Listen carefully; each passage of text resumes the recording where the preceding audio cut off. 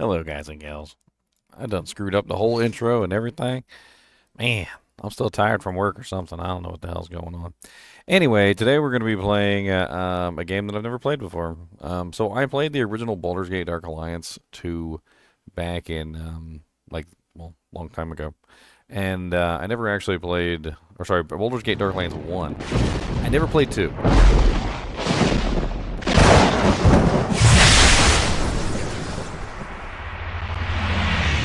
Get that Black Isle Studio logo. Wizards of the Coast. So I never actually played this game. I played the original one.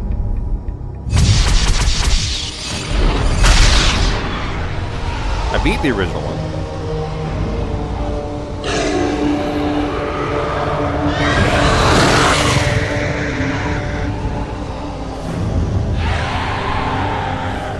Welcome, my friends. Your presence means I can count Eldrith dead. I am Mordok Selanmir, and you've been such a boon to my allies, who will be overjoyed to learn that they can begin rebuilding the Onyx Tower for their own. Now, it's only fitting that I offer you the hospitality of my keep in reward. I'm sure you'll find its dungeons to your liking. Seize them.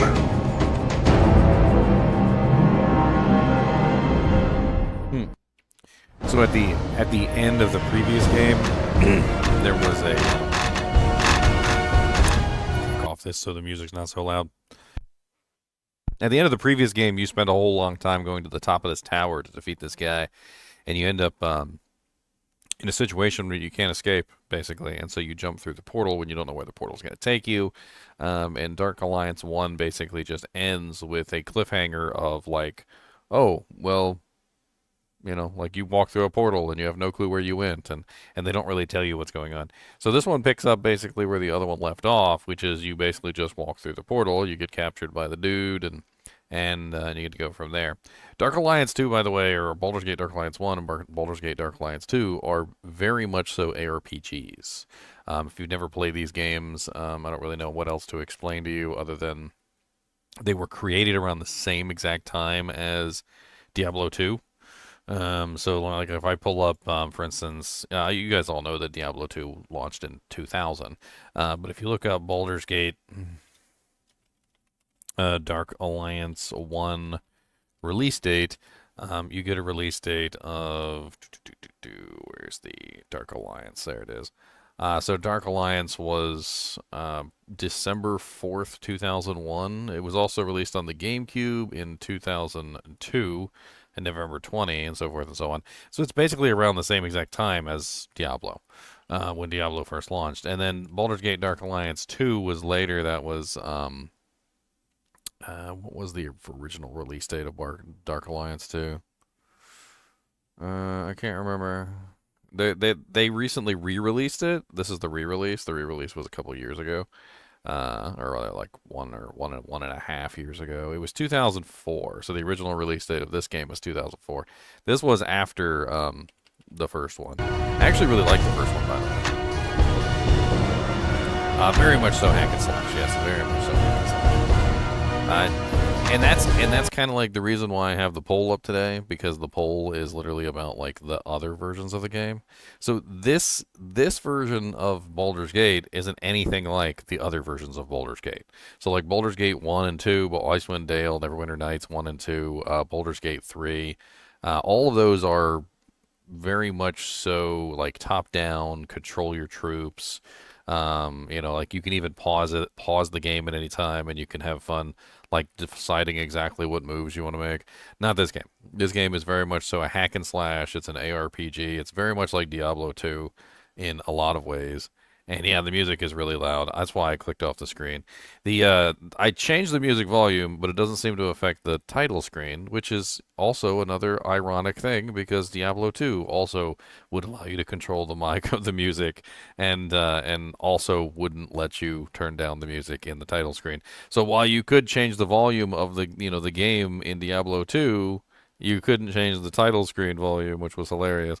By the way, a little tip for you guys and gals out there who don't know this, if you still play the original version of the game, just to give you a heads up. So when you click on the game has this like ridiculous music. You know, it's super loud.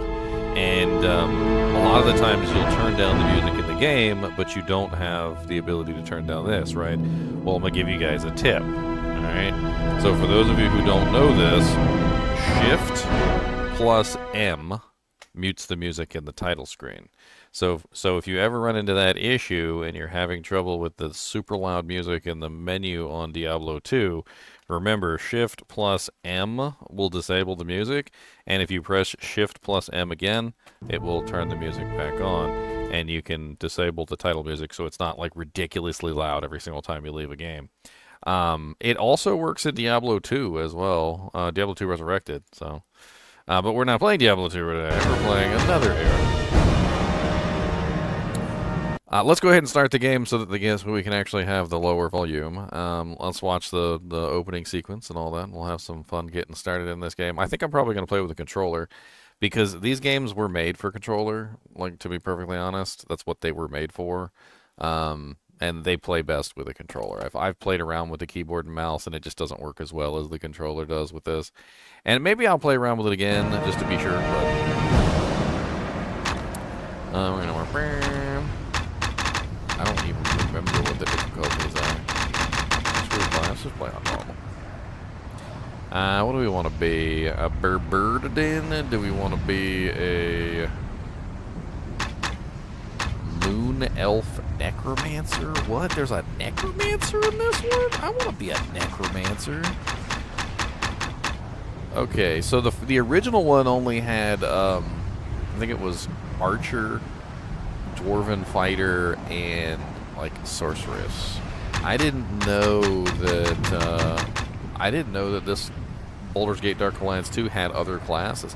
So there's a Monk class, there's a Necromancer class, there's a Cleric.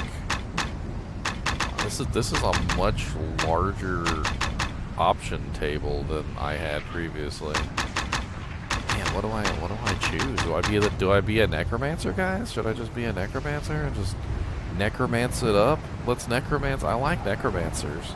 I don't know if this Necromancer's any good at all, but I feel like I should necromance it up. Like, I feel like I feel like I'm a Necromancer player, and I'm duty honor bound to at least try the Necromancer and see if it's any good.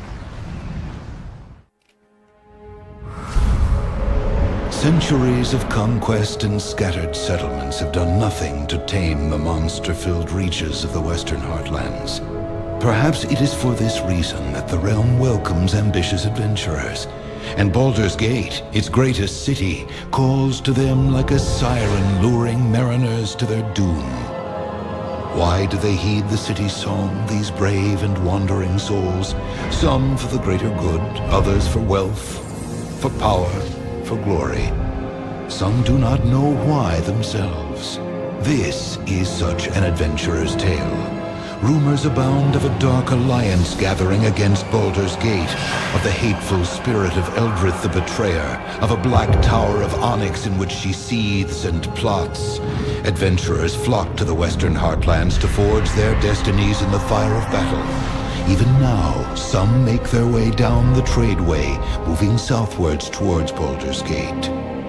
Fortune favors the bold adventurer. Do not falter. Do not falter.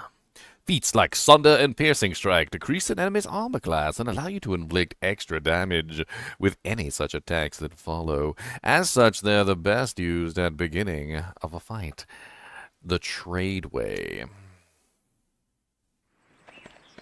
I am a necromancer.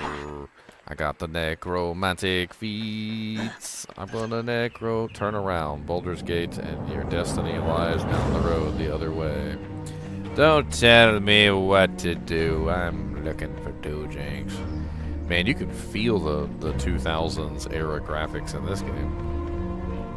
See, Diablo 2 went with a much more interesting graphic style, in my opinion. And the graphic style that a lot of other games was going for, which is this one, was not really as amazing as it didn't age well. Let me say it really didn't age well. I mean, it looks really nice on like the 4K monitor, and it's got like high resolution now. But we should have seen this when it was on like PS2 and stuff. Fight. I'm Kaira, a caravan guard. Are you wounded badly? Not terribly, no. But I'm grateful for your concern. We were ambushed by the Red Fang Marauders. They took some of us away. Why is it so hard to hear her, but the music is so loud? Like, am I missing that? Like, she's really quiet, but the music is all like boom, da da boom, da da boom, da da boom. I'd be like, huh? Are you dying? Huh? Huh? Please, just lend an ear.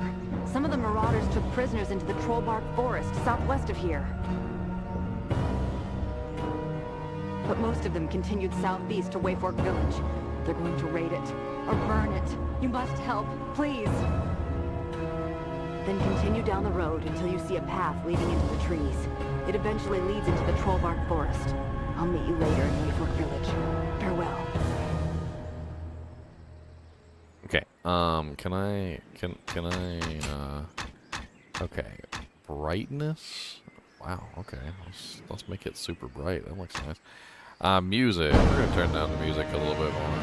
Like that jank is super loud. Like I don't even know. Like I gotta drop this thing down to like 2%. It's like super duper ridiculously loud.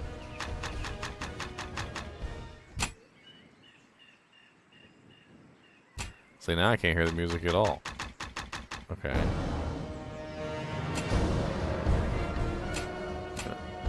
About right there. Let's do that. There's a dead guy. Can we loot his corpse? I want to loot his corpse. Oh, what's up, Mister? I will stab you with this dagger. Why are you coming at me like this? Y'all just... I am a necromancer. I need bodies. I will stab every one of y'all, and not. I will not be sad. I will not be sad at all. What I got? I got block. Hold on, block. Okay. Do we got a controls? Let me see. Is there controls on it? Yeah, controls. Here we go. Controller. All right. So A is attack. A, B, X, Y. Shift spells. Y is jump. Right one is block, R2 is drink health potion, L2 is drink energy potion, toggle auto map, okay, that's nice to know. L1 is shift spell menu, okay, we'll check and see what spells we've got. Use magic feat, B, action X, next spell down, previous spell up, toggle weapons right, camera reset, okay. So it says there's spells, what spells do I got? I got life drain and shield. That's what I currently have. Okay, so how do I use my spells? Oh, there we go. Alright. Alright, I can suck some HP out of these little bastards. I'm gonna suck your soul. Ah, I'm burning. I'm gonna suck your soul out of your body. How about that? Come here. No, come here, you little goblin. Ain't nobody like you nary-ways, because you're a goblin.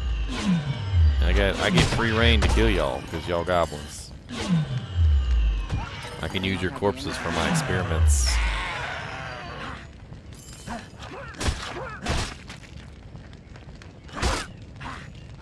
I need mana regen. Oh no, I need mana regen. I'll suck your body out. No, come back here. No, come back. I got more mana now, I'm a key. Where the rest of your friends at? Because I got mana and I'm gonna suck their souls out. Suck your soul out, suck your soul out, suck your soul out. No, I'm sucking your souls out. Come here. You want me to suck your soul out too? Come here. That's right. Get sucked. Get the big suck. Get the big suck. Gonna suck all of them souls. Big suck. Gonna suck all of them souls. Who doesn't like a big suck? I mean, obviously everybody likes a big suck. That's just the way it is. I mean, we all enjoy. Everybody enjoys a nice big suck. All right. I forgot to hop into a voice chat. Let me hop into a voice chat. Boom, boom, boom, boom, boom, boom, boom. I will learn nothing just standing here. I will learn nothing just standing here.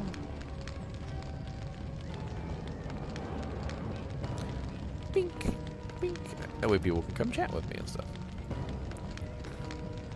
Alright.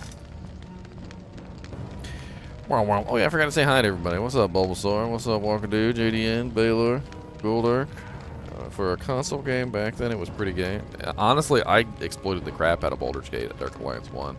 I remember this cheat you could do. It was the simplest cheat in the world. Basically, if you had multiple characters, you could load in characters into the game in Baldur's Gate Dark Alliance 1. And basically what you did was... how do I get to my inventory? Basically what you did was you loaded in a character from the menu. And by loading in a character from the menu, you would pull that character into your game world. You would then drop everything on the ground that character had, and then you would just load the character back in again from the save file. And you could basically just duplicate all the items that the character had, like infinitely, essentially. And it kind of cracked me up, because I would just sit there and just dupe items and get tons and tons of gold in Baldur's Gate Dark Alliance 1 until I could afford everything, like massive amounts of potions and stuff. I remember doing this a lot. Of course, I was only like 16 years old at the time, so I'm sure I was entirely amused that I had figured out a way to cheat the system. It's not surprising to me that I was giggling with glee at my cheatiness.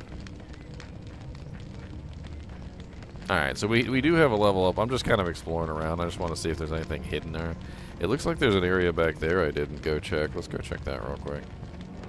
I don't really know what to do with this character yet, so I'm just kind of saving the points for the moment.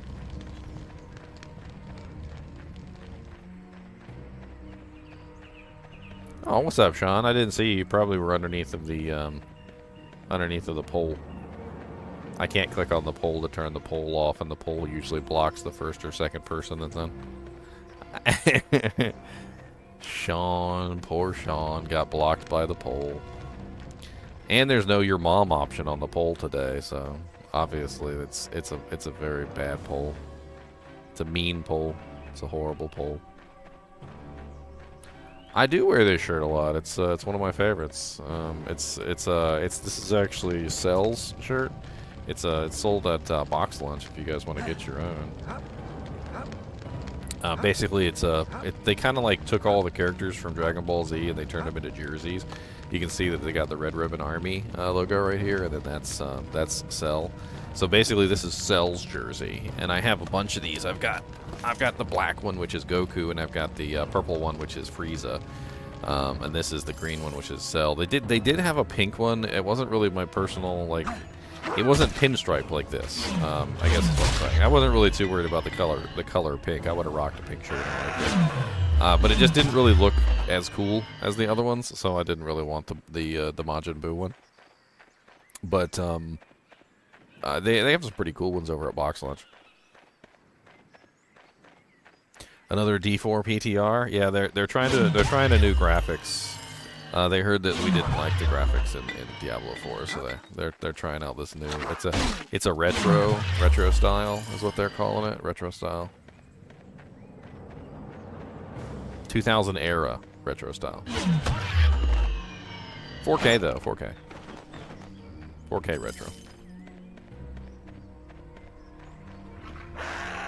Yeah, the jersey acts like a green screen. That's why I like wearing it. It's one of my favorites. I like the black one and the purple one too, don't get me wrong, but the green one is definitely my favorite because of how it reacts with the green screen.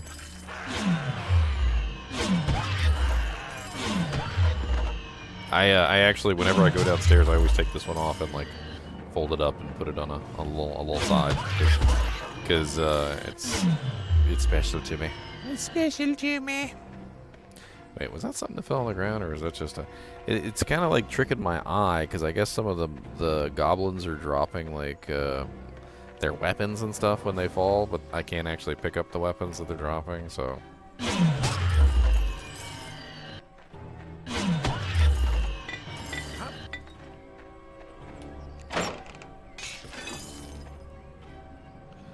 Alright, we can't wear any of this stuff because we don't have the right stats. We got some potions, so I'm a level 2 moon elf. And, so strength is 2 hit and damage. Dexterity is +1 armor. Constitution is bonus hit points. Intelligence is maximum energy. Wisdom is experience. And charisma is buy and sell. Alright, so we've got some spells here. Let's go over these spells real quick and we'll look at all of them and we'll see what we've got access to. And then we'll choose. So first off, we've got accuracy, improves accuracy and damage of ranged attacks. I guess if we're going with a melee build or a ranged build. Allows you to change potions from one type to another. Alchemical lore, that seems ridiculously useful. You may change your health into mana or your mana into health. That actually seems like a really good one. Summon ally, summon undead, aid, higher ranks give stronger pets. Okay. Armor proficiency allows you to equip heavier armor for better defense. Chill touch, freezing a touch, attacking a single enemy. Clarity reduces the casting cost of your spells. That seems really powerful. Contagion, curse your enemies with the plague. Dark possession, control humanoids and lesser creatures. Empower increases the effectiveness of various spells. Enchant item decreases the cost of creating and breaking down magic items. 15% workshop costs. Okay.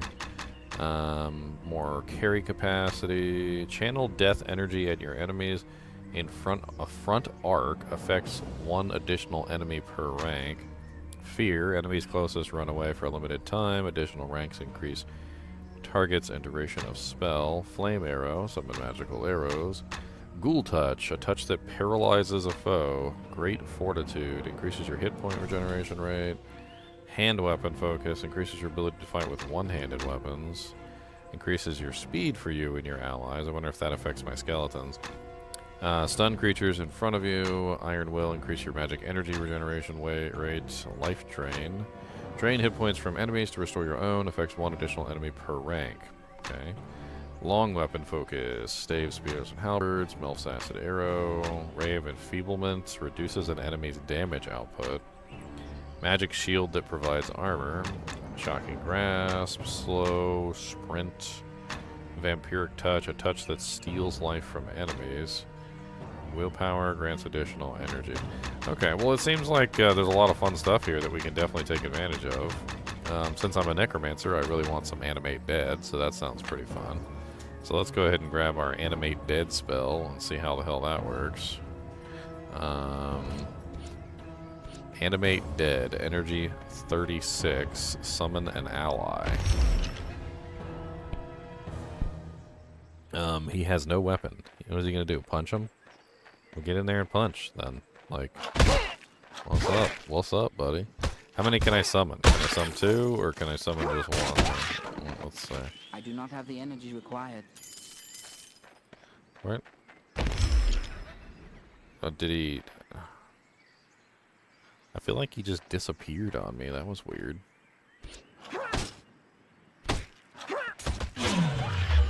I probably can only summon 1 while I'm, like this. That would be my guess. Trollbark Forest.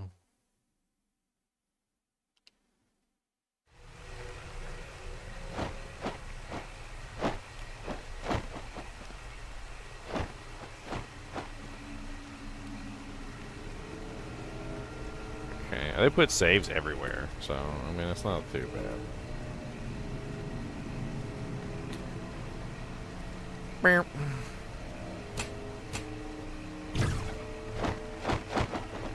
I will suck your soul from your body.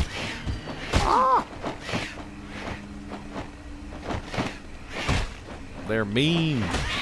They're mean. They're mean. Kill them. Kill them. Kill them with the dagger. Stab him. Stab him. Stab him with the dagger. Oh, you not dead? That's okay. You be dead now. Sucker. Alright, let's get my animate dead ally out here.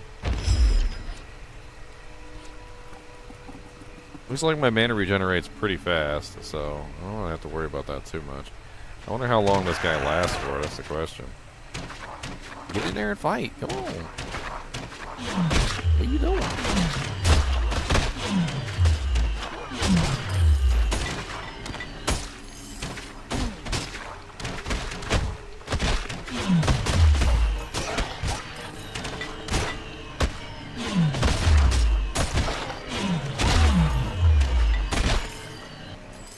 Yeah, give me your money. I'm gonna need that money to buy stuff and things. We got a club. I'll take it. My club. I do not have the energy required. Yeah, come on, Mr. Punching Skeleton. Not like you could have picked up that spear on the ground or nothing, but go ahead. Come on, let's go. I don't know what this little punching skeleton's about, but he could definitely use a sword or something, or give him a rock or a bone. Like maybe he could pick up his own leg and start beating people with it. I mean, he needs a weapon. Have the energy required. Like pick up that pot, skeleton. Pick up that pot and just start swinging that pot around. All right, it'll hurt. It's cast iron. That ain't gonna hurt. It's like a mace. Just go ahead. Look. Just right here. Ow, that hurts. Ow, it's hot. It's hot. See, look. See how much that hurts? It's hot. It's you get fire damage on that too. All right, just pick up that pot and let's go.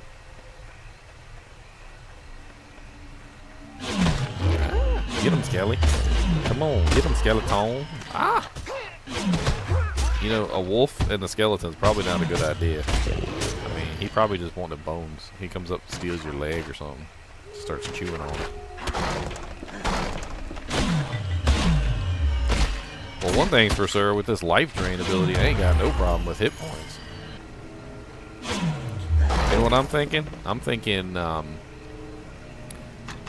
if we get alchemical lore and we can convert all of our health potions into mana potions, and then we go with, obviously we get like max animate dead, but then we go with like max drain life, we can basically just keep our life full like all the time, and then convert all of our health potions into mana potions, and then never run out of mana potions. I don't know. Could be interesting.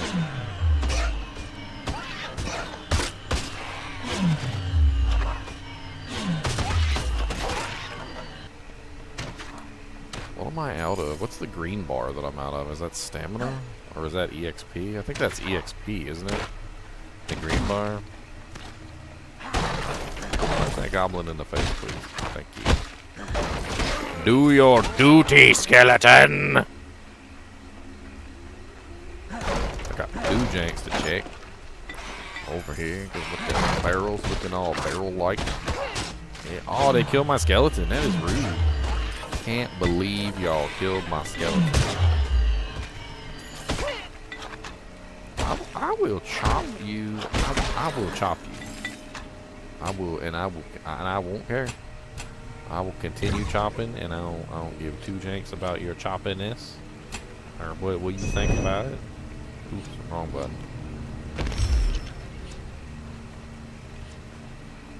That's okay. I can resummon the skeleton. Like, I ain't worried about that. He's expendable.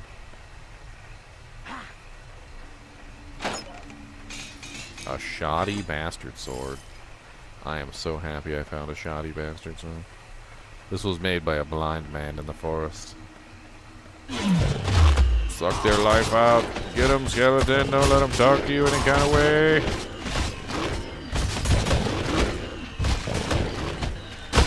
Man, these wolves got way more HP than the other monsters.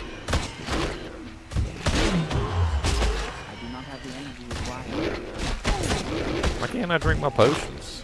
I'm gonna drink my potions. Oh, they're gonna kill me! Chop it, chop it, chop it, chop it, chop it, chop it, chop. That's okay. What the hell is my potion button? I don't even know. Drink health energy potion is L2. It didn't work. Well, that's poopy.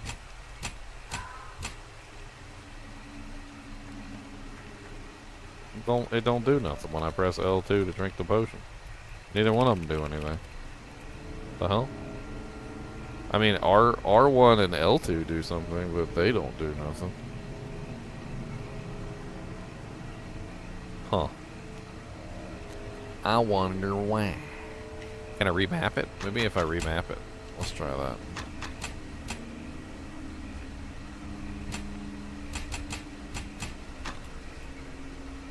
Yeah, it doesn't do anything. Like R2 and L2 don't work. That ain't gonna fly. Like, that ain't gonna fly at all. Let's try, there we go. Drink health potion and drink energy potion. It looks like R2 and L2 don't work for some reason within the game. I can't really do anything about it.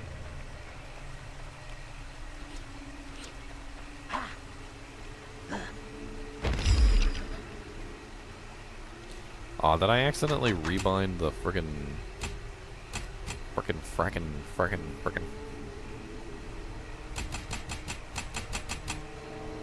Yeah, hold on. Defaults, yeah, I rebound something by accident.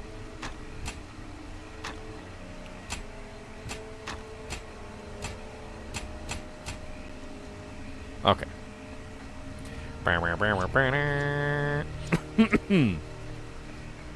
Dying.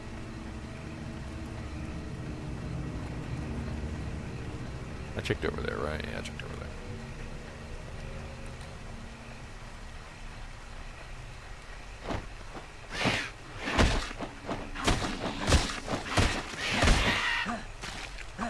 Come on, skeleton, let's go. I love how I just don't have a shirt on. Like, that's my character, the no shirt character. I'm the guy who wants his boobies out. Gotta hang my boobies out for everyone. Gotta hang my titties out for the run. Kill my boobies. You gotta see my man pics. Get him, skeleton. Get him. Come on, get him. Get in there. Punch. Punch. What's wrong with you? All you got is fists. You better use them. I'll suck your soul out of your chest.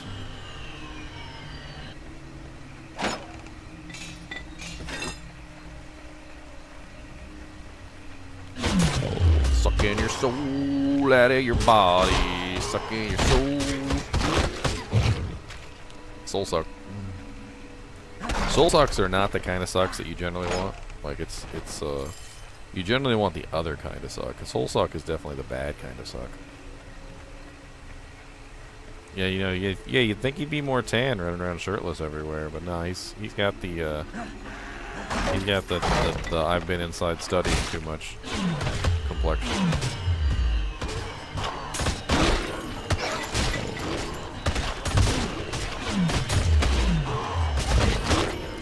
Why is the wolf just like run around me in circles? Like, what is up with that?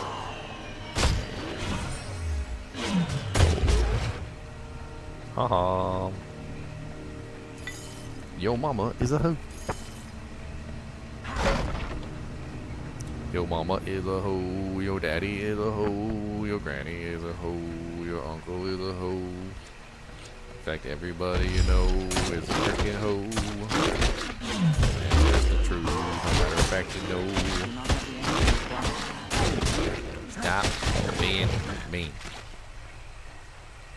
All these wolves in the forest. Where's my stuff? There's a dead guy over here. What you kill this guy for? What? Why did you kill this dude? What did he do to you? Poor guy.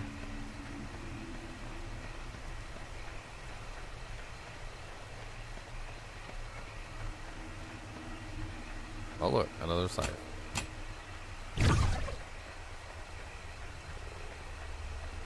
Sucky bud.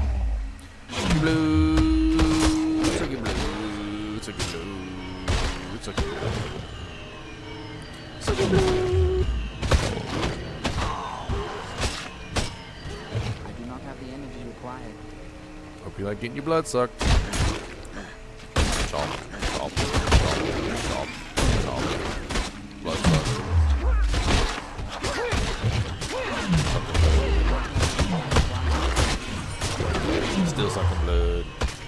Oh no. My little dude. No, my little dude. Him dead. Here, come back. And not through sucking your blood. Come here, little Wolfie. That's right. And give me all your stuff. I don't know where you were keeping that health potion at, but Mr. Wolfie had a health potion like his butthole or something. I don't know. He must have ate it. Just ate the whole potion. And you know, I used to think that would be strange, but now that I have a dog, and my dog literally just eats entire tin cans and poops them out. Like, I think it's much more feasible than I had originally assumed. That wolf literally could have eaten an entire health potion, like the whole bottle and all, fork still intact and everything, and just like pooped it out like when I killed him. Like, it's entirely feasible at this point in my mind. I used to think that it wasn't feasible. Now I know that it is, because dogs are just stupid and they eat everything. And they don't even chew half the time when they eat stuff. So most of the time they just put it directly into their mouth and swallow it. So yeah, I mean, depending on how big the potion is, they probably could have just swallowed the entire potion, because why not? Because they're dogs.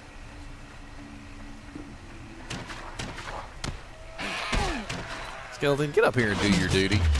Alright, you were created for one purpose: to shield me against the slings and arrows of my foes. And you're doing a crappy job.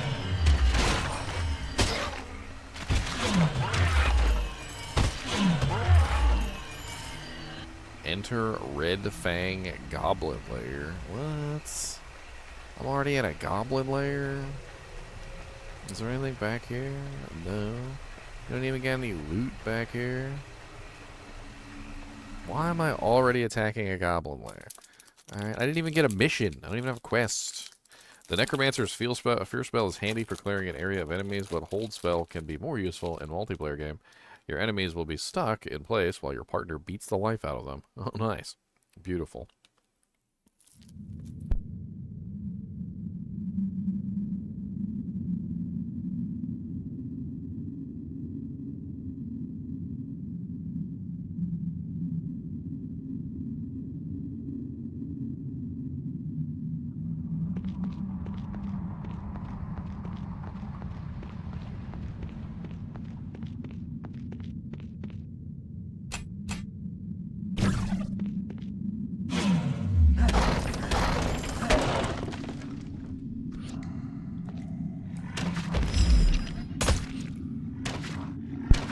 Oh, they're already shooting at me. How you guys even see me from over there? Skelly, go in and do your thing. Come on, go in, Skelly. You got this. You got this. There's only like 17 of them. Come on.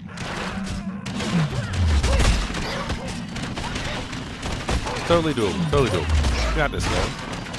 You got this, my bro. My broski. I'm behind you. I'm behind you all the way. You know, in retrospect, I don't think a skeleton would make a very good shield against arrows. You know, if I really was a necromancer, and I really was hiding behind my skeleton, like, do you really think that my skeleton would actually block arrows? They would just go right through the skeleton and hit me anyway. I don't think the skeleton would be as helpful of a meat shield against arrows as we may have originally first thought. Literally, as the arrow like goes straight through the skeleton's ribcage and out the other side, and still hits me anyway. That's why you put armor on your skeletons, by the way. If you're a necromancer, all right, take notes, okay? You always put armor on your skeletons. You're like, well, why put armor on your skeletons? Like, they don't need armor, they're dead. No. They need armor so that when the arrow hits the skeleton, it doesn't go straight through the skeleton and out the other side and hit you. You want to make sure that the skeleton can block the attacks so that they're not just going straight through your army and hitting you in the back line. Okay, you need a good meat shield. And since they have no meat, you have to give them something. I will learn nothing, just standing here.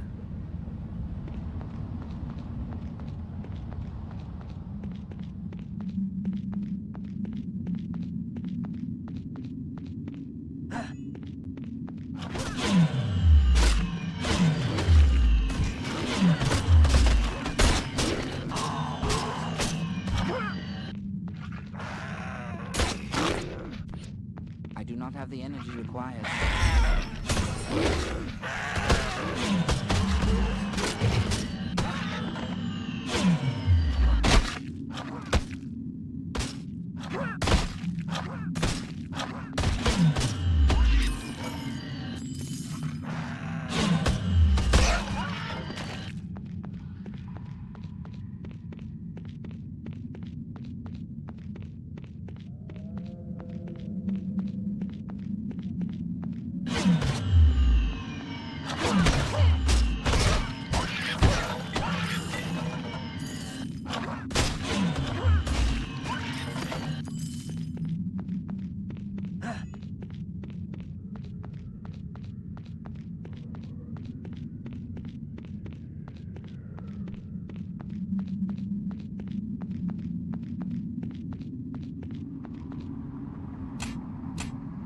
And they really have no faith in you, do they?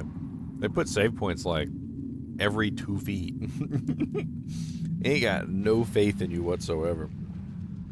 They're just over here, just they're like, yeah, we know you just saved like 2 feet ago, but here's another save. You know, just in case. Because, well, you might suck really badly, so, you know, like, we know we put a save literally right here. You see it on the minimap? Like, there's literally 2 saves within like 30 seconds, less than 30 seconds, like 10 seconds of each other. That's kind of silly. Let's count it out, boys. Let's see how far it is between the 2 saves, just for lulz. Are you ready? All right, 1 1,000, 2 1,000, 3 1,000, 4 1,000, 5 1,000, 6 1,000, 7 1,000, 8 1,000, 9 1,000. 10 1,000, 11 1,000. The 2 saves are 11 seconds apart. Why exactly, though? Do they really think that we suck that badly at the game? Like, is that really what's going on here? They're like, oh man, he sucks really bad. We got to give him like a whole lot of extra save points. Like, we're gonna pepper the save points like everywhere throughout the level.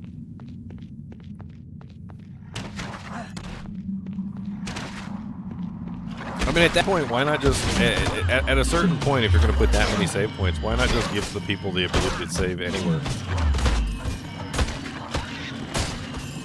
You know what I mean? Like, it's at a certain point, you might as well just be like, alright, well, you can save anywhere. Pull up your menu and hit the save button.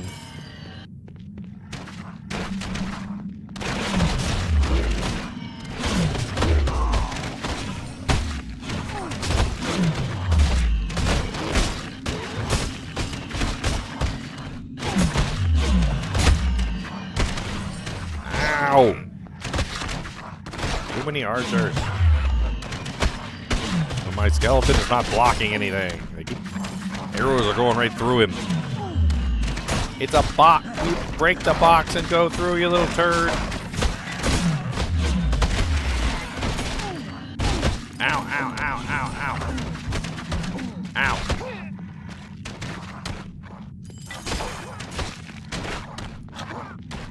I'm so sick of you.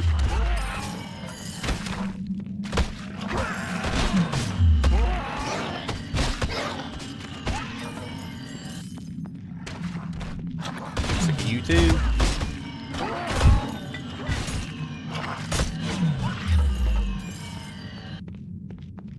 Is this game on console? It was on console. That's where it originally launched. What was Baldur's Gate Dark Alliance 2 on? Xbox? I think it was on the original Xbox. If I remember correctly. Original Xbox, I think, was where it launched. This is on PC, though. They remastered it, like, back in 2022, I believe. And, so this is the remastered version.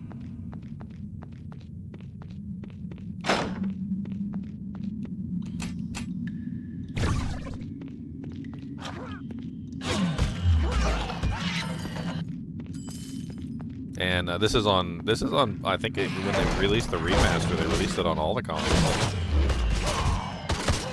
I don't remember. I know Baldur's Gate 1 is on Nintendo Switch. I don't know. It's been a little while.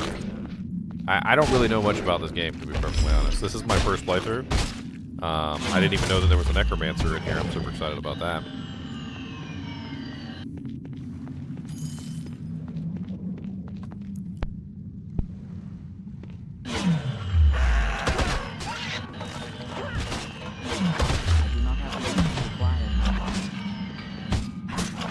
Stabity. Search weapon rack. Another shoddy bastard sword. They keep giving me shoddy bastard swords. Like, what is it? Is there like a shoddy bastard sword store somewhere? There's some guy just pumping out shoddy bastard swords. He's like, you know what? I can make 1,000 bastard swords. And they're like, but they're the worst bastards. They're shoddy. He's like, you know what? They may be shoddy, but I can still make 1,000 of them. And they're only worth 1 gold apiece, but that's still 1,000 gold if I make 1,000 shoddy bastard swords. It's like, you guys don't even know. What the hell are those mushrooms?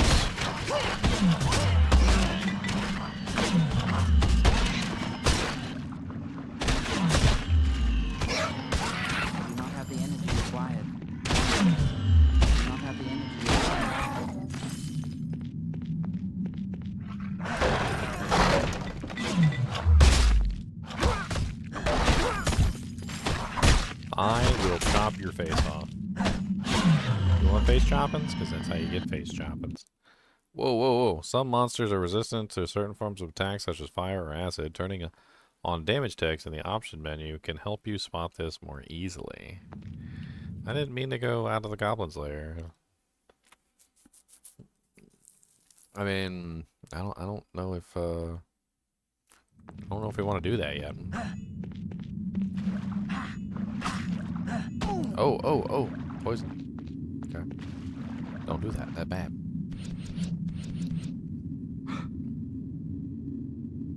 How do I assign the spells to that wheel? Can I actually do that? Can I like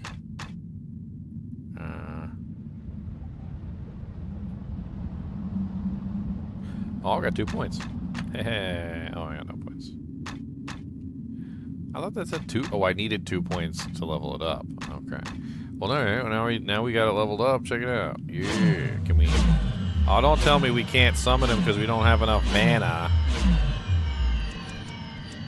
Okay, there we go. I do not have the energy required.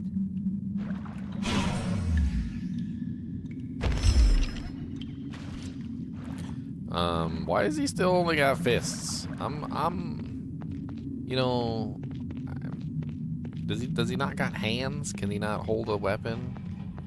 He's level 2 now. I thought he would get a weapon at level 2 or something. I thought level 1 was just like him not having a weapon, and that he would get a weapon when I leveled him up a little bit. But he still doesn't have a weapon, and it's embarrassing me.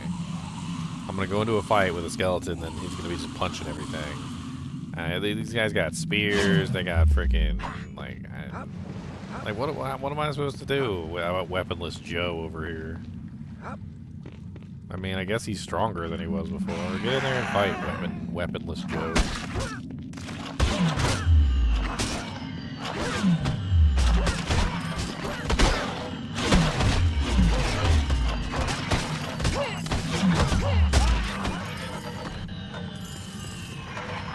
Come on, get in there and punch some stuff. Come on. Come on, get to punching. We ain't got time for this. Get punching. Punch, punch, punch, punchy, punch, punch, punch, punchy, punch, punch, punch, punchy, punch. Punchy, punchy, punchy, punch, punch, punch, punch, punchy, punch, punch, punch, punchy, punch, punch, punchy, punch.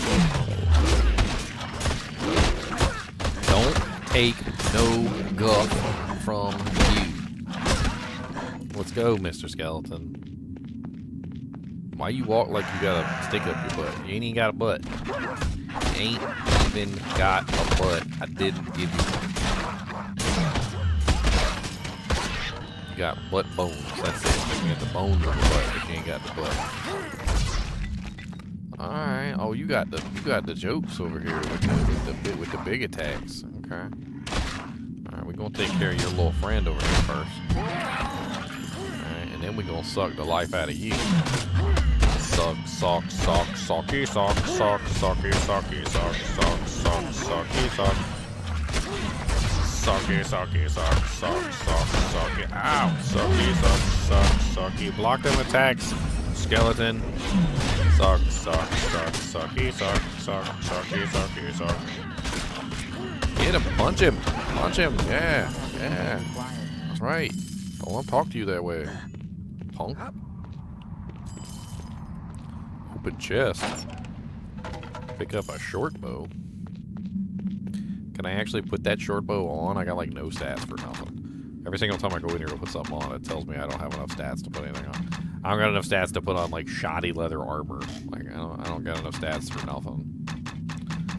I don't got enough stats for a bow neither.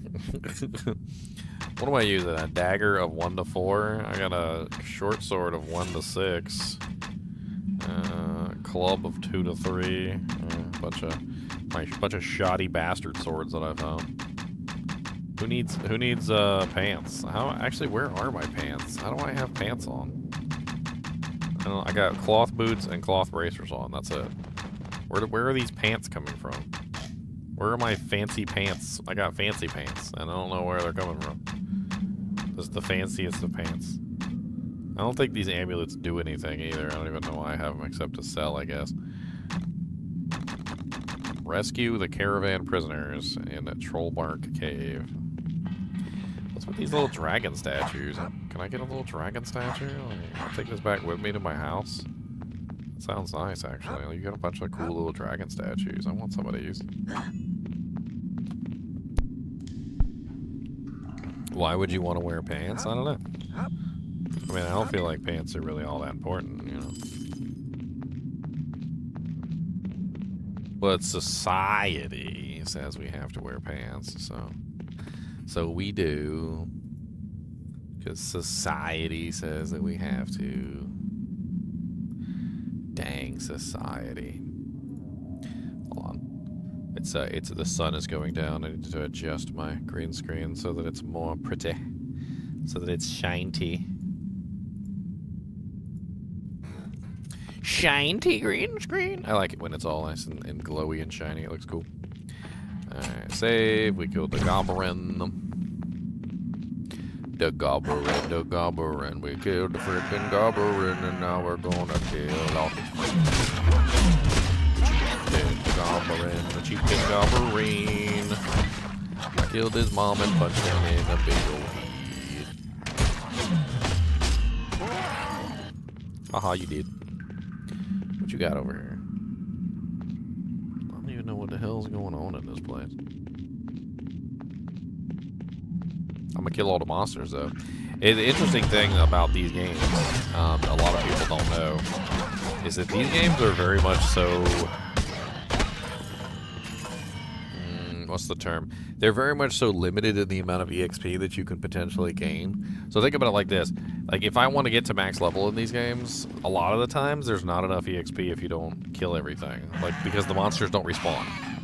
So you have to constantly go back through, and you have to make sure you're clearing out, like, all the dungeons, because if you don't clear out all the dungeons, you can end up being short on the amount of EXP that you need to hit, like, your level cap or whatever.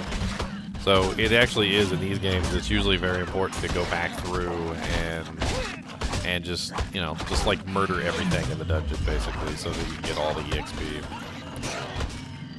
Now, sometimes they balance it so there's a little bit of leeway, but even then, like, you still probably want to just, you know, kill everything and just, you know, because that's how they have the game set up. They want you to kill everything. Hey, we leveled up again. Yeah. Got a level up. Oh, we got some scripted points. You can now adjust any of your abilities by 1 point, moving your cursor up and down to see what raising that ability will do. Okay, so we get magic, experience. Honestly, charisma is a really underrated stat for games like these because it allows you to buy, like, some freaking ridiculously powerful items. I kind of feel like maybe we go with some charisma to start out here, and then we're going to grab another point in animate dead, so our animate dead is all capped out. Let's go ahead and get him summoned up with his new punching form. I can't believe he's still punching things. He's freaking level 3 and he's still punching things. Punch, punch, punch, punchy, punch, punch, punchy, punchy, punch, punch, punch, punchy, punch. Punchy, punchy, punch. Oh, I know. I'm gonna need intelligence. I know. I'm getting a charisma so that I can afford items at the shop. I'm well aware that charisma is not like the best stat in the world, but if for games like this that are very limited in like what you can find and how much things are worth, and you can't really farm in these games, which is also kind of important. So the main issue is that like you don't really have the ability to farm monsters and get more loot. So having the ability to buy items for cheaper and sell items for more is actually pretty big in games like these, because you really just don't have the ability to, you know, just like grind out EXP and grind out, you know, money. You know, it's not like Final Fantasy VII, like where you could just go in the open world and you could just find the right place and you could just farm as much money as you wanted, right? You could just keep farming and farming and farming, right? You can't really do that in these games. You're limited in the total amount of money that you can obtain. So stacking charisma a little bit actually does help, unless you want to cheat. If you want to cheat, well then charisma is obviously a bad stat.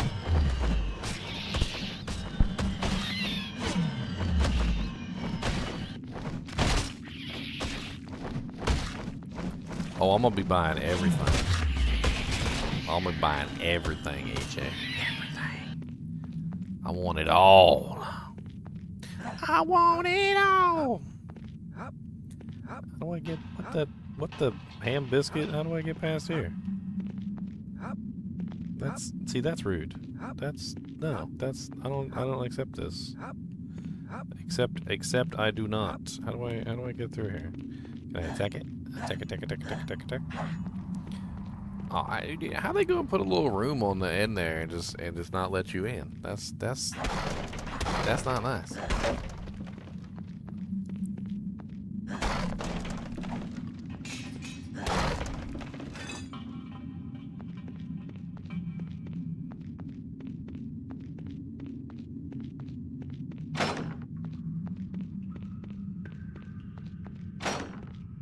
Well, if you have a dozen or so playthroughs, AJ, how do you get into the room? How do I get past the boxes?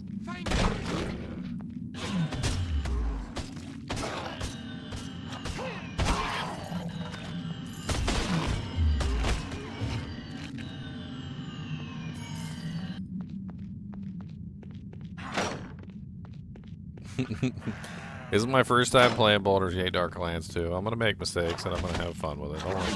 Don't get too crazy. I mean, I've never played this one. I played the other one. So 500 gold coins and 500 EXP. Okay. I played the original one. I played Baldur's Gate Dark Alliance 1, and I've beaten that several times. I even did the Drizzt Do'Urden playthrough. I did that as well. That was pretty fun. Although challenging. Definitely challenging.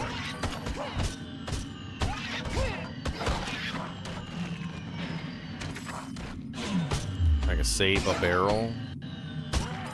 So I gotta push a barrel over there. Like just like walk into it and push it over.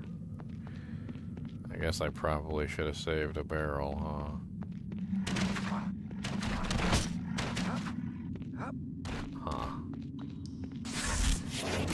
That makes sense, you smart person, you. Almost like you have a brain, and I don't.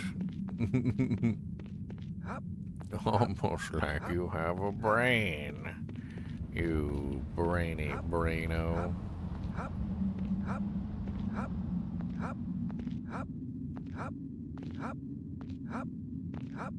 It's not usually worth it. I mean, at this level, it's probably like a freaking cracked sash or something like stupid like that. I don't think I have a barrel anywhere nearby anyway, so.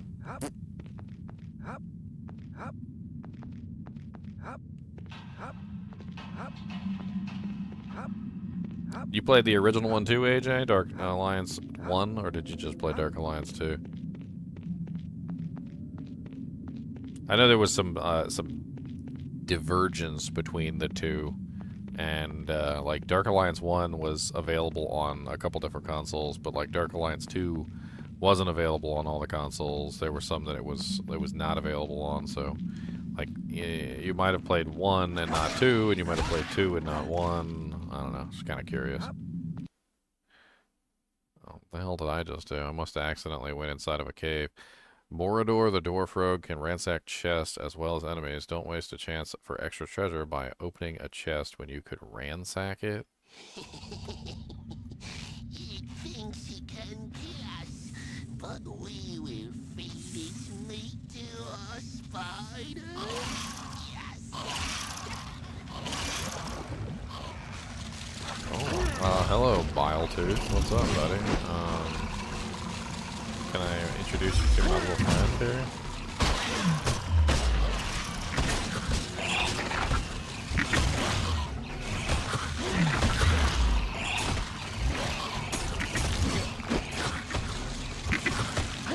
My skeleton's not attacking because it got stuck. That's interesting.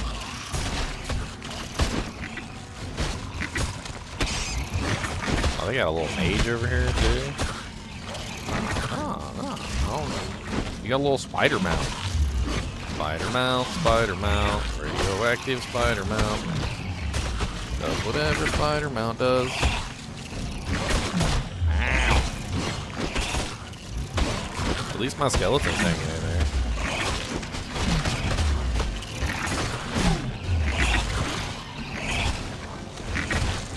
Oh no, I had to say something. He did.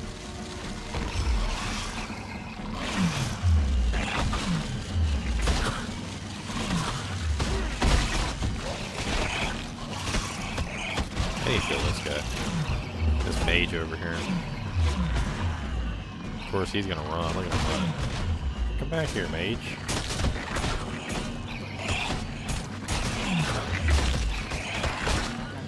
We're good. We separated the minion from the boss. Oh, I'm out of mana potion. Okay, time to get slashing. Time to get chopping. Whacking. It's just the hacking, the slashing, and the chopping. Slashing, and hacking, and hacking, and whacking, and chopping. Ow! And hacking.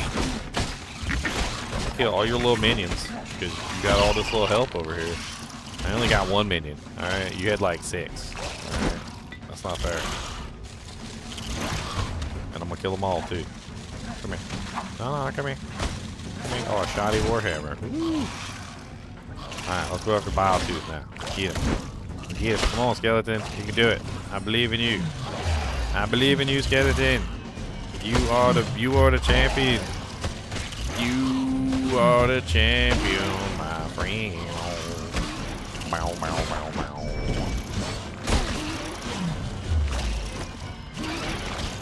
Suck his HP out. Yeah, suck it.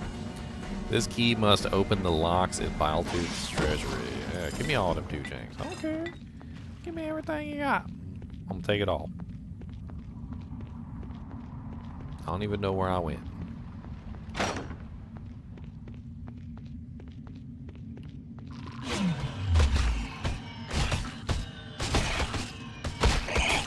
Yeah, get him, skeleton. Get him. Chop, chop, choppity chop. Oh, the shield goes around my little minion too? I didn't know that. Well, then I can beef him up, and I can make him stronger. I see, if I knew that, I would have been beefing him up the whole time. But I didn't know that. You know, if I ever see a sign that says spider breeding pit, I'm probably not going in there. Like, I hate to tell you guys, but spider breeding pit is on my list of places I don't want to be. And, if a sign says that there's a spider breeding pit, I'm probably not going in there. Like, I'm probably not gonna go there. And not doing it. Be like, oh, there's a spider breeding pit over there. You want to go in there? No, I don't. No, I really don't. I really don't. Mace has the same damage as the staff. Does it say it's magical? It looks like it's magical or something. Like, cannot upgrade. Why does it have that?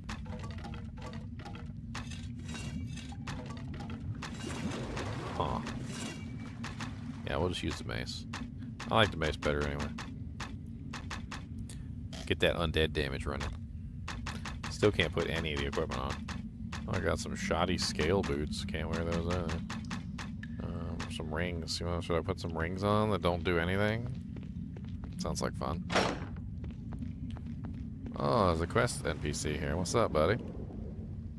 Set free, Joaquin be praised. I am Randala Brasshorn, owner of the ambushed caravan. You have all my gratitude, adventurer. Well, thank you. 1,000 experience points. Wow. I'll see you well rewarded upon my return to Baldur's Gate. I am a merchant of no small wealth, among other things. Are you traveling south? Hire on as my bodyguard until we reach the city's walls. I do pay well.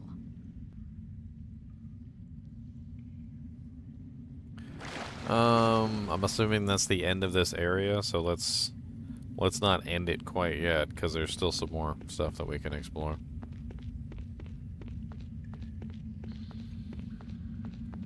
Also, apparently I haven't picked everything up. Where does this go? Into, oh, this is the spider breeding pit.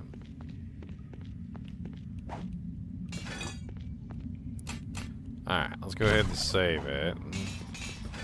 Oh, a scimitar. Can I use the scimitar? A skimta? Can I use a skimta? Probably not. A shoddy throw. Oh, I can use the scimitar. It's 5 to 7 damage, too. That's way better than what I had.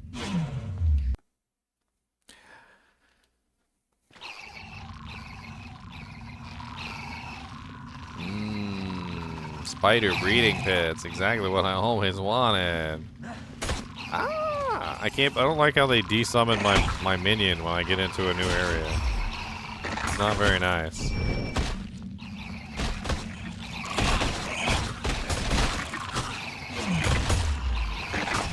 Holy crap, that's a lot of spiders.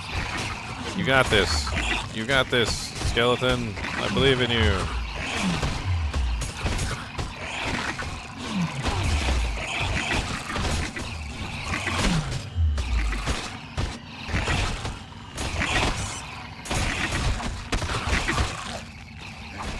Oh no, they got him! My skeleton!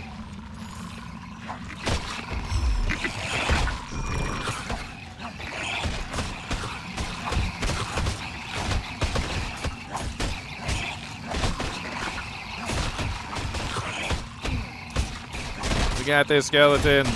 Don't give up. Never give up. Never surrender. Meh.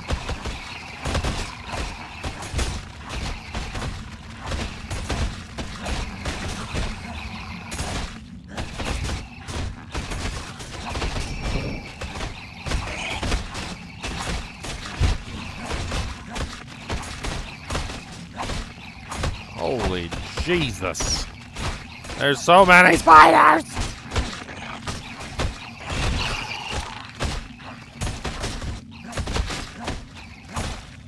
Don't like you. You're mean. Holy crap, that was a lot of spiders. Jesus. Oh look, there's more spiders. Who would have guessed it? Get him, skeleton. Chop him up.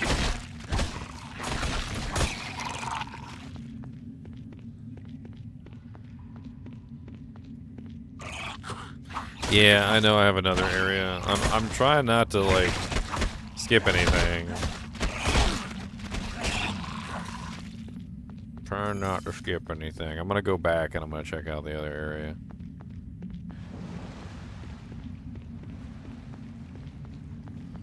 There's some money over there. I like monies. I like monies. I'm ruining the spider breeding program. I think this is a good thing. Like, I think ruining the spider breeding program is probably a good thing. I mean, do you want giant spiders, like, taking over the whole planet? Because this is how you get giant spiders taking over the whole planet. Like, I hate to tell you. Like, this is the way to that outcome. Waking up in the middle of the night and you're wrapped up in silk and you're like, oh, well, guess I'm dead. And the spider sucks your internal fluids out of your body. A shoddy wooden shield. Oh man, I love shoddy wooden shields. Like, is it made out of like a pot lid or something? Like, when we say shoddy wooden shield, do you mean just absolute garbage?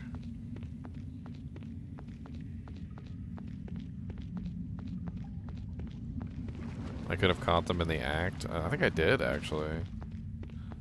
I think I did. I got some spider splooge on me. It was pretty disgrusticating. I don't even have a shirt on, so, like, I mean, it's bad. It's pretty bad, actually. Kind of sad about it. I mean, I really don't want to talk about it, so I think we're just going to move on. Because, yeah.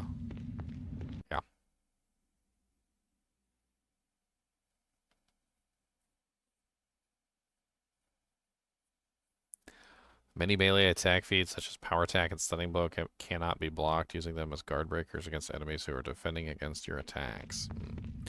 Alright, there's one more area, like, back here that I didn't go into, because I thought maybe it was like a... it was like the way forward.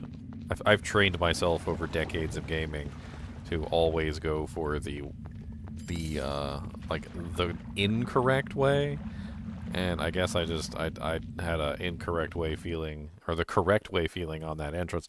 So basically what you do is normally in games like this, is whenever you see something that is a correct way, you always go the other way, because you know that the correct way is, well, the correct way, and you don't want to go the correct way. You want to explore the entire dungeon and check out every, you know, like, facet of it, and kill all the monsters and get all the loot. So when you find the correct way, you almost invariably always turn around and go the opposite direction, which is what I did. But I guess that wasn't the correct way, so I was wrong.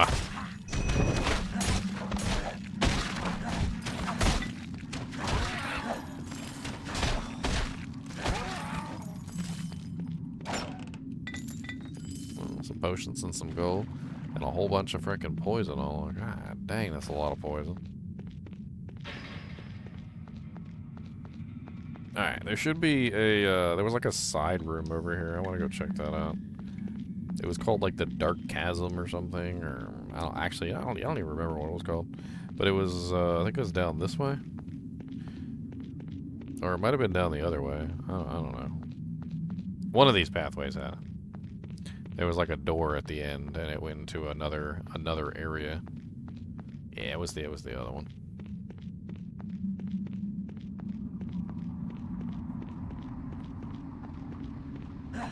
More likely to find a beholder. The beholder's gonna kick my booty cheeks, I bet you. Or rip me asunder. Thankfully, I have a skeleton that can get ripped asunder first.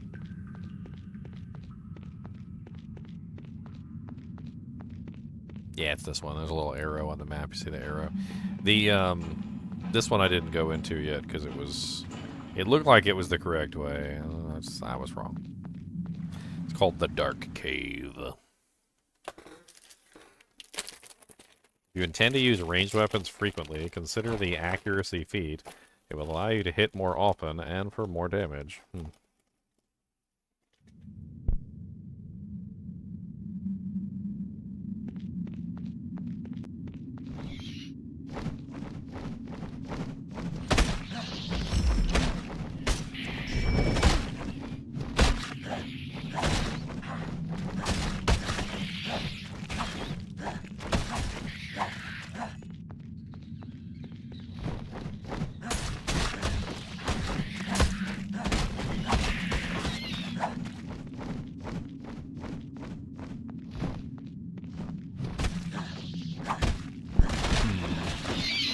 This one's all full of bats.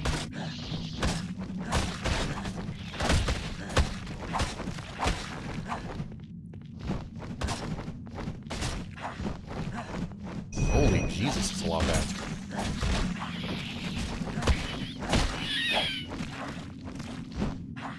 You guys sit still and let me kill you, like, you little evil little bats? Bite me and then run away? What are you, vampires?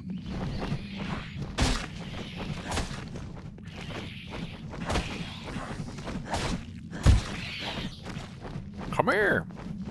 I'm gonna chop you. Stop running. Man, they're just like the bats in Diablo 2. Always running around like little crackheads. Never stand still. They run away all the time. I feel like I'm back in Diablo 2 already.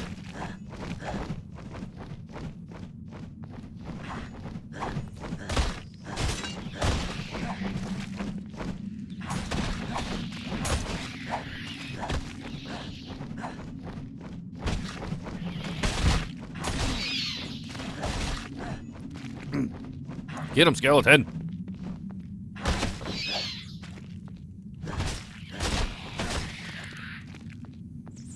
Alright, Baldur, I have a question for you, or AJ, or whoever's been playing this game. AJ, you seem like you know what you're doing. So, I need an answer, because I don't want to waste points. So Animate Dead obviously gives me a little pet, right? Does this ability down here, Haste, it says increases the speed for you and your allies. So does that apply to the skeleton? So like if I max out Haste, does that give my skeletons faster attack speed? I mean, obviously it makes me faster, but like, does that also apply to the skeletons, to my little minions? Because if it does, then that seems like it might be a fun one to go along with the skeleton, but I'm also I don't really know how good the skeleton is later on in the game. I mean, attacking faster certainly wouldn't necessarily be a bad thing, but I don't know. He's already maxed out, and I'm only level like 3, so how good can he really be, to be honest? Did they ever add cows to D4 yet? Not that I know of. Maybe in Season 4, I don't know.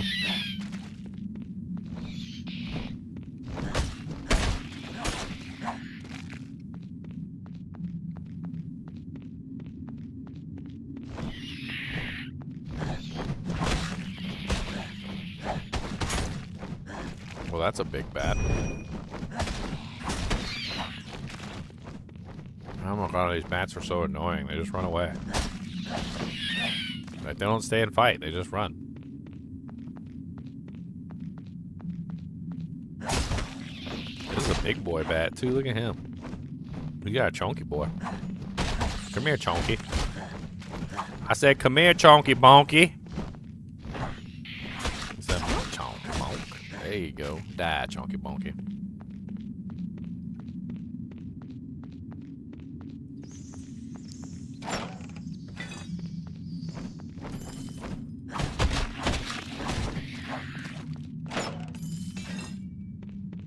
I don't even know what I picked up. It doesn't even really tell you what you pick up.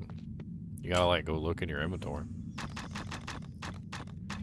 I'm pretty sure it was a weapon. A fine dagger of 2 to 6. A shoddy great axe. Still can't wear nothing.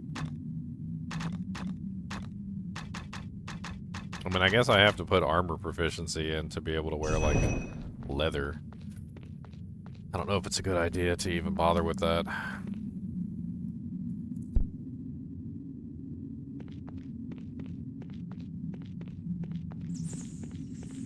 Yeah, I like it. I like it. I like Baldur's Gate Dark Alliance 1, too. I just never played this one.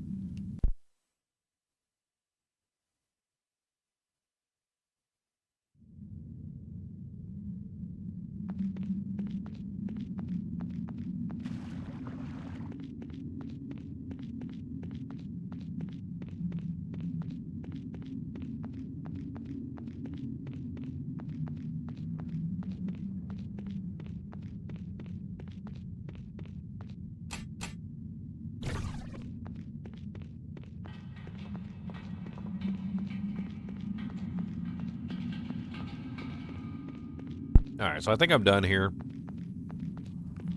Not really much left to do.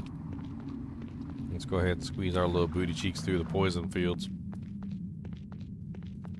Talk to the lady. Get the hell out of here. I'm pretty sure once we talk to her and complete that quest, we will be teleported back to Baldur's Gate or something. I don't know.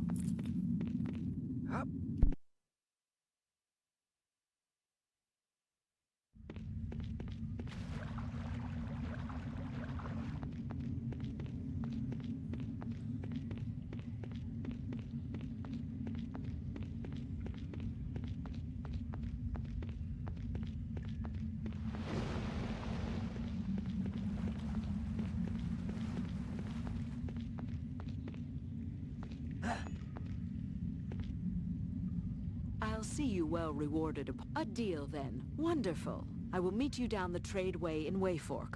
We'll travel south to Baldur's Gate from there. Farewell.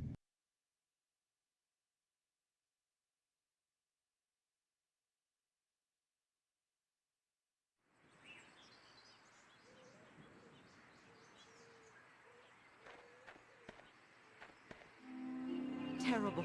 The Marauders are slaughtering everyone. There may be some survivors trying to hold the Wayfork in. I'll remain outside and search for wounded villagers to help.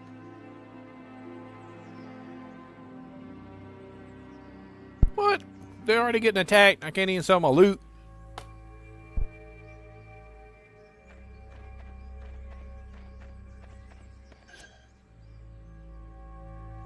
The house has been ransacked and the residents are gone. They may have fled to the Wayfork Village in and down the road.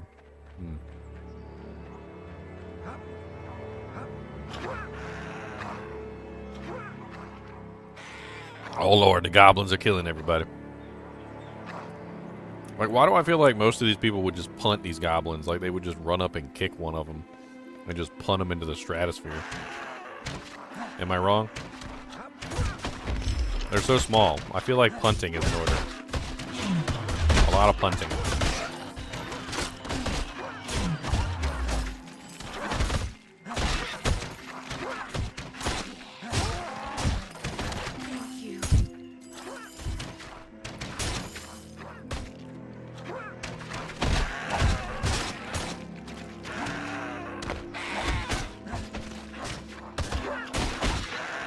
Punt, punt, punt.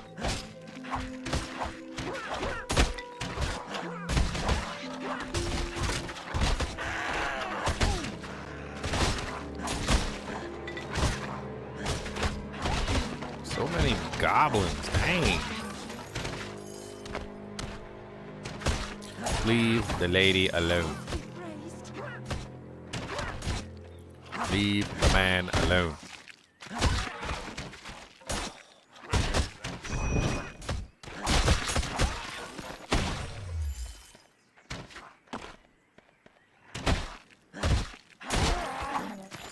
Gobos overwhelm them with swarm tactics. I mean, yeah, but I'd still punt one. I mean, like, even if they did overwhelm me with those tactics, I think I would still probably punt one.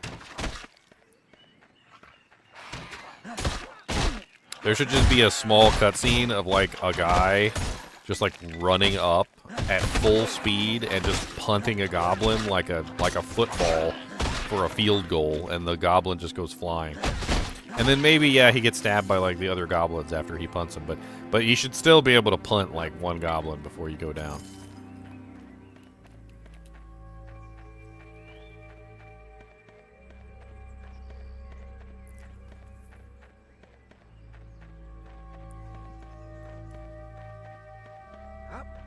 It was the best of punts. It was the worst of punts.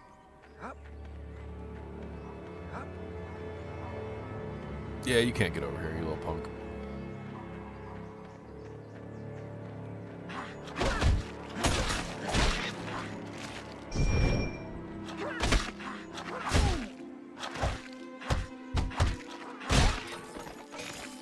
Shoddy battle axe. My inventory is full. What am I full on? I'm full on storage space. Okay, well, these really heavy items, we're just gonna drop these.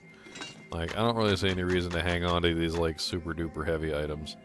They're worth about the same amount as the light items. And if that's the case, we'll just hang on to the light items and move on. Club is worth 4 gold. Shoddy battle axe, shoddy greatsword. Shoddy, shoddy, shoddy.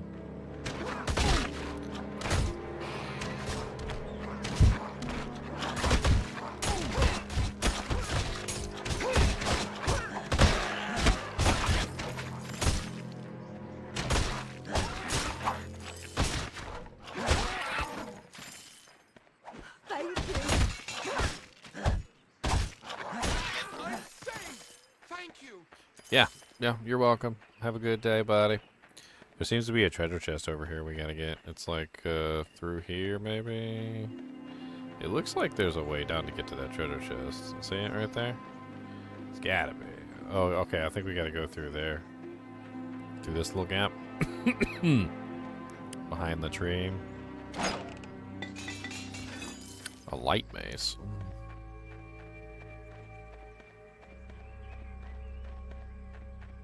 You fallen asleep to the music, AJ? No. AJ plays some Dark Alliance, yes.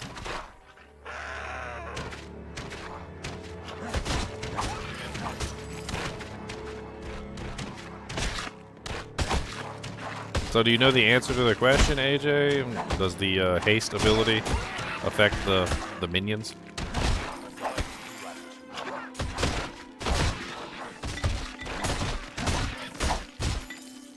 So will it speed up my skeleton's attack rate? Make him into a stronger skeleton? My thanks. Crest reward.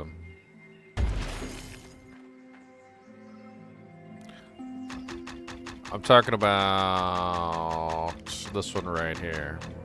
I'm curious whether this one will speed up my skeletons or not.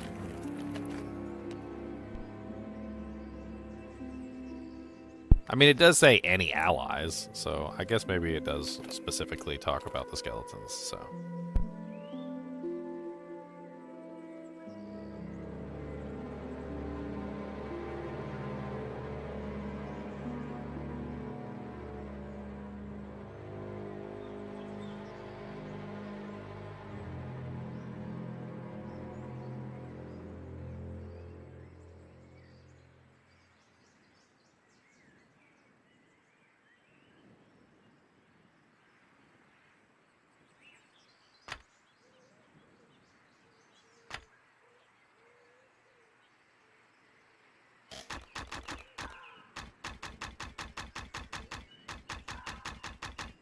I feel like I should probably put something in armor proficiency, but it costs 2.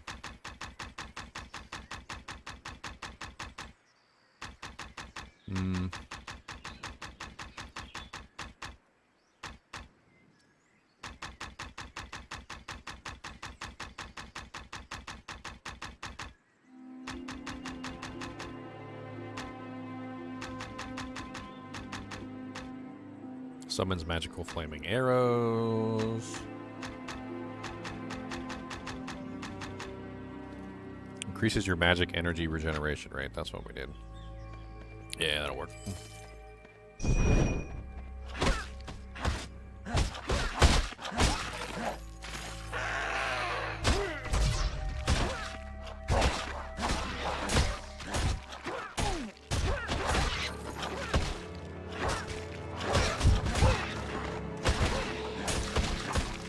Nah. Come back here, Mr. Goblin. You started it. There seems to be something hiding around the back of this. Is that gold? Or something hiding around the back of this house. No? Maybe the other side? It looks like there's a pathway behind the house. No? Well, they got it on the mini-map, but I guess you just can't get back there.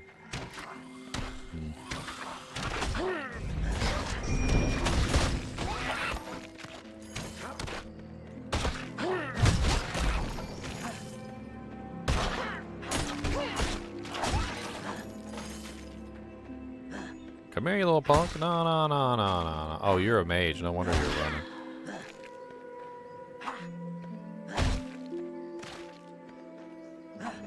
A little cockroach. I can't even catch him, little cockroach. Sit still, cockroach.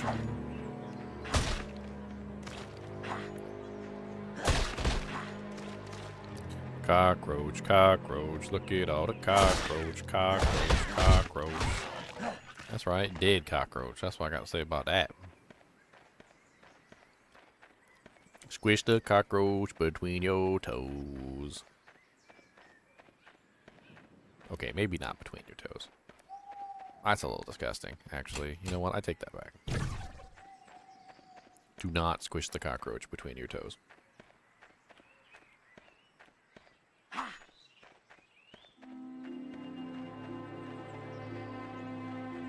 What's this back here? Just an area I'm not allowed to go? The camera just won't Did the camera get stuck or something? It's basically telling me I'm not allowed to go this way. Oh, that's kind of weird. Like there's a whole area over here, but you're not allowed to go this way, so the camera won't go that way. It legit looked like it got stuck on the house for a second there. That was weird.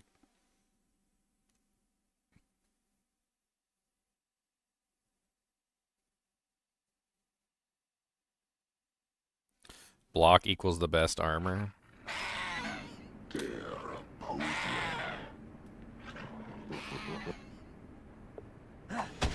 Arnok the Butcher.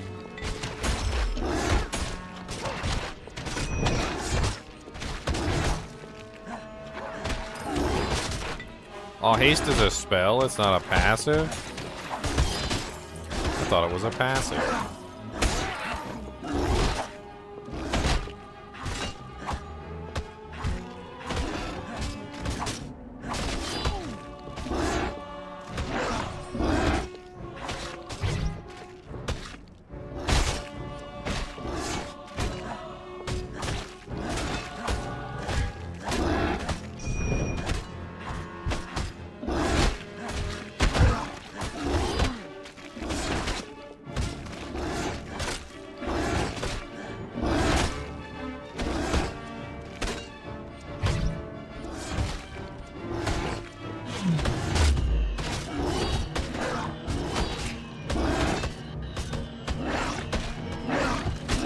Suck his HP out through his butthole.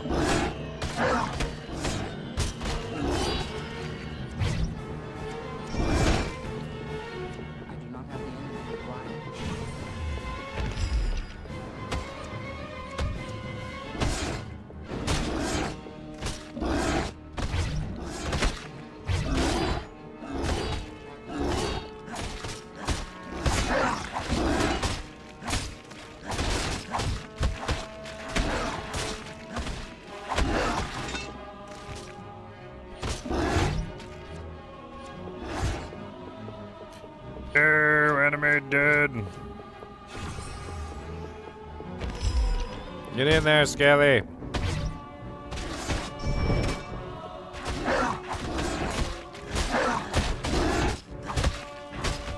Chop, chop, chop, chop, chop, chop, chop, chop, chop, chop, chop.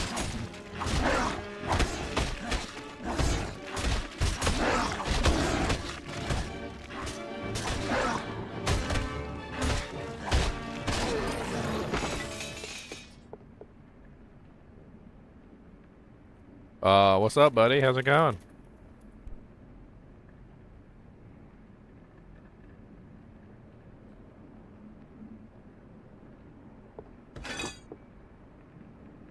Like a righteous comet from the sky you are.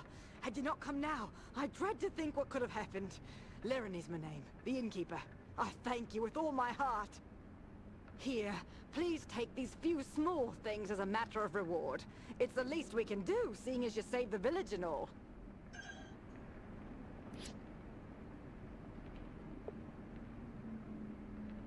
Well met again. Nothing that could help you, no. We usually avoid adventurers and their talk here in Wayfork.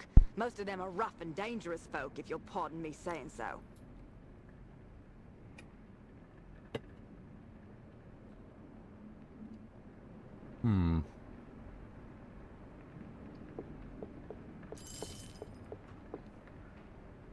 Well met again.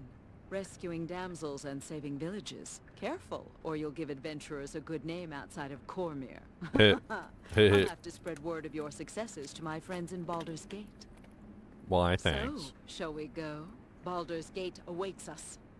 Later, when we've reached the city. No, not later, A fine now. Tavern, sipping spiced wine, playing my yachting. And so, I'll answer your questions then. Now, shall we go?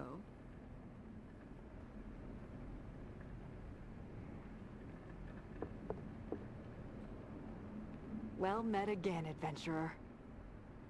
Monsters, brigands, mostly goblin kind.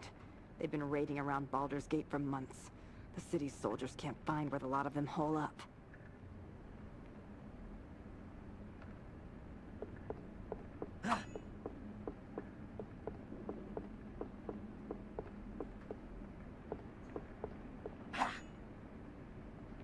Well met again, adventurer. So, shall we go? Baldur's Gate awaits us. I don't know. I don't know if there is a hut I didn't go in. I think I covered everything. I don't even think I can leave here, actually. I don't think it's gonna let me even leave this building. So I think I'm pretty much done. Well met again, adventurer. To Baldur's Gate!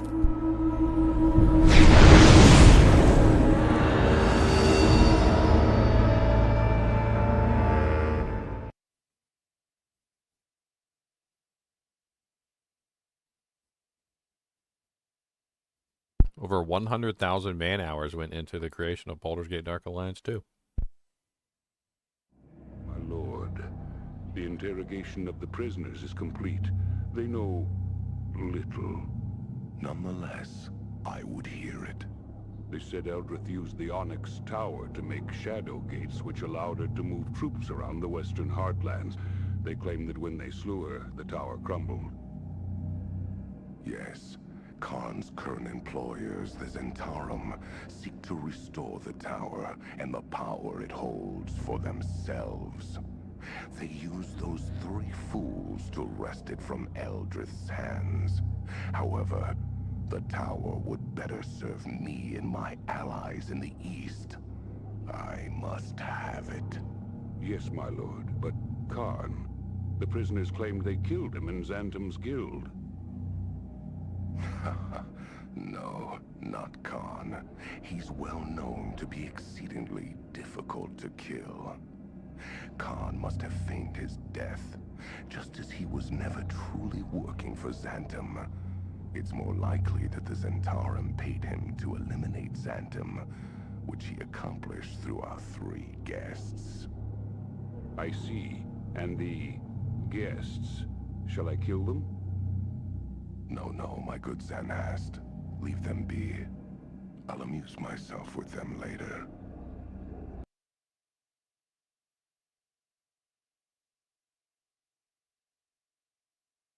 At last, Baldur's Gate. Your reward as promised. May the coin serve you as well as you served me, adventurer. So, what will you do now?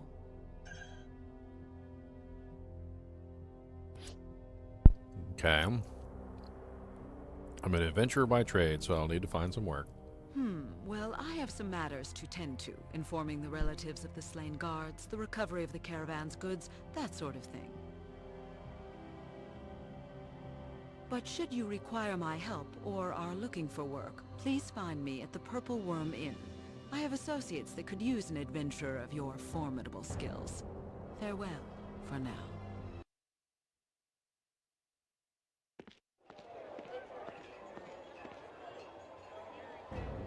Can I finally get a shirt?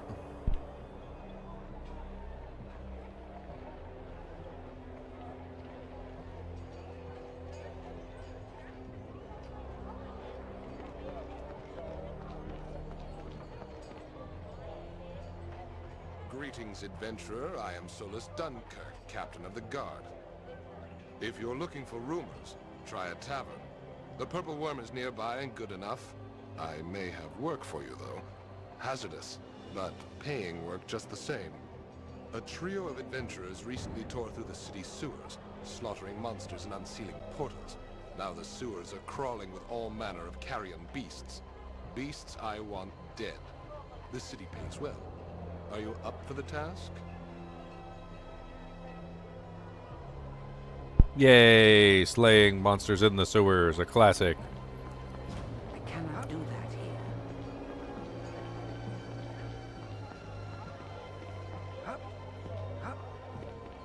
They're putting these little pathways and then blocking up the pathway so you can't go down there.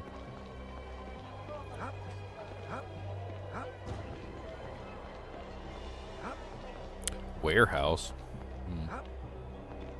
I cannot do that here. Let's go check out the warehouse. Why not? There is no reason to enter the warehouse. You do not have a reason to go there, you little punk. Why do I need reasons? I don't need reasons. Reasons are delicious and they're chocolatey and they have a nice chew to them because they have a caramel center. But why do I have to have reasons? Alright, there's the Purple Worm Tavern.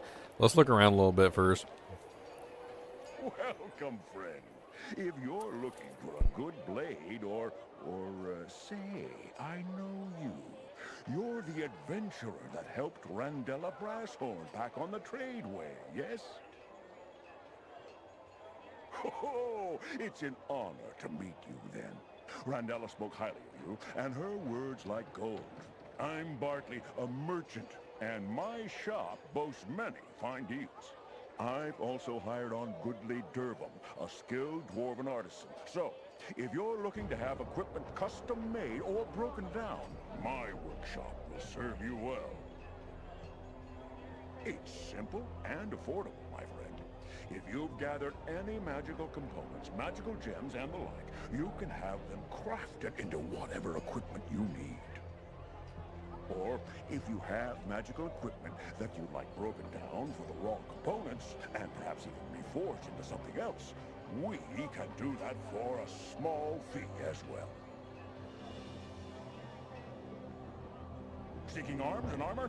I have everything you need right here. Alright, well, first things first, let's just get rid of a lot of this crap.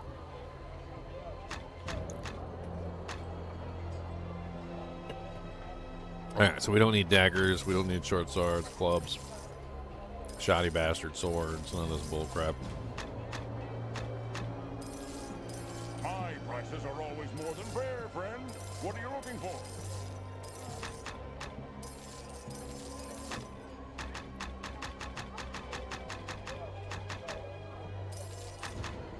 We literally can't wear any of this anyway, so as for right now, we could probably just sell it. Unless we've got a level up. Let me take a look real quick and see. No points left. We need 2 points to equip leather armor. Welcome back. You'll find no other merchant with quality and prices to match mine. I've been supplying brave adventurers for over a decade.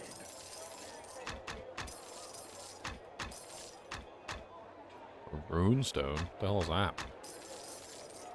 It's worth 450 gold. I don't really want to play around with that right now because I don't really know what the hell I'm doing, so. My shop carries the finest armor and weapons, the work of local master craftsmen as well as imports from Waterdeep and Arm.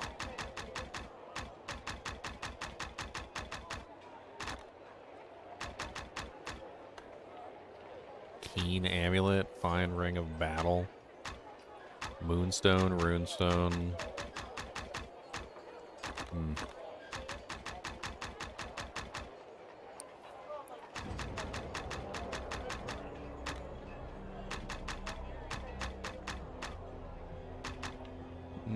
I receive new shipments frequently, so if you don't see something here now, Oh, we can use a crossbow? check back from time to time. Fine Longsword, 3 to 12. That's actually not bad. Fine Defending Staff. What does that mean?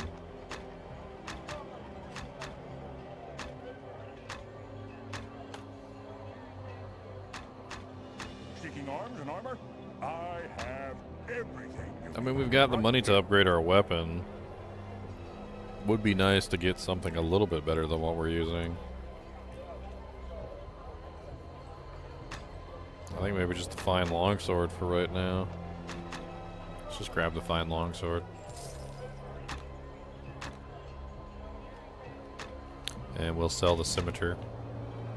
My prices are always more than fair, friend. What are you looking for?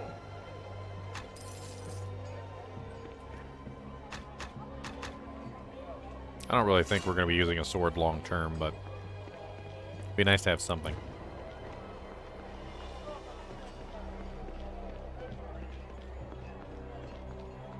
And we can go down in the sewers and we can do our quest. Hop,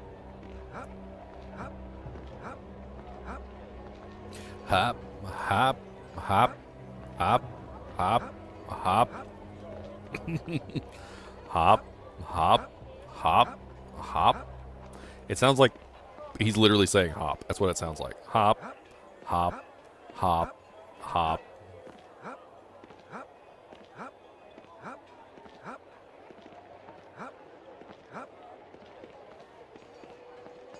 Alright, let's go into the tavern. The Necromancer Enervation spell is best used against multiple enemies. Against a single opponent, much of its effectiveness is wasted.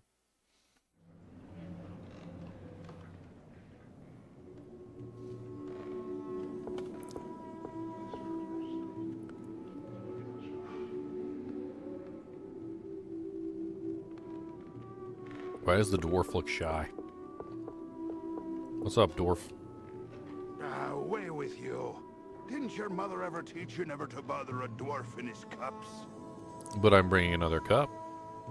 Ha! That's different then. My thanks for the ale. What do you want? Yes, it so happens I have the vault key for a treasure chamber in the halls of the Hammer. Could be of some use if you're ever there. So I said, an abandoned dwarf hold far to the north of here, across the high moor. I'll give you 1,000 coins. Ha! Not likely. A sum like that'd hardly buy me boots. I'll give you 2,000 coins. Not likely. I gave you 3,000 coins. I gave you 4 well, though. Now, that seems a fair sum. Here, done and done. Okay.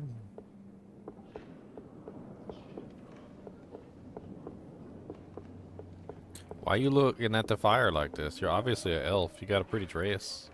You got some pretty dress there. A lot pretty dresses. Hello, oola, oola, oola. Begone, stranger. I have nothing to say to you. Why did you hiss at me? Like, really? That's how you greet somebody?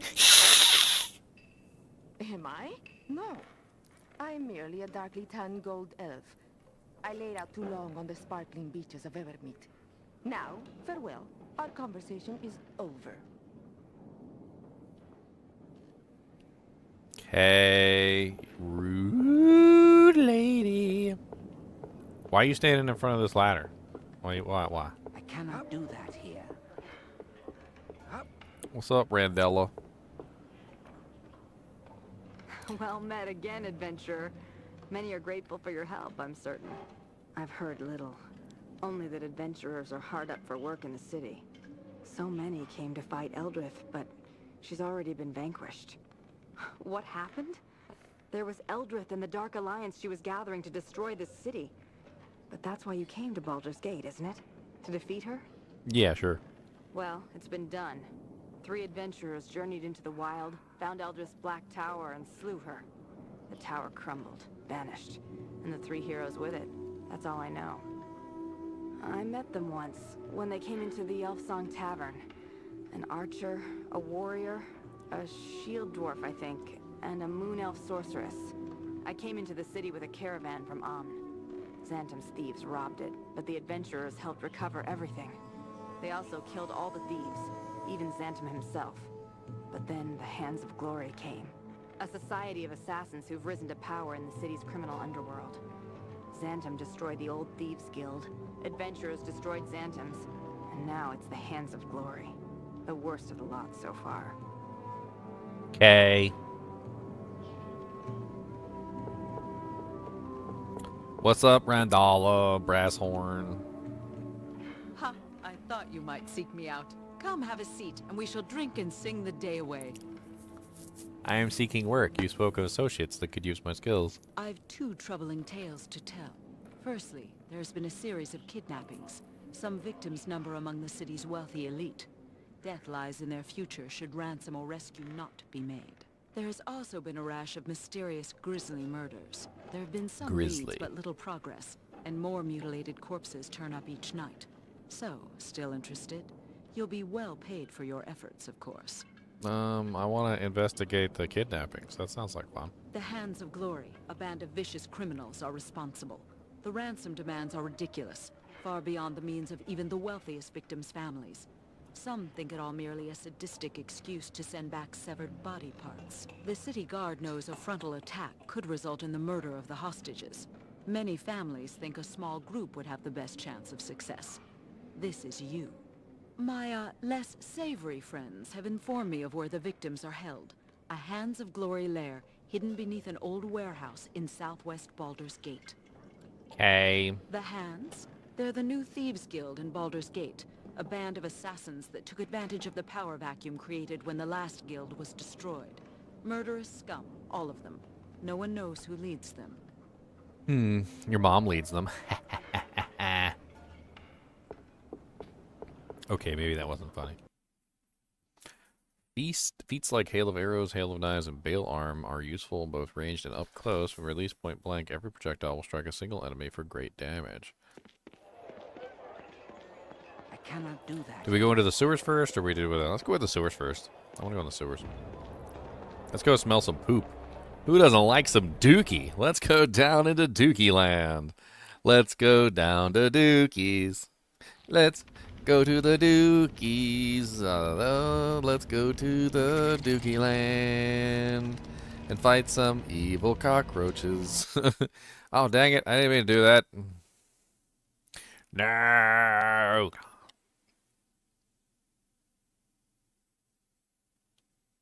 Let me back down.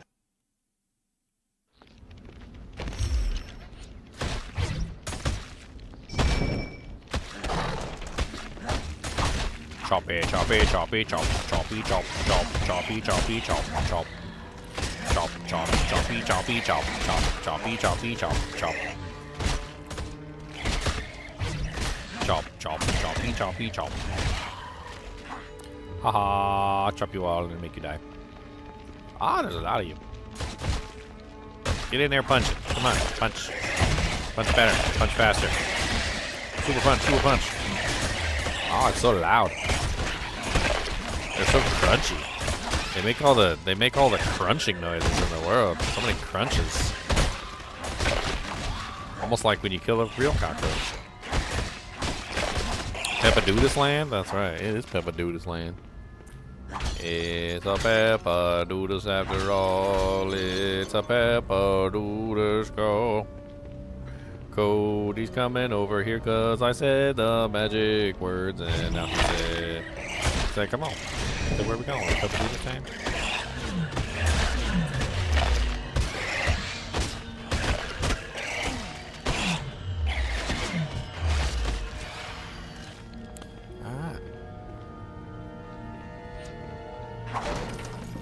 Slams. Slamos. There's slamos in there. I can't open that, apparently. There must be a lever somewhere.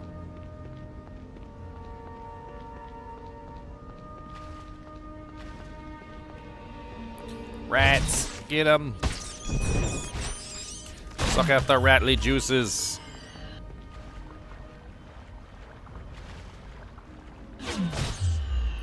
It's a small rat after all. It's a small rat after all. Because we found the granddaddy rat and he was big and fat.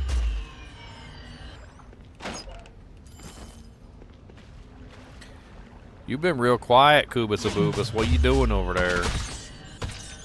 Huh? What you doing? What you doing, Boogus? You being a goodest? Are you being a goodest boy? Hmm? Is you being the goodest? Did you being the goodest?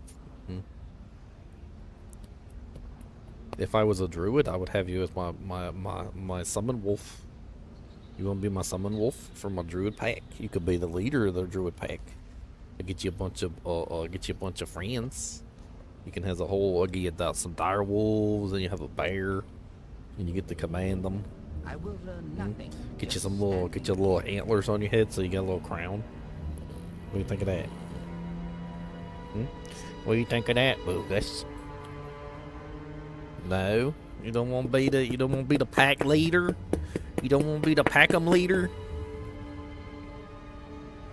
If I'm not, don't want to be pack-em leaders. They said that's too much responsibilities. I don't want to be responsibilities. I'm gonna take a nap.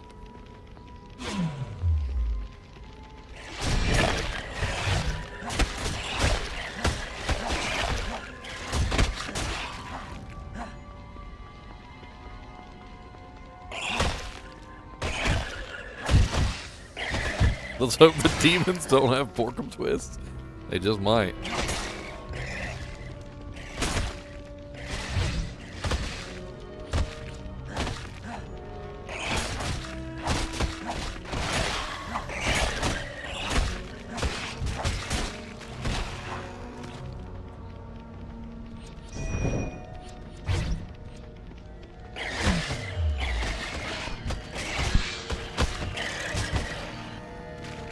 Cockroach essence.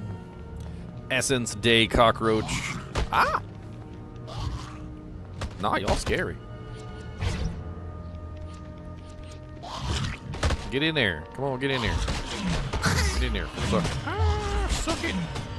Suck. Oh, that hurts. Oh, they're gonna kill me. They killed my little skeleton. That's rude.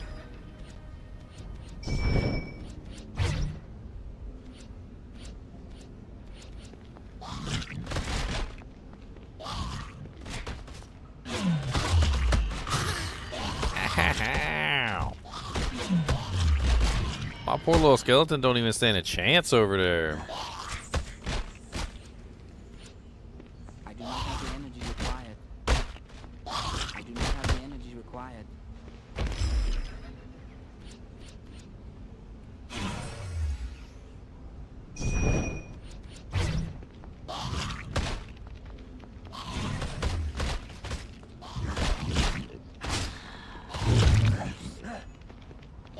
They killed my skeleton so fast. Yeah, rank 3 skeleton and they just rip him to shreds like he ain't nothing.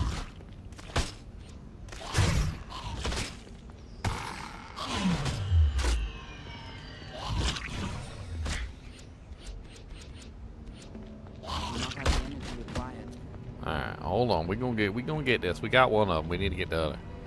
Alright, let's get my skeleton. Come on, skeleton. There you go.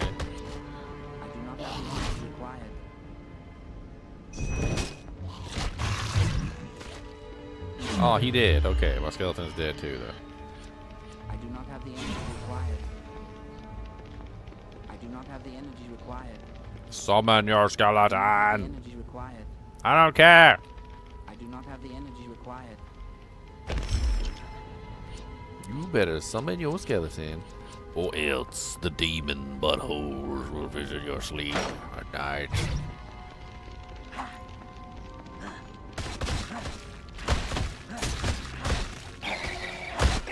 Monsters remaining. Come on, monsters.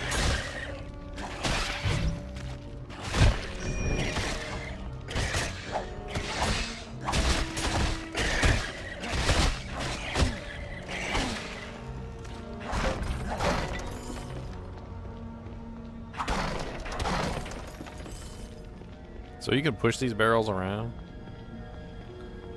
Oh, okay. So that's how you get into some of those places, is you gotta push the barrels around. Can I this one? Can this one even leave the room? Okay. I'll leave that one alive for now.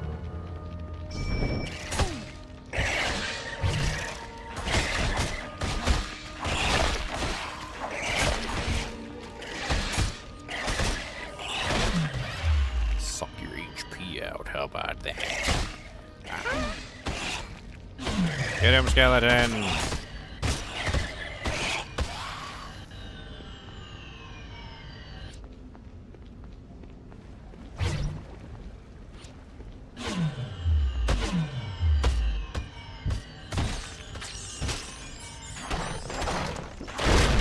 Oh, Splody barrel. Splody barrel.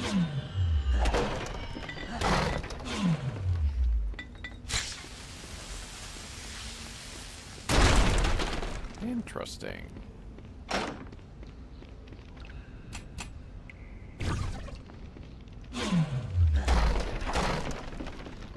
Alright.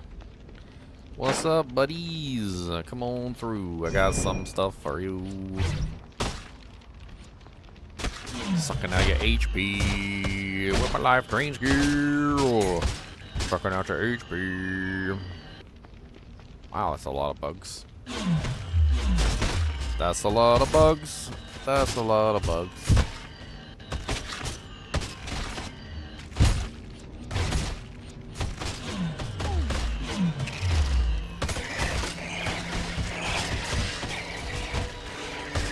These little cockroaches, man. If I say little, but they're as big as a dog. They're fairly large cockroaches, actually.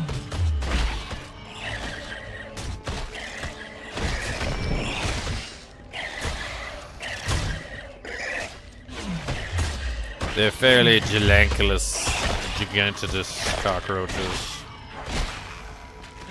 fairly large in the largest.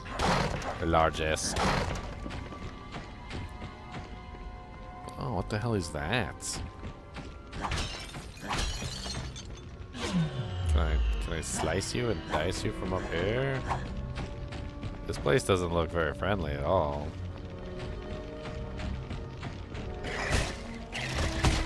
Oh no, we should back it up.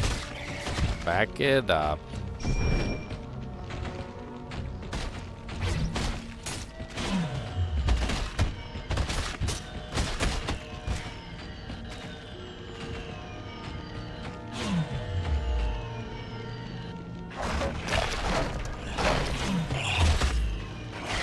We need to get all these little baby cockroaches out of the way before we go take on Big Chongus in the water over there.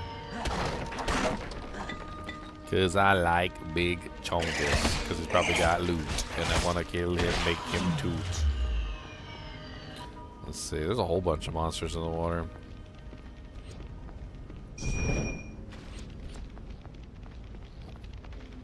Probably do a circle. Kill everything we can.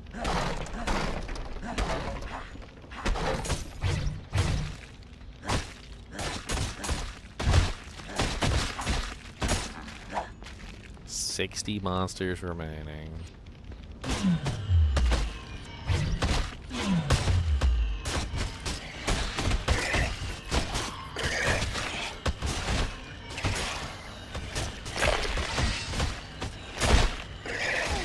Oh no, my skeleton did? Oh no. He just ran away, apparently. He mutinied. My skeleton mutinied. He said, boy, I ain't tanking everything for you.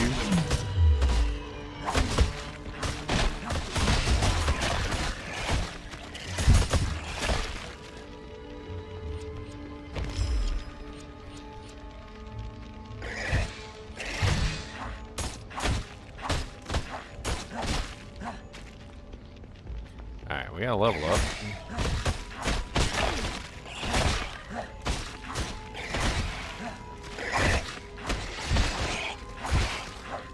I know, it's a lot of monsters. There's a lot of monsters. Okay, so what do we got here? We got 5 points left. I would really like to be, I don't know if, armor class, 20% absorption. 10% absorption and 6 armor class. Okay. I feel like if I'm going to go with the skeleton, I want to beef him up so he's able to actually survive. So, beefing up his shield, which also in turn beefs up my shield, should help him tremendously. I'm gonna haste too eventually.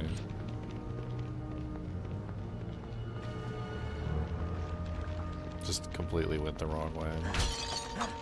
Appreciate that.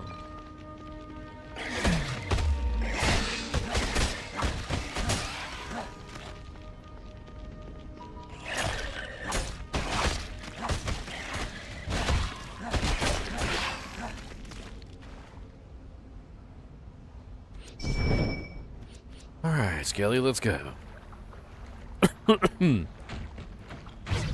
Big Chongus is down here somewhere.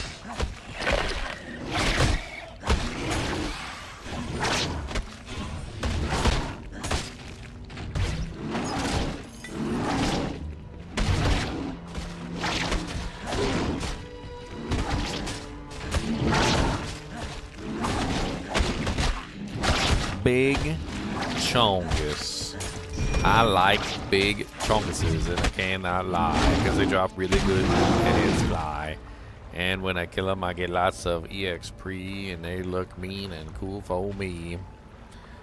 Cody, are you a chongus? Are you a chongus? Are you a chongum? A chongalai? A chongadoo? A chongawoo? A chongapoo? He said, "Shut up." He's saying, "You're just saying words. You're just saying." He said, "You're just saying words." He said, "You're not saying nothing. You're just saying words." Here, I know how you like to lick the inside of a empty potato chip bag. Would you like an empty potato chip bag to go lick the inside of? You would like that? You would like. See his eyes get real big. He's like, whoa.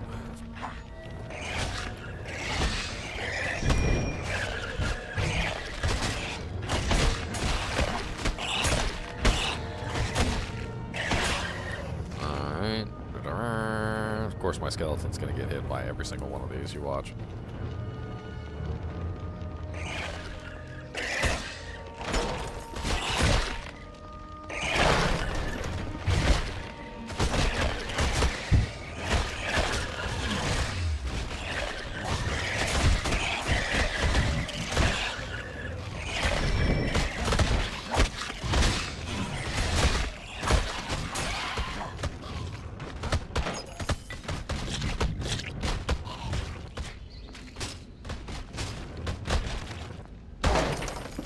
Holy Jesus.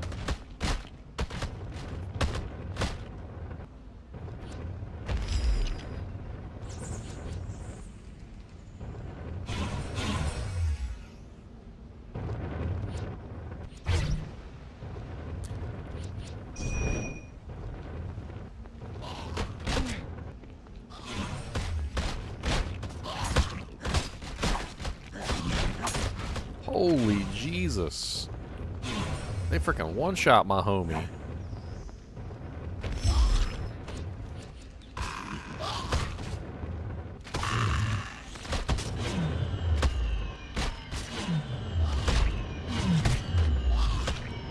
They one-shot my homie, and I cannot lie. Maybe I can drag these guys into this thing and get them killed over here.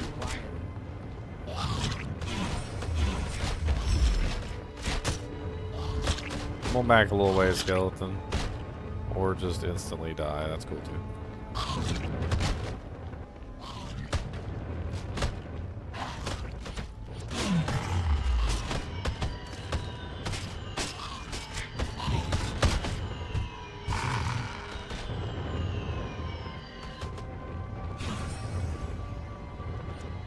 God, these green slimes are freaking nasty.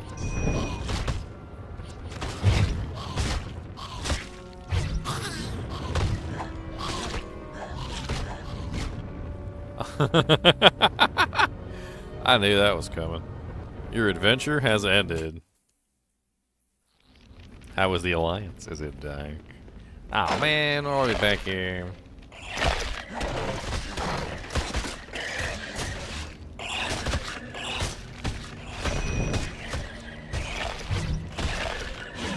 We're all the way back at the stupid save point.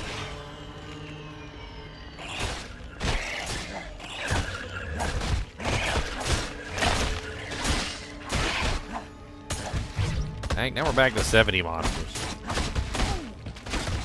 Ow.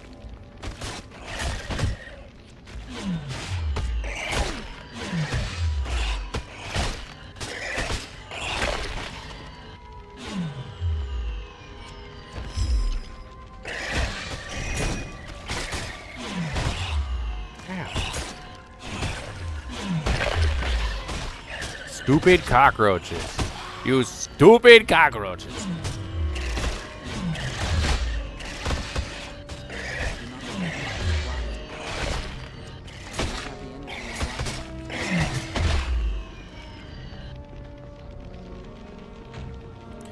I don't like you cockroaches. You suck. And your mama sucks. And you also suck.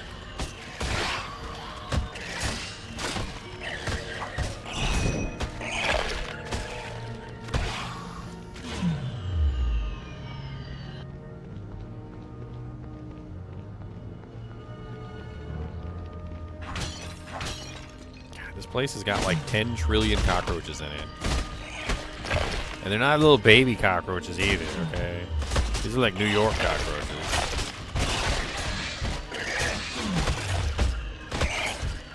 You guys have been living off the sweetmeats.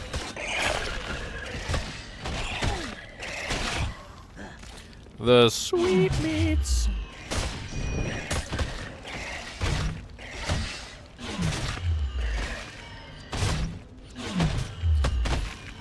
Hey, we're down to 60 monsters remaining.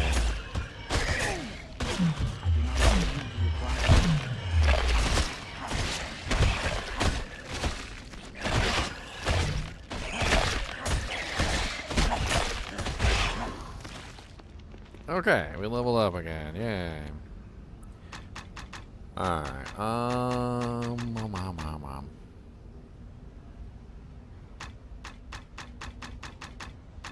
maybe we level up haste instead of shield. I don't know. I don't know. And it increases the speed of you and your allies, and it also increases the time.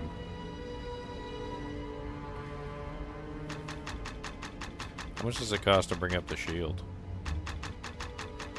Cody, yes, hello. How you doing? How you doing? Just being a good boy. How you doing? he's being the goodest. Are you being the goodest boy? Do you know how to be the goodest boy, or you just be the baddest boy? Which one you be, goodest or baddest?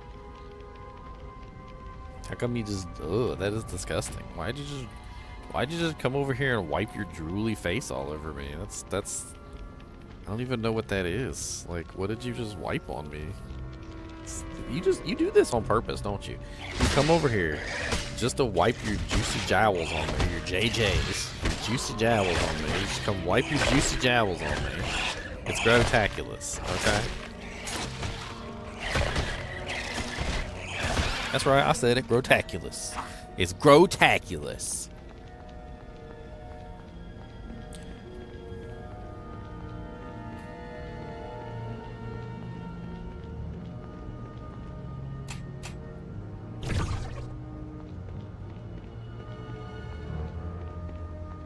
Cody just hit his face on the monitor.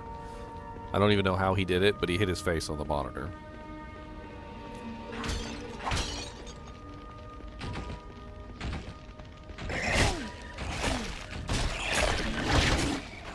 Alright, back it on up.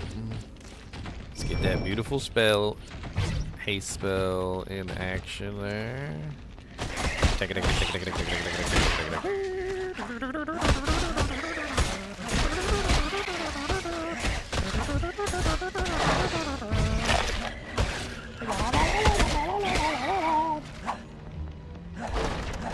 Punks.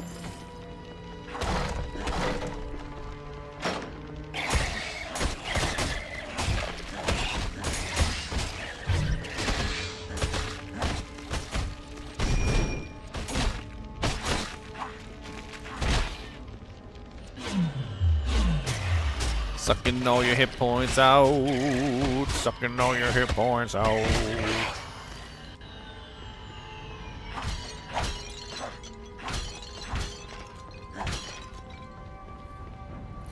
I'm a summon Codymancer. Ugh, more of them things. Those green slimes are terrible. They're just terrible. I don't like them.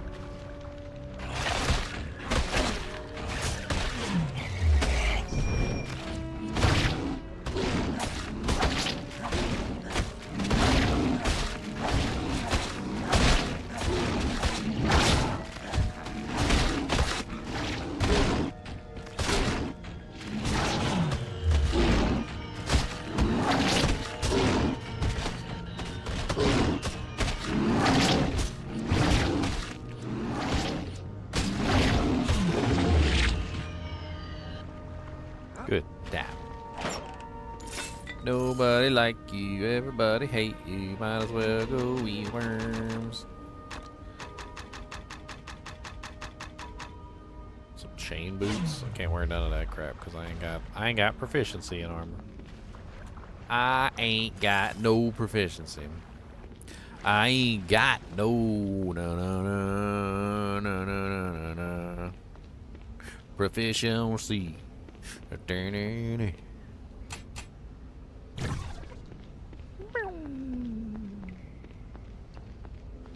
Alright, we gotta kill some green slimes apparently, and there's a lot of them, so I guess we need to get to work. I could just let my skeleton do a lot of the work and just keep summoning them summoning him in, and see if he can handle the workload, but I doubt he can. Let's hit him with the shield, hit him with the haste.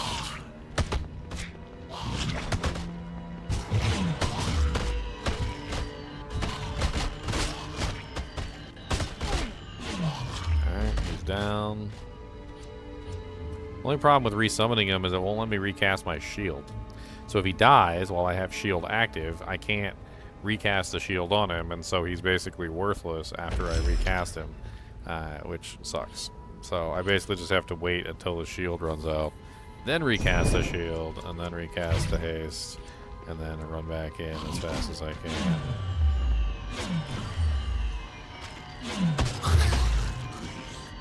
Okay, there's one down. I know there's a lot more than one.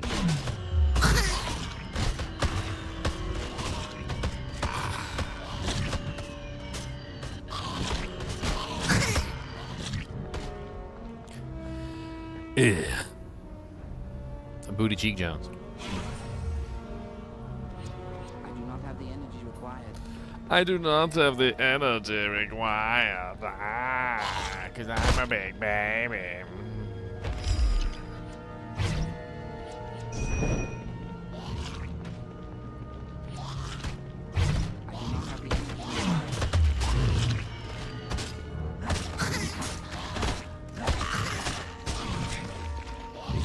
Dang, they hit so hard. I ain't got no HP for that. Your mama's a hoe. How about that? Your mama's a hoe. Mama's a hoe. Mama's a hoe. Mama's a hoe. Ow.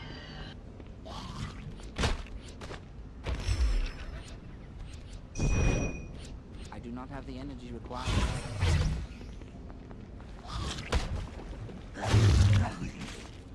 Alright, slime's down.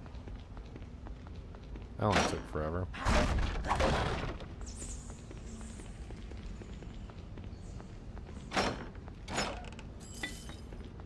That was only one pack of slimes. There's another pack of slimes on the other side. I'm gonna go kill them too. Save it before I go to the next pack of slimes. Those things are nasty. They nasty. Like a wet fart. That's what they nasty like. Like a wet fart. Like a wet fart at a wedding. Yep. And you're the groom. No, you're the bride. A wet fart at a wedding, and you're the bride. That's how nasty they is. Okay. That's how nasty. With a white dress. And it's green. It's green.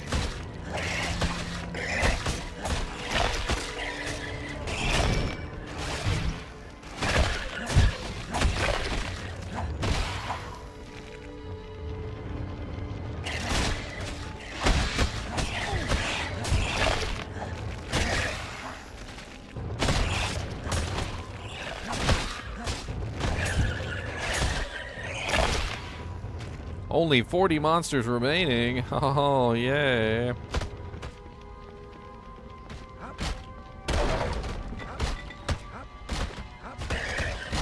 Holy green slime land, Batman.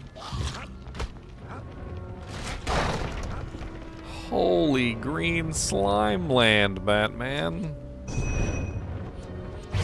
I wanted to see what was in there. Now I don't want to know what's in there. That's rough in there. That's a lot of slimes. That is a lot of slimmos. That is a lot of slims. That is a egregiously large amount of slims. Larger slim amounts could rarely ever be seen.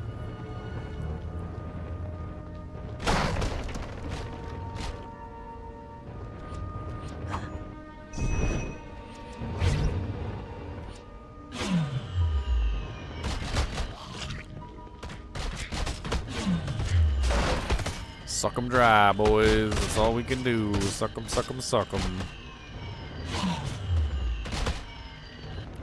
Alright, we got one. Skeleton's down now.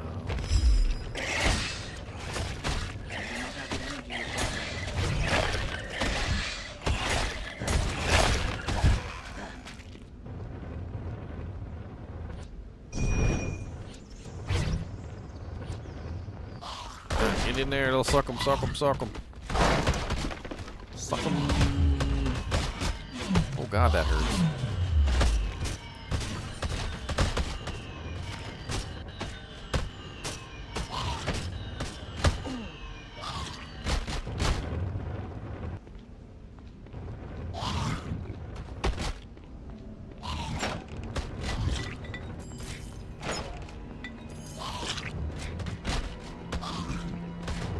so many slammos. I do not have the energy required.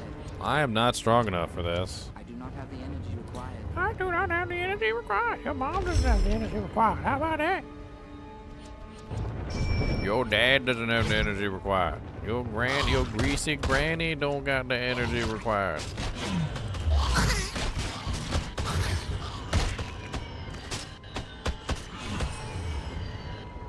Dang, they killed him fast. They killed him so fast. Alright, back it up, back it up, back it up. He's on fire. Alright, we got this. Come on, let's go. Ow!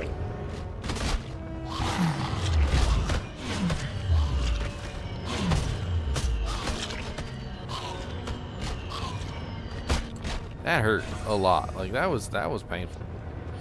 That was super painful. I do not have the energy required. Slice, slice, slice. Julie and fry.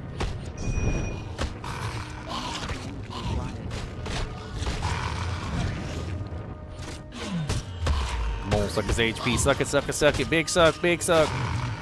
Yeah, big suck. That's right. Big suck. Big suck. Come on down for a big suck. Big suck. Dang it.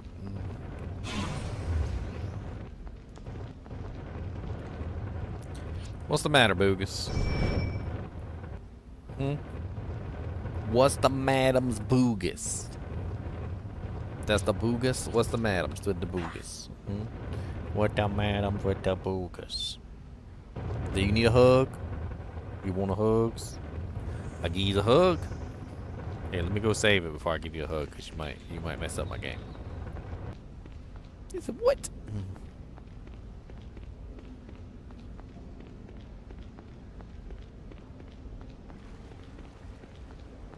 What's up, Patrick?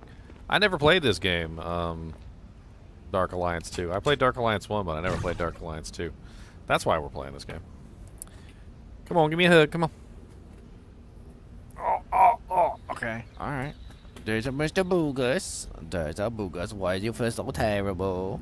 Well, you cried like a little baby for. You're over there in the corner crying, like with your face toward the corner, like nobody loves me, singing the song. Sing it with me, Cody. You ready? They say nobody loves me, everybody hates me. I might as well go eat worms. Say nobody loves me, everybody hates me. Might as well go eat worms. They don't give me pets, and they don't give me scrooches, and they don't give me hugs or no lovins. And so I sit in the corner and I cry for to shame, 'cause they don't even love me enough to give me some snacks. What's them ears? Are them ears right here? Them ears. How about some beats? How about cool bus up, cool bus? Hold on a second. Cody Brody boy, Cody Brody boy, Cody Brody Brody Brody Brody Brody boy. There you go. You feel loved now? Do you feel loved? Do you want some more beats like this? How about some of them? Does that make you feel good? You like those? Or how about you want some big claws like this? And I go you want some of them? Ooh, they're gonna get you, right?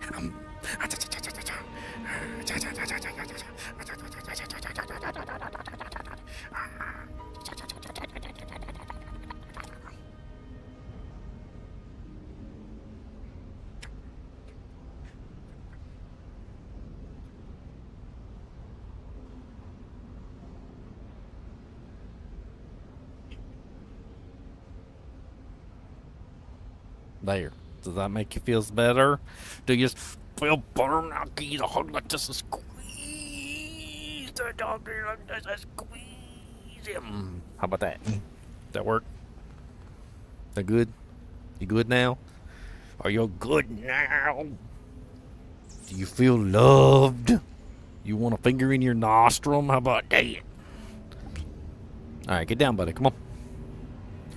Come on, that's enough. Come on, get down. Come on. Come on, get down. Don't look at me like that. Come on, get down. Get down. Good boy. That's a good boy. That's a good. Mwah. There you go. See? We love you. He said that would go a lot better if I had a barbecue chip or something. He said, I don't know how much you love me without a barbecue chip. Here, look, there. There's the barbecues. And here, look, we'll do 52 barbecue pickup. You ready? There's a whole lot of barbecues. You ready? Get them. There you go.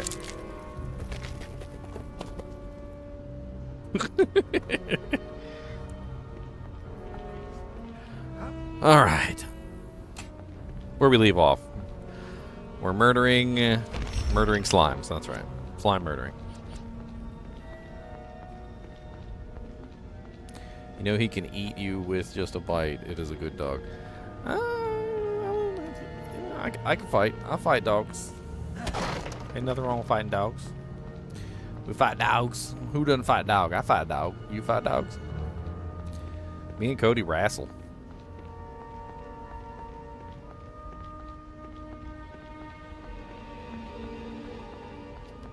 You gotta wrestle your dog.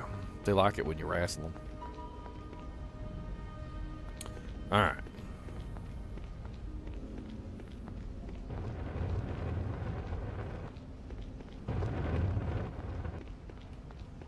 Get your Doojanks. Speed it up. Let's go.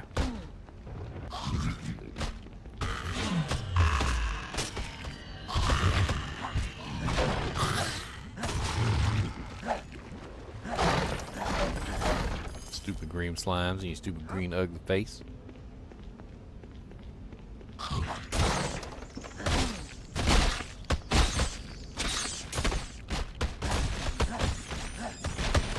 There's so many slimes.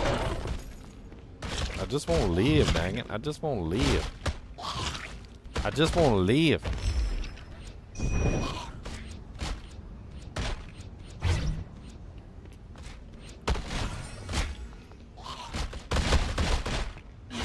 That is a lot of golden slimes.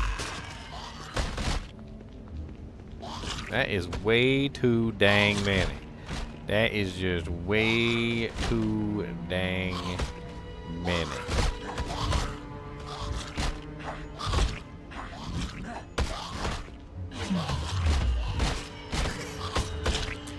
Hacks. Cheating with my hacks. Hacks. Cheating with my hacks. Can't shoot me 'cause I've got a box. Ow.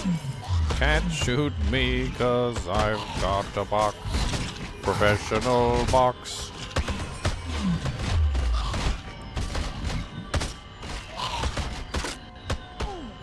Don't stop murdering. No, slime box. Slaying method. Oh. Green slimes. They're jerks. They do way too much damage. Green slimes, they're the worst. I do not have the energy required. Why, hello, Boogus. A very helpful recall potions, yeah, so basically scrolls of town portal.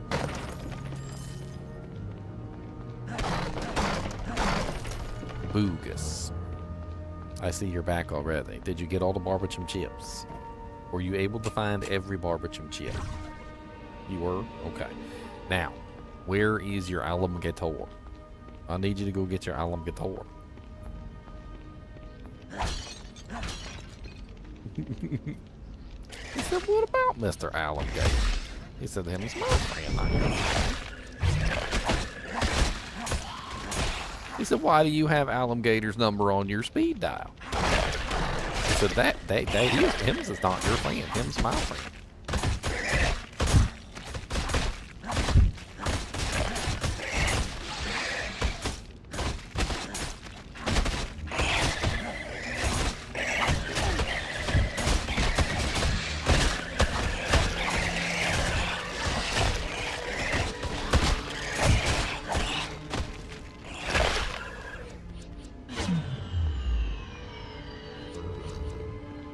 That's some nasally nasals you got there, Mr. Nasal Boy.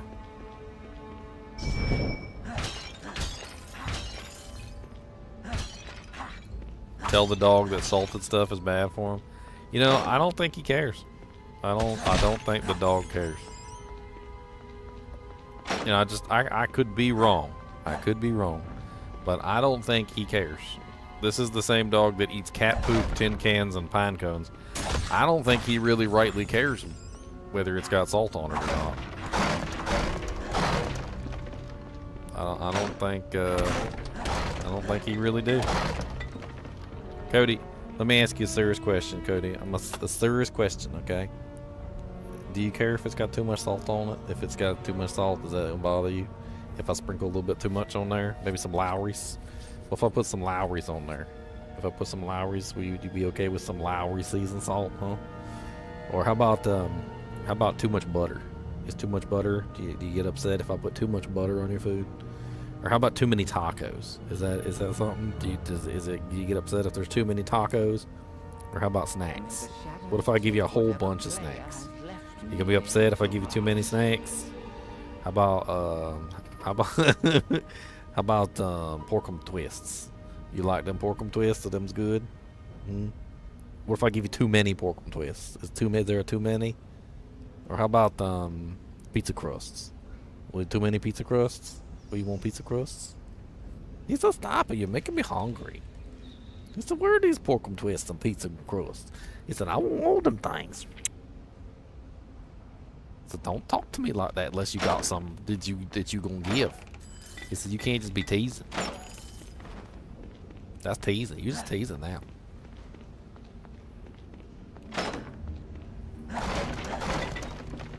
What's up, Augusto? How's it going?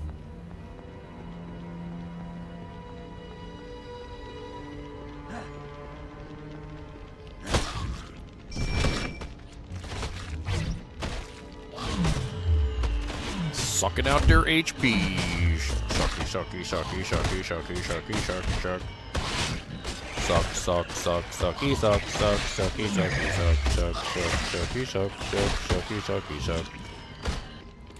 Oh, sucky.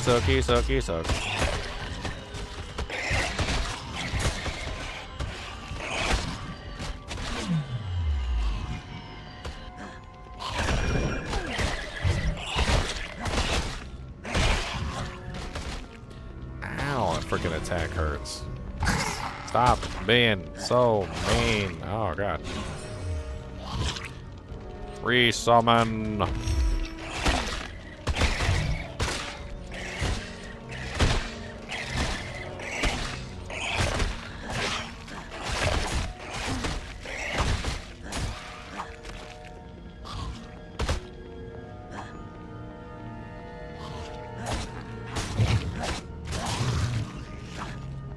Die, green slime, you suck. Your mom's a green slime. Your dad's a green slime.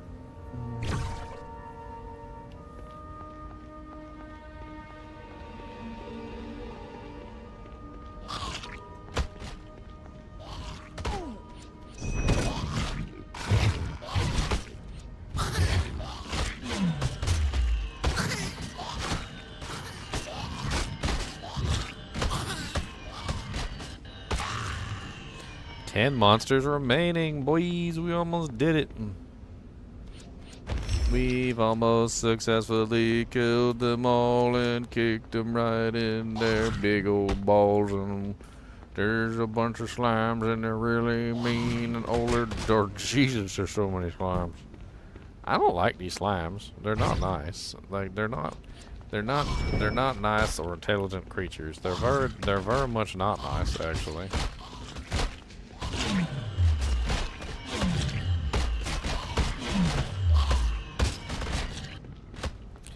Yes, Codums. You're giving me the hot breaths. Why are you giving me the hot breaths? Get the hot breaths. You want to hide in here? Come here. Put your head in there. Come on. Come on. Come on. Come a little closer like this. Come a little closer. There you go. Look, see? Now I got you in a headlock. Isn't that what you wanted? You wanted a headlock. There you go. Now I got you in a headlock. Exactly what you always wanted was a nice headlock. I don't want a headlock. No, you're stuck in the headlock for forever now. For never and ever and ever.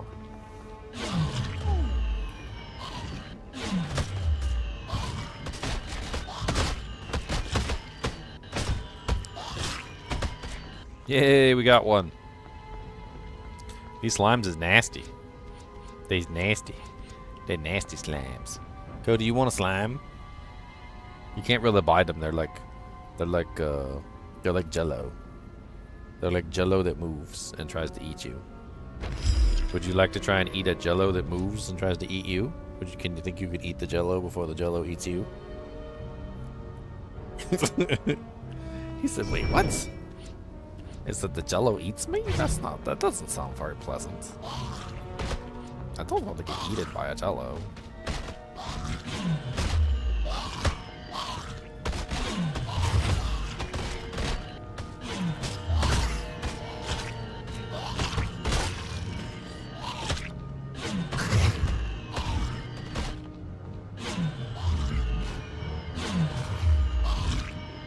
Nah, we almost got it too. Nah. Your mama's a green slime. Your daddy's a green slime. Your uncle's a green slime. Your mama, your daddy, your uncle, greasy slimy.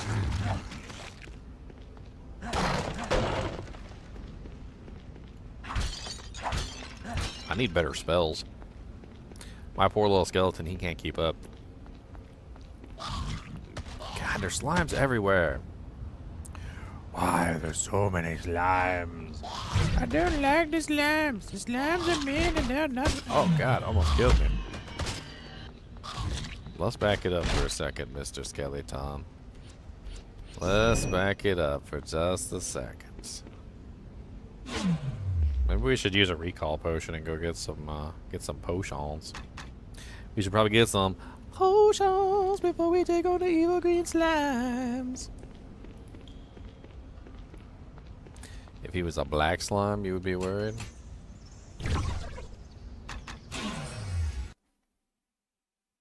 What is the difference between all the slimes? I don't even know. Does he sell potions? If you need weapons or armor to protect you, he does sell potions. You've come to the right place.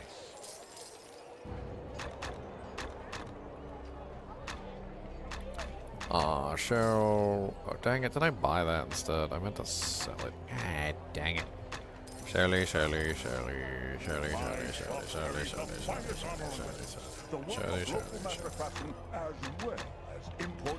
Remarkable ring. What's so remarkable about it? What is so remarkable about it? It says no gems. I don't know. Was there something I can like throw gems in there? My prices are always more than fair, friend. What are you looking for? A rune stone? What is it? I don't even know what it does. What does it do? Remarkable ring of protection. Oh, okay. We got a +1 doojank on the doojank. Is there anywhere in town I can heal? So I don't have to waste my potions for healing? I don't know if that's the case. I don't know if you can do that.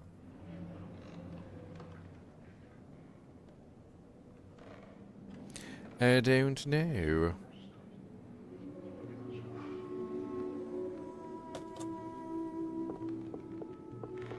Maybe I can just drink a beer.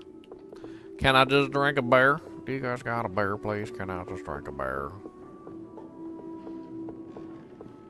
No.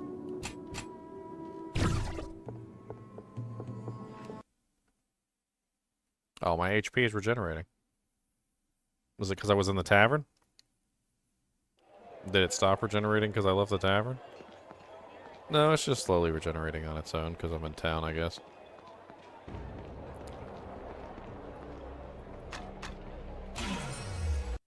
Recall. Recall, recall, recall. Alright, first person to tell me what movie that's from. You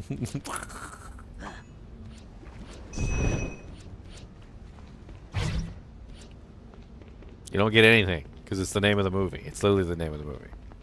So you don't get anything. Okay? Nothing. You get nothing.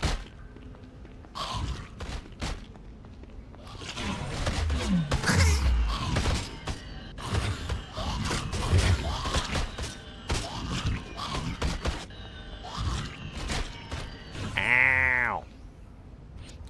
Why are you so mean? I do not have the energy required.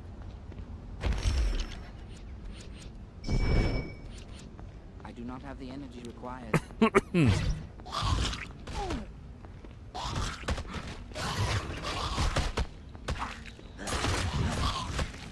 Oh, dang it.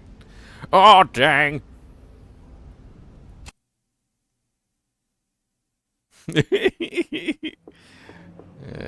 Recall, recall, recall. I love that movie, by the way. I think Total Recall is great. And it's not just because there's a girl with 3 titties in there. Okay, that's not the only reason that I like that movie. I mean, it's not only because of the 3 boobies. It's just a great movie. I like the whole movie in general. I also never really figured out, like, they never really kind of, maybe you guys, maybe we can talk about. So, like, I don't think they ever really explain whether or not what happened in the movie actually happened, or whether it was just all in his mind. I know that the story behind the movie is basically that, you know, he goes to the place to obviously get his memory, you know, changed. And then they find out that he already has a memory implanted, right? And then, of course, that triggers the catastrophic meltdown, which, you know, obviously uncovers all of his hidden memories and blah, blah, blah. And, you know, like, yada, yada, yada, right? But there's also the possibility that it literally just all happened in his head and none of it was actually real at all. And I don't know if they actually ever really explained whether or not it was at real or whether it was fake. I don't know. I don't know if they ever went over that.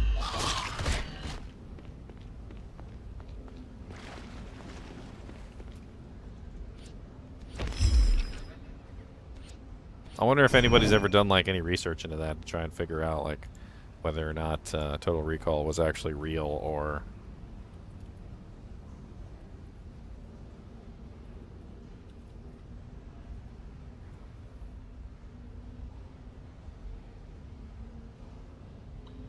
Wah wah wah wah wah wah wah wah wah wah wah.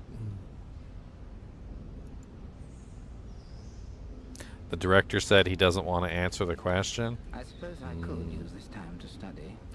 So, let's see here. As I see it, there are 2 main possibilities presented. Quaid is really a secret agent, and the unfolding story and everything in it is really happening. Quaid is not an agent, and we see his real life up until he visits Recall, after which we see parts of his mental breakdown as his memory implant procedure goes awry. The unfolding events afterwards are part of his experience of getting lost in his mental dream fantasy world. The doctor who visits him in the dream, the bald guy, along with the other mentions of his Recall trip, are part of his own genuine recollection of visiting Recall in his real life, mixed into his ongoing lucid dream fantasy taking place in his head. At the end of the film, just as his fantasy dream is ending, he is finally lobotomized back into reality by the people at Recall. Yeah. I always took number 1 to be the reality of what happened, but now I see number 2 must be what happened, as I will point out shortly. Most of the evidence in the film actually supports theory number 1. We see things happening in the movie which would not be available to Quaid were he in a dream. In a dream, typically, we only experience things directly happening to us, not things like Richter's conversations with other characters, yada, yada, yada. Recall female doctor explanation after he flips out and is tranquilized. It's seemingly unlikely that this would be part of the dream for him since he's asleep. However, again, it would be part of his internal lucid monologue to explain the forthcoming events. Clues about the setup, the sweat on the doctor's brow, the fitting in the visit of the Recall and the entire plot. Whoa, my lights just went crazy. Yo, calm down, Satan lights. What the hell is going on? Somebody playing with my lights?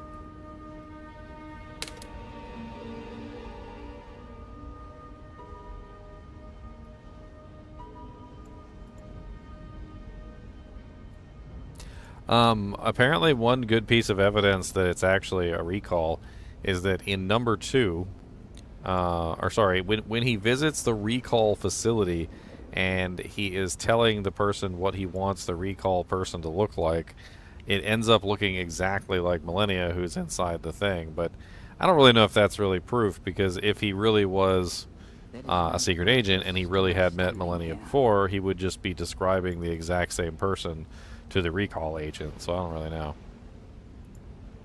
In a special edition DVD commentary, the writers and directors seem to make it clear that they are making this an open-ended puzzle, and there is some sense in their explanation that number 1 is the reality, and they are simply introducing the possibility of a tease to the viewer. God dang, what is going on with these lights right now? They just keep doing whatever they want to do. Like, alright, calm it down, turd lights.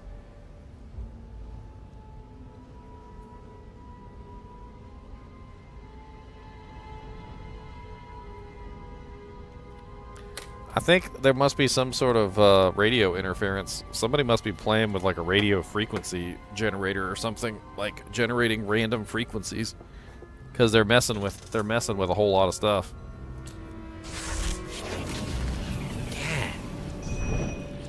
My lights are radio frequency operated through a remote, so I'm assuming that's exactly what's going on.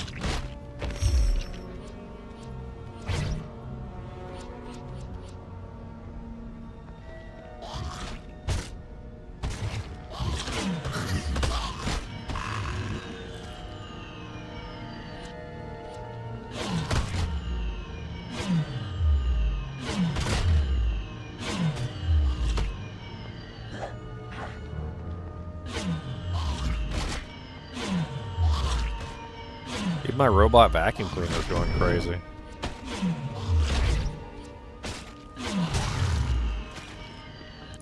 Alright, 5 monsters remaining.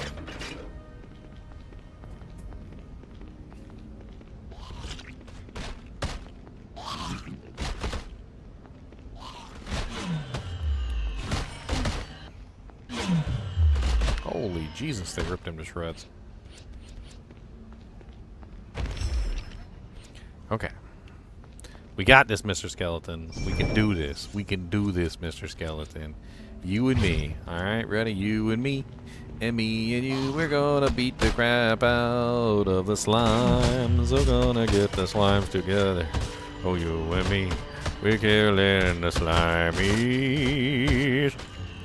Murdering the slimies is what we gonna do. For all our lives, evil slime is taking a poo. You like my singing, Cody? Is that why you come over here? You like my singing? He's staring at me. You must like my singing. You want me to sing you a song about spiders? Yeah, itsy bitsy spider went up the water spout. Down came the rain and he walked away. He said, boy, that song sucks.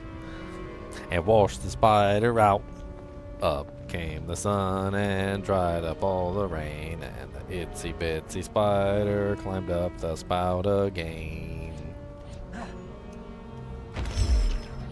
Well, I can't sing about itsy bitsy Kubus because that's not true. He's a monster. Giant monster Kubus farted in the house. He stunk up everything and killed the frickin' mouse. What's up, Chunks? What's up, buddy? I'm playing some Baldur's Gate Dark Alliance 2. Yeah, I saw that. I never played this one before. I've actually been looking forward to kind of like some downtime where I can hop on and give it a try. I didn't know there was a Waiting Necromancer for in the- here. I'm waiting for the third one to go. Baldur's Gate Dark Alliance Sail. 3? No. No, so Baldur's Gate. So Baldur's Gate and Baldur's Gate Dark Alliance are like two completely different games. Dark Alliance is an ARPG that was made back in like 2000, 2001 I think, and then Dark Alliance 2 came out like 2004. They're basically isometric ARPGs, just like Diablo 2. They're straight up like Diablo 2. I would caution against using the term Diablo clone because they actually did come out at the same time as Diablo 2. So I guess they just had similar design directions at that particular time period, but it's good. It's a fun little isometric ARPG. It was made for consoles though. Use a controller. Or Yeah, it was made for consoles, so you use a controller. I think you can do keyboard and mouse. Ow. What do you use on No Rest for the Wicked? I was using keyboard and mouse for the most part, but then I kind of like I didn't like how I couldn't rebind the controls on the keyboard because they had like the parry set to like middle click and stuff, and I didn't like that, so I was using the controller because the parry was easier to use on the controller. I do think the controller is easier for movement, and I think the keyboard and mouse is easier for some other things, but it definitely seems to be set up for controller. Yeah, I just hit play for the first time and it said, grab a controller and get back. I mean, it's fun on controller. I think you can play it on either. Some people said it's janky on the keyboard and mouse, but I didn't really think it was that bad on the keyboard and mouse. It was okay.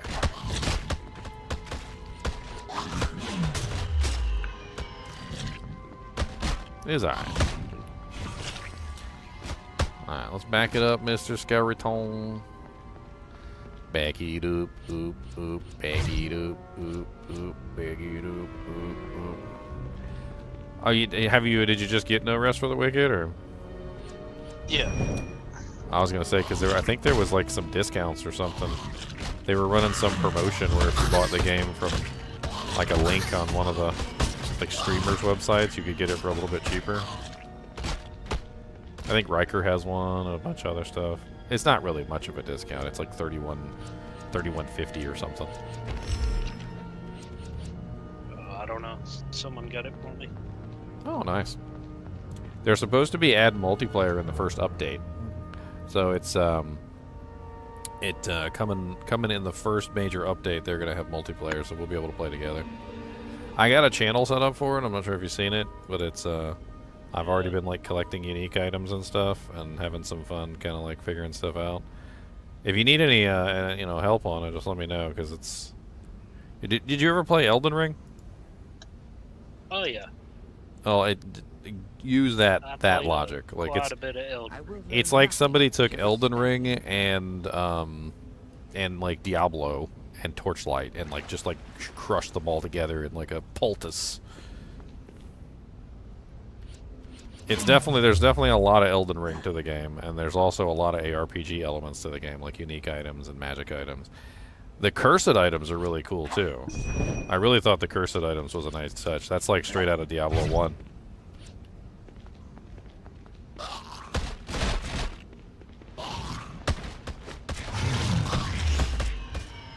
And the cursed items are really good too. Like, they're not just crappy cursed items where they have like really bad negatives and you just never want to put them on. They have really good positives too, and they make you wanna put them on. You're like, oh, that negative's pretty nasty, but that positive's pretty good.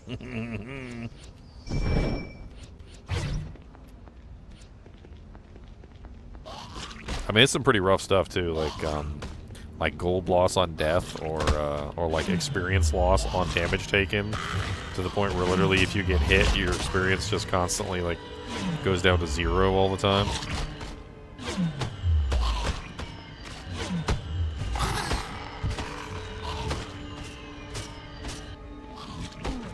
Ooh. Ouchies. I'm down to 1 monster left. These green slimes are nasty. I did find that there were some two-handed weapons that I didn't really enjoy, but I did go through like all the weapons, and there was one two-handed weapon. Do you see on the channel where I have the screenshot of like my inventory. Yeah. You see that one hammer that just looks like, I don't know, almost like a bell? Like it looks like yeah, that pretty much just like somebody took a stick and shoved it through a bell. Like that one is amazing. I love that hammer. That's like my favorite hammer in the whole game. And I've played around with all sorts of different weapons. I believe that's a strength hammer. It's like a 42 strength hammer or something. So it does require a lot of strength to get to it, but I really enjoyed that one.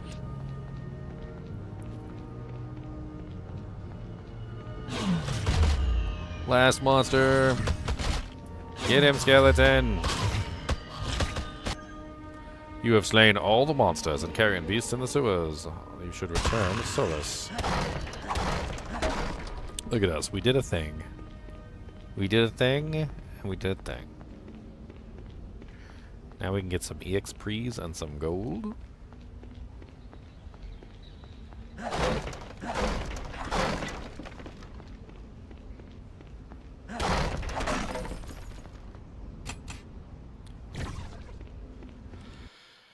Each subsequent attack and a combination has a damage bonus and gives some special effects, increase critical damage or stun. Yeah, I think that game's gonna be really fun to play online with other people too. I'm hoping they do a larger player, you know, like 8 players or something like that, rather than 4. But it's simple and affordable, my friend. Or if you have magical equipment. My prices are always more than fair, friend. My prices are always more than fair, friend. Your butthole's fair. How about that? Butt. Woo.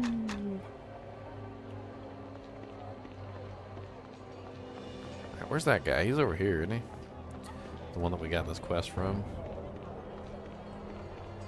The captain of the guard. Greetings again, adventurer. One of my men told me you killed every last monster down there. Well done. Here's your reward. Why, thank you.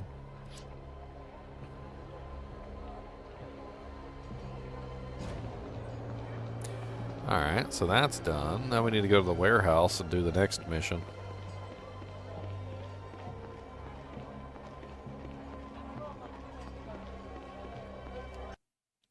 Don't forget to search every nook and cranny. I'm a nook and cranny searcher. You don't gotta worry about me.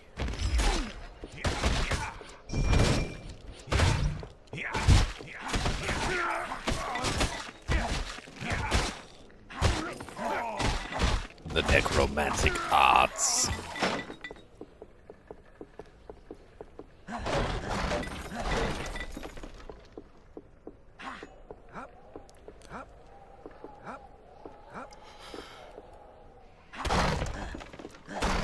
It's a lot like Dark Souls too. If you you remember like how they always start you out with really low HP.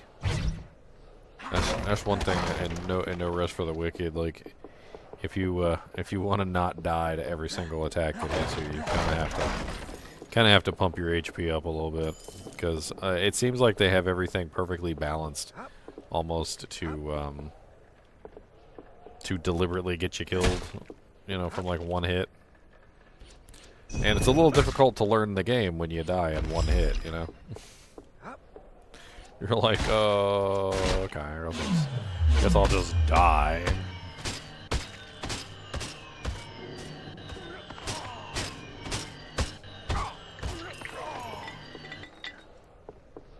Alright, there it is.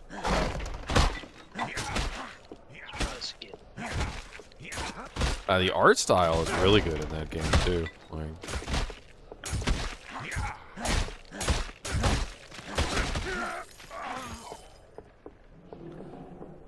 they also did a lot of like patches since I played, and the whole experience has gotten a lot better.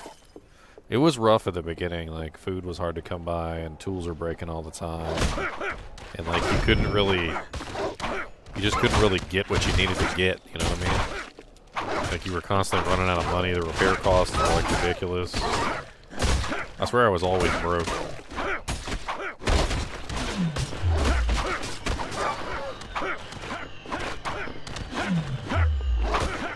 Alright. With the throwing daggers. Enough with the throwing daggers. So we were doing new characters today. What? So I thought we were doing a new character today. Yeah, I was thinking about it, but I just don't really... I got up really late because it was night shift, and I didn't want to start a new character day that I couldn't finish.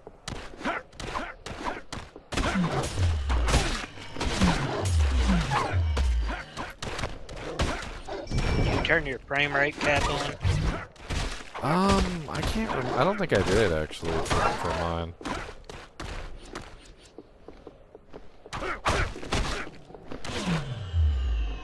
You probably have a 4K monitor.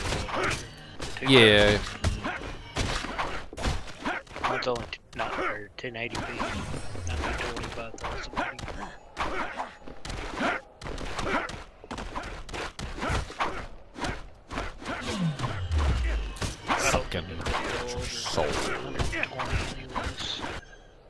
A heavy iron bar with the ends pounded flat, typically used to open crates, boxes, or anything else that needs opening. Okay.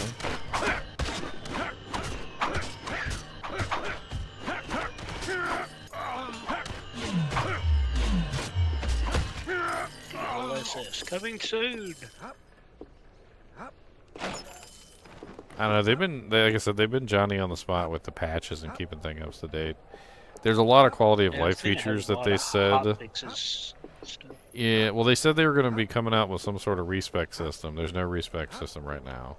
So whatever you choose for your character, like weapon-wise, you're not going to be able to back out on it. The crafting mats currently don't work from inside your stash. I did get a confirmation that they're going to be making that work from inside your stash, so that's good. It's definitely there's a lot of crafting mats. There's basically 3 tiers of crafting mats, and each tier by itself isn't too bad, but once you start collecting like the full, once you start getting into the other tiers, things start getting crazy. Have they said when the game's actually going to be released? No, they gave us a roadmap. The roadmap currently is multiplayer is coming first. That's the first major update they're going to make to the game. So early access was the launch we just got, then it's multiplayer update, and then after the multiplayer update they're going to be working on some sort of like I think it's almost like act 2 basically. That's what it looked like to me. And then they talked about eventually reaching 1.0 for launch. Honestly, it's amazing, and it's probably going to be really fun for us to play together on launch. We'll have to get a bunch of people together. Are we going to have to make new characters, or like are our characters going to carry over? Well, there's going to be realms. So right now I think we're playing offline. I don't think you can. There is a realm button, but I don't think you can play on the realms, can you? So I think we'd probably have to make. We'd probably have to make realm characters, I would assume. I mean, honestly, you probably want to learn as much as you can about the game right now, because it is a lot. Oh, select a realm. I mean, what realms are they at? Oh, it just says create new.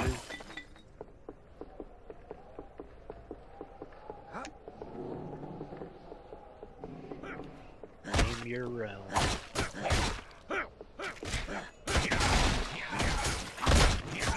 Yeah, I made my character offline, so I didn't really check it. I made it offline.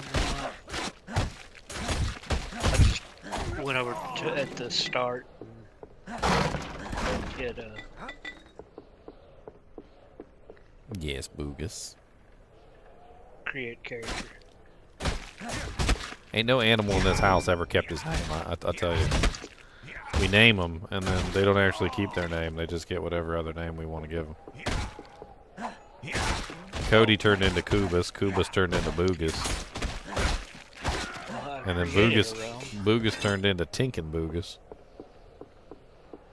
But it won't let me do anything. It lets me name my realm. Oh, you get to create your own realm? It lets me create my realm, but I can't join my own realm. Just name it. I don't think the multiplayer is part of the game yet. I think that's why. So I think it's pretty much just offline for right now. Code. Well, how do I start? Just do an offline character. Instead of hitting realm, just hit create character. I did. I mean, you should be able to just start your game. Or do you have your character on the right hand side? You select your character and click continue. I can't click continue. I can only click realm.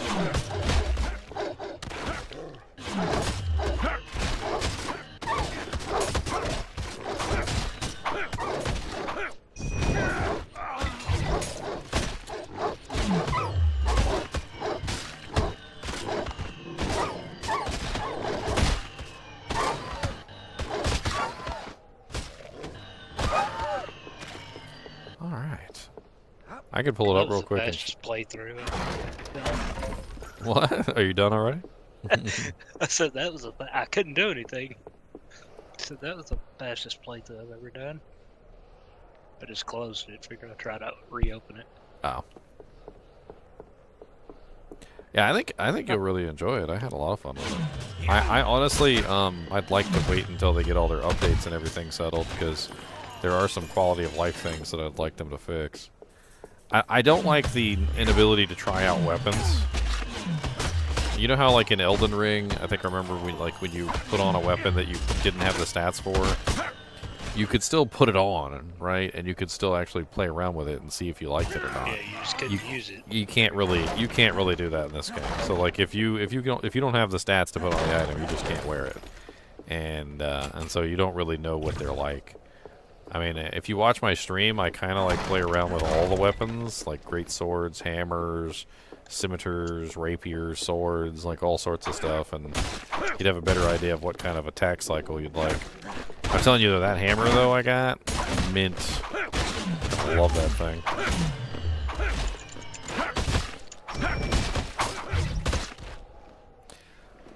Oh, dang it. Okay, it let me create a realm.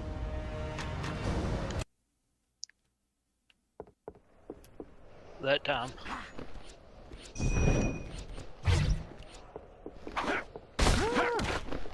I made Chunks hell. Oh, that's what I made mine too. I made mine hell. Yeah, I don't think that has to do with online. What, you made it Chunks hell? No, I made it hell. Oh, mine's Chunks hell. Yeah, I remember I made a realm too when I made my character, so I don't think that has to do with online. Yeah, I was trying to do it with the controller, and then I had to like swap back to the keyboard and mouse and go down there and click it. For some reason, I couldn't. Pressing every button on the controller wasn't doing anything. That first time.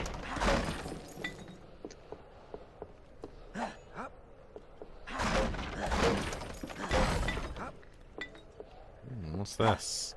The Hands of Glory hideout. Ah, excellent. Not every character can wear every type of armor.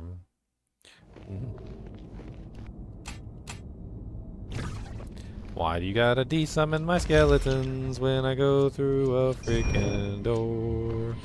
Why you gotta de-summon all my skeletons when I go through a stupid door? Yeah, you guys look so strong. Let's go. Nonges. Look at all these nonges. Oh, you do the throat slit thing? Oh, that's good. You know what I got? A skeleton. That's what I got. Come say hello to my skeleton, please. Thank you. He wants to punch you in the face with his weird little hands. I'm not even sure he has hands. I think they're just bones. They're just weird bony things. What is that on my head? Weird sock hat.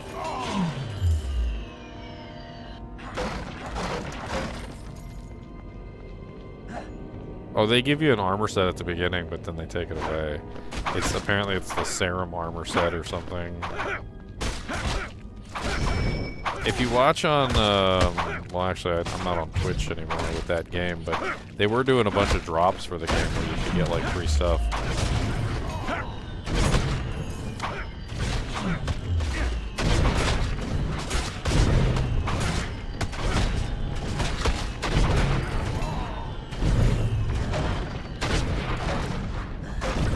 Skeleton, don't stand in front of the traps.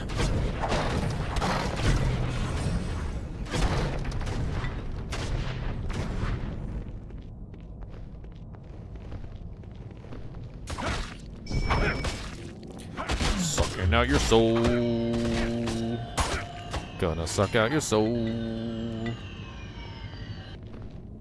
They'll be waiting for you. Sucking out your soul just for you.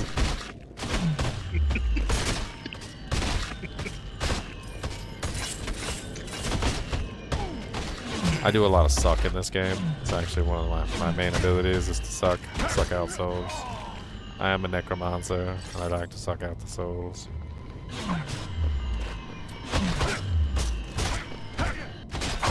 Suck it out your soul. I heard you don't need it, cause you are old. What happens if I just... He's not a very nice captain. What happens if I just jump into this pit? Can I just jump into the pit? It's probably not a good idea. Oh my goodness! How do you use ladders?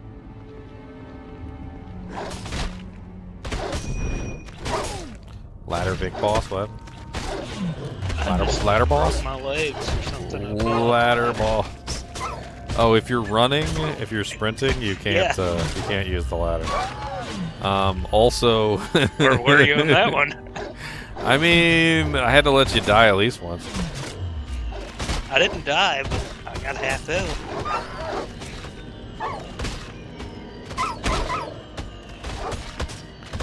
So in No Rest for the Wicked, you get a running attack. So if you hold down your sprint button and then you attack, you get a nice little running attack with whatever weapon you have. And then you get your regular attack, and then you also have a rune attack, which requires focus, but it's whatever your rune ability is on the weapon. And you also have a focus attack. Some weapons have a focus attack, but others don't. So if you hold down your attack button, some of the weapons will have a charge up attack, which is pretty useful.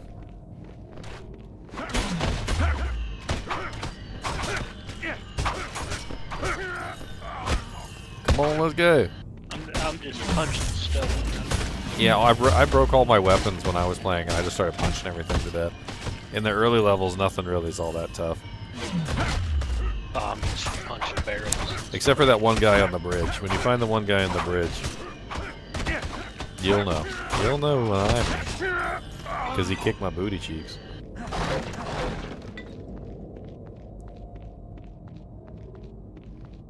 What the hell is this place? Can y'all... Why you guys got so many barrels? What are you hoarding?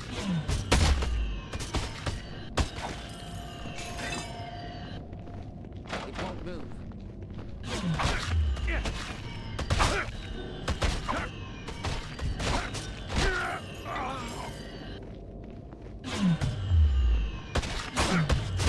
I ain't got no weapons either. They're just punching my skeleton.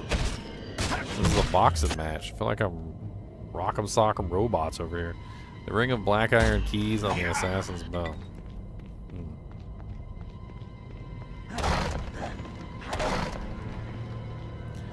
Weapon rack. Oh, did I found something? Remarkable light mace, 2 to 12. Huh. Remarkable lightweight. So remarkable. What's up, hostages?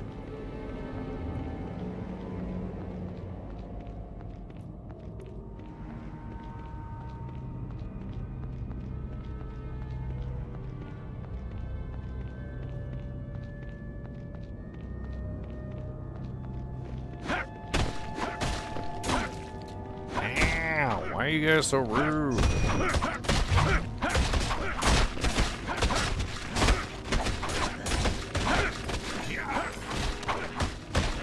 All down the ladder, breaking my other leg. someone won't tell you. Oh yeah, when oh yeah, when you get to town, eventually you'll get an enchantress or whatever, and she can enchant items, and she can also infuse items, and she also has some things for sale. She has runes for sale, and you can add them to weapons. There are 3 runes that I would really recommend getting. They're basically buffs. One of them is Damage Surge, which basically just gives you a huge damage boost, and it lasts for like a minute or 2 minutes or something. It's not bad. Another one is an ability called Channel. Channel basically allows you to convert your health into focus. So if you're like, if you don't have any focus and you have plenty of health, you can convert your health into focus and you can use it to attack with, which is really cool. And then the last one is Health Pulse. It's this pretty neat ability that basically just allows you to heal yourself. It's kind of like a long channel ability, and you have to like hold down the button to like make it work. But basically, you can turn your focus into health, and then with the channel ability, you can turn your health into focus, and you basically have infinite focus if you want to sit there and just swap back and forth between the 2 abilities, because one heals your focus and one like heals your health, while the focus one takes away your health. It's silly, but it works. It actually works out quite well. I don't recommend the elemental ones. There's elemental damage buffs, but they only last for like 15 seconds. They're terrible, and I don't think they're worth the resource that you spend on them.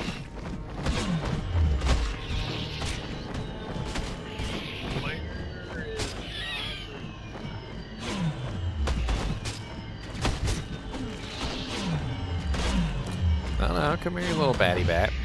Where'd your little friend go? He ran over here.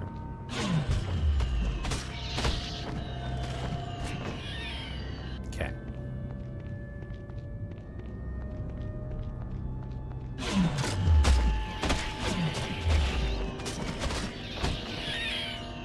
Why did your friend just like book it? Like, what was up with that? I fight the bats, and like half the time one bat stays to fight and the other bat just like runs past me and just starts flying away. He's like, yeah, F this. It's like, I'm not fighting this guy. He's got magical shields and thing. I'm just a bat. I'm not even a good bat. I'm just like a crappy. I don't think I'm a vampire bat. I'm just like a crappy bat. I'm like El Bato. Something happened because I'm about to drown. Sword. I got a sword.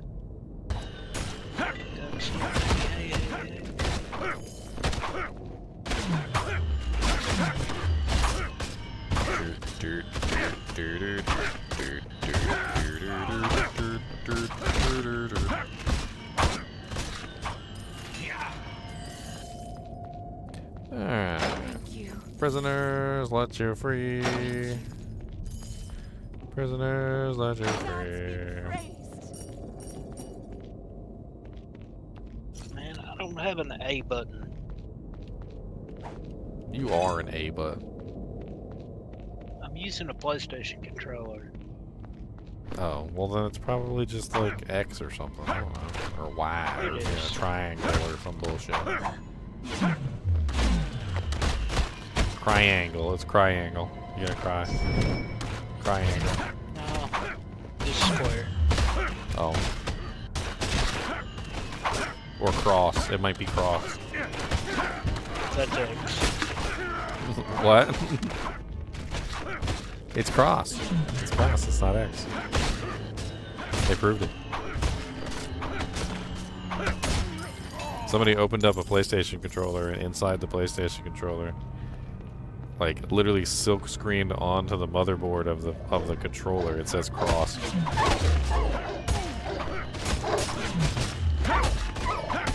It has all the other names there too. It's got X and triangle, and those are all correct. Apparently it's not X, it's cross. Made me laugh when I saw it. I'm like, that's totally an X. Like, it's definitely an X. I bet you it's patent reasons. I bet you somebody, like Nintendo or Xbox or something probably already patented the X, and so they couldn't actually patent X, so they had to patent cross instead. I bet you that's exactly the reason why. Just patent reasons. Patent. Skeleton. Get over here.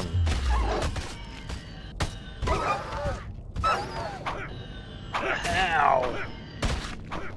Yeah, hope you broke your leg again. I just haven't quite figured out the move around yet.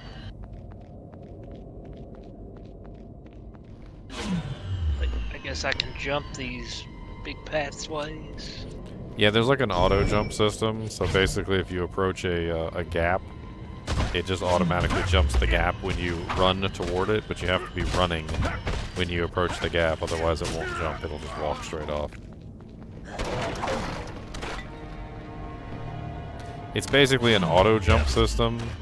Not really particularly fond of auto jump systems, but that'd be what it'd be. Okay, well, that one. Because I keep falling down to the level below. Can't make it. I cannot jump the distance. You're gonna have to toss me. I'll toss you. Don't tell the elf.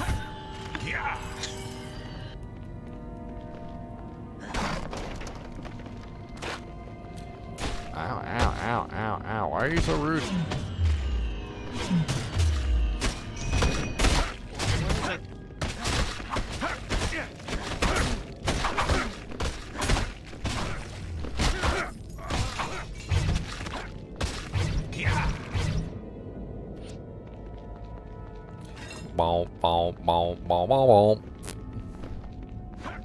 My skeleton has no weapon chunks and he's just punching everything.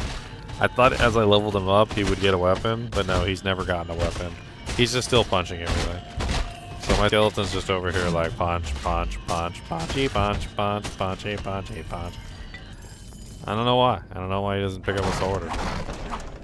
I gave him like a big iron tea kettle, like a big iron, like cast iron pot. I told him to swing that around. He didn't listen. Okay. Well, it didn't give you much room for error.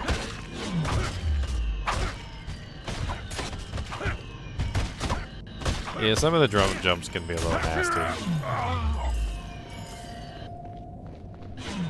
There's definitely a whole fall damage dynamic in the game where they're constantly like punishing you for falling in frickin' No More Rest for the Wicked. It'll be great to see that game when it comes out fully. I think it's going to be a great one to make like a guild in and have some fun. Sharing items looks really fun too, because the cursed items can be really neat. And I think you could build like entire characters around the cursed items. Same thing with the uniques. There's quite a few really unique uniques. You're really unique. I am. Oh, thank you. I appreciate it. I always, my mom always told me I was special. She always told me I was a special young boy. I always wondered why moms do that, or like moms and grandmas and stuff, why they always do that thing where they're like, doesn't matter what their kid looks like, he could literally have like one eye and like 2 teeth to his face and like his nose could be crooked, and they'll still always say, "My handsome boy." It'd be like, we need to be realistic here, alright? Johnny ain't winning no beauty contests, alright? I don't even think he classifies as handsome. Like, let's be perfectly honest. Gods be praised. You freed the hostages in the area, but they say one more is in Argash's hold. You are given a key stolen from one of the captors. Oh, nice. Good job stealing keys. Nice hard work there from the AI. Yeah. Steal them keys for me. Keys, steal them keys, keys, steal them keys. I don't know if I explored the entire previous area. I'll have to go back a little bit and check. me do a quick save. Let's go. Let's go. It's me. Let's go.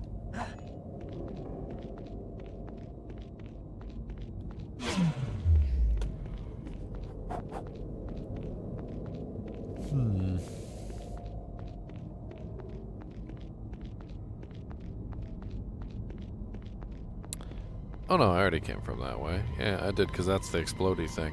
So I didn't go north then? No, I didn't go north. That's the way I didn't go. I hope that guy's on my side.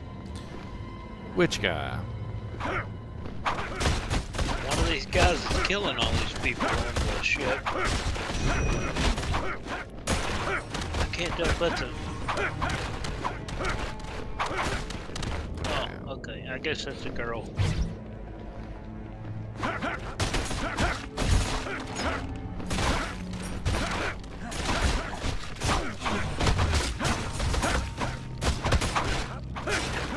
Dang, stupid. So many little frickin' throwing dagger little monsters. Dagger, dagger, dagger, throwing dagger, dagger, dagger, dagger, dagger, dagger, dagger, throwing dagger, dagger, dagger, dagger.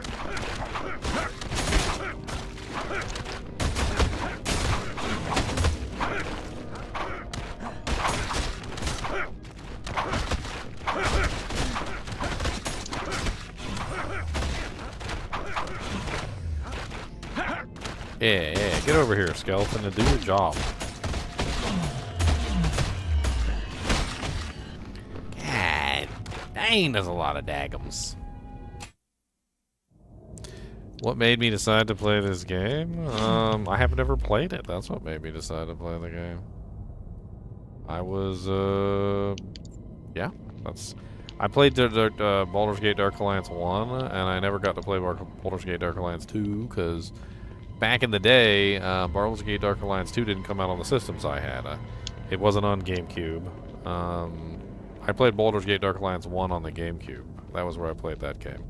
And then 2 came out, I think 2 came out on the Xbox, and it came out on like the PlayStation 2 or something, and it didn't come out on the, it didn't come out on my preferred console of choice, basically.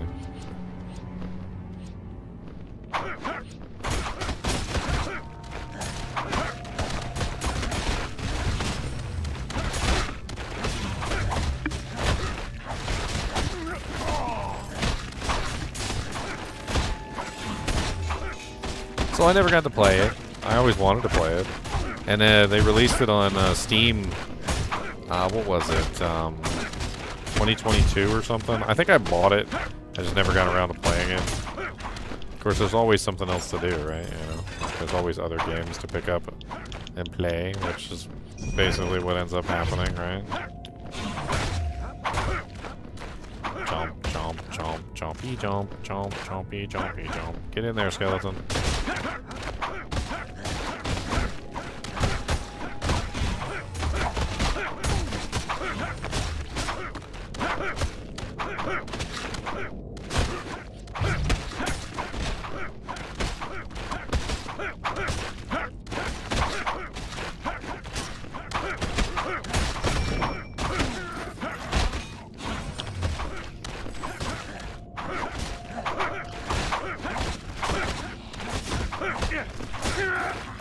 That was a pain in the butt. I'm gonna go save it after this.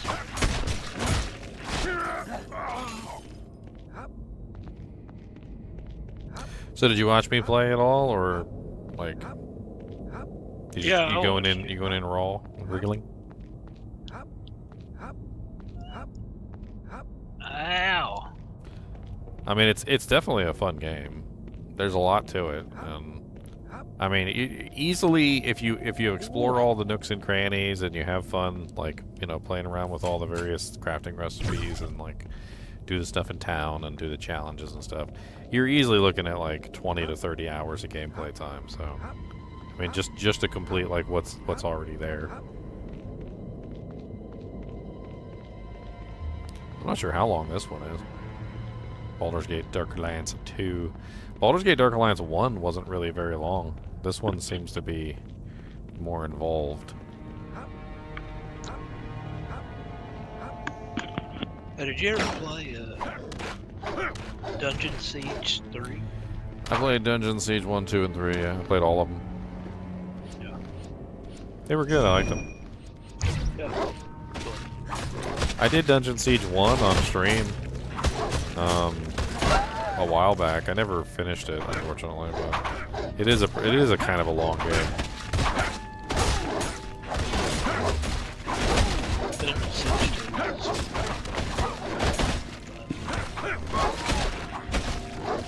I don't remember the expansion.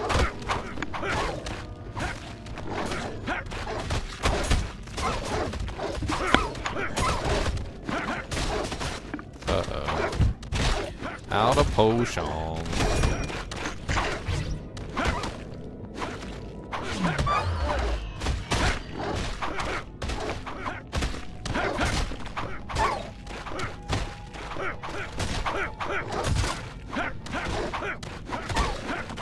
Punch the doggy. Punch that doggy, dozy do. Come on, punch him in the nose. Leave Kubis alone. Oh, I punch Cody in the nose all the time. He deserves it. This is Cody's mean. Well, the other day, he literally stepped on my freaking neck. And I'm like, I'm the bad guy for trying to get his foot out of my throat. And then when like a little while later, he's like using his paws to like tell me that he doesn't want to do whatever I'm, like he doesn't want to go away. It's like I'm like, I would really appreciate it if he would not step on my neck. And then he's going like this with his paw, and he literally scratches my freaking eye. Like literally, his freaking toenail goes in my eyeball. He's saying, "Come on, dude, I got poop." No, he was just being a jerk. He does this really jerky thing, like at nighttime when we're all going to bed, where he starts to, because we're laying down and we look less intimidating or something. I don't know exactly what it is, but he starts to get really uppity and starts to demand things. Like, I kid you not, he will literally demand pets. Like, you'll start petting him. You'll start petting him. Look, you'll start petting him, and then if you stop, he goes. Well, yeah, he wasn't ready for you to quit. And then if you start petting him again, he stops. And then if you stop petting him, like he literally like a little baby, like a little freaking baby. Yeah, he'll literally just sit there. You're supposed to pet him until he falls asleep. then you're allowed to go to bed. Baby, a baby. That's what dogs are. Him's a big baby. Babies. Him's a big monster baby. Babe, baby. Right now he's taking a nap. He's looking at me though because he hears me talking about him. He said, "I can see you." He said, "And you know I can see you, right?" Alright. I'm off the ship.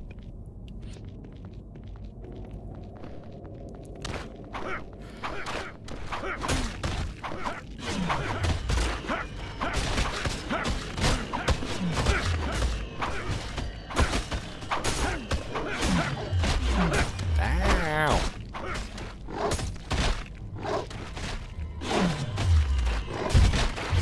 Is it worth going into the water to try to find anything? Are you at the beach? Yeah. There actually is some stuff near the edges of the water. Like usually you can reach it before you run out of stamina, so. But I mean, I'm not gonna like die out here, am I? Get eaten by a shark? I think if you run out of stamina, you just appear back on the beach like unconscious or whatever. I don't have a fishing rod. Yeah, you don't got a fishing rod yet. It's unfortunate. I got a hat. I'm gonna put my hat on. You should put a hat on. Keep your head I did warm. put a hat on. I found a copper axe. Oh, that's a crab. Copper axe is for chopping down trees. Put it in your tool slot so you can chop down trees. You're gonna need a bunch of pine wood, so you might as well collect as much pine wood as you can. Tool slot.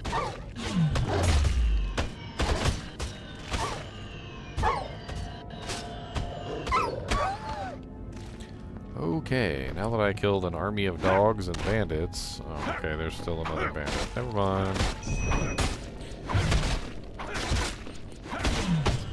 Always gotta be mean to me. I don't have a tool slot. Good. Man, that room was rough. I ain't gonna lie about that. That was not a nice room. How do I know what a tool slot is? Go to your inventory, it's down at the bottom. The bottom slots on your equipment. Top is your weapon, middle is your armor, middle is your rings, and then below the rings is your tool slots. You've got like a couple tool slots. I can't carry anything. It's not showing up anywhere. You just drag it over. I mean, you don't. No, I mean it's down there. I'm just saying it's not like showing up in like as I'm moving around. So yeah, you got to go to a tree. So find a. Oh, okay. Find a tree. It's for chopping wood. What happens if I jump down here? Do I die? You can't chop down every tree, but a lot of trees. You can chop down a lot of trees.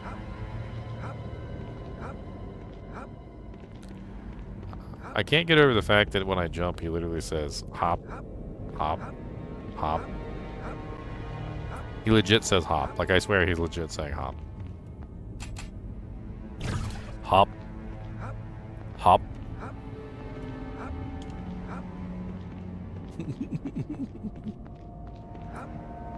Do I have any points to spend on my Necromancer? I got no points. Okay. Pointy, pointy, pointy points. Got the pointy, pointy points.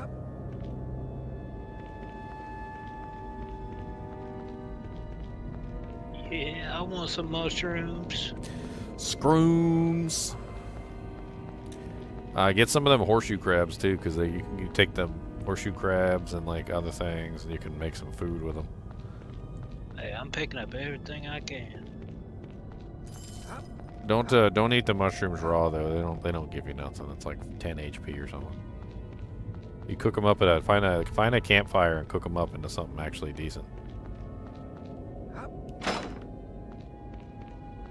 There should be a campfire. There should be a campfire on the beach. There's some guy over here telling me to come over there, but I'm still looking for stuff. There's also secrets all over the place, so look for breakable walls and like little hidey nook corners and a bunch of other stuff. It's a whole thing. More crabs. Wretch, what were you doing? You were to guard the hostages and not harm them in any way. Was I unclear in my instructions, or perhaps you were purposely trying to anger me? Perhaps I should send you to Mistress Luvia. What is this, the Hunchback of Notre Dame? Hacked up for spare parts, yes? It sickens me to think that any part of your kind might have been used in my making. You're in charge now. Lead the hostages back to your main camp. You Red Fangs can guard the miserable lot for a time. My spies have told me that there may be an attack on the Hands of Glory in an attempt to rescue them. Someone's here. Men, spread out and kill everyone you find. Hey, I'll spread out and kill everyone I find, alright? Argesh the Gouger.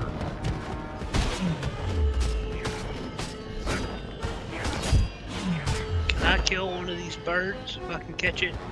You know, I never tried to kill the birds.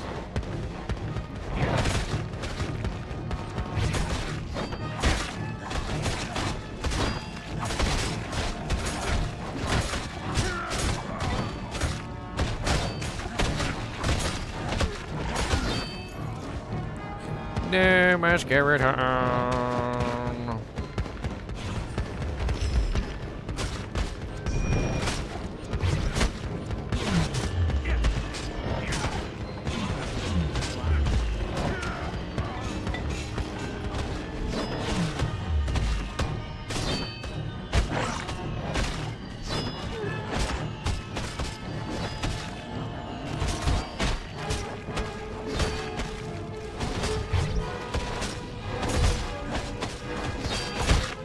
and slash. Hack and slash. Slash and hack. Ow, it hurts.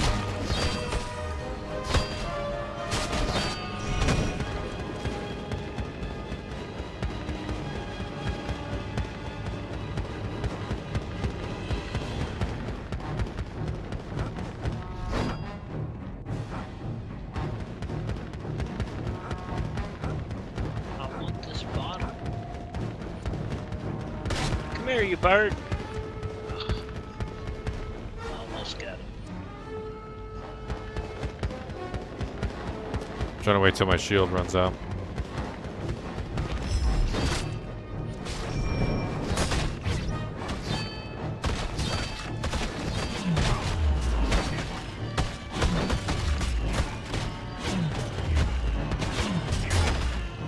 Got some clay.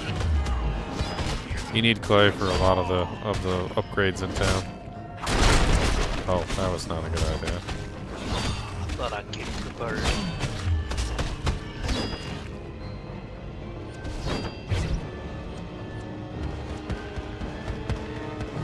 No.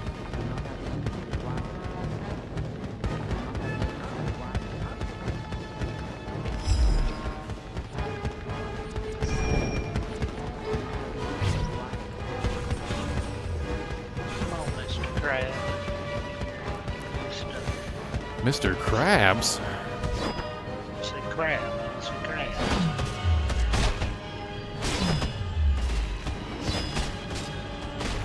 Argesh the Gouger is gonna gouge me.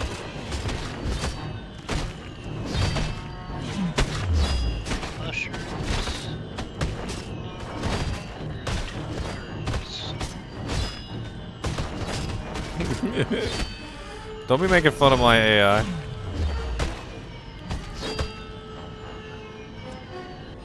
How do I know what to cook? I think you do need recipes for some. I thought you started with one though. You don't have any recipe at all? I don't know. Is there anything on the right when you click on the campfire?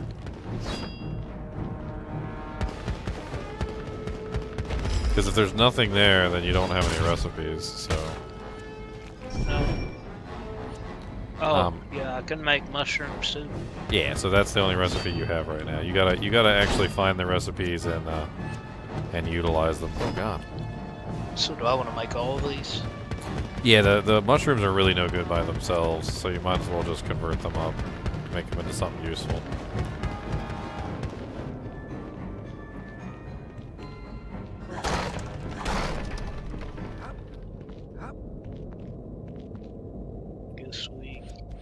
How do you save it? There's a it actually kind of auto saves, but there's special little like things you click on. They're basically campfires. Like they're basically campfires, just like in frickin' Elden Ring bonfires. But they look different. They call them, what do they call them in this game? Whispers. I think they call them whispers. And I wouldn't have found any yet. I mean, it's really obvious when you find one. They're glowy. They have these little blue strands that kind of like reach out to you, and when they reach out to you, they kind of like hold on to you and like pull you toward them. It doesn't actually pull you, but like it's kind of like the bonfire is reaching out to you.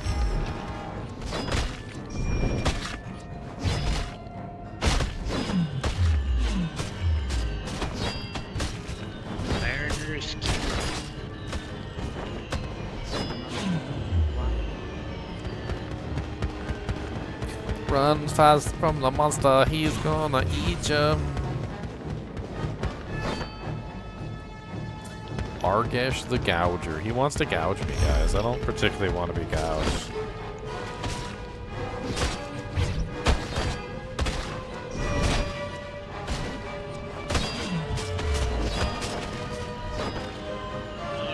Man, he hits so freaking hard. I don't have a weapon.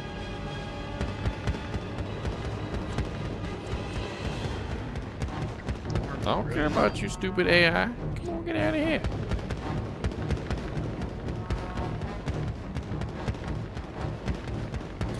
The fact that he can't even, like, come over here and hit me is hilarious.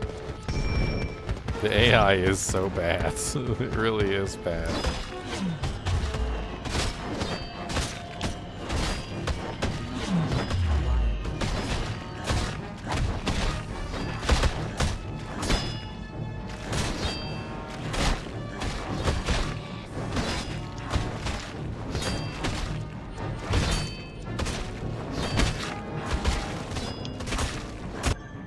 Searching Argus's disfigured body, you find a map to the Red Fang's secret base and a small iron key. Why, thank you, Red Fang. Die. Nobody liked you, Hunchback of Notre Dame knockoff.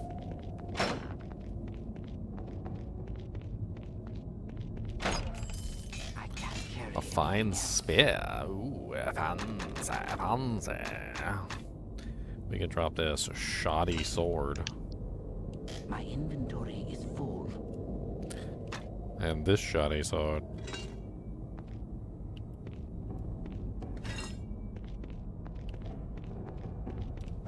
Man, why can't I take these guys' weapons? My thanks. You have successfully freed all hostages in the hands of the Glory Hideout, who shall return to Randella.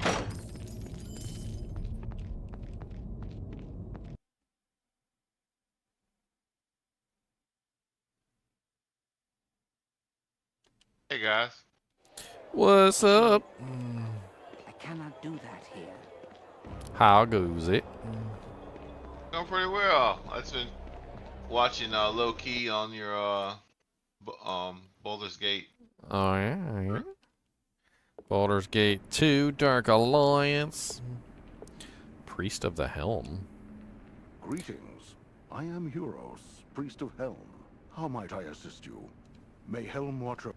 Just FYI, Mr. Gouger, the voice actor for Mr. Gouger is the same guy who voiced over Colonel Paktarl on Klingon Academy. Mm.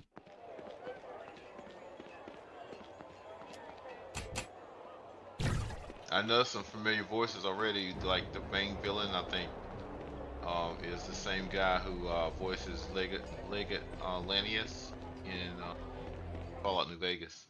You know, it's funny, and I used to watch a lot of animes, and I did like dubs and subs and all that sort of stuff. And one of the things that really started to bother me after watching, like, you know, a large number of anime was that the voice actors were basically all the same.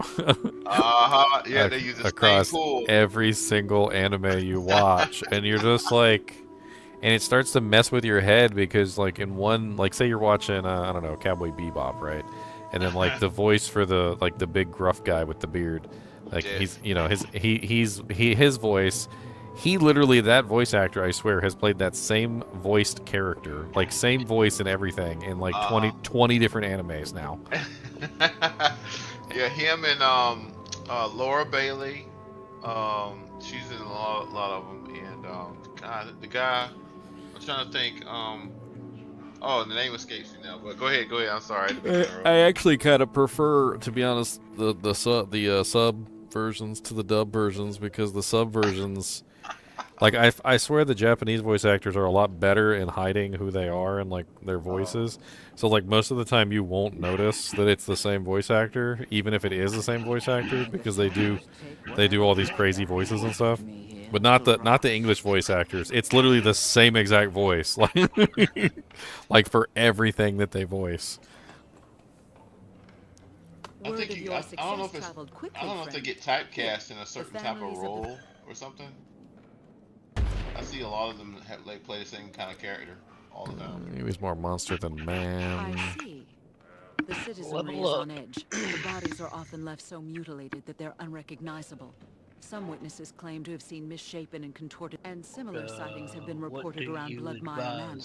Perhaps you should start your search there. It's on the northeastern side of For what? What do you want advice for what? I leveled up. Oh, I mean, you can't really go wrong with weight if you want to wear anything other than light equipment. There's the weight class thing. That whole weight class thing is crazy. Like you're not going to be able to put on anything other than light equipment unless you start pumping that. Health is a good just equipment load. Health is a good one too. Early on, I would recommend health. So equipment load, health, stamina, and focus aren't really too terrible either. The strength, dexterity, intelligence, and faith are almost strictly used just for determining which weapon you want to put on. So if you figure out what weapon class you want to use, then start working toward that weapon class. But I wouldn't even touch them until you know what weapon class you want to like put your points into.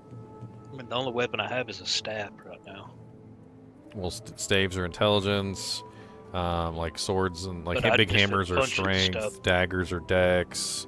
There's a lot of weapons that are like dual between the two. So you get like some weapons that are like strength dex, and some weapons are like dex intelligence, and then there's other weapons that are like strength faith.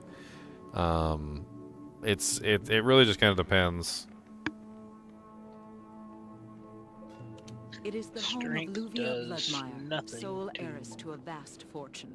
Many have sent sons there in hopes of marrying Bloodmire. Nope, like I gold. said, it seems to be She strictly turns them all used for away. She's an eccentric. determining the weapon that you're going to use. Like it's just like equipment, like being able to equip an item.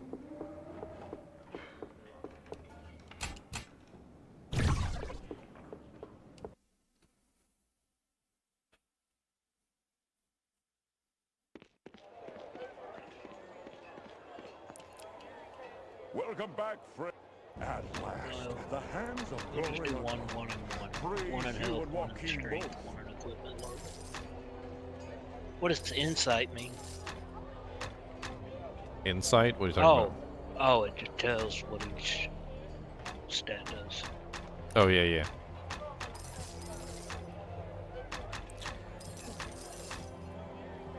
Eight to 12 Morning Star. That's kind of nice. Maybe I'll switch over to the Morning Star. That sounds good. I'll conk him in the head with that thing. Is that a two-handed or a one-handed? 3 to 9.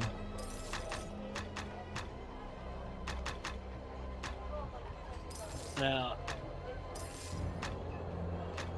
how do I know, like, what weapon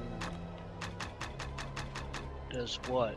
Because I have a shield and a two-handed staff. I don't know where I got a shield.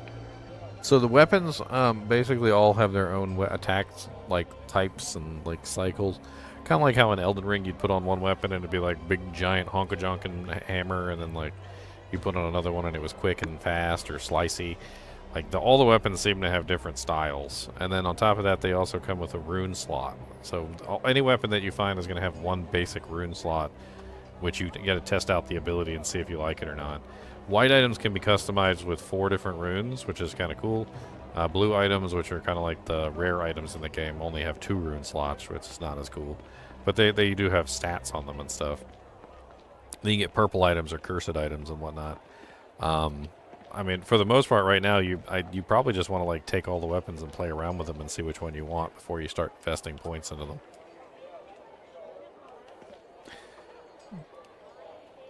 Welcome, friend. But I thought you said once you put a weapon on, like, it kind of locks you to it. Yeah, because you have to build the points for it. Oh, So when you so you're just saying no respecs. there's no respecs, yes, and also you're not going to be able to put on any other weapon. There's not enough points. So like if you put 42 points into strength, you're not putting on any dex or any other intelligence or anything else. Like you're only going to be putting on strength weapons. So Okay, that's but I why can- that's what I'm saying. Like figure out what you want now before you start investing your points. Well, I don't know what I want now because I've never. Exactly. So you just need to like pick up weapons and play around with them.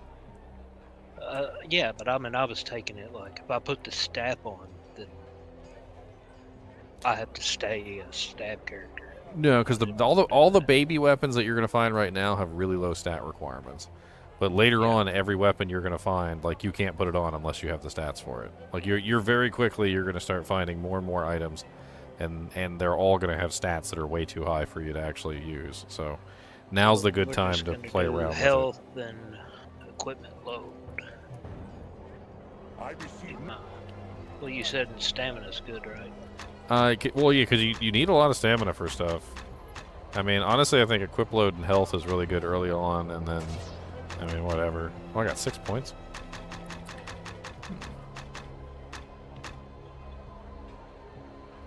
Increases the effectiveness of various spells.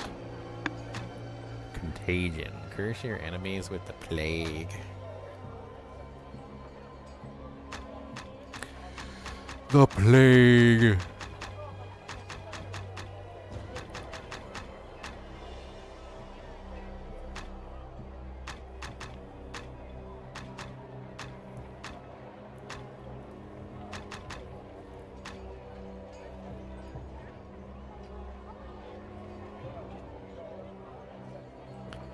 Am I going to stream the full game? I'm definitely going to try. I don't know how long it takes to beat this game, but unless something else pops up, I don't really have anything else to do for right now. I mean, I got like other. I could do, I was gonna play for as long as I could tonight. We'll probably pick it up tomorrow too. I kind of feel like haste and shield are like my best important things right now to kind of just like beef up my little minion as much as possible. What the crap? It just used my health to cast a spell that does nothing. What'd you cast? What is it? I don't know. I hit Y. The top one on the staff. It's like a forward, and it's got a half of an arrow going one way or another half of an arrow going. Is that channel? Direction. Go into the inventory and look at it. Is it channel? Yeah, it's one that I had to channel. Is it say channel? Is that what it says? Yeah. Yeah, okay, so what channel does is it sacrifices your health to give you focus so that you can cast a spell. So it basically channels your health into focus and gives you the ability to cast your big attacks. It's really useful if you combine it with another ability that allows you to heal yourself. There's one called Healing Pulse that works really well, and you can use both of them together to basically build focus and keep yourself healed. How do I turn my mini-map on? Is there a mini-map? Yeah. I turned it on. It was in the settings, I think. I need something else. I got Animate Dead's already maxed, which doesn't okay. I don't really need alchemy, accuracy. Alchemical lore seems kind of nice to be able to swap potions.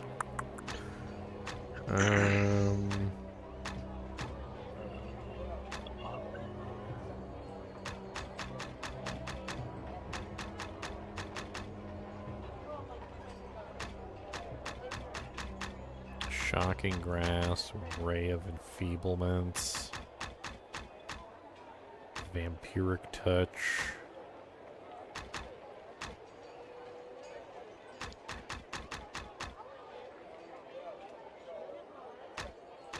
I don't know, I feel like my magic regenerate here would be helpful too, and then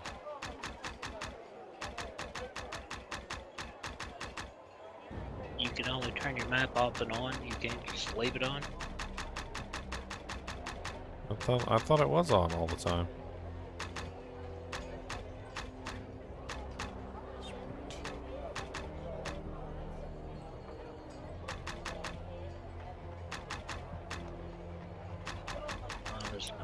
Let's go for willpower right now. I cannot do that here. Ah, I can't summon my ally while I'm here. Alright, so we gotta go to the Blood Manor. Go ahead and save it. I think I should feel honored, man. I just got a Google ad pitching how to get into Harvard and Yale college course. Oh. All them scientific testings that we do. Well, more specifically, they want me to get my kid into college with Ivy League schools. They're pitching their program on how to do it. Which I don't have a kid, so I'm not sure what that's about. But you ever seen them jokes where the guy's like, or the girl goes up to his husband's phone while it's sitting on the table? She doesn't touch it, but she just like, she whispers into the phone. She's like, ring, ring, ring, wedding, wedding, wedding, ring, ring, ring, curtains, curtains, curtains. Like she just like throws all the keyword buzzwords out so that he starts getting ads for everything. Man. What the crap have I done here? Man, I'm getting my butt whooped.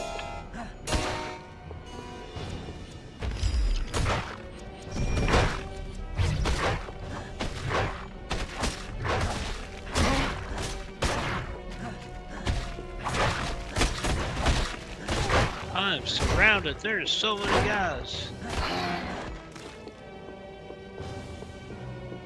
Well, I died. I mean, that's pretty much par for the course with that game. Leaped off a cliff, getting away from like 7 guys, but somehow got. You'll never catch me alive, Batman!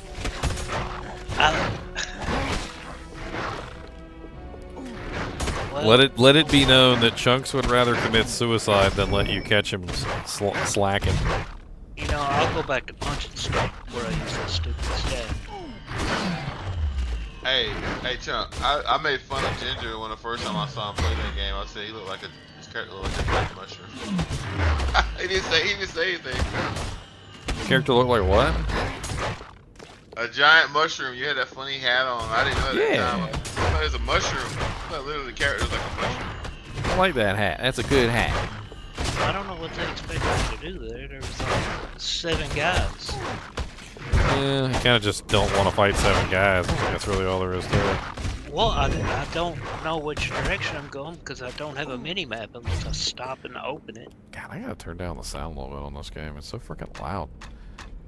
I turned it down in advance, and it's still like way too loud. Yeah, everything. Okay, get in there, buddy. You can do this. I believe in you.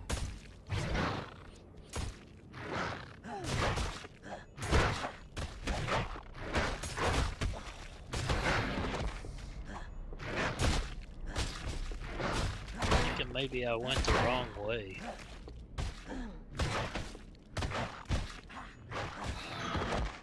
Or maybe I didn't.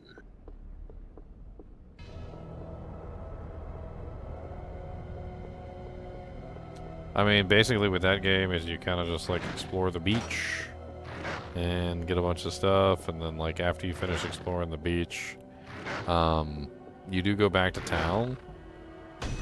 Like you're basically, your goal is to get to town. Like that's kind of like your first goal. And much like in most Dark Souls games, you're probably gonna have to fight a boss type monster before you get to town. So, you know, Dark Souls they usually throw a boss at you like first thing. Just scrap bomb.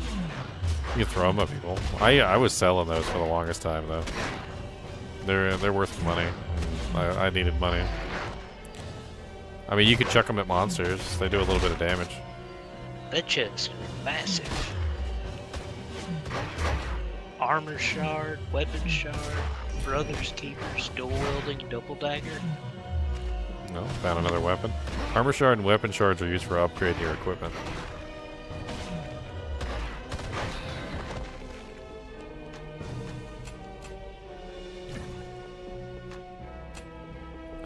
Alright, this place is nasty and I don't like it. Well, I'm like way out in the middle of the ocean.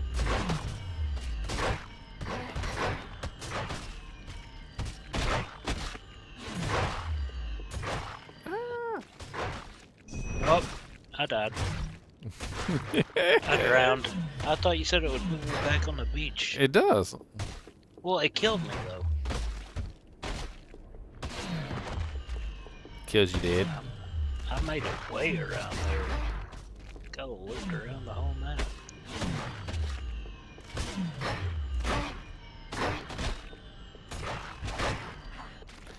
Oh my god, these guys are so ugh. They just run around in circles. Like, stand still for a second, you little turds.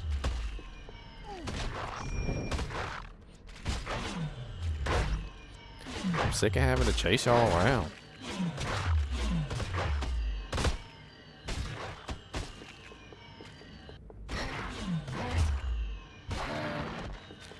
Yeah, stay dead. Nobody like you.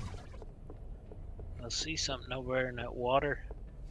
There's definitely stuff hidden all over the place in the game. So exploring is going to be one thing that you're gonna want to do. He wants it. Get me out of this water. Oh. Come on, it's way up there. How do I get to it?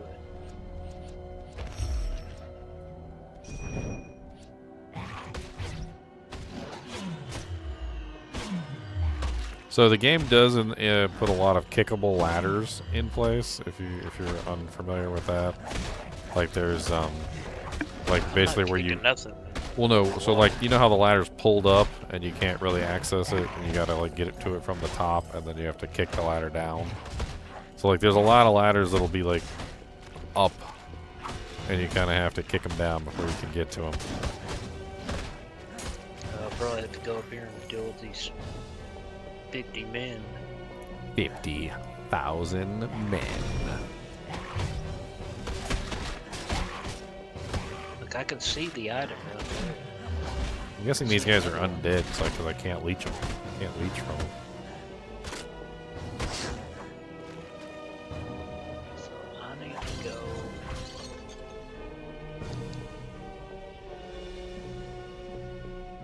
What the hell even is this place?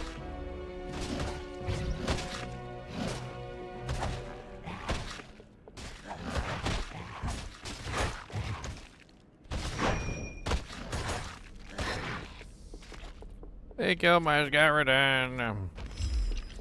You meanie freaking skeleton killers.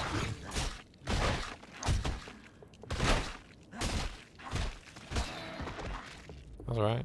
My skeleton is beast. Don't be messing with my skeleton. Cause I like big skeletons and I cannot lie. That guy's shooting arrows at me and I don't like it. Yeah, they're not very nice. He killed his friend. Mm-hmm.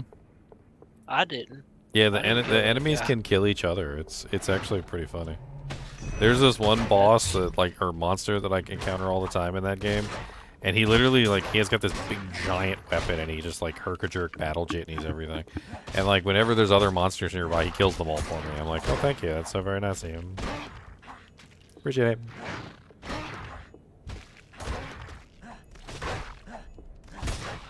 I love it when games let you do that, like basically kind of trick the monsters into killing each other.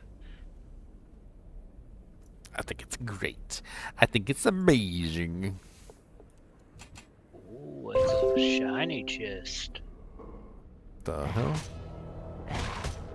More loot and a small experience potion. Okay. Yeah, just drink it. Free XP. Drink it. It's delicious. Drink it.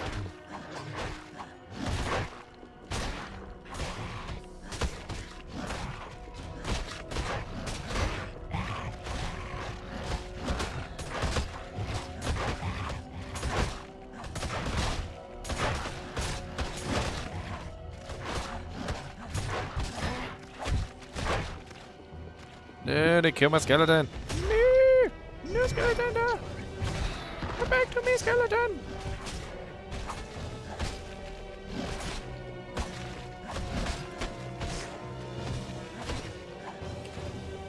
Man. This area is rough. Ain't give me no potions either. Oh good, now you can dig stuff up on the beach. No, I said I need a shovel. Oh. Well, now you can't dig yourself up on the beach because you don't got a shovel.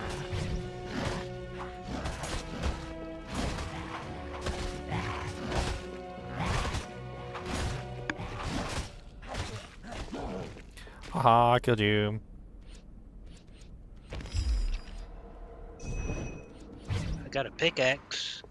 Yeah, it's good for chopping rocks.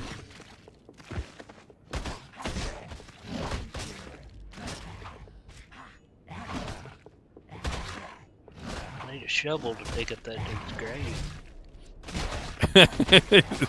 Look at you. You've been playing the game for an hour. You already grave robber. Chunks the grave robber. Ow! Man, that dude is just extremely accurate with that arrow. I come up the ladder and he just immediately shoots me in the face. Right in the face. Directly in the eye. Not even an ounce of remorse either. Just right in the eye. Wow! Yeah. Butthole? But. Woo!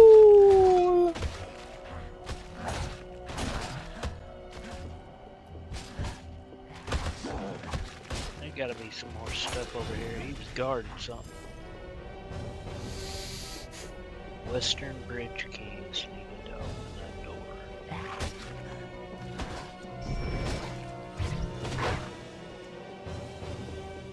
Dang it. Chop down all your trees. Yeah, chop down his cherry tree. Chop down all his trees. Skeleton, will you get over here and fight, you little turd? Eat that apple.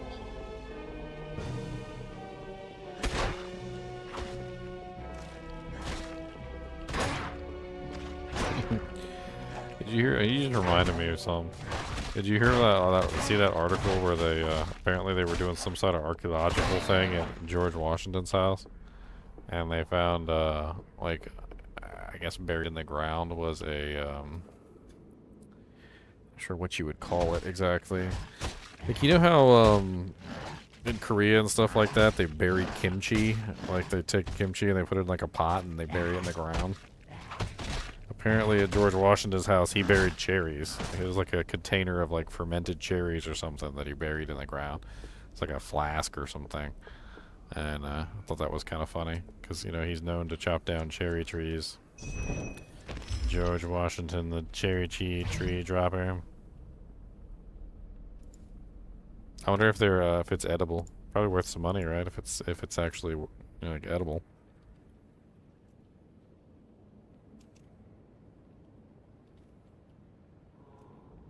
I found one of them blue thingies.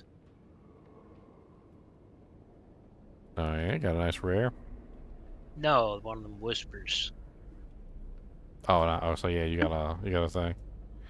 Yeah, here it is, right here. Well, while the cherry tree story is fictional, a real cherry storage artifact was recently unearthed at Mount Vernon, Washington's home in Virginia.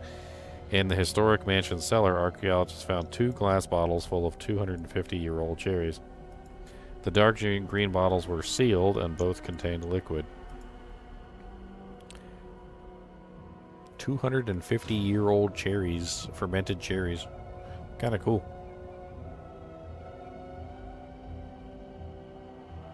A drink of choice for Washington that was made with brandy, spice, sugar, and cherry juice. That drink, however, was usually stored in larger bottles. So the team concluded this theory was unlikely. Did you get wrecked? I just got hit by some kind of bomb. Got blown Some dude up. throwing bombs at me. Yeah, they do that. They're not nice. They're not nice people. They don't love you. I'm not too... Yep, got wrecked. I'm not too fond of that guy.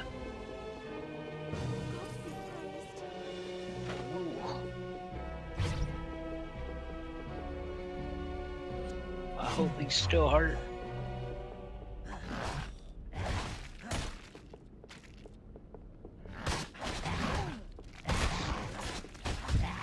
I can't see.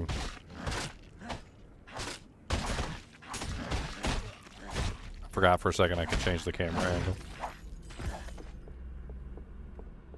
Man, I'm on fire. How do I not be on fire anymore? You burn. That's how you not be on fire. There's like a little fire bar under your name, and like when the fire bar runs out, you won't be on fire anymore. That's just stupid. You also don't get lit on fire unless that bar fills up. So you basically have you can avoid getting lit on fire by preventing that bar from filling. Okay, thank goodness. Sword.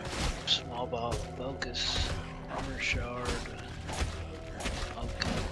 Taking these daggers off.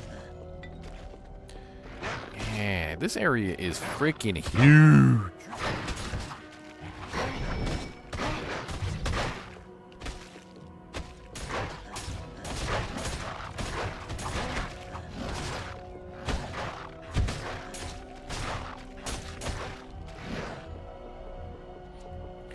I just want my skeleton to kick a booty, chickens.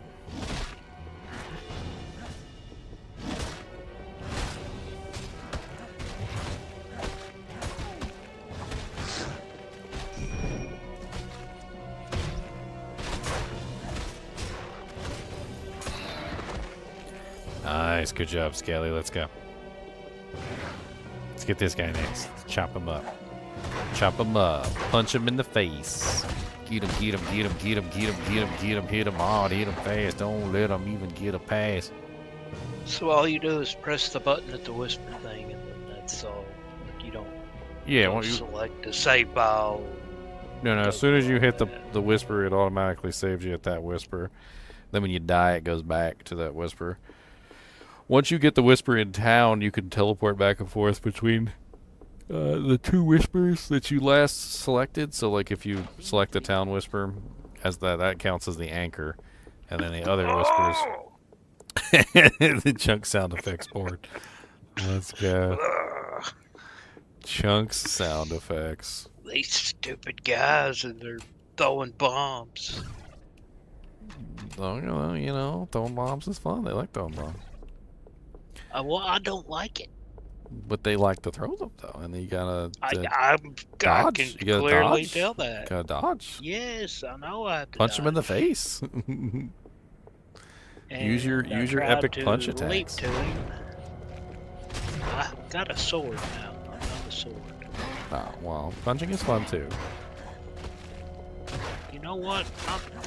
That's not working out for me.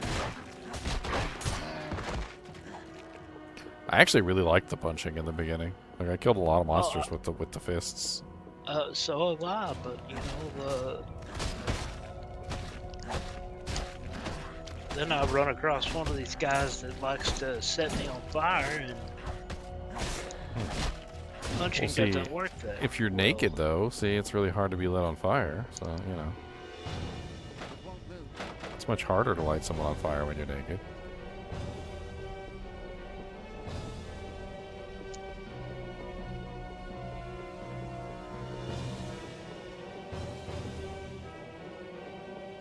Okay. We're making progress. We're killing lots of monsters. How many more monsters are there to kill? What about this door? Where's this door? Who's in here? Are you guys wants to be killed? Because I'm ready for killing. I got some haste. I'm gonna slice you up. Slicing, dicing, slicing, dicing, slicing, dicing, slicing, dicing, dicing, slicing, slicing, dicing.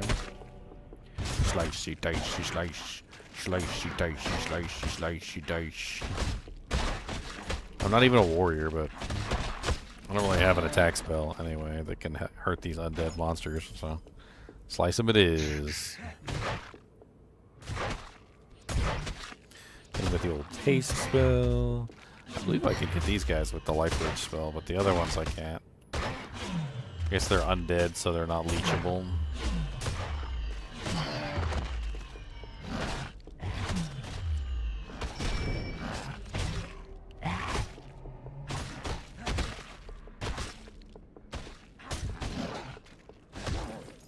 Haha, you did. Ooh, nice treasure chest. And a weapon rack. Throwing knife. Okay, let's check the other one. I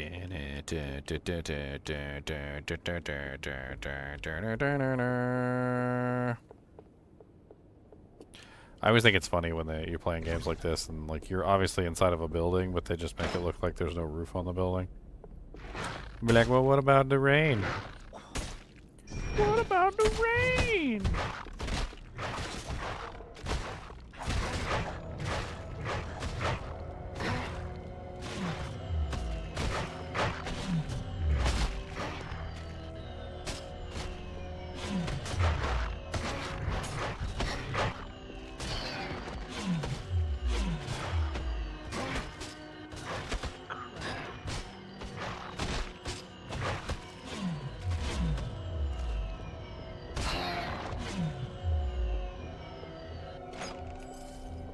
Alright. There's a villager over here. Chop you in the back. No, come here. Choppy, choppy, choppy. So do these guys respawn? What? Like out in the open world? Yes and no. Like Like if I go back to the campfire thing. From my experience, if you just like leave and come back, and you know they don't really respawn. But like if you're gone for a while, they do. Like I don't know what the time limit is or whatever, but a lot of the times if I leave for a certain period of time and then I come back, like then they'll like everything will be back. But they don't respawn either. Like so that's also part of the no, is that instead of like the monsters respawning, a lot of the times new monsters will spawn in their places. So something that you haven't seen before. So it's so the spawn locations are the same, but then like if you leave and come back after a while, like instead of I don't know like crabs there, which like on the beach where it was like crabs, but like then later when you go to the same zone, now it's like bandits and stuff, or it's you know it's a different pack of monsters. But you can basically do like infinite farming in a way, basically by just kind of like leaving and then waiting for a while and then coming back and farming whatever new stuff shows up there. But it does take a little while for things to respawn. Like you can't just leave and come back and they're back immediately. Well, I was just wondering, like, if I went back to my campfire that I found, will all the guys be back? No, not quite that fast. It happens, but it's not fast.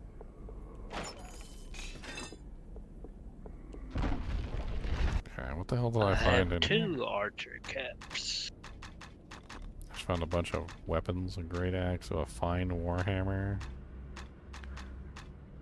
Oh yeah, I was gonna try out this morning star. I wanted to see how this morning star worked.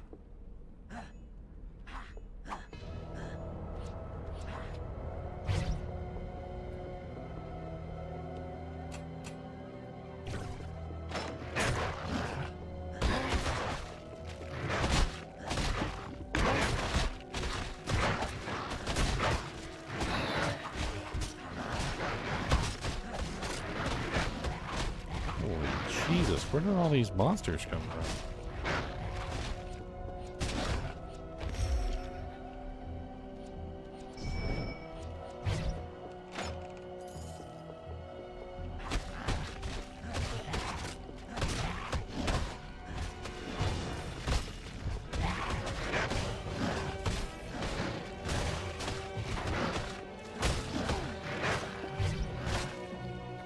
Oh, you got me. I think I literally saved it right there, too. Yeah, right before I went through the door.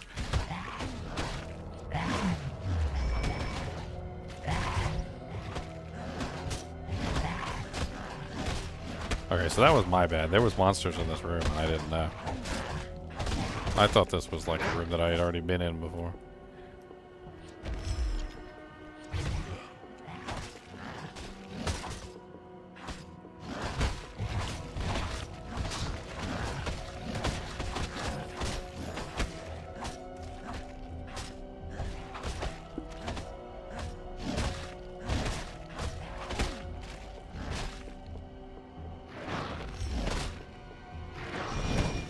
Up again. Nice.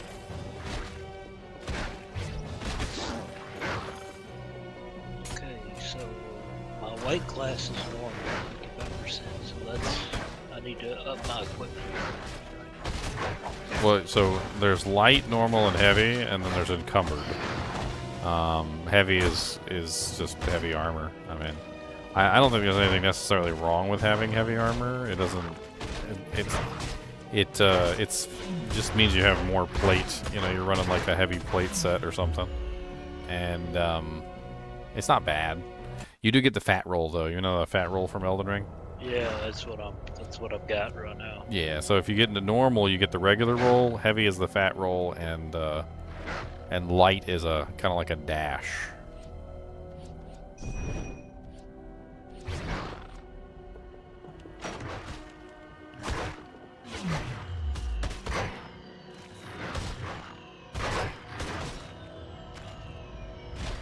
That's right, Boxing Skelly is my hero.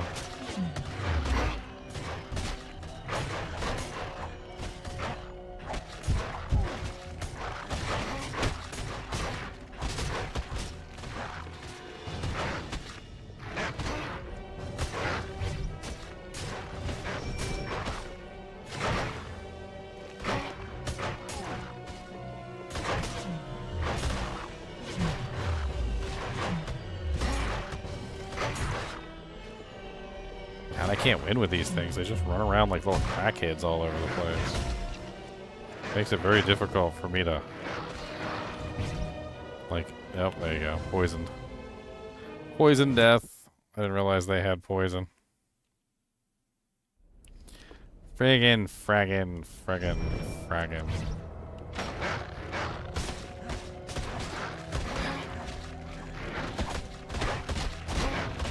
Might have to use a recall potion.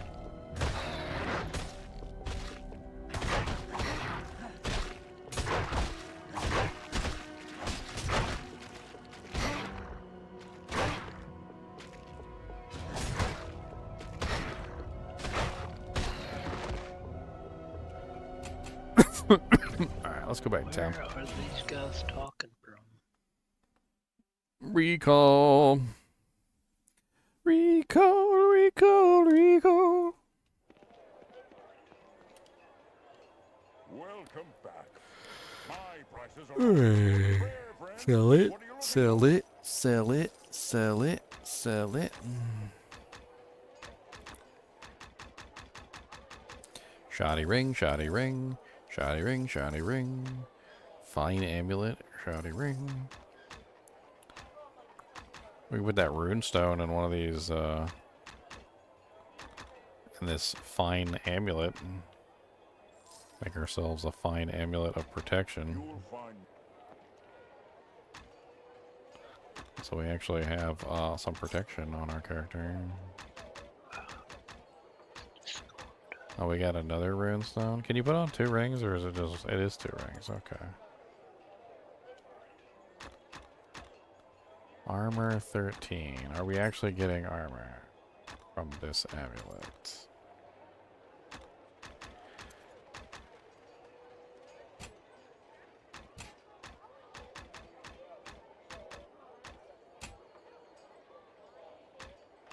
Oh, did I not do it? Why does it say no dujacks? It says no dujacks. Why did it say no dujacks? It's simple. Or if you have magical seeking arms and armor, I have everything you need right here.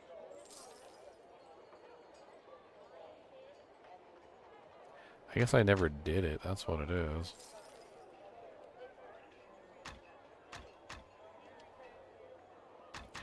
There we go. Okay. I don't have any more runes. Alright.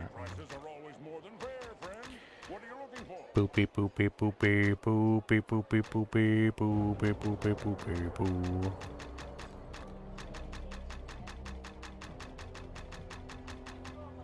A fine battle axe indeed.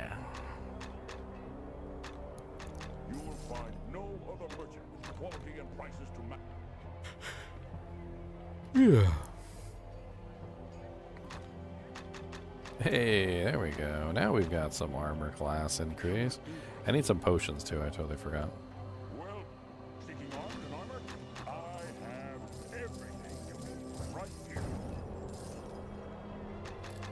Fine ring of battle. Fine keen amulets. +1 wisdom. 10% ignore knockback. What's wisdom give me? I don't even know.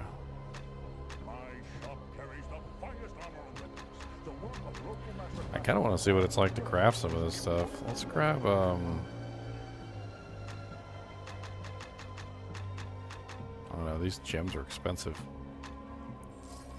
Let's grab like 2 of these. I just want to see what happens. Like, can I take my remarkable ring? My prices are always more than fair, friend. What are you looking for? Okay, so we can't do that. We can't put more than 1. Oh, we can. Okay. That goes into the same socket. Interesting. Okay, so how well does that work? Let's see what we can craft. I mean, we got money, so let's grab 3 of these. Let's grab like 3 of these and 1 of these. I don't care. Let's just play around with it. I cannot do that here. Of course, now we don't even have the money to craft the item, do we? Seeking arms and armor? I don't even think we have the money to craft the item anymore. Right here.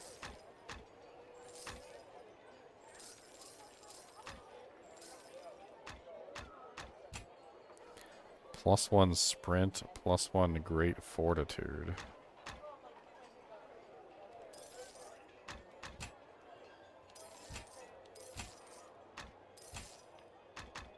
My shop carries the finest armor and weapons, the work of local master craftsmen as well. Okay. Imports from Waterdeep and Arm.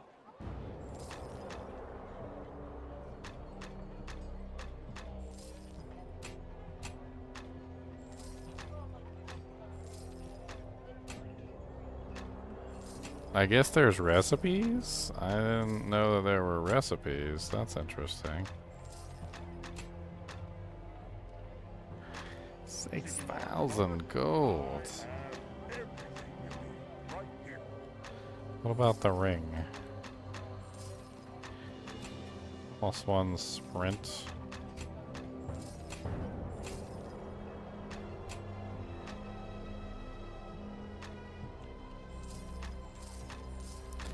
Changes the appearance of the ring every single time you like add an item. Fine ring of speed. Huh. So that's just a ring of protection. What does it take to make that? 528 gold. That's actually not bad.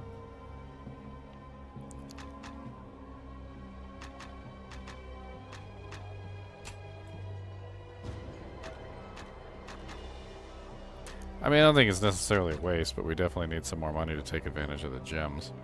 I'm sure we'll find more gems on the way, too, so... whatever. We'll find more stuff to sell.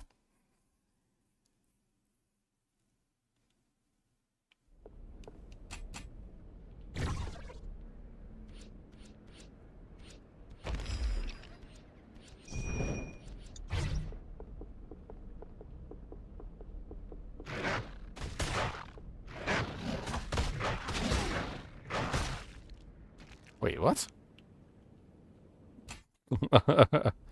I forgot my HP was low, I guess. I went in there and got wrecked. Even with my shields up.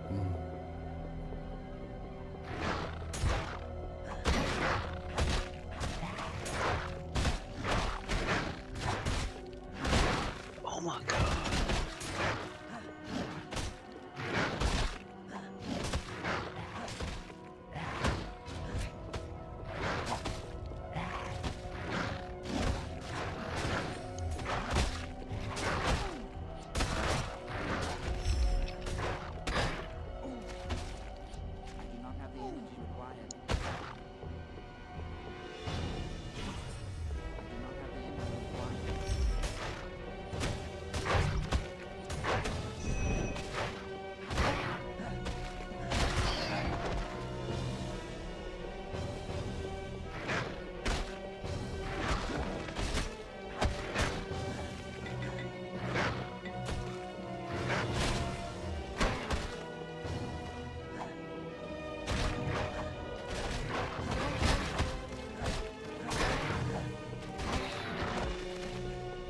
Right. Yeah, dang, it feels like there's 8 trillion monsters in this place. I just want to leave, dang it. I just want to leave. I just want to leave.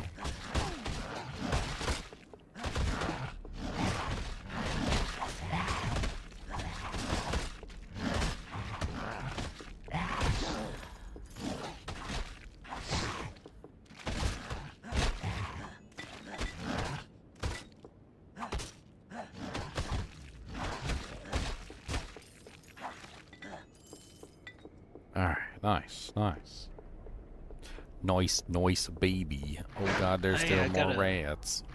I got a fishing rod. Nice, now you can go fish. Now I can officially say it. Chunks, go fish.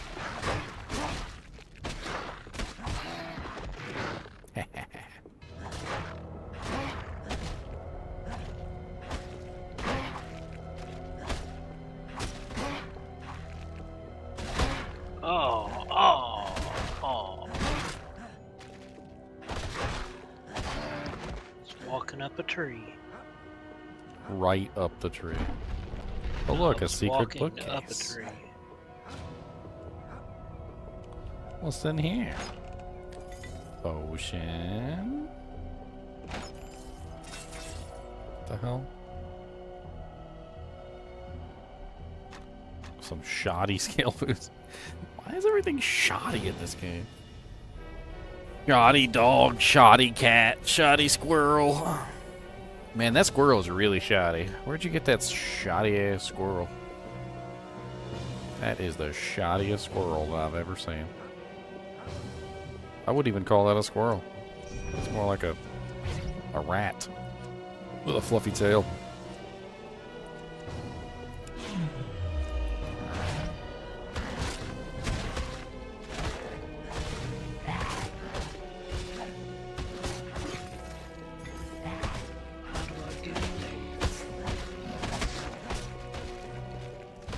He's not dead. Keep punching him while he's on the ground. Kick them while they're down.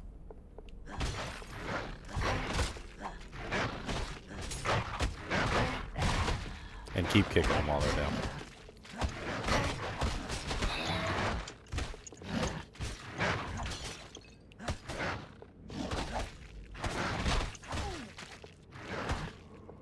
No, the skeleton. Skeleton, skeleton. Radioactive skeleton.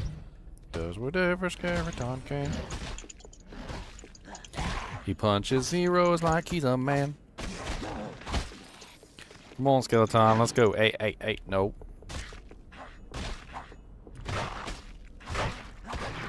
Come on, get in there and punch him. Punch him with all your might.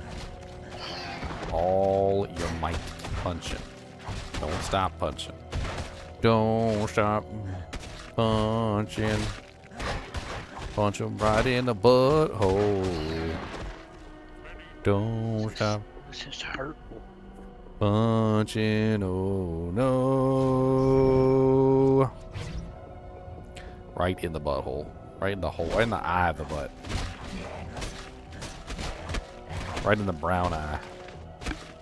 Right in the brown eye of the butt. So if I click on that whisper thing, You're locked to it, and if you die, you will come back to it. well, I mean, and then I go to exit it to menu. Yeah, you can exit safe. anywhere. You're generally okay. Yeah. When you get to town, there's like a bed you can go sleep in when you rest. I haven't made it that far. I don't know how to get over it. It says I had to use that key on the mess hall, but I can't find the mess hall. Probably best when the guys. It's in that little town. There's a guy in there who offers. He's like the blacksmith for the made town. it to a town. It's like a castle. Let's call it a castle. It's in the castle. Like it's in the. There's like a courtyard, and then the mess hall is down south of the courtyard.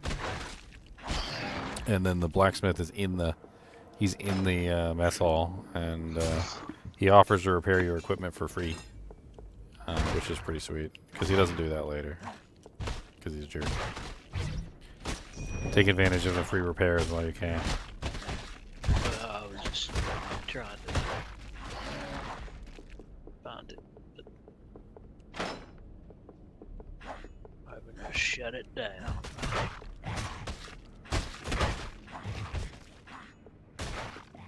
No, there's too many. Get him, skeleton. Punch him. I need to be able to outfit my skeleton with equipment. Like this is pathetic. He's been punching things for a very long time now, and it's just not acceptable. Like he's my minion. It makes me look bad that he only has a. He doesn't have a weapon. He's just fists. Like, let me get him something. Let me get him a sword or something. Or a mace, or I don't know, a doohickey, like something. Let me get him something. Get him a shield, some leather armor, or some, I don't know, something to stretch over his bones. He needs a hat too. I need to get him like a nice hat. Like he needs to look like a right proper skeleton. Right proper.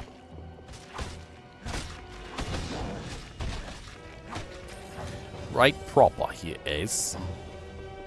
Oi, mate.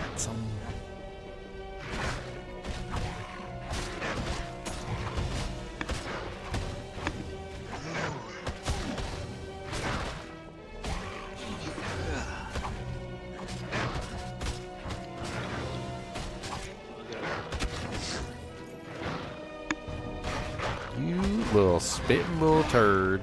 Stop spitting at me.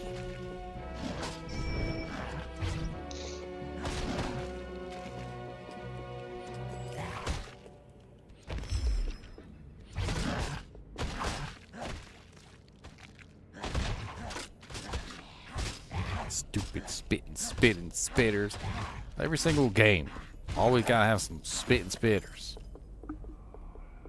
Every single game. Do you work tomorrow or tonight? Nah, not tomorrow. I worked night shift last night too, so I'm gonna be up for a while. Oh, well, I'm going to bed because I gotta get up. You gotta get up the butt crack of dawn? Yeah. You gotta get up at the butt crack of dawn, guys. Then I have to get up again on my day off the next day. At the That's butt rude. You crack of should dawn. tell them that that's not nice. Well, I have to go and get the front end aligned on my car. Oh.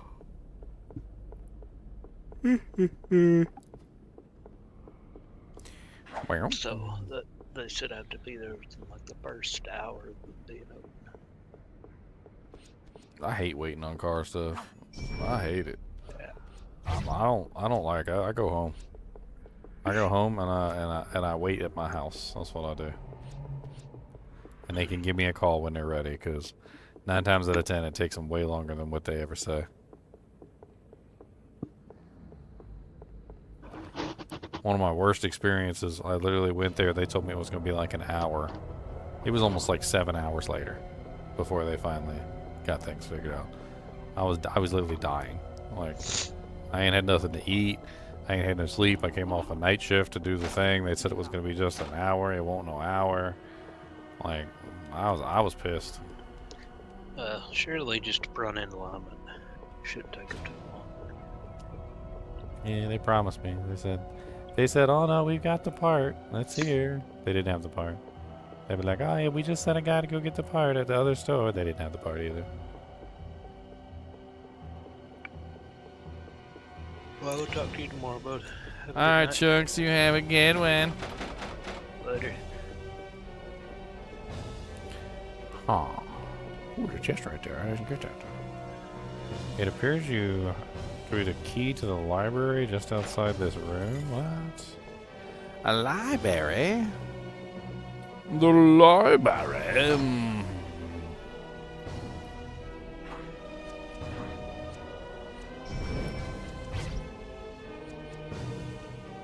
What's up, Jesse?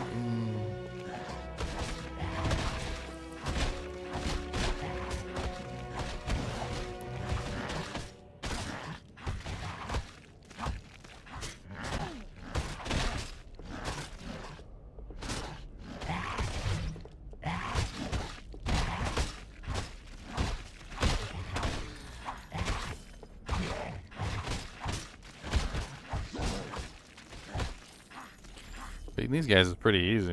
Little spiky dudes are a pain in my butt.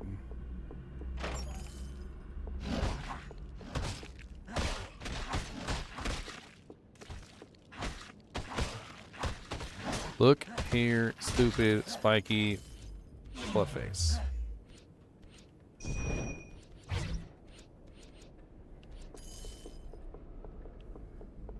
Anybody else in here?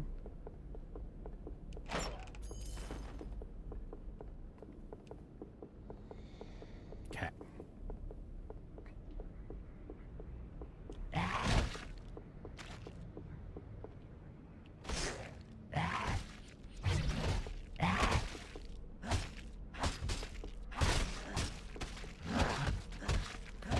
Beat you in the back of the head with a mace. Gonna hit you right in your ugly face. And when you go down, I'm gonna give you mace.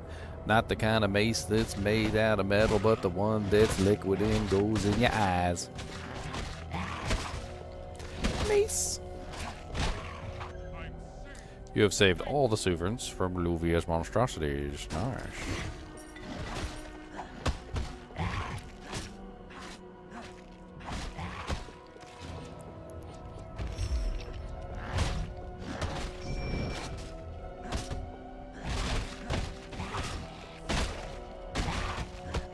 to punching, skeleton. Get to punching.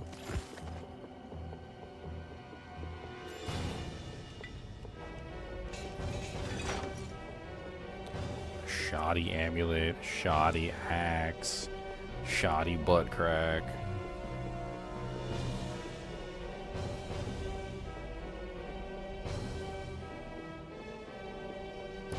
Alright, there was another zone I wanted to try and go to before we went to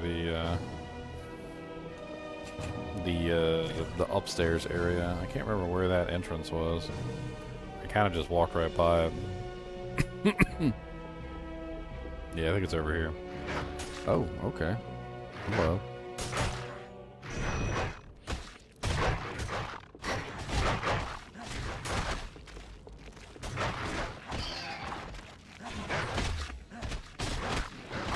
Dankster. What's up, Dank? Oh my gosh, it's so quiet. I can't hear you. Same problem. I gotta turn you up.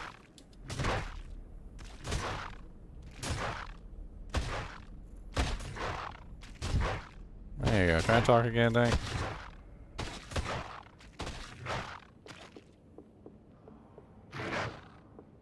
Or don't.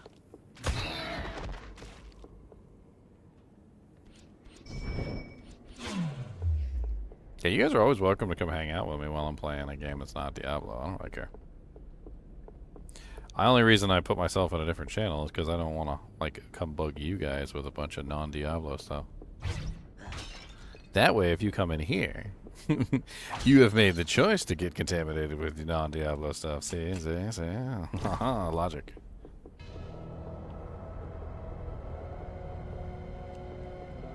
What the hell is that over there? It's like an elevator. And a secret entrance. To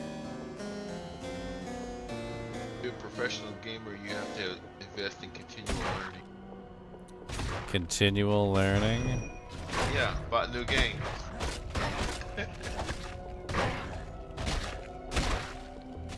Well, I think the cool thing is that a lot of knowledge from various games just kind of passes over, like, between the two. Like, as you learn more about one game, you really do kind of, like, you can apply a lot of that knowledge to other games that you play.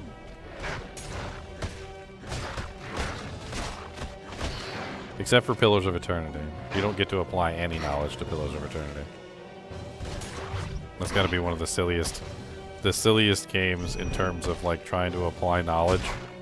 Like, there's, like, nothing in the game does what you think it does. You're like, strength. So strength surely increases my damage. No! You idiots! Why would strength increase your damage? What about constitution? That surely increases my health. No! Why would it do that? That's stupid. No. It gives you extra flapple farts. Like, you're like, what? What's a flapple fart? But, you know, we're not talking about this right now, okay? Like, you don't understand how to play the game. We get this.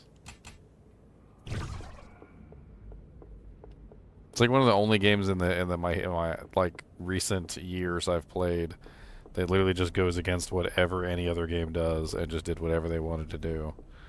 Like, intelligence did the weirdest things, like freaking strength, dex. They invented new stats, like perception and all sorts of other weird things. And then they made up like tank stats that didn't exist. Like, it was really silly. If you built your character based on like normal knowledge of the video games, you would build your tank with, you know, like constitution and stuff like that, and like, you know, trying to beef up his armor class and things like that. But no, in the game you actually wanted to build I think it was perception or something like that, because perception would give him to be able to like dodge attacks or something.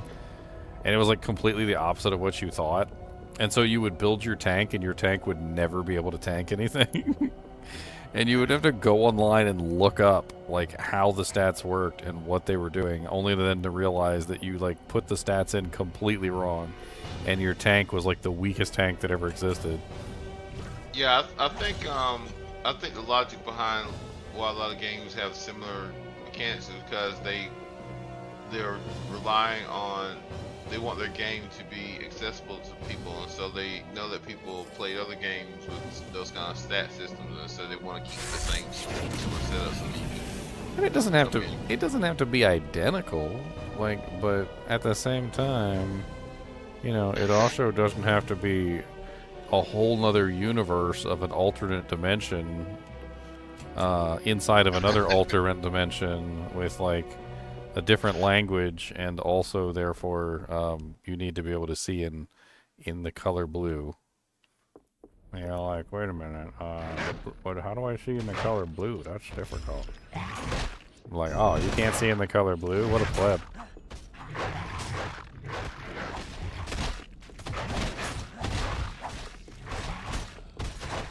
It's funny you mentioned crazy stats and what they can't, how they apply. And I was just thinking, like, I know I'm not even gonna take it seriously, but I thought it was kind of funny, the concept. But make a medieval tavern game where like there's various things you can do in it, like bar fight, drinking contests, and beat up, you know, like make passes up at the winches and stuff. And so in order to do one thing or another, you have to have a Sounds like all of my D&D parties.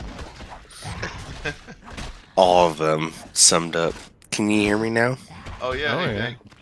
I actually turned you up too, so I need to turn you back down now. Now you're real good. Sorry. Ginger did come in here. By the way, sorry. Who was just talking? Oh, that was me. Ready? Hey. Yeah, that sounds like every D&D party I play with. Like, it all goes down at the bar. Yeah, like the tavern, whatever. Yeah, like I call the game like Tavern After Dark or something. And like, if you want to win bar fights, you gotta pump your strength stat. And if you want to like win drinking contests, you gotta like pump your constitution. And if you want to like make passes at winches, you have to like have the high charisma. I actually laughed myself silly. It was some game, like D&D style game that we were playing, and in the D&D game they had this explanation of what happened to the hero, and they're like, and our hero, after many battles and obtaining the relics of the gods, and you know, like having the gemmed horn of Valhalla or like whatever, had finally given up and had spent his time drinking away all of his possessions. and I'm like, he could drink till he's literally 1,000 and he still wouldn't drink away the amount of gold that equipment is worth. I was like, you're gonna have to come up with a better explanation why my like godly plate of the whale worth 10 trillion gold coins is missing. I like to think of it like Zagreus at the end of Hades. You just die. I mean, like, it's a much more logical explanation if somebody, like, mugs you and steals it. I mean, somebody can always sneak up behind you and catch you flat-footed and, like, knock you on the back of the head, and you pass out, right? It's a much less, like, I don't know about, like, drinking your equipment away. Your weight in equipment gold? I mean, like, how much does a beer cost? Like 1 gold? Like at yeah, that? Sorry, that's what I was just thinking. Like, if you drink your weight in gold, oh god, you'd be dead. But like, I mean, they talk about over years and years and years. But like, I'm still saying here, like, if you had a max level adventurer and he had like god tier equipment and you sold it all, you would probably get more than enough to drink like for literally decades at a bar, and still have plenty left over. Well, not if you passed it out to every winch that came through. I mean, even if you bought rounds for the whole place. I mean, the winches don't cost that much. Come on. They're not that expensive. You need to step up your joint. And they didn't say that he was spending it on the winches. They didn't add that in there. Yeah, but you can infer something, man. He's at a bar. He's at a bar, not a whorehouse. Come on. I mean, point taken. I mean, he's a hero. You don't think he was getting some of that for free? You don't think he was getting some of that for free? I'm the hero of Badashkaba. Like, oh, the hero of Badashkaba. Make love my to me. hero. Oh, you remember that show Hercules and Meleager the Mighty? That guy Meleager the Mighty, I think that was his name, Meleager the Mighty. And I remember the show Hercules. Oh, okay. With Kevin The Sorbo. second one. You said Yeah. right? Kevin Sorbo, fucking. Who doesn't remember? Who doesn't remember Kevin Sorbo? Yeah. Kevin Sorbo was the beast man. Yeah. He was a beautiful individual. Okay. Oh, just me? Really? Kevin Sorbo? It's a good-looking fellow. Okay. I mean, look, you can men can appreciate other men being handsome, and we know what's up. We know what's up. Right. It Just makes me saying, laugh he's- because there was literally a meme with him in one of it was like the His hair fake. looked It was the great. spoof 300 movie, and in the spoof 300 movie, like Kevin Sorbo and the other guy just like full open mouth kissed each other. Oh, that wasn't what I thought at all. Oh man. You don't remember that one? You don't remember that? I never saw that. Nope. Yeah, you know how like they were doing those like Not Another Teen movies and stuff like that. It was during that time period, and they did when 300 came out, they did a spoof 300 movie, and it was literally just, it was like Kevin Sorbo, and they had a bunch of other people in there for like the action roles, and literally there was some scene where like, because like in the movie 300, every single time they met each other, they did some sort of like overly dramatic like introduction to each other. I can't remember what it was specifically that they did in the 300 movie, but then in the spoof 300 movie, they literally just like open mouth kissed each other as an introduction. It wasn't like French like kiss on the cheek. It was just straight up like just like you're kissing your lover basically. But it was just like a complete stranger. Oh man. That's I gotta say it takes some cajon. I don't know cojones, but it takes some mighty inner strength as an actor to do such a scene like that. You're gonna pay me how much? Yeah, man. And and Brokeback Mountain too. When I saw that, I was like, oh my god. Oh, really? That's a really heated topic. You're gonna bring up Brokeback Mountain, but all right. I never even watched that movie, so I got nothing to say. How much would they need to pay you? I got nothing to say. I ain't even watching.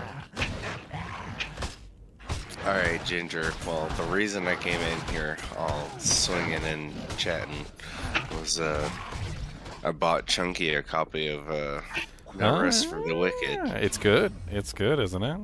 I love it, dude. Dude, it's like an ARPG mixed with Elden Ring. It's got the refinements of Elden Ring because it's not like it's got the punishment. I don't know about refinement. It's definitely got the punishment. Well, what I mean is it doesn't have the kind of like the very unrefined like Dark Souls 1 style like Souls. It's definitely a little bit better in the Souls category than the first one. Yeah, I'm really enjoying it. And, oh, secret. I'm actually the multiplayer is one of the first updates, so it should be pretty fun. And we'll have to when the multiplayer update comes out, we'll have to do a playthrough together, like on multiplayer. Maybe we'll all start new characters or something. I'm down with that. I really want to try to do the battle mage or the cleric, you know? I felt like when I played the game, I had no clue what I was doing. Like I didn't utilize the runes properly. I didn't like pick which weapon I actually wanted. Like, cause it was hard to like focus on a weapon type when you had to like dump stats into a thing. I don't know if you saw what I did, but I cheated the game basically, and I gave myself like 42 all stats with the strength, dex, intelligence, and faith, so that I could just put on. Well, no. What I did, it doesn't do anything really, because it doesn't strength, intelligence, faith, and what is it, dexterity. They don't actually do anything for your character. But what I did was I put them all to 42 so I could put on all the weapons. So I could basically like swip and swap back and forth between all the weapons and test them out. And there's There's so many weapons. Like, there's strength weapons, there's strength dex weapons, there's dex intelligence weapons, dex faith weapons, strength faith weapons, etc., etc., etc. And so, like, I was collecting weapons and playing around with all of them. And there's some really fun ones. Like, in the screenshot that I have in the No Rest for the Wicked folder, or a room, there's a big axe called the Twillbill. That one's really fun. The hammer that kind of looks like a bell on a stick, that one is really good. That one You is... just put it on for the screenshot? For what? The big axe? No. It's amazing. It's the weapon set is really fun to use. That's what I'm kind of saying. Like I actually tested them all out and played with the weapon sets and stuff. That axe is really nice. The hammer is really nice. I'm still using the plain Jane longsword. You should definitely test out some weapons. There's some really fun ones. As soon as they drop, my friend. As soon as they drop. Also, the bow is an offhand, not a weapon. So you actually use it in your offhand, and you can like put a bunch of like bow skills on it, which is kind of cool. So I just hit level 4. I don't have my second weapon slot yet. Well, you'll get it. You'll get it. You've been watching the No Rest for the Wicked streams? No, I bought the game on Thursday. I played it Thursday night, and Friday morning I took off to San Francisco on a flight.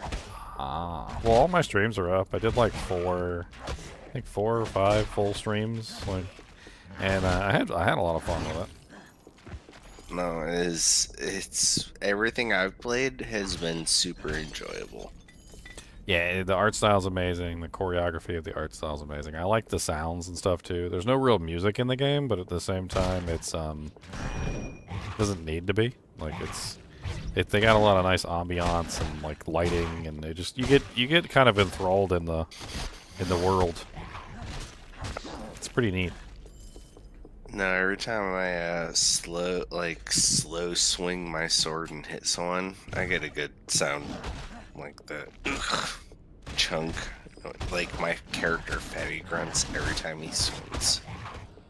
It's good.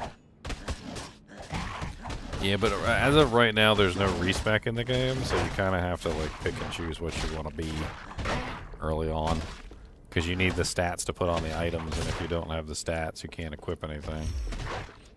So, and you don't have the items, so you're kind of just hoping for it. Well, that's the other thing, is like you can't even see if you want to put the item on because you can't use it. It's not like Elden Ring, you know, however it would let you equip the item if you didn't have the stats, and you could like see what it was like, but you couldn't actually get the full use out of it. Like, they don't let you do that, and if you can't put it on, you can't put it on, and they just don't let you touch it. It just stays red, and they laugh at you and point fingers. Nelson. I'm just thinking Nelson from Simpsons. Mm-hmm. But that's what I'm saying, like, if you want to... I did actually do a lot of testing with the weapons to play around with their weapons, like their attack cycles, and they're definitely all very different. Like, there's a lot of like rapiers that are very straightforward attacks. There's a pretty neat like saw blade that kind of has like really big sweeping attacks.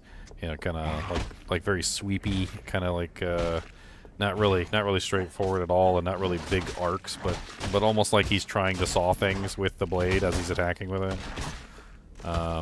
There's the hammer. There's like several different hammers, and they all have different attack cycles.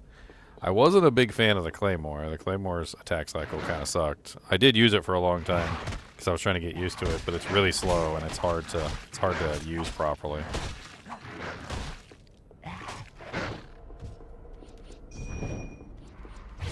I mean, they've been doing some hot fixes too. They actually have quite a few hot fixes now, so the game's a lot better than when I first started playing. I went away on Friday. I came back Tuesday night and downloaded like my update. It was 30 gigs. In 4 days. I was what? 30 gigs. Yeah, they did some overhaul. They overhauled it. I was actually kind of surprised with how quickly they addressed some of the issues, and I went over that in my review because I did like a full review of it. And that's one of the things that I was actually pretty surprised of. They've already done like 4 hotfixes since the game launched. And I've been keeping track of them on like Twitter and stuff, and they've already been talking about adding respecs, being able to access crafting materials from your inventory or from your your stash and stuff, and some other really nice quality of life fixes. I mean, they're on top of it.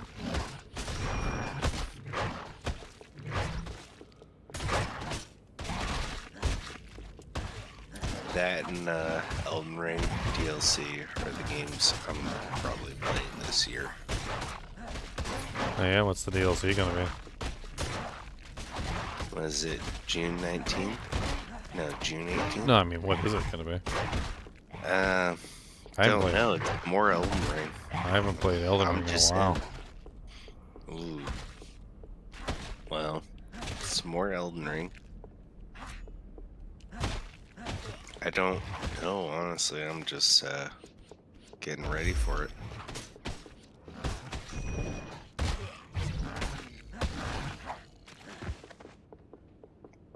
Yeah, there's a little bit of the punishment from the Dark Souls series in the game. It's I don't want to spoil anything for you since you only just started. It's definitely a fun experience. My only advice to you would be to just take your time and enjoy it, because it is an early access title and there's really not like a full game there. So you're gonna find yourself running out of content if you try and rush through it really quickly. I basically just like full cleared it, like explored every nook and cranny, like raccooned it to all hell and back, and I think it took me like to do everything, including the little end game area which they added. I think it was like 35 hours.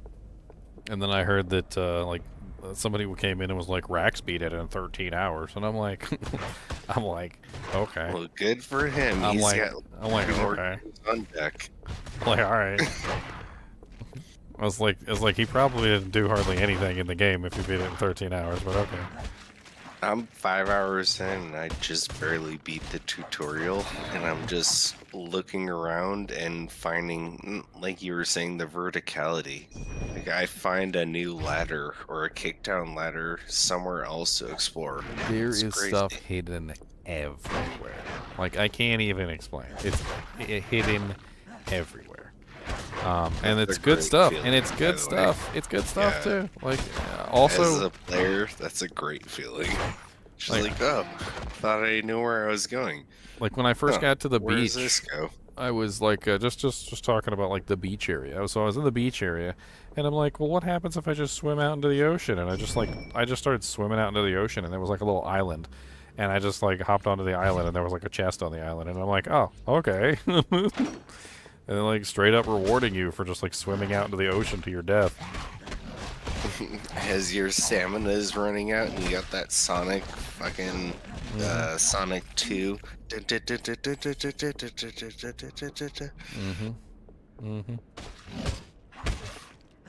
You're a braver man than me. Oh, I mean, I learned a long time ago that Dark Souls and Elden Ring games they're designed to kill you. Like dying isn't really a badge of shame or anything. Like they set the game up to kill you over and over again. So you might as well just accept it and just die thousands of times and just learn all the things that you need to learn so that you can stop dying. I mean, they want you to die. So. Well, good news. Elden Ring DLC is coming out June 18th.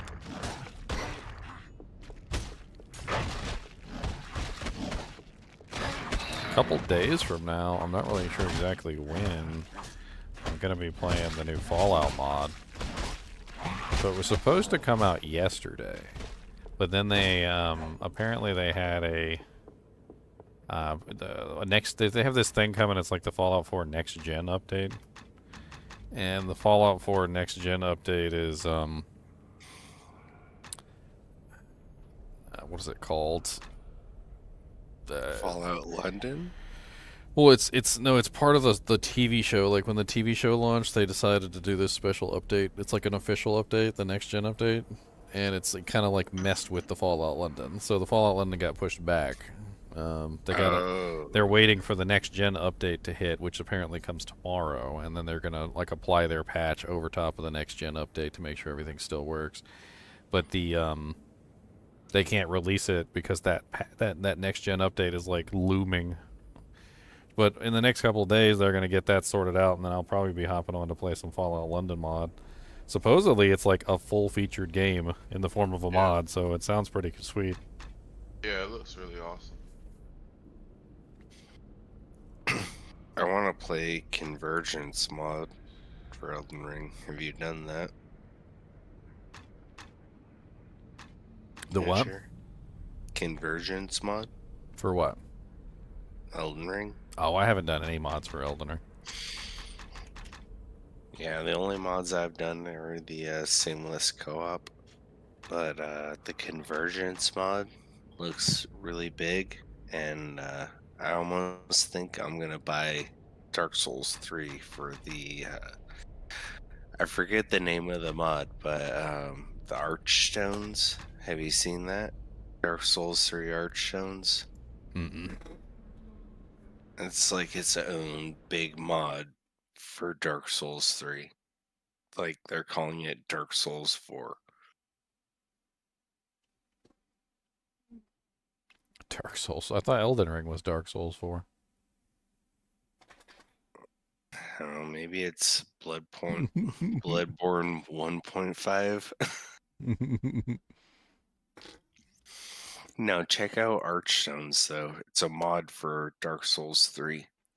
I always thought it was pretty funny though, because when Elden Ring came out, everybody was so excited about this new game, and there were tons of people who basically hated the Dark Souls series. Like they were disgusted with it, and I mean, and you?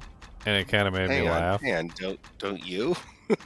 I don't necessarily hate the Dark Souls series, no. Alright, well, there are times that I will scream vitriol at Dark Souls, like, what have you done? I kind of realized early on when I was playing Dark Souls that it was kind of just...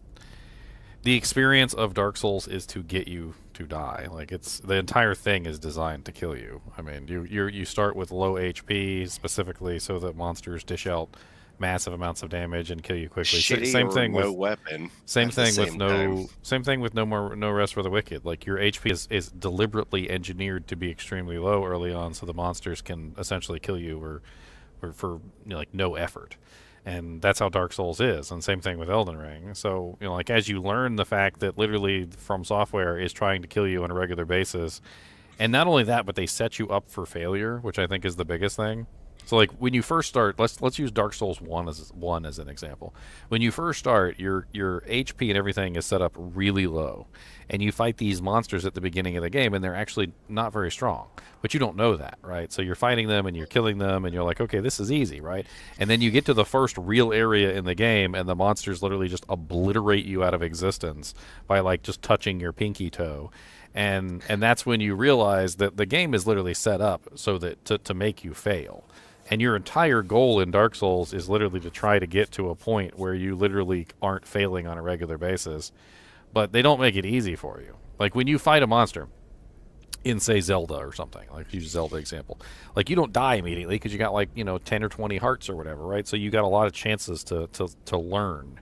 But in Dark Souls, they set it up so you've got 0 chances to learn, because if you mess up, you're like immediately dead, right? So they basically set it up so that you're gonna die a lot. And that's fine. So you die a lot and you learn, and you just have to accept that. Once you accept the fact that you're going to die a lot, and dying is literally the process to get to the learning, then it's really not so bad. And it's the same thing for No Rest for the Wicked. They're going to set you up with some fights in there that it's going to frustrate the crap out of you. And you're going to die, and you're going to die. But a lot of people, I think the one thing I really don't like about the Dark Souls community in general is they're like, Dark Souls is really difficult. And I'm like, no, it's not really difficult. It's punishing. Like they set up the game to be really punishing. I like the way that you phrase that. Yeah, I would say punishing, because you can go off and grind and level up, and it's not going to be so bad the next time. Well, it's not But even it just that. is It's punishing. It's If it's you not wanna even just go in there that. with no weapons, no items, no levels, you But can totally do that. But it's also how they have the game structured, right? So like you walk into a room and a monster pops out from a corner that you can't see and baps you on the back of the head and kills you, right? And then you're immediately dead, right? You didn't have any. There was no. You didn't know the guy was there. And then the next time you go into the room, now you know he's there, right? So you turn to the left, you kill him, and then another guy comes out from another corner, and he pops you on the back of the head, and he kills you. You're like, okay, well, there's two of them. And then the next time you go in and you, like, turn left, kill that guy, turn right immediately, kill the one behind you, and then a boulder falls on your head. And you're just like, you know what? This is stupid. And then, like, as you go through, like, 6 or 7 deaths later, you figure out where all the traps are, and then you don't really care anymore because you know where everything is. The way that they set up the game is just punishing. It's meant to punish you, make you run back to the boss instead of spawning you directly at the boss, you know, like, forcing you to go back through the entire level, like, to fight the boss instead of just simply giving you, like, a waypoint near the entrance to the boss fight.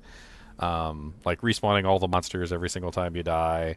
You know, there's a lot of things in the game that are just there to punish you. They're not really there for difficulty reasons. It's just like, here, do the whole level over again. And you're like, well, I mean, I didn't have any trouble doing the level the first time. Or the second, or the third, or the fourth, or the 16th. Ninja Gaiden. No, I mean, I remember distinctly, especially in Dark Souls 1, because some of the bonfire locations were terrible in that game. I remember getting to the boss, like, the boss would do something stupid, like knock me off the cliff or whatever. And I'm like, oh, okay. And then it would spawn me back at the bonfire, like, at the beginning of the level, and then I would have to do the whole level all over again to get back to the boss. And then I would, like, do something stupid while I was in the boss fight and die, and then have to do the whole level all over again. And that's not difficulty, that's just punishment. They're just punishing you at that point. Ginger, all the years I've heard people talk about Dark Souls games, I've never played that game, and I will never touch that game unless I had like Wii Mod on, because I would literally rage punch through my monitor. The funny thing is that if you give yourself a little bit of HP, like if you stack up your HP at the beginning of the thing, so even in Dark Souls 1, which is probably the most punishing out of the lot because it's just so badly designed in terms of the bonfires. But if you go in Dark Souls 1 and the first thing you do is just go to the first bonfire and just spend a bunch of time collecting souls and just level up your HP. That's it. You just need to level up your HP and get your HP to a point where the monsters aren't just immediately one-shotting you all the time. And the game becomes infinitely easier from that point, because once you have enough HP that the monsters aren't just instantly one-tapping you, you have the opportunity to actually learn and experience the game. And I think that's really the biggest takeaway that I could make for a lot of Dark Souls and Elden Ring's games, is that they're designed in a way that prohibits learning. It's almost like they hold knowledge for ransom. And they're like, we know that if you knew how to do this fight, if you had the knowledge on how to do this fight, you would do it easily. But we're gonna make it so that you've got to fight and scratch and pick and kick and punch and bite to get your way to this knowledge, because we're going to make sure that you can't get access to it. And that's really the moral of the story with those games, is they hide the knowledge behind you dying. So they want you to die repeatedly to get access to the knowledge, and once you have the knowledge, then you know how to play. Honestly, I think that if somebody went online and just, like, watched a whole bunch of tutorials for Dark Souls before they went in, like, you know, learned everything that they could, and then went into Dark Souls, they would literally think the game is easy. But then again, at the same time, I mean, that's pretty much cheating, because if the game is designed around that, then you kind of have to admit that that's just the way that they make the game difficult, is to hide the knowledge, right? So they want to punish you. So if you learn the knowledge in advance, and I've had a lot of people tell me this before, they're like, oh, the Elden Ring was easy. And I'm like, did you play Dark Souls 1? And they're like, oh yeah, I played Dark Souls 1. And they're like, did you play Dark Souls 2? And they're like, oh yeah, I played Dark Souls 2. And like, did you play Dark Souls 3? And they're like, yeah, I played Dark Souls 3. Did you play Bloodborne? Oh yeah, I played that too. I was like, oh, did you play Demon Souls? I was like, yeah, you played that Demon Souls too. I was like, so you already knew you already knew everything when you got to Elden Ring. I'm like, it's the same company. They didn't change anything. It's the Elden Ring is literally like the same game as all the other ones you played. You literally have all the knowledge already. No, you're absolutely right, and as much as it pains me to agree with you, you're right. After you've like been gotten, so to speak, and the tricks have been sprung, You don't fall for them else is again. there? You don't fall for them Yeah. again, right? But the thing is that once you get into the next Elden Ring game, like after I played Dark Souls 1 and the other games, I got into Elden Ring, and I was aware. I was like, they hid guys in this corner, and I would literally walk into a room backwards because I knew there was guys hiding in the corner of the doorways, and like I'm not an idiot. Like you once you learn the trick, you're not gonna fall for it like every single time. They would still get me sometimes with some stupid dumb tricks, but it was like newer stuff that they had invented just for Elden Ring. I'm trying to figure out what I want to do here. I really need an attack spell. I should probably go with an attack spell. Life Drain doesn't work on certain enemies, which sucks. Don't like it. Maybe we just go with like Melf's Acid Arrow or something.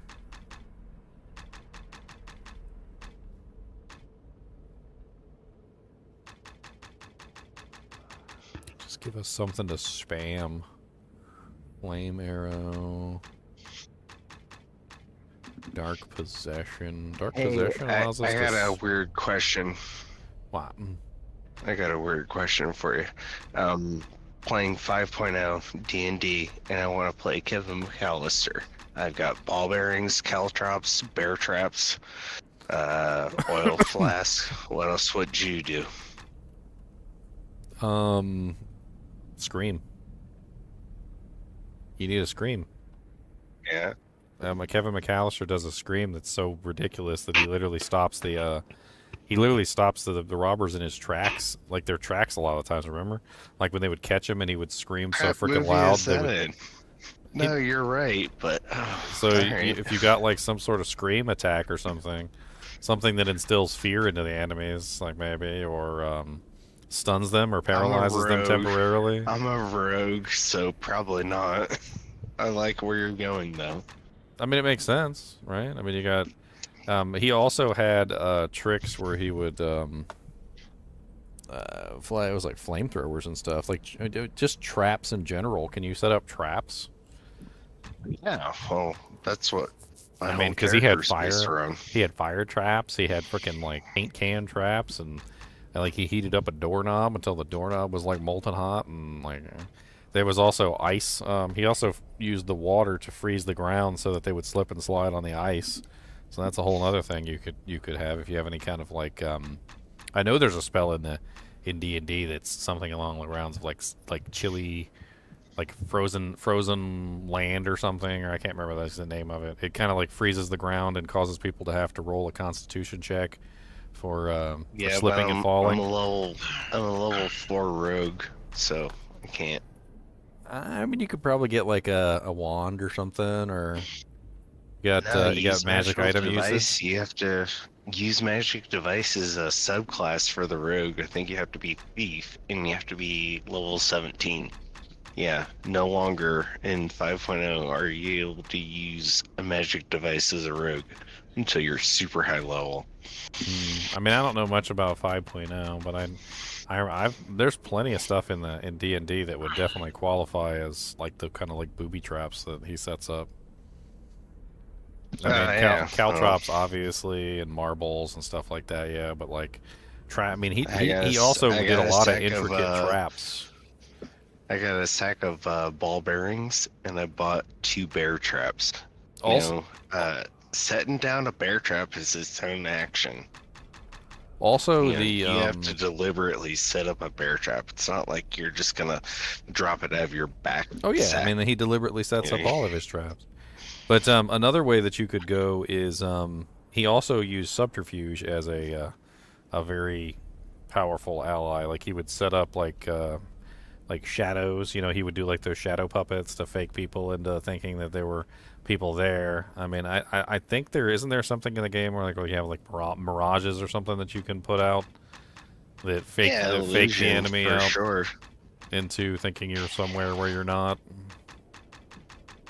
I don't know what to do for this character. I guess I'm doing Melf's Acid Arrow. Let's do Melf's Acid Arrow.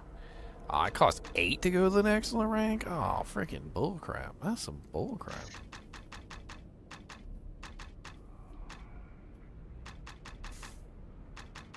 I can't put points in haste, or shield, or Melf's Magic Arrow. Alright. I guess let's go with magical energy, maybe? Or Iron Will gives us magic regeneration. That'll help out for casting our spells.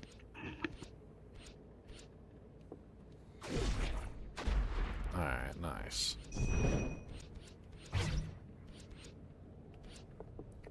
Melf's Acid Arrow. Now I can make things melt. That's it.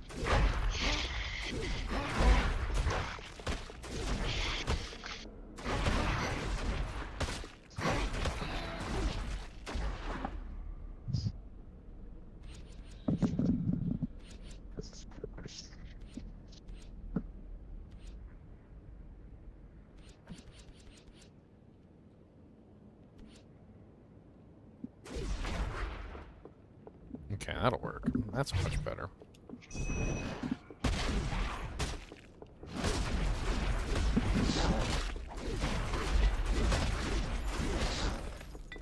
Nice. Now we actually have an attack spell.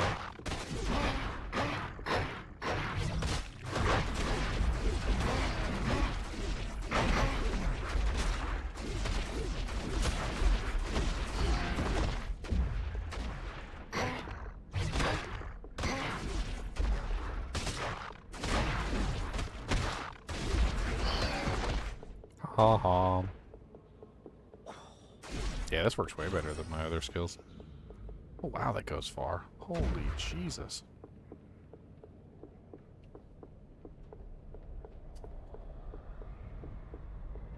Yeah, I wanted to make a character in Baldur's Gate 3 that was basically just like a whole character based around throwing items.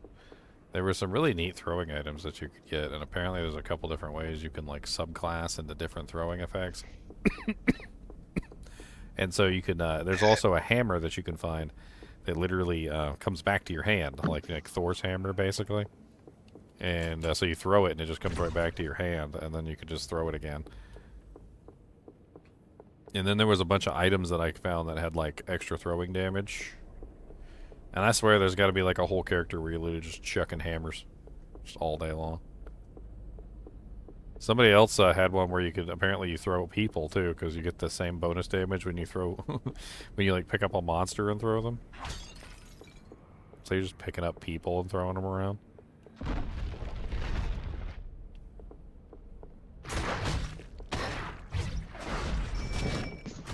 That sounds beautiful. I'm sitting here trying to figure out the math for improvised weapon, but you're saying you can throw people? Beauty. Yes, you can literally pick up like monsters and people. You can even pick up your teammates and throw them. Like you can literally just pick up your teammate and throw them as long as you hit like the right like weight. You know, as long as it's not like an overweight item that you can't toss. Bob was talking about it. Apparently they were throwing each other around, nearly killing each other too, because it does damage to you as well as the person you throw the person at.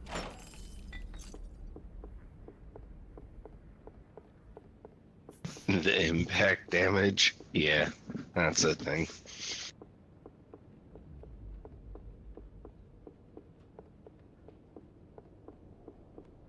What's up, Irene? How's it going? Alright. Have we explored this whole place yet? Got one more music note to find. If I can find the last music note.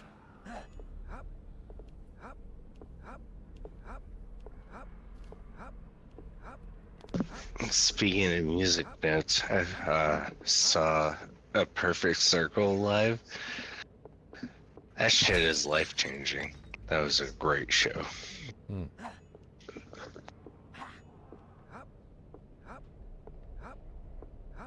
I've been watching a lot of stuff recently. getting into some older TV shows. I was watching Black Sail recently. That was kind of neat, like a pirate show.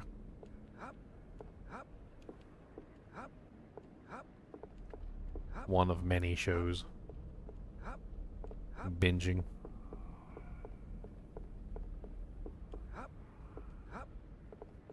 Got caught up on the Fallout TV show. That was pretty cool too. I liked it a lot. I thought they did a really good job with it. I saw the first Dune movie recently. I The think David Lynch one. I think I still like the original one better, but I've seen both the new ones, and they're okay. Like they're, I think they're new ones decent. yet. They're decent. I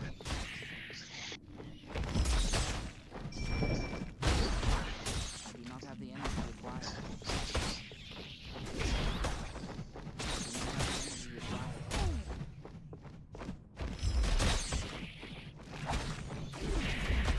Oh my god, get off my butt cheeks.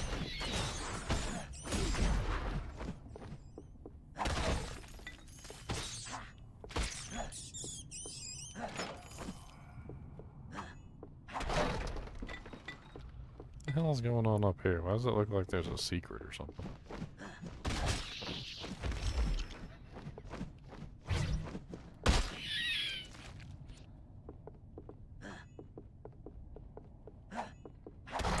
Barrels all over the place.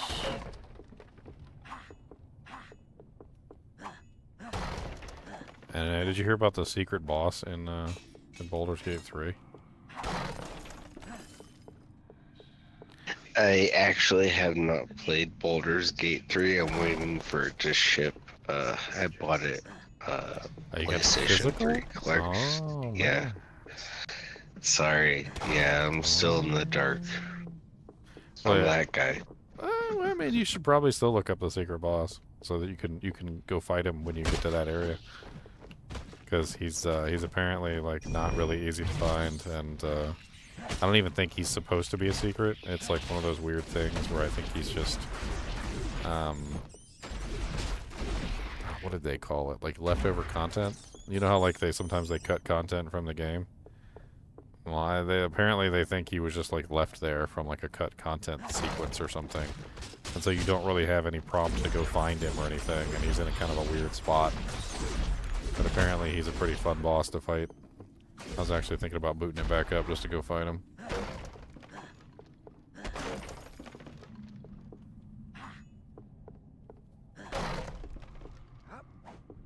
Yeah, Baldur's Gate 3 though is really good. I had a lot of fun with that too. I'm not surprised you haven't I'm not played that. against your knowledge. I've kind of gone out of my way to avoid spoilers. You know, in this modern day, yeah, I'm waiting for the physical.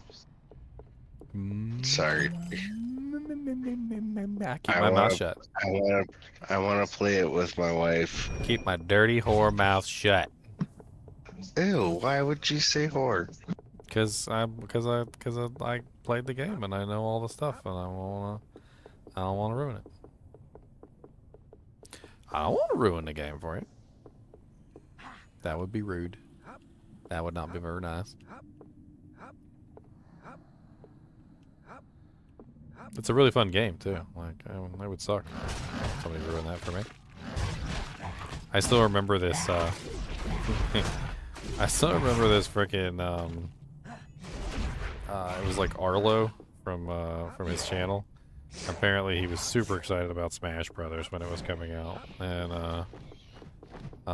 or Super Smash Brothers or whatever. I can't remember. But basically, like he was sitting there with his friend, and he tells this story. He's like, man, I don't want any spoilers. He goes, but didn't you see the trailer? And he's like, I don't want any spoilers. Don't tell me anything about it. He's like, I want to be surprised when the game comes out. All right, don't tell me anything. And his friend goes, but Solid Snake. It like spoils it for him right there. God dang it. Cat's out of the bag right now. Don't be saying. And he's like, and so anytime somebody talks about spoiling the game, I'm always like, but Solid Snake. I mean, honestly, at this point in my life, in my 37 years around this sun, trying not to get spoiled on a game is harder than having money and playing the game. You know, it'd be easy to just go buy the game right out the gate when it launches. Not being spoiled is the harder challenge. Spoiled. Rotten.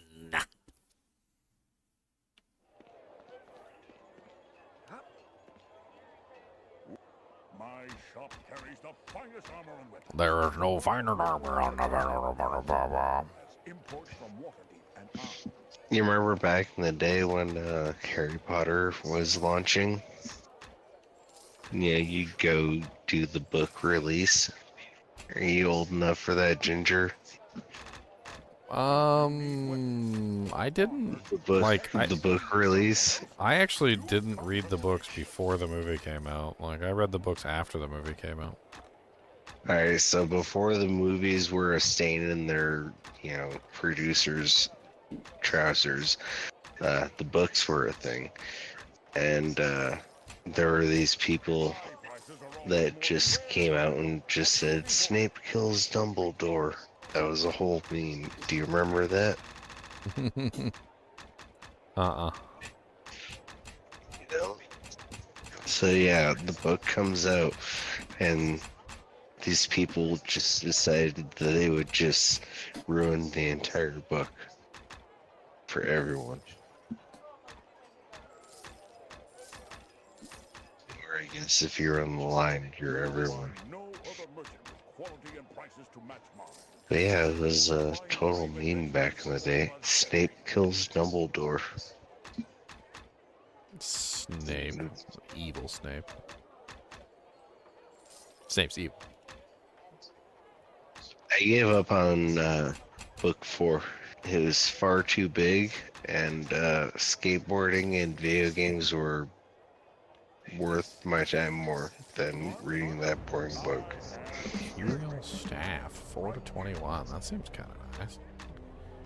Oh, maybe I should put that on. I am your father. I have strong feelings on Harry Potter. I don't like Snape. I think he's a jerk face, and he's a jerk, and he's a douche, and he's not nice.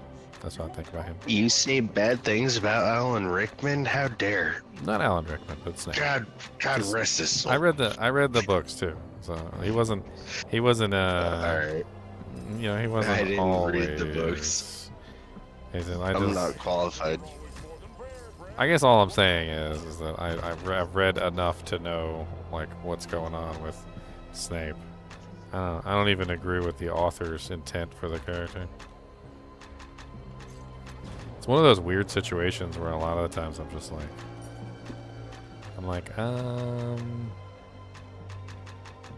yeah, he sucks. She's like, no, he's the hero, and I'm like, yeah, no, he sucks. He's terrible. He sucks.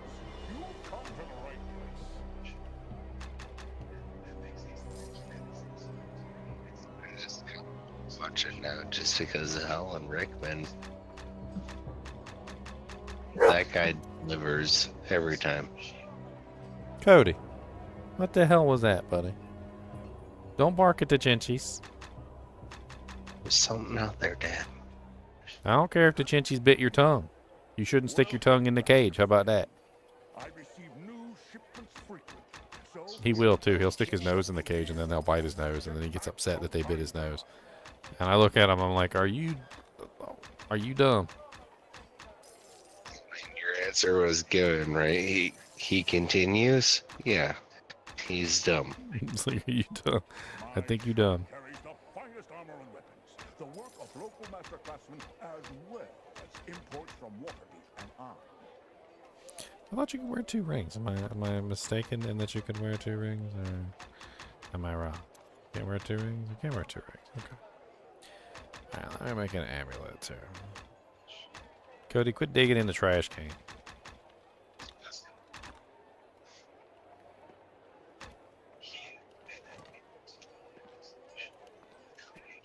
Welcome back. Welcome to my shop. Armor to protect you from someone else's. You've come to the right place.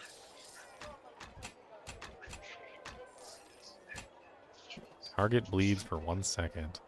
Combat reflexes 1 rank. Huh.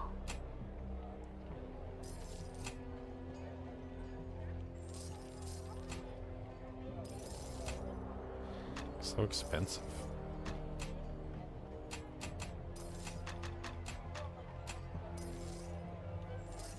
Oh, just adding the gem increases the damage?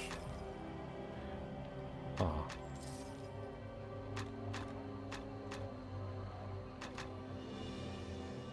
Yes, Cody, what do you want? What do you need? What do you want? What do you need? What do you want? What do you need? What do you want? What do you need?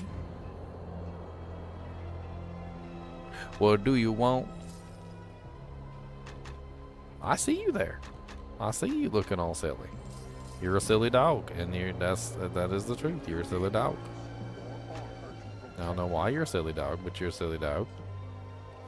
Do you want to go see your mama? Do you want to give your mama some hugs and kisses?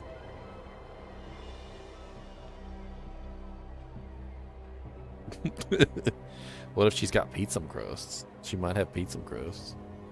Oh no. What if she's got the crusts? What are you gonna do if she don't give you none of the crusts? What if she keeps them all to herself and you don't get no crusts? It'd be a travesty. Oh no, no pizza crust for Cody. Oh no, it's a horror story. There once was a dog named Cody, and he didn't get no pizza crusts. The end.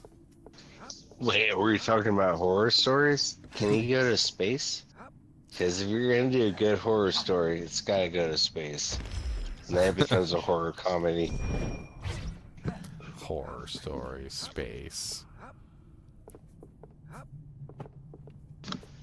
Seriously, I challenge you to tell me a horror story that they go to space and it's not a horror comedy. I don't know. Jason X.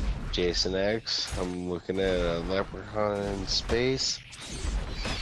You know, I actually thought the first Leprechaun movie was hilarious. Sorry, not hilarious. It was scary as crap. And then after that, they kind of went downhill. The one that was on, obviously not in space.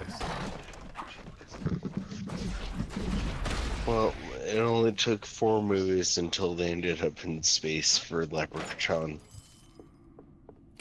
I mean, it's the natural order of things, right? I mean, you really you have an evil monster that doesn't die. 10 movies so you launch them in space. To get to space. That's what you do. You launch them into space. If they're evil and they can't die, you launch them into space. Isn't that right, Cody? Say it with me. We launch them into space. If you're evil and you can't die, you launch them into space. Onto space. If they're evil and they can't die, launch them into space. Nowhere to go, you launch them into space. Into space. If they're immortal and they can't die, and their blood is probably like French fries. If you want to throw them in the sun, you gotta get them to space. I feel like that's the only way you're killing some of those creatures anyway. If they float amongst the space and they don't die. If they float amongst the space and they don't die. Cody, do you want to go to space? Well, their blood capillaries won't expand because there's nothing in them and they won't die in space. Shit, I could use your help there. It's kind of close. That was almost a good song.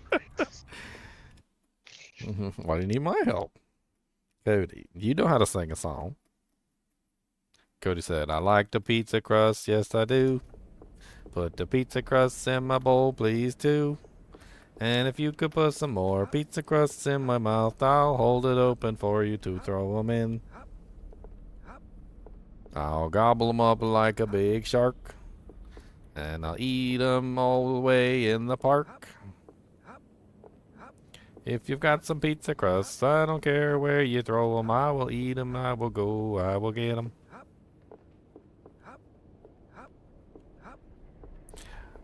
Do I got all the doojanks yet? Collected music sheets. I think didn't I get all the music sheets? Maybe I'm still missing a music. Let's go try and play the piano and see what happens.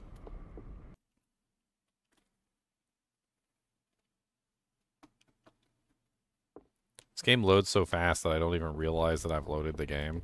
I have to press, the A button to finish the loading screen or whatever, and like half the time I'll sit there and I'm like not pressing the button like an idiot.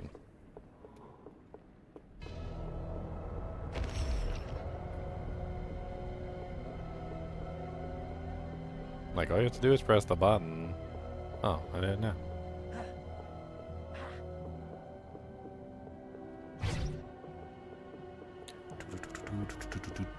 Alright, we need to find the piano. Cody, you got a piano? You want a piano? No, right there. He drugged it right below him.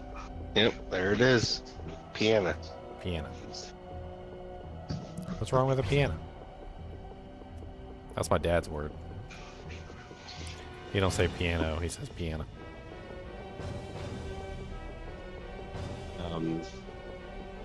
One of the words that offends me is when you say milk instead of milk. Milk is a real thing, though. I'm not gonna fight you about this, but I'm telling you, like, vulnerable. Okay, I don't well, like hold it on. when Hold someone on. says Hold on. milk. Hold on. Now, you're saying as if they're making fun of the word milk. But what I'm telling you... No, not that. But what I'm telling you is that malk is actually a real word. It was used in the Simpsons comics, and malk was the milk coming from rodents. Oh my! It was the God milk dang it. coming from rodents. You're just supporting my argument. It was the milk that came from rodents. Remember the episode? Yeah, he literally goes into the episode.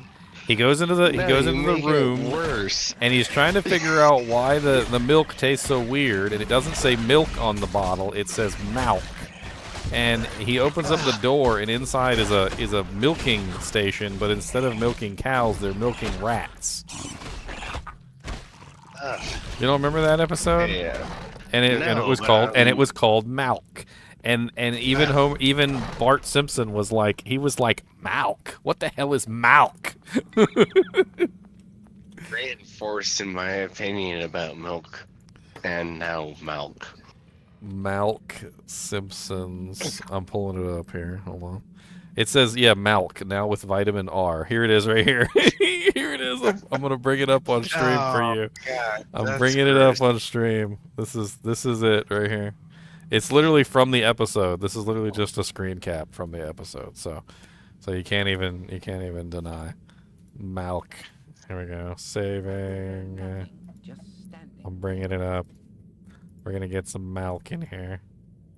I'm telling you, I remember this episode. It was a long time ago. This is it right here. As a fellow Northwestern. No, that says what do you milk. think about when they say milk instead of milk? I mean, I've never heard anybody. Do you not hear that? I have never heard anybody say milk. What about someone saying hamburg instead of hamburger? Oh, see, that's let me just get a hamburg. And I'm like, what about the ER that follows the rest of that word? Oh, I make up funny words all the time. You must hate me then, man. Pop versus soda. You must hate me. I be Okay, making up no, words all the time. I'm right there. I'm right there with that argument. Pop versus soda. Okay, so in my neighborhood, it was pop. I'm from the Northeast, upstate New York. Pop was the thing. I'm just trying to save a picture, gosh dang it. I still don't know why it didn't catch on. The rest of the world didn't care about pop.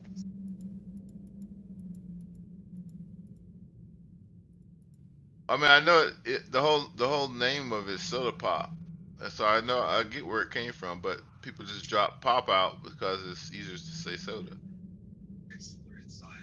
Yeah, but only, like, the people in the Northeast, like Connecticut, Kentucky, Vermont, and all that shit, say pop.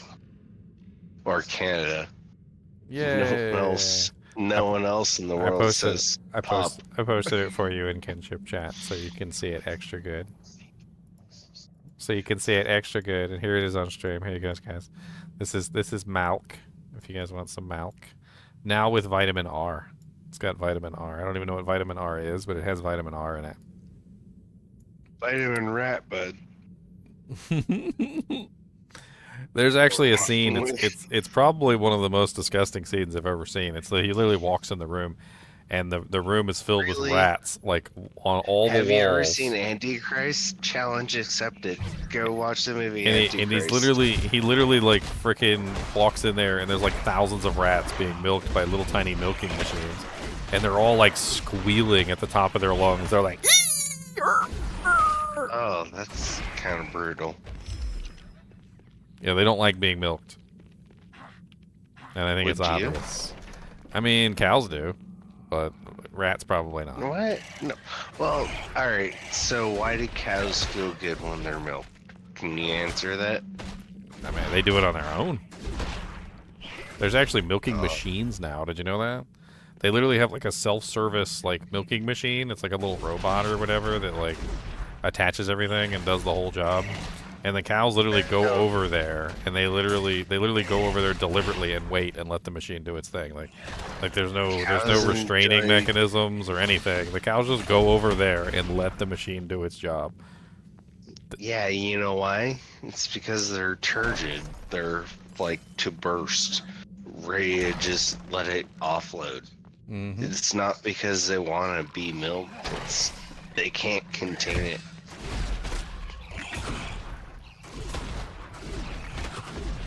You ever stand in line at a concert to go to the restroom?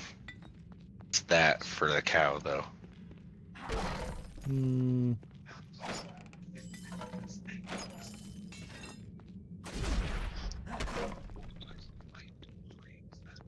Where the hell is this last page? I need one more harpsichord page, and I can't find the damn thing. Baldur said he wants to be milked. With extra vitamin R. A-L-K. Yeah, he said milked. He said milked. He said milked. Milked. Did.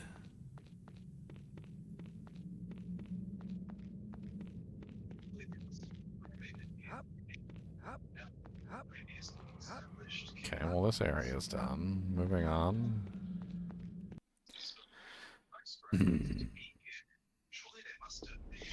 Okay, what's next?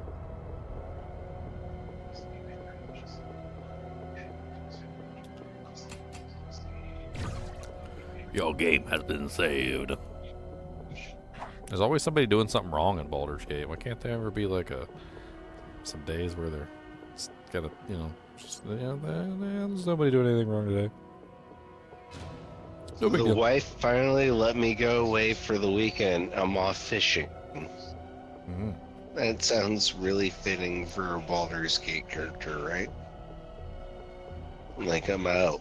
Like I'm no longer sewing leathers this weekend. I'm gone. What would you do if you took a vacation? If you were an NPC and you took a vacation, what would you do? Staycation, man. I'm telling you, man, that's where it's at. Don't gotta go nowhere. Don't gotta spend no money. Hang out watching TV shows. And that's the way you do it. That's the way you do it. You just hang out watching TV shows. Like, I mean, eating junk food, and then like your whole vacation week goes by and feel like a fatty, but you go back to work. And you don't spend a whole bunch of money. That's the best part of the staycation, is you don't have to like waste like $10 trillion like going everywhere. Yeah, but what if your staycation sucks? Well, that's up to you. You know, staycation sounds cool if I lived in San Francisco and I could like staycation go, around town and do my own thing. I mean, staycations don't generally leave the house. That's kind of the whole purpose of staycations. That's why it's called a staycation. You stay at your house. You hang out at your house. You watch TV. You know, relax. You don't do a damn thing. You're you don't mow okay the with your lawn. house sucking? You know, mow your lawn. You know, just, play video games. You know, whatever it is you want to do. You just stay home and you have fun.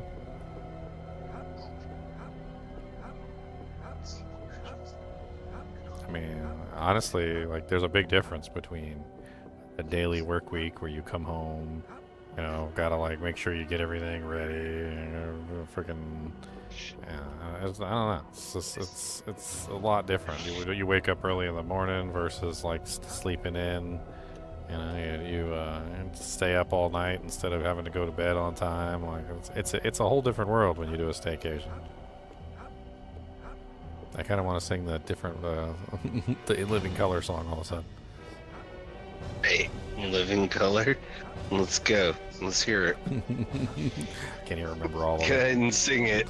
I can't even remember what you all of wanna do I in can't- Living Color. Can't even remember all of it. I just remember there was something in there about like a different world or something. No.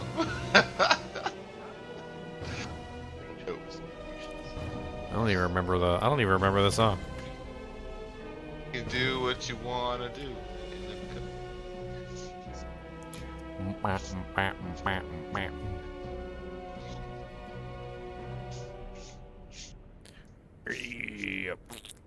Wasn't Jennifer Lopez like on that cast? Like There was a lot of people on that cast. Freaking Yeah.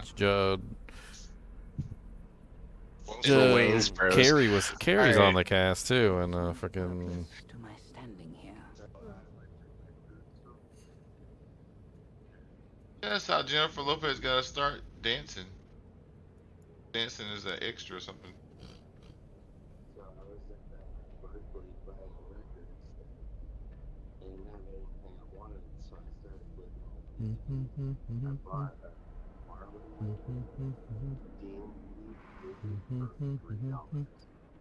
Man, I didn't realize how terrible my memory was. I barely even remember that song. Barely even remember that song. I looked it up real quick just to see like how good my memory was. Giving it a 0 out of 10.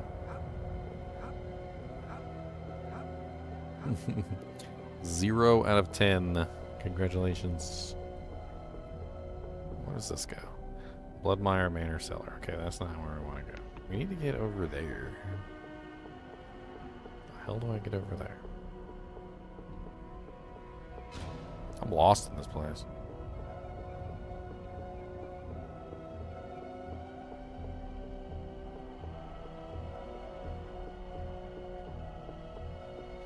Now there's other theme songs. I can pretty much sing the entire thing. You know, like, whatever happened to? I bet you that's all I gotta say, and I bet you you guys will remember the rest. Whatever happened to the Milkman? The paper boy? The Milkman. Oh, I'm so sorry. Why did I do that? Dank. The Milkman. It's the weakness. It's the weakness of Dank. The Milkman. Cody, do you know the Milkman? He serves milk. He comes and delivers milk to the house. Did you know that? You want 2% milk or 4% milk?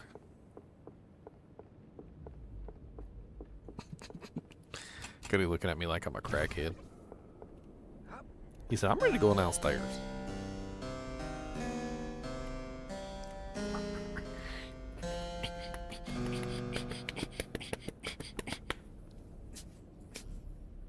We'll fight. How about that? Let me see them teeths. Let me see these. Let me see them monster fangs. Oh no, look at them big fangs in there. Oh no, look at the big fangs in there.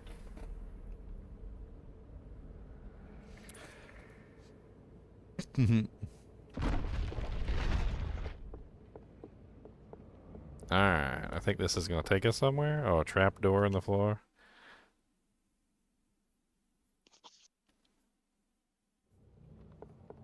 Yo, trap door in the floor routine, huh?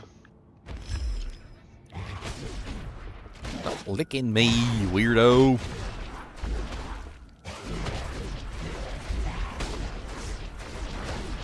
Or I should say trope.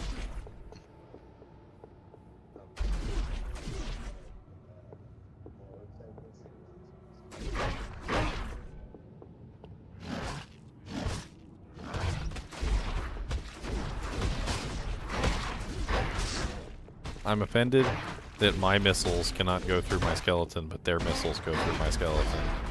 Like, come on, come on. No.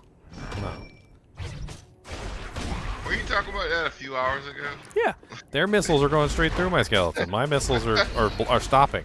They hit my skeleton's back and it stops. Oh man, that's wrong.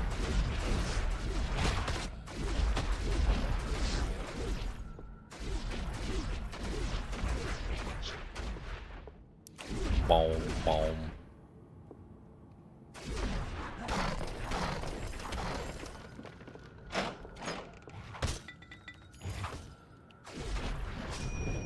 What was that? Can you hear me? Dang, didn't you hear? Didn't you hear? We were singing Full No. House earlier. No shit. Which one? Were you Danny Tanner? We were singing, Full House. Remember the Milkman, the Paper Boy, the Evening TV. Oh, the Milkman. I'm still looking for that paper boy. Pretty sure he's my father. The Milkman. And the evening TV. Whatever happened to? Oh, it's got that gravelly voice too. Whatever happened to sensibility?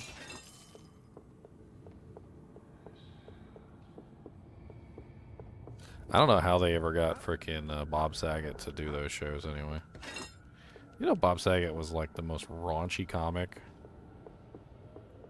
Like before he became the family dad on that TV show, he was literally he was literally like the most raunchy comic that ever existed. Like the dirtiest jokes you've ever heard in your life. And then R.I.P. Bob Saget. And there's literally he has passed on.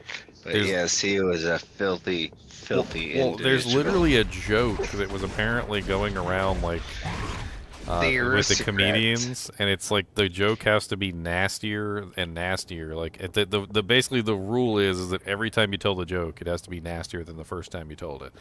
Like so, or the previous person told it. And there's actually a recording of Bob Saget like telling that joke too.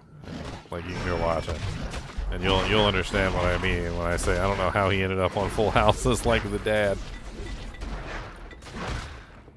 Great actor, man. Great actor. Honestly, yeah, I can put on a good face and I can be a father in this scene, and I can tell you the dirtiest fart joke you've ever heard in the next scene off camera. Yeah, that's fine. I appreciate it.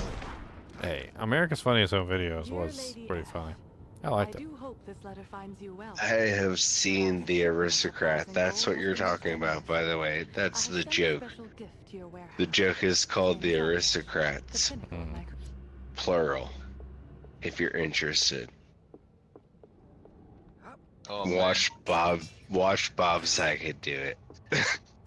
I mean, if you think about it, and it's actually kind of funny, it's goddamn filthy. Is that America's Funniest Home Videos was literally just like YouTube before YouTube. It was literally just people sharing videos online, like their funniest videos. You know what, Ginger? You show me a video of someone getting kicked in the dick, and I'm gonna watch it. I'm talking about America's Funniest Home Videos, right? That's what I'm saying. Wasn't most of the stuff that won like people getting punched, like kicked in the nuts or something?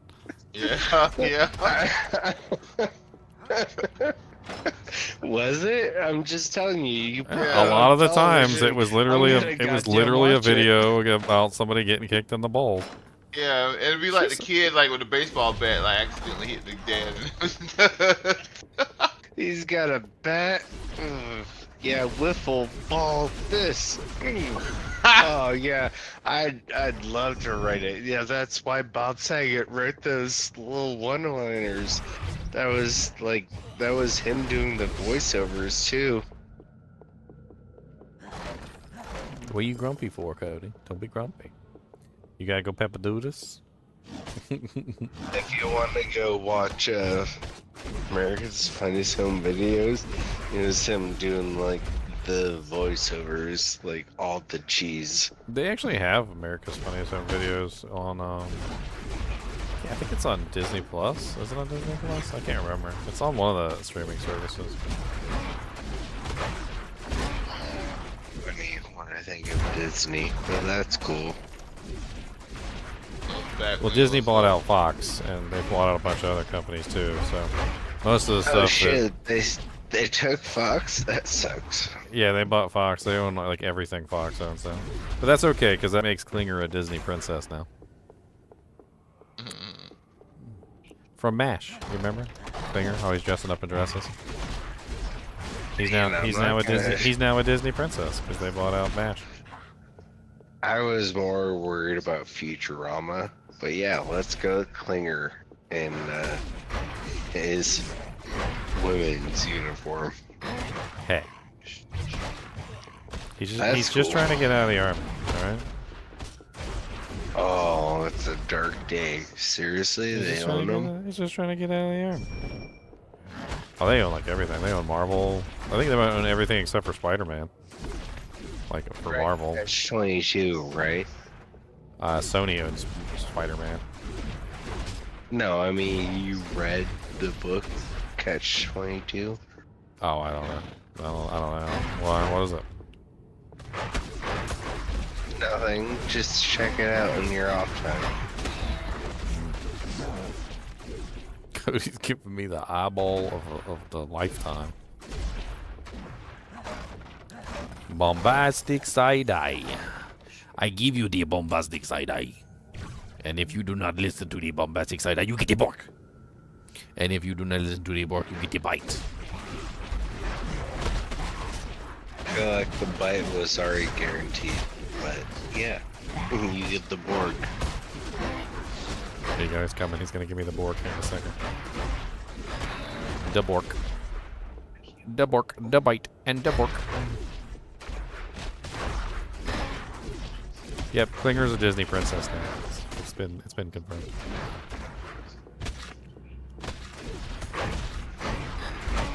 You know, the movie I watched this weekend that took me back and mind flipped me.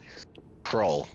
Have you ever seen the movie Kroll? Yeah, well, I love all those old movies like Kroll and Conan the Barbarian and Beastmaster and Beastmaster 2 and it was like a whole thing back in the I don't know like 80s or 90s or whatever when they were making those movies. You had a Kevin Sorbo thing. There's like a whole bunch of those. In the like Red Sonja's another one. Kevin Sorbo is still a beautiful man. I'll fight you about it. It wasn't you, Ginger. We had a conversation about Kevin Sorbo earlier.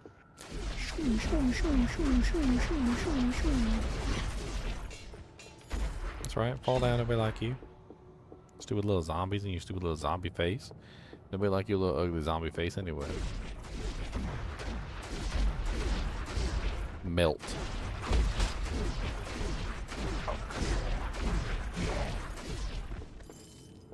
Melt.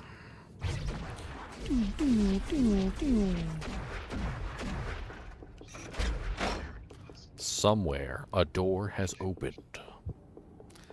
I hate it when they do that to you in D&D. Like you pull the lever. You hear a clanking, but you're not sure where it's from. Somewhere a door has opened. You know what they never do? You never sit on a toilet and you pull the lever and you're like, it was successfully flushed. You never get that either. Well, I mean, you don't want it to say the other thing. Like, you don't want it to be like, you pull the lever and it's now overflowing. Congratulations. What the hell is this? You walk out. as your best nonchalant. If I'm not mistaken, there's a game called Deja Vu, and I think you can get the toilet over. Let me give you guys some serious advice about toilets. Okay, this is serious advice. If you're ever at somebody's house and you go to the bathroom in their toilet, all right, hold down the lever until the last possible moment. Okay, never, ever let go of that lever until you are sure that it's about to overflow. Because a lot of toilets, and I'm telling you, I've pooped in a lot of toilets. All right, I have some toilet poop experience because I was working construction for a long time, and we went to so many different houses, and there were a lot of different places where literally, if you didn't hold that lever down until like the last possible moment, it would not flush. And there was no way you were going to get it to flush if you didn't hold it down to the last possible second. Like you had to almost overflow the toilet to make them things flush half the time. And I don't know how to explain it other than that. But, like, you literally just gotta... You can't just press it and let go. You gotta hold the button down. And you gotta wait with bravery in your heart until the last possible second, and then you release. You gotta be so brave that you're willing to almost overflow the toilet. That's literally how brave you gotta be. And only then will it flush. Well... If you want to take it a step further, Ginger, the safe thing to do is to make sure the thing flushes it all first. I mean, yeah, give it a foot. Give it a test. First. But what if it only has one good flush in it? Construction sites you're what if it only has one good flush? I definitely push it. What if you waste the one good flush on the test flush, and then you don't have a. And then you don't have a flush. I know I'm gonna make a mess. You can't just waste the one good test flush. I mean, oh god. No, I wasted it, and I'm gonna make a mess. Oh man, I remember this one dude. He's like, he did some work, and I saw him in the backyard. And I was like, "What is this dude doing?" And he's like, in the backyard in the woods, taking a dump. I'm like, at people's house? Like, yeah. Like, what the heck are you doing? Something else you learn at construction is if you see a paint can that's closed, don't open it. Like just a random paint can that's closed, don't open it. Like if you don't know what's in there, because chances are somebody probably pooped in it and sealed it up. Oh yeah, man. Pooping in the paint can. And when I was going to college, this is like the 90s, early 2000s. For some reason, the thing on campus, there's a thing going around on campus for guys to like pee in a bottle and just leave it up, sitting out on the steps somewhere in public. Like I don't get that. I was like, why? Yeah. I mean, I've done that before when driving. No. I mean, it was a thing. Like they would just do that just. Yeah, but he's not picking up on the ditch on the I-5. He's not retrieving this can. He's just like, it was there on like in the ditch on the I-5. This is terrible.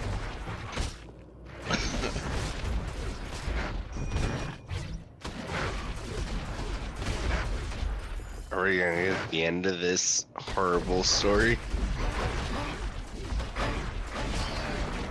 You just grabbing jars of piss?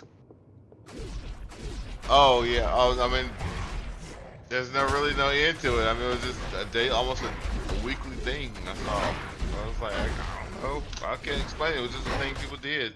I don't understand why they did it. I thought it was funny. Yes. Leave it sitting out for other people to find, I guess. I'll just be glad they didn't add some food coloring in it and make it look like it was a real soda. But the funny thing about that it was always in a mellow yellow bottle. Oh, well, then they were doing it on purpose then. That's what I'm saying. I mean, that's on purpose, yeah.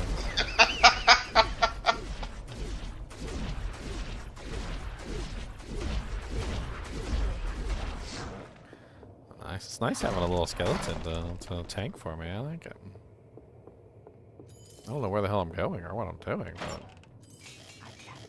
A shoddy bastard. Oh, I'm like completely full on Dujinx, aren't I? Let's go sell.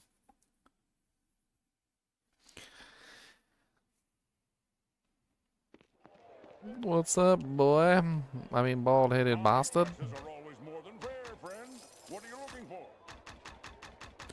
I'm looking for my soul.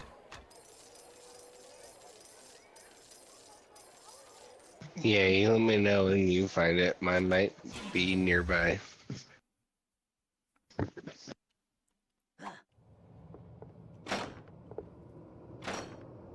Well, hello, hoochie chick. Luvia Bloodmire. She's got a leather corset on with her boobies hanging out. Ah, you finally arrived. Lovely, aren't they? G-Mama. Perfect technique to successfully transfer limbs and organs. From one creature. What does it matter? Perhaps hundreds died for me to learn this. But it was a small price to pay in the name of science. But you shouldn't concern yourself over the welfare of others. Your thoughts should lie in the here and now. Impressive that you should defeat my lovely Argesh. But he was created to handle those Hands of Glory Cretans. Now these I made just for you. I'm sure I will see you again. Hey. Mayhap a piece here or a piece there. Farewell. She's got such pretty hair. It's all floofy. It's gonna be a shame to kill you. Alright. Skelly, go tank. Tank mode activate. That got really dark.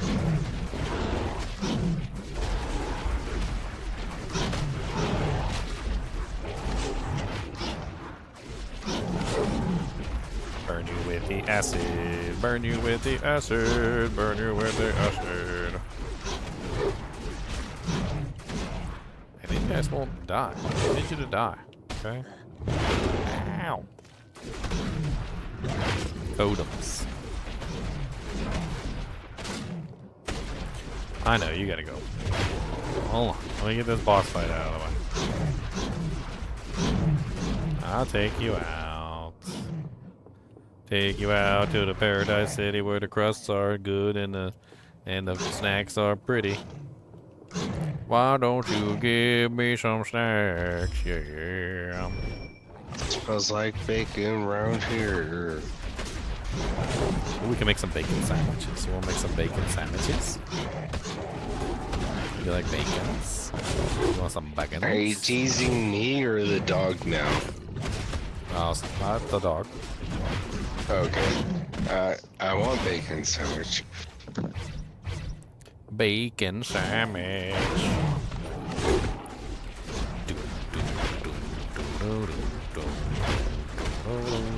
Can I not kill these things? Are they like... Is they just invincible? I think they're invincible. I think they're invincible. I don't think they are going to die. I think they are invincible. They don't want to die. Cast. Oh, finally, he exploded. Nice. Only took forever. What have you done? My beautiful creations destroyed, and by the likes of someone as insignificant as you! Heretics! Non-believers! You stand in my path to goddom.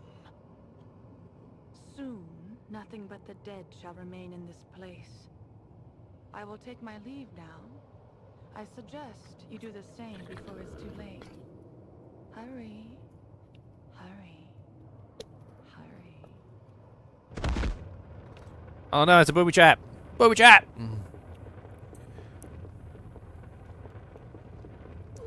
Booby trap, hold on, I'm gonna die, Cody. It's a booby trap. How the hell do I get out of here?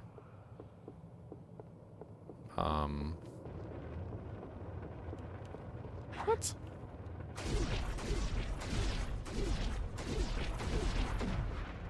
So there's a poison spewing from the wall. Oh, I thought it would be like filling up the room with poison or something.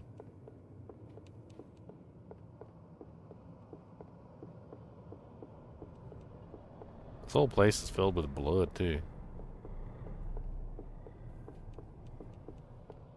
Am I missing something?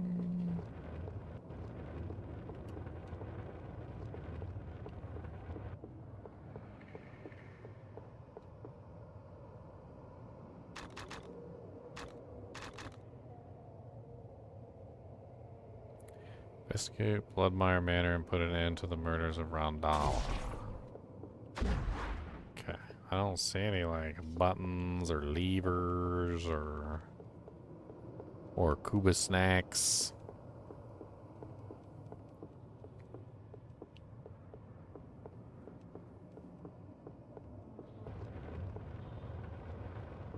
And then there's poison here. Straight up hole in the wall. Looks like light coming in from right here. I don't see anything. Like I don't know how am I supposed to proceed from this point. It looks like it's only backwards. I thought maybe it might have to do with his body. It does not. Alright, well I guess let's go back. Shoot the wall with the two lights. That's what I was thinking maybe. It's like something with this wall, but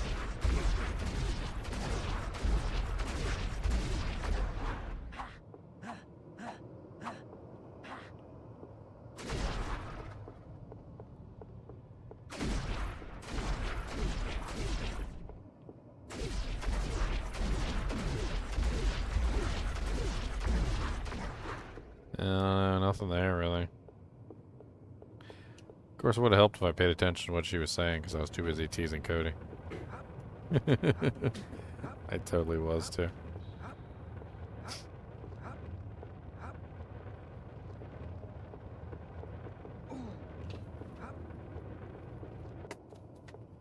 Maybe I just need to go backwards.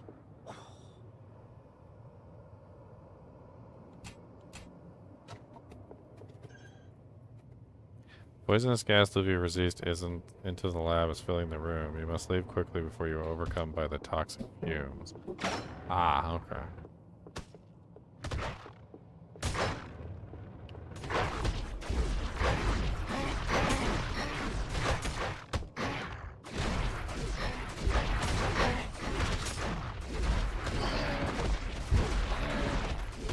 So it was a runaway moment, but they didn't actually like convey the first runaway moment properly, I guess. Like it, because I could just sit there in that room infinitely, I guess is what I'm saying. And nothing was wrong. So I just need to get out of the laboratory, that's all. Okay.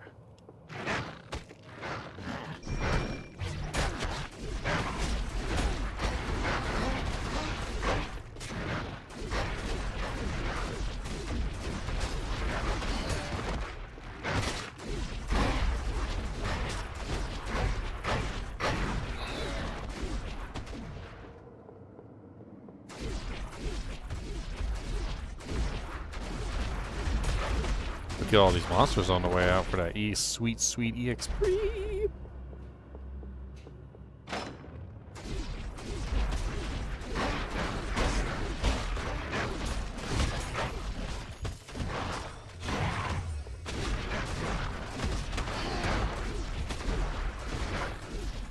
Oh, there's a chest inside one of these. What? I didn't know there was chests inside those rooms. Oh, we going back to look now.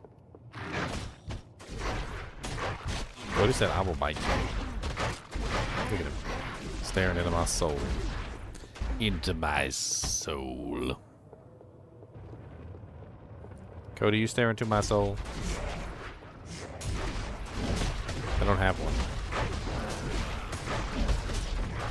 You know what's stuck in my head right now? I gotta share it to you in your audience. What? Runaway train one, never looking back. Na, na, na, na, na, na. Sorry, when you said the whole train comment, that was all I've heard since. Do you know the song? Yeah. Can you sing it better than me? Well, yeah, but I don't want to copyright strike myself. I can Alright, make up new well. lyrics for it. I make up new lyrics. That's what I Run like to. away, never look Be like, back. run away, Cooper, he's a monster dog. Run away, Cooper, sitting on a log. Cooper's gonna make 'em all go home. 'Cause he's got the farts that gonna shame your mole.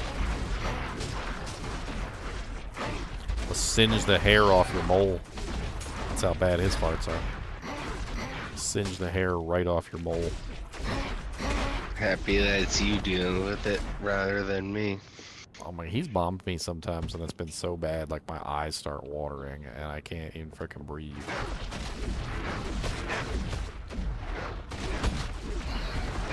Like legit eye-watering farts.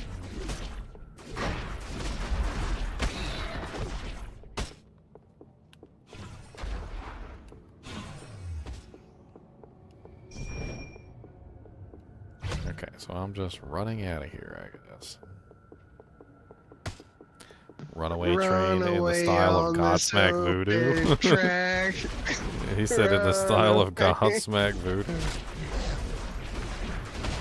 I am not the one who ran away from the train, and I didn't let you know that the train was a-coming again, and it made that sound that trains like to make. Boom, dum dum boom, dum dum boom, dum dum boom, bum.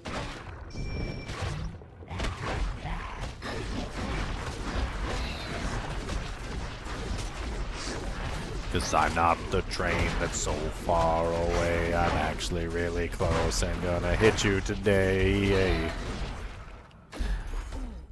And someone put a penny on the track, and I lost everything and can't go back. And I'm off the rails. Right? Because you put a penny on the track, you'd be derailed. Can you sing us a Godsmack song that isn't in the veins? In the veins? What are you talking about? Well, I'm you singing were is just singing. I was singing Voodoo. Alright, well, isn't it? I don't even know. I don't even know In the Veins. The only song I know is Voodoo. That's it. That's the only Godsmack Voodoo. That's literally the only song I know. So when he said Godsmack, another Godmon's song? No, that's I'm not the one who's so far away when you stick a finger in a nostrum. Cody's got a big old nostrum nose. And he doesn't like it when you touch his toes.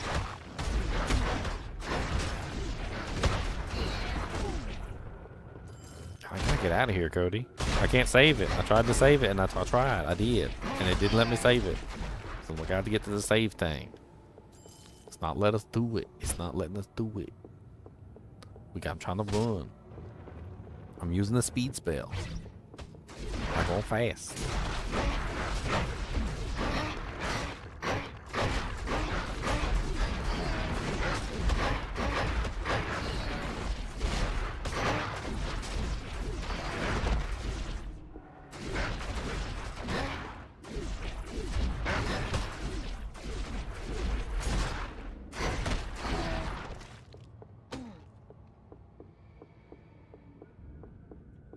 I gotta get out of here. There's so many monsters.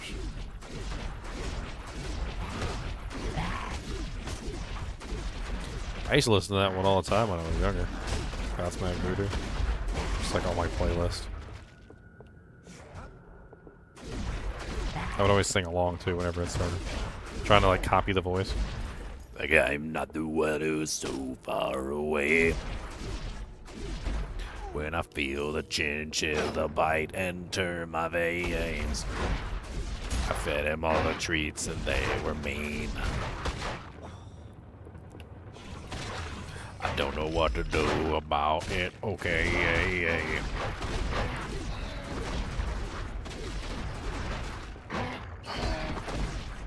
Dank is exit stage left, Ginger.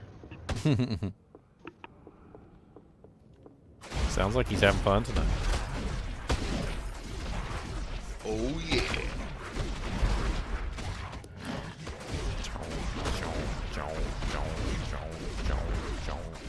So many monsters. All the monsters. How do we make it out? Am I out now? I'm back to the manor. So I think I can leave, right? Or do I have anything else to do here? This is like the House of Horrors, man. Well, I guess I can finally save it now. So let me take Cody out to go Peppa Doodas. Peepas Doodas. Let's go, Boss, the Boo Boss. The monster dog.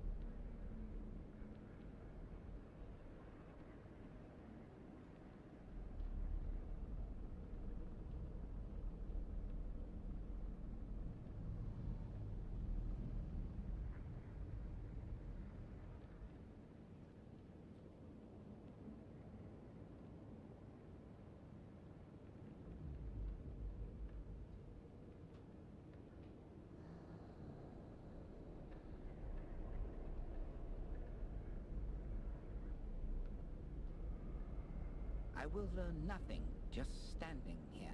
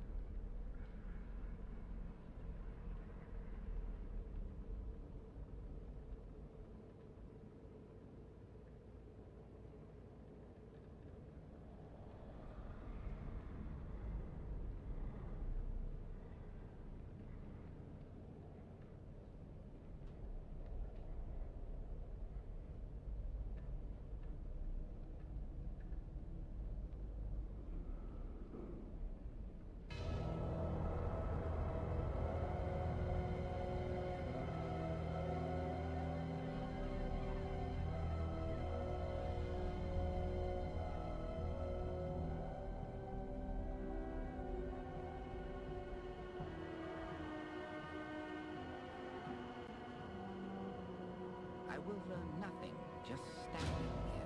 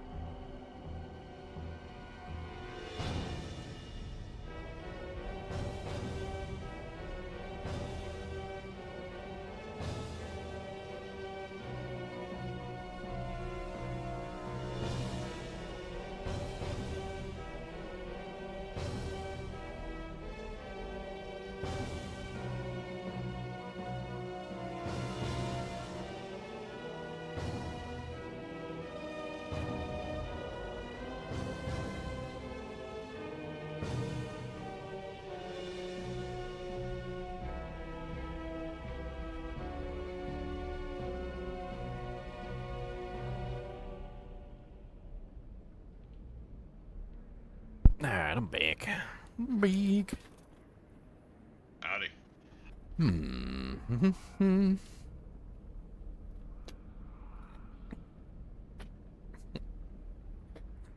Yeah, it's crazy, Reddy. We would test all that stuff with Diablo 2, and no matter how much we test, like, just, you know, on live stream for everybody to see even, there's still so many people who are just, like, resistant to the idea that anything that we're coming across is accurate.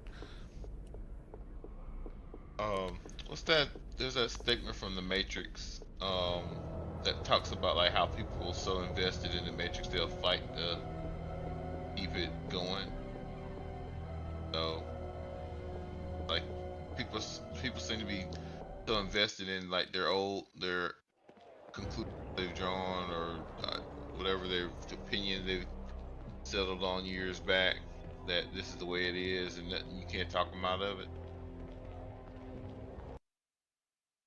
I know, it's I don't really know what to say about none of it.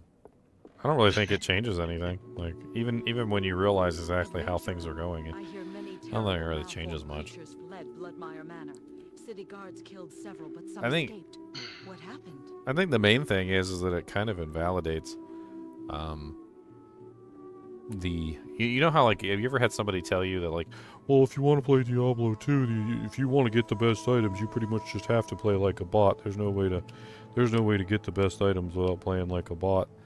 But I think we kind of disproved that idea, is that the whole bot thing really isn't required. You just have to kind of vary how you play the game instead of just playing the game the same exact way every single time. I see. So it was her vile creation. And it's funny you mentioned that. I'm glad you kept bringing up the idea of clearing whole games, and that's something I've heard sporadically over the years about people finding the best items in the game because they took the time to play the game thoroughly and through by like staying in one game and clearing the whole thing instead of just. Well, I had a couple people clear the game with me when I did my clear the whole game thing, and it was interesting because everybody's results were pretty much the same. It was actually like primarily rare items, and then it was like the unique items always seemed to outnumber the sets by like 1 or 2, and like more unique items dropped than sets, and basically like the factor of rares to uniques was usually 10 times, so it was like 10 times the number of sets or uniques that you would get rares, and it was really obvious that the rares are just like super common, basically dirt items by comparison to to the uniques and the sets. Oh, agreed. Thank you for becoming a Ginger Gaming Mentee. I really appreciate it, man. And now you get access to all those beautiful emotes, my friend, and the member-only content too. That's also there.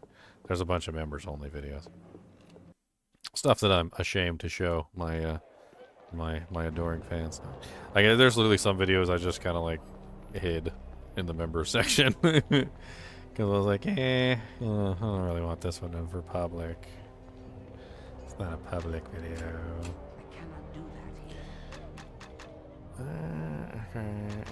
Investigate the ruins, explore the ruins with the wood of sharp teeth. What the hell?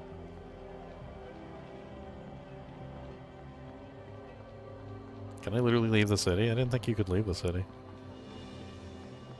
I kind of want to try. Just walk out. Never be seen again.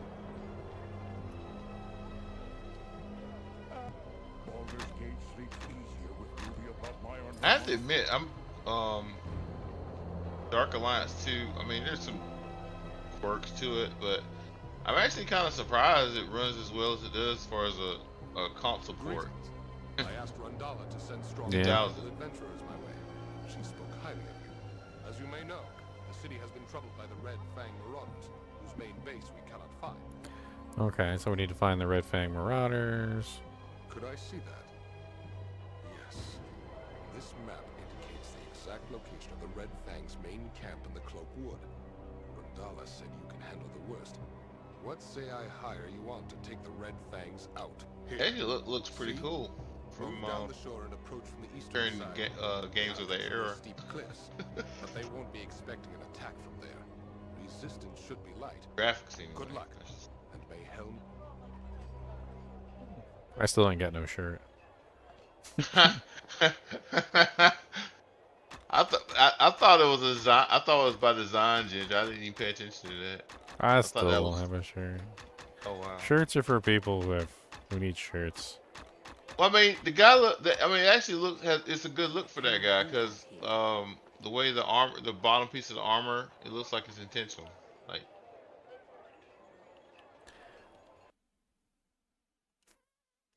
Ba -ba, ba -ba, ba -ba, ba.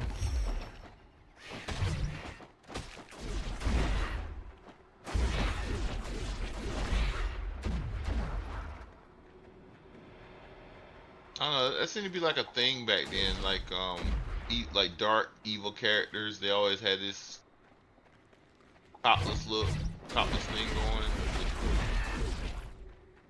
Well, I'm glad you enjoy the content, agreed. I'm always looking to put out new content and new stuff that you guys can enjoy.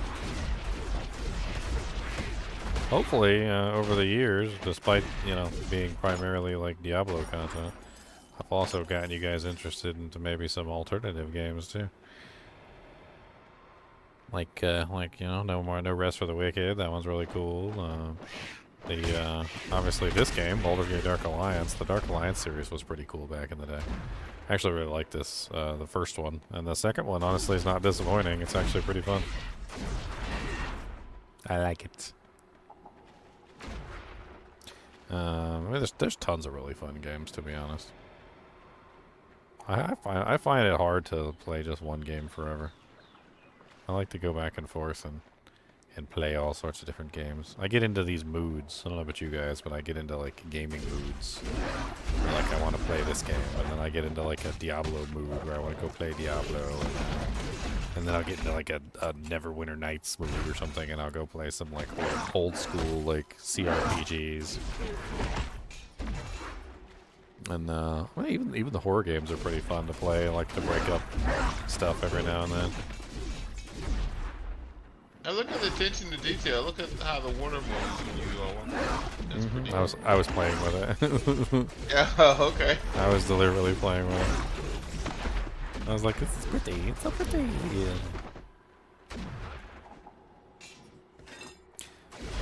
It's crazy how these games look with like better graphics. Like they just weren't really the highest resolution out there. And even though the textures didn't get improved, and even though a lot of the stuff like didn't actually change, sometimes just increasing the resolution is really all you need to do. And you see that resolution increase, and it's insane at how much better it looks comparatively to what it looked like before. Yeah, back when we were all on DRT monitors. Speaking of Dark Alliance 1, the innkeeper on Dark Alliance 1 had some big honkin' honkers. Man, she had some big old honkin' jambalams. I don't know if you've ever seen the Elf Song Tavern lady, but let's just say you should. She was that. And we're not just talking about red nose.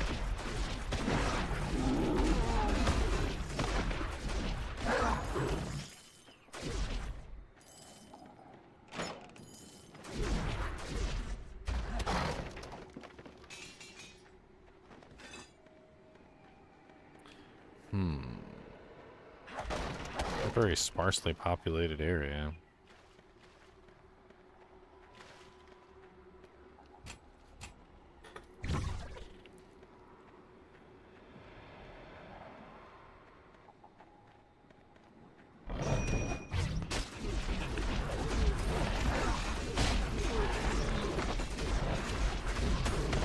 Love having the acid arrow. I don't think I chose correctly. Melf's acid arrow is always amazing.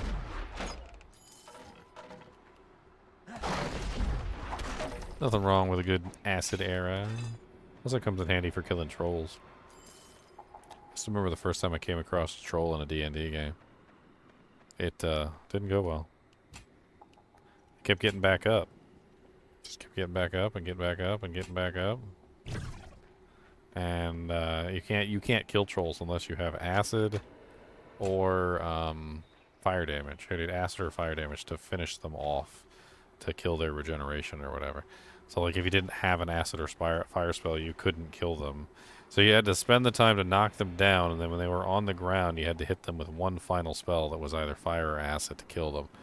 And man, I did not know that when the first time I fought a troll, and that troll wrecked my group. I could not. He kept getting back up, and I was like, "Why do you keep getting back up?" And then I think there was like a loading tip screen thing where it was like, where it said something like, "Trolls can only be killed with fire or acid damage," and I was like, "Oh."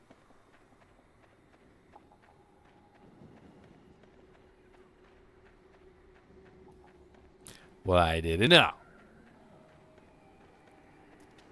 Okay, it's got to be that world map thing over there. So we gotta just let's go back through. What am I doing? Speed. I like the haste spell. I wish it lasted longer, but I like it. I thought it was a passive. I legit thought it was a passive.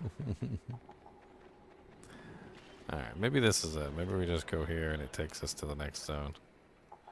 No, that didn't help us at all. Okay, so we're missing something. What are we missing? An area we didn't explore. Maybe we already finished the quest.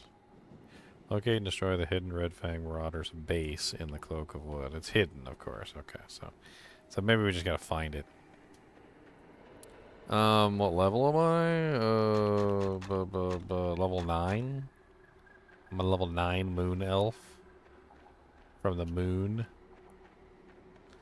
I got the acid arrow. I got my little skeleton. I got my little shield running and my haste spell, and I'm doing all right. I'm doing all right. Trying to find there's a hidden base in this area. I don't see any hidden doojays. Maybe I'm just not paying attention right. Is this? That's a ring. No, not there. Where the hell is this thing? I don't know where the stupid thing is. Don't know where the stupid thing is. It's somewhere. I don't know where. I don't know where the stupid thing is. It's hidden somewhere really good, and I don't know where it is.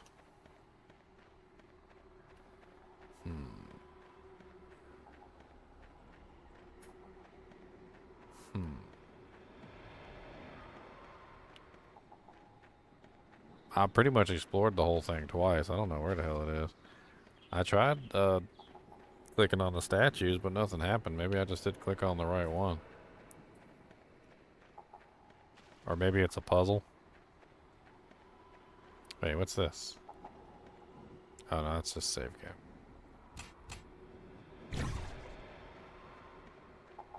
I mean, there are statues. I mean, I see the statues.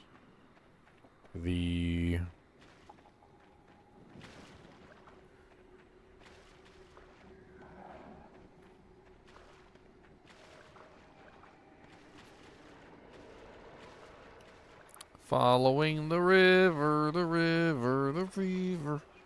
Following the river wherever she may go. Oh no. Oh no. Oh no. Following the river, the river, the river. That was the way I came in. I'm pretty sure.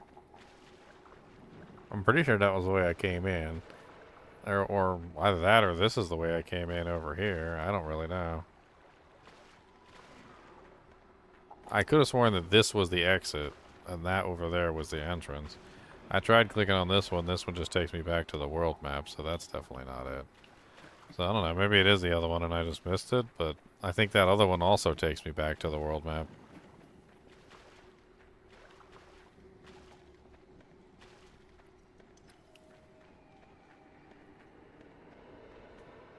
The water physics are pretty neat, though. I was playing with them.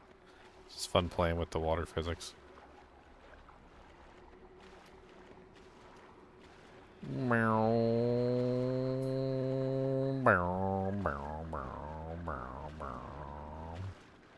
I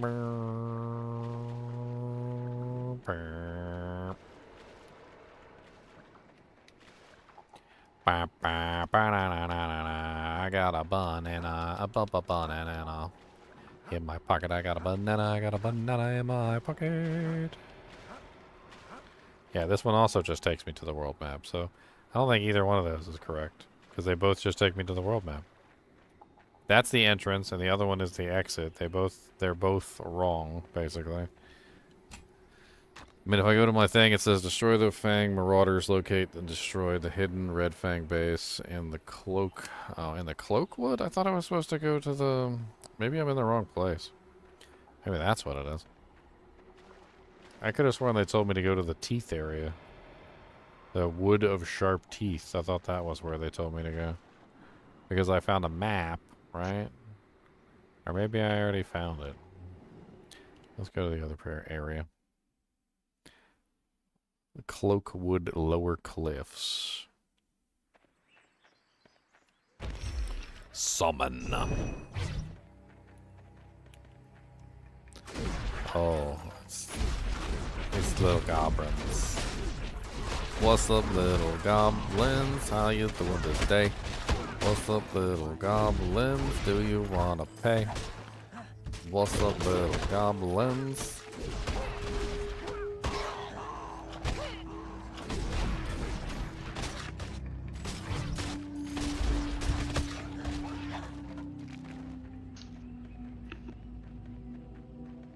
I haven't found an armor. He's only capable of wearing cloth. I haven't found anything that's got cloth. It's all been leather. I haven't upgraded his armor proficiency. I've been spending it on other stuff. I mean, he's a freaking mage. He's not supposed to be in combat anyway. And I got a tank, so it's not like I really even need the armor proficiency because I'm relying on my dude to do all the tanking for me. So it's pretty much just been I don't care. Yeah, he's almost exactly like EverQuest mage. EverQuest 1 mage. Or Necro, I mean, I've got a skeleton, he tanks for me, and that's all I need. That's all I need. He's a pretty good tank, too.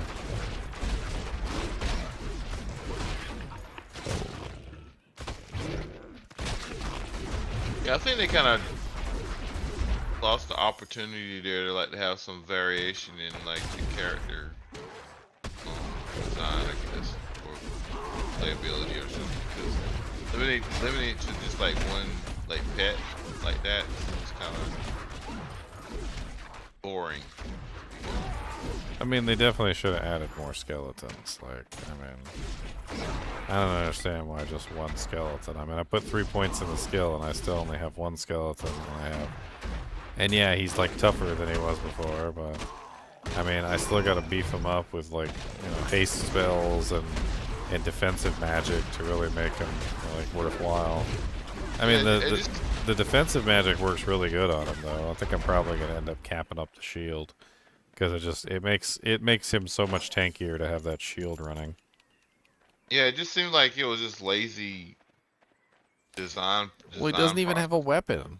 He doesn't even, my skeleton's just over here punching stuff. Like, what's up with that? Like, can we talk about why my skeleton doesn't have a hammer or a mace or something, or even just like a leg bone? Like give him a leg bone. Jeez.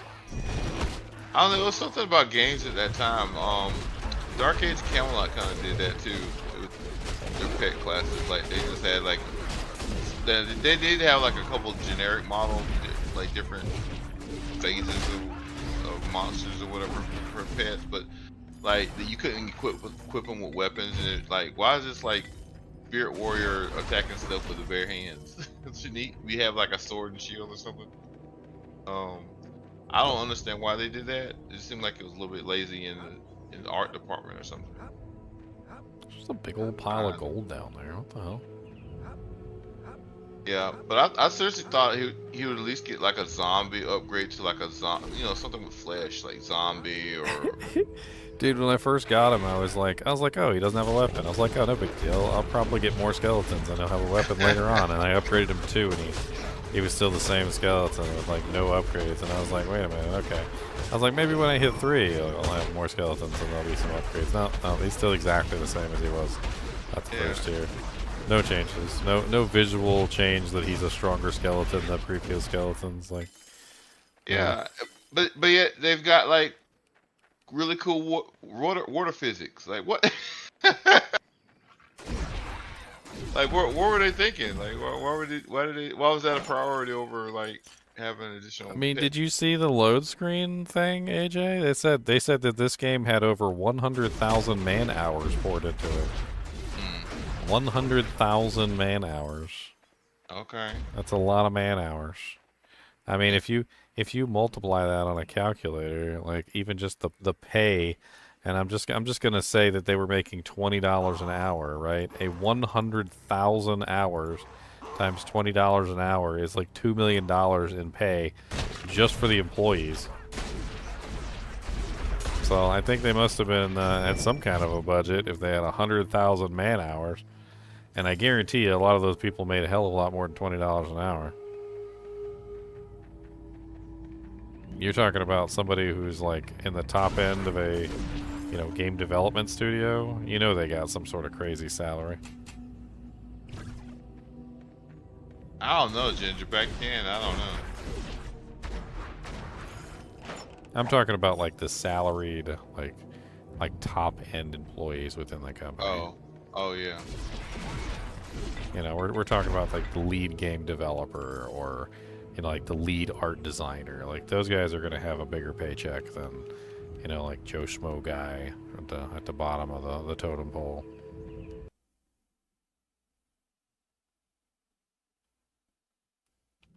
Yeah, I used to live in Durham and or North Carolina Triangle area, and that was where Epic Games is, and so people around there would have meetups and stuff, and a young lady said she had gotten an internship there, and was talking about how, and she was saying how much the guys were getting paid there. And she was like, I was shocked at how little they got paid. I thought they were getting paid like big bucks. I was like, they're like, some of them not even making like $50,000. I was like, wow. I don't even make $50,000 ready for you. Yeah. Now. I don't even make $50,000 now. That's a rust monster, normally a harmless creature whose lightest touch destroys ferrous metal. The raiders may have one trapped within. So it might be wise to unequip any metal weapons or armor. Rust monsters won't attack unless it smells rust to eat. What? Does my staff count as a rust item? Like, is that metal? I don't know. How do you know if it's metal or not? Alright, well I'm wearing like no clothes, so if he attacks me, then I guess my staff is made out of metal. Oh, never mind. My skeleton just went over and started beating him. So no need to worry about anything.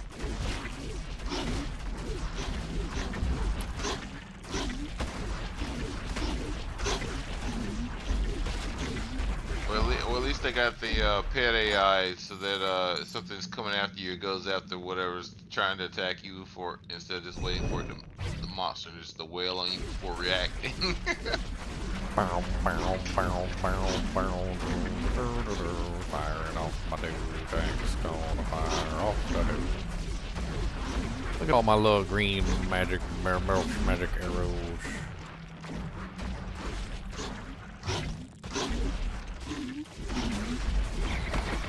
I'm not sure. I feel bad for killing these monsters. Like, you're not doing nothing to hurt me.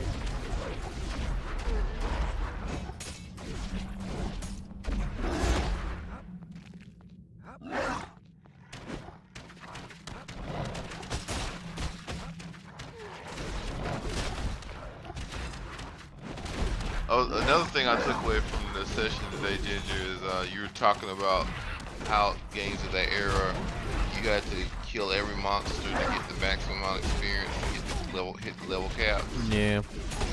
And I was thinking back to my first time playing Neverwinter Nights, and I just rushed through the game. I know I just rushed through the game just to the content. and I was watching a Let's Play a couple months back of this guy just went through the whole game, and I just saw so much stuff I missed like through the game because I was Oh, Neverwinter Nights is insane with the amount of hidden stuff. Like there's stuff everywhere. There's like talking swords and all sorts of other crazy stuff that you might not pick up. Like it's kind of nuts actually. Honestly I think a lot of the games like that are usually handcrafted to be played, you know, in like a full manner. I mean, take Final Fantasy VII for instance. Final Fantasy VII was like, I think if you rushed through the campaign and you didn't really do anything else, you could beat it in I think like around like 25 to 30 hours or something. I was like 30, let's say 30 just to be safe. But like if you wanted to do like the full game, unlock all the stuff, do the full like kill all the monsters, get all the materials, it'd take you like it's like 80 to 90 hours. Yeah. To get like everything done, and even then it's even longer if you're not like doing it in an optimal way. Like everybody was back then who didn't have like a strategy guide.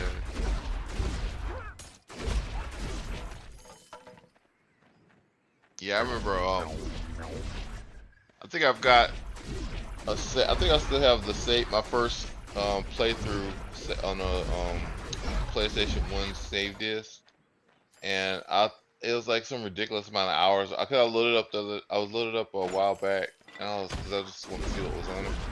And I was like, Jesus Christ, that's where my life went. on this one game, like trying to get every materia and level everything up to the max level. Well, I mean, the coolest thing about Final Fantasy VII was that no matter how good you got at the game, there was always like some other monster that would challenge you, that would like try to get you to be even stronger than you were before. Like maybe you were trying to fight the Cactuar boss, which was a pain in the butt, or maybe you were trying to do one of like the ruby weapons or something like that, or like there was a tons of different things that would kind of like force you to be like, all right, well I'm not strong enough yet, and it would keep getting stronger. Like you remember that snake in Final Fantasy VII that you're like supposed to avoid? Like I remember getting so strong that I would literally just like wreck that snake. And I would just go back and I would level up until I could just beat the crap out of that snake.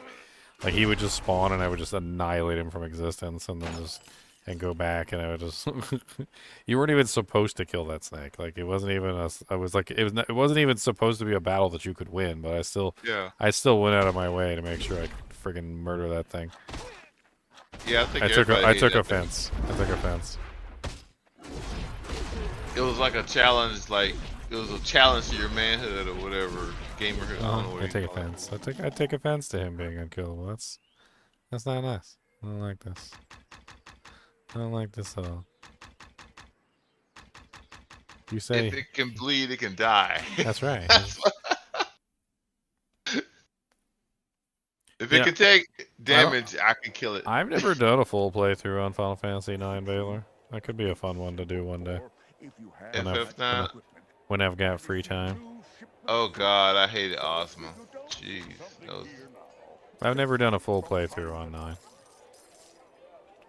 One day, maybe. I don't think I've played that game in like 20 years. Final Fantasy VI was amazing. I liked Final Fantasy VI. Oh man, wait. We talking about one with Terra and the Magitech and stuff? Yeah, 6. I think 6 is my favorite. I think out of all of them, I think 6 is definitely my favorite. Yeah, don't get me wrong. I like 7, and a lot of people are like 7's the best, and I'm like, nah, it's 6. 6 is the best. 6 had such a great storyline that it made you empathize with the characters. I think that's what it was endearing to that. Well, I mean, 6 had pretty much everything that 7 did. I mean, there were hidden characters, just like 7 had. There was a hidden vampire character in there, which they didn't specifically say was what's his face, but I mean, it's pretty much implied that it was him. There was a Moogle that you could get for a party member. There was a Yeti. There was a whole bunch of like hidden party members in the game. Yeah. Wasn't there like it was like 3 teams of 6 in the game, so it was like 6, 6, and what, 18. I think it was like 18 different party members that you could have. And in Final Fantasy VI, when you went up against the last boss, like I went up against the last boss and I didn't realize it, but all of the party members that I had gathered were basically there to fight the last boss. And I basically just sacked the first 2 teams because they were terrible. I like let them hang in there as long as they could and dish out damage, and then the 3rd team was my real team. Yeah, that's what it was. It was you had a A, B, C, and D, and E. Well, A, B, yeah, there you go. C and D, here you go. Yeah, I have to say Final Fantasy VI was. I mean, you basically got 2 games in one.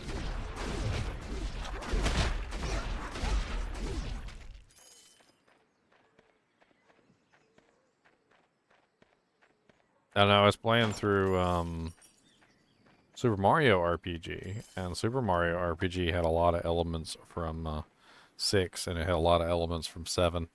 But it was before 7, and it was after 6, so it was kind of neat. I was looking at that kind of stuff, and I don't know if you saw my playthrough. I did a full playthrough of the Super Mario RPG remake that they did. Oh no.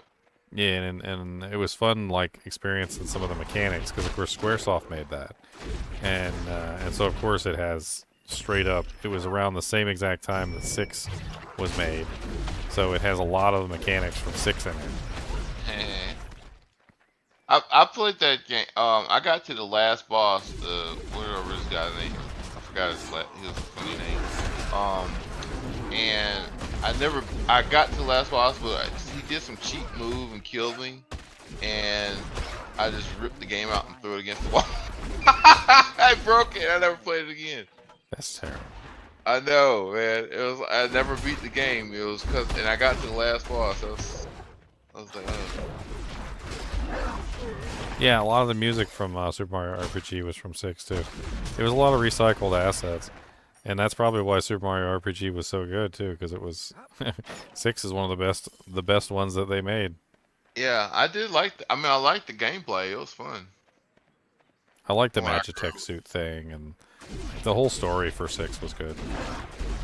Like they started you out in the Magitech suits, and you always felt like you were a freaking god. You're like, yeah. You fight these little tiny monsters, and you fire off like Magitech beam cannons at them, and like annihilate them from existence. Yeah, they never did that game justice with the lack of remakes and following up, modernizing it. 6 should be remade in a modern way. Yeah. I think it would be amazing. I think if 6 got like almost like a Final Fantasy 7 kind of a doujink, it would be great.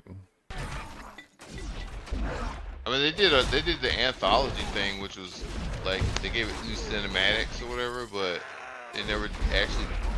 Oh, I need to check out the Pixel Perfect remasters. I was gonna look at those, but I haven't got a chance yet. Oh, it's kind of expensive. I was looking at it earlier. It's not cheap. I think it's like $80 for the Pixel Perfect remaster set. I mean, you do get a lot of games, but it's still $80 for a bunch of older titles, essentially, just kind of like pixel remastered.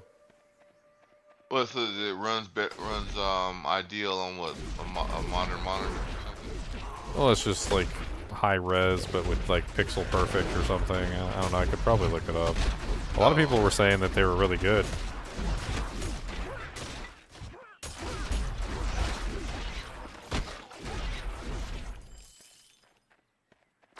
I mean, they're not like remasters. I don't really know how to explain what they are. It's literally what they call them is like pixel perfect or something like that, or pixel matte remasters.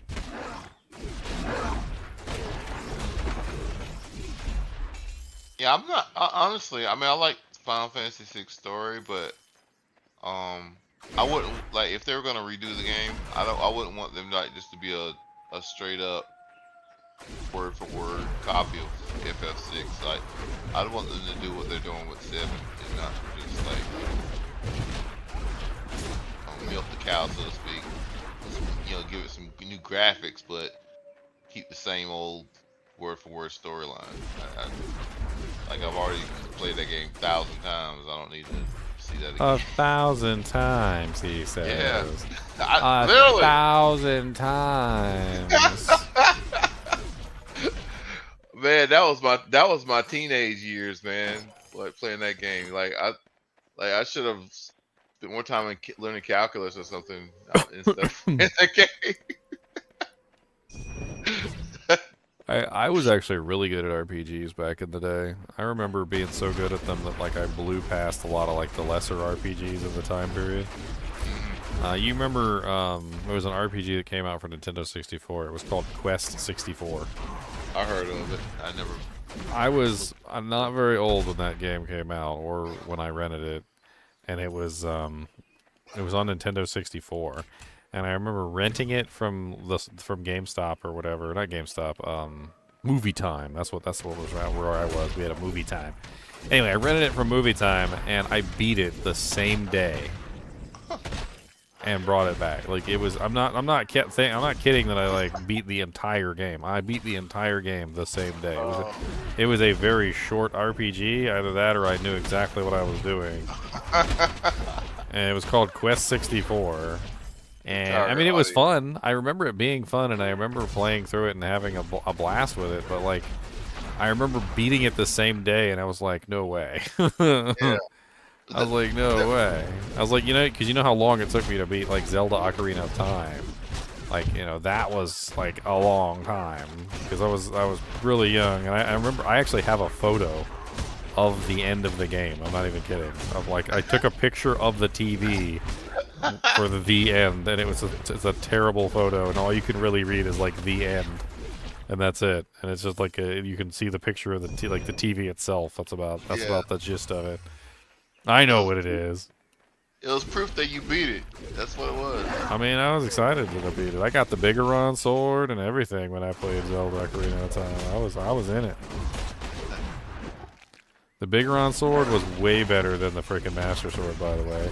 And I was really upset. I remember I got the freaking Ganon with my Bigoron sword, and I was so excited, and I was going to whoop Ganon's butt. And the Bigoron sword didn't work on Ganon. And I was like, wait a minute, what? And I had to put on that stupid crappy Master Sword again.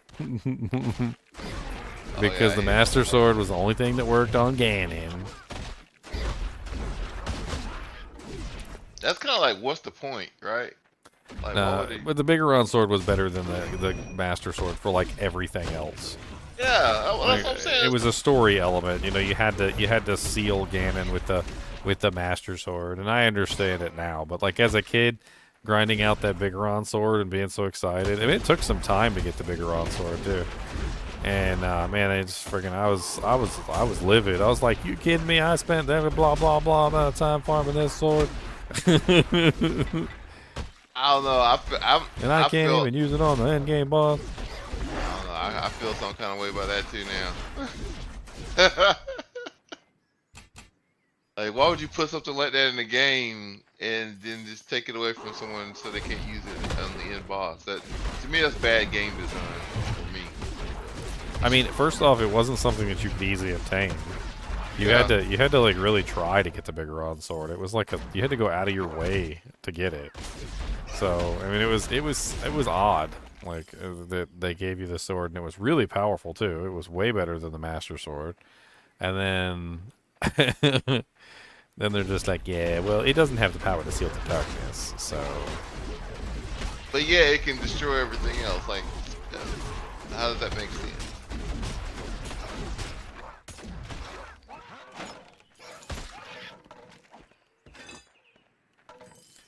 Oh, the goblins outside are nasty, but the ones inside are crusty. 'Cause they pooped and they didn't wipe. They just let it drop, let it drop, let it drop. They got dingleberries left and right. And they don't know what toilet paper is. Man, you know what scene in the movie really pissed me off? I ain't never really, like, actually been pissed off before, like, watching a movie. Like, I know they're movies. But, like, Man, Dances with Wolves. Alright, in the Dances with Wolves, he writes that journal. And the journal is basically his, like, logbook of what happened out there with the Indians and, like, everything that's going on. And the basically, at a certain point in the movie, the army comes to check up on him. And they find him doing something that I guess is, like, not what they would want him to do. And so he's trying to explain himself, and his only evidence basically is his journal that he's written for like months and months and months, and they can't find it. It's gone. And then it flashes to a scene of two soldiers squatting next to the river, and they're both taking a dump. and literally they pull out his journal, and neither one of them can read. They say something along the lines of, "What does it say?" And he's like, "I don't know, can't read. Can you?" He's like, "Nah, I can't read." He's like, "Hey, pass me another sheet." And they're literally using the paper from the journal to wipe their butt with. Oh, yeah. Man, I was pissed. I was pissed, man. Livid. Yeah, but you know what? Also, what's funny to me, Ginger, was that scene reminded me of stories my grandparents told me about, like how they used to use Sears magazines in outhouses. Yeah, and then that was because it was real nice and soft. Yeah. And then the same year that they changed the catalog to glossy sheets, that was when the Sears catalog went way downhill. They didn't even know that the Sears catalog was being used for that. They thought it was being used for like actually ordering stuff. Yeah. Oh, what's up, Jack in the Nox? Ah, Nox. Now that's a good game. I did a playthrough of Nox a while back. That's another game from this same time period, by the way. I think Nox is a really underrated game. I think that needs a remaster. I'd love to see like the online come back for that too, because I remember it having a pretty active PvP community.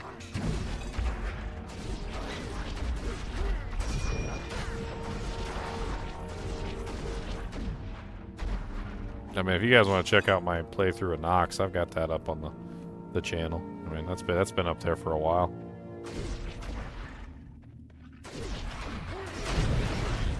Nox actually is the only game in existence, I swear, that has a difficulty system baked in. And you don't really know that you're choosing the difficulty of the game until you realize that you've chosen the difficulty of the game. Basically, the game has 3 classes, and you've got your warrior, which is basically your easy difficulty. Then you've got it's like a shaman conjurer kind of a character, and the shaman conjurer character is basically your medium difficulty. And then finally, like, there's also a spellcaster type character, and that character is the hard mode for the game, basically. Like, playing that character is rough. It takes a lot of tactical, like, thinking and trying to figure stuff out in advance and making sure that you're doing things the right way, because you got like traps and you got to like place your traps in advance, and it's a whole lot. Like, it's a whole lot to get that character working. But you totally don't know this at the beginning of the game, so you can straight up choose the hardest character by accident or the easiest character by accident and not even know that you've done it. I don't know, Ginger. I can say the same thing for Diablo 1. Like, I played Diablo 2 before 1, and when I played Diablo 1 for the first time, did you pick the warrior? Yeah, I picked the warrior, but then the warrior's the hardest. well, maybe so. Because you have to constantly chase down all the stupid little range monsters that are running away from you. It's a pain in the butt. Yeah, the thing that took me aback was you couldn't run in that game. No, you don't get to run. Ah, evil monster. Shoot you with the melts acid arrow. Make you gonna explode in the marrow. Oh, you did. Okay. Oh, there's more than one of you. Okay, let's get you with that nice acid on your way over here. Bonk. Boom. Boom, no, no, no, no. Boom, boom, boom, boom, boom, boom, boom, boom, boom.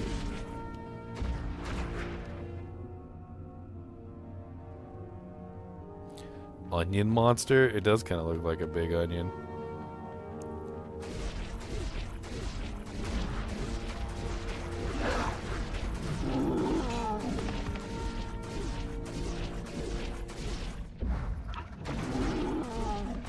I love how the Melf's acid arrow just goes like infinite distance. It has it has no problems with going literally forever. Freaking I adore that. This is from the cute era where before people realized that you couldn't like just let a skill go infinitely like that. You gotta have some kind of cap on the maximum distance that something can travel. Not Melf's acid arrow though, because that thing just keeps going and going and going and going and going. It's like the Energizer arrow.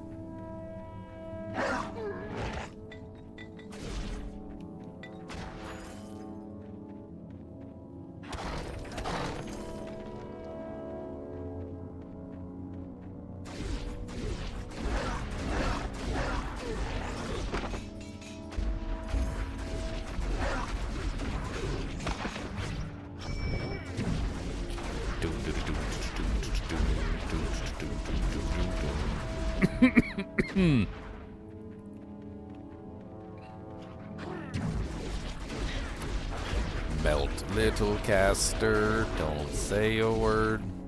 Papa's got a Melf's acid arrow for your turd. Hey, it rhymed, okay? What the hell is this? There must be an area below or something. It's the only thing I can think of.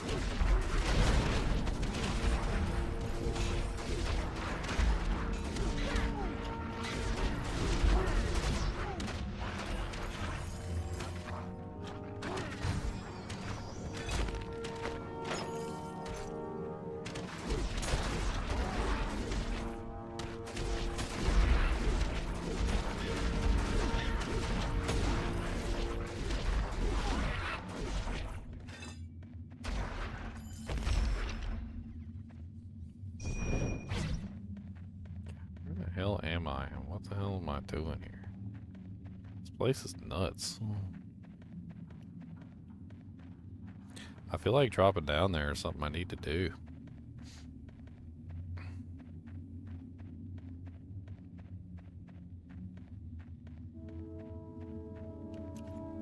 Just basic death traps down there? What?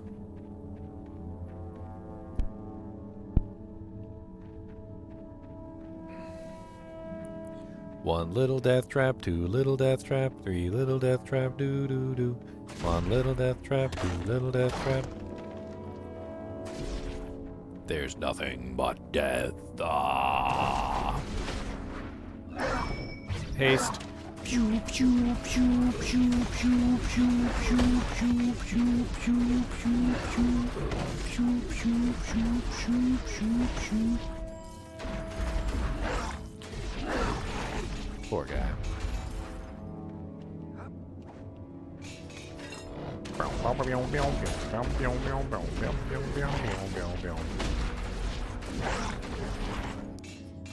don't know where my skeleton went, but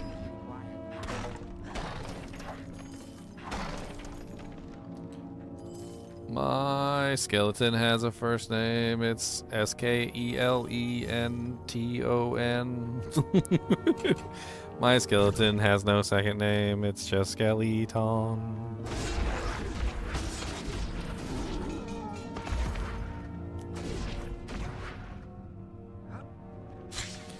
Boom, bada, big bada, boom. I need to watch that movie again. I love that movie.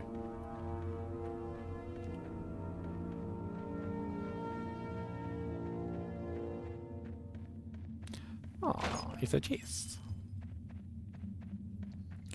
And the cave, the mighty cave, the goblins sleep tonight. In the cave, the mighty cave, the goblins fart tonight. Oh, fart away, fart away, oh, fart away, fart away, fart away, fart away, fart away, fart away. Squeaker fart.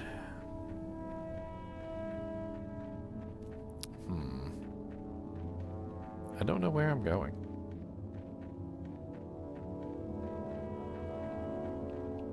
I really don't. I don't know where I'm going. There's just a bad mini-map on what the map it does on. I mean, I can't even, like, trust the mini-map because I don't even know where the mini-map is. There's a passage behind the save location. Alright, I'll go take a look.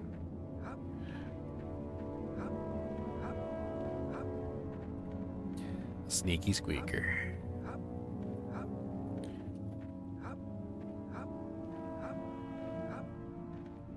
For those of you who have kids, you better be teaching your kids all about the different farts, okay? Like the loud and proud. Okay, that's your first one. The loud and proud fart, that's a big one. And then you've got the silent but deadlies. All right, those are quiet but extra stinky. All right, then you got the sneaky squeakers. All right, those are the ones that come out and they make a little squeak noise. All right, the sneaky squeakers, they sneak up on you a little bit. And then of course you've got the wet ones, the wet farts. Those are the sharts. And that's how you teach people never to trust a fart. Okay, you never trust a fart because of the sharts. All right, sneaky squeakers. That's right, sneaky squeakers.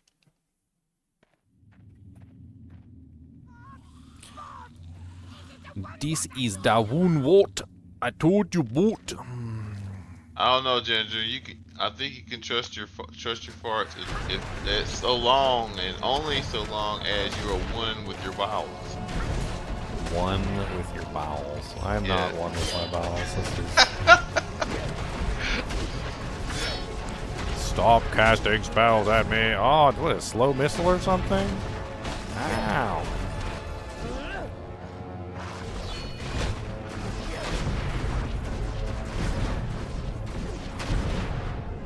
Okay. Alright. What's up, Red Queen Sonia?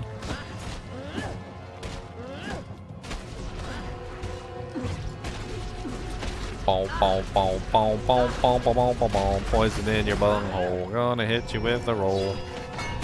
Come on down, give you some poison for your bunghole. Who doesn't like a little poison in their bunghole? Yeah.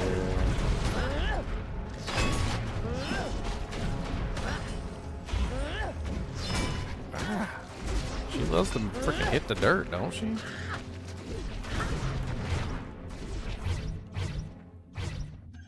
The Red Queen vanishes. Wounded, the Red Queen disappears. You hear the sound of grinding stone. I hear the sound of my face getting smashed in by fireballs.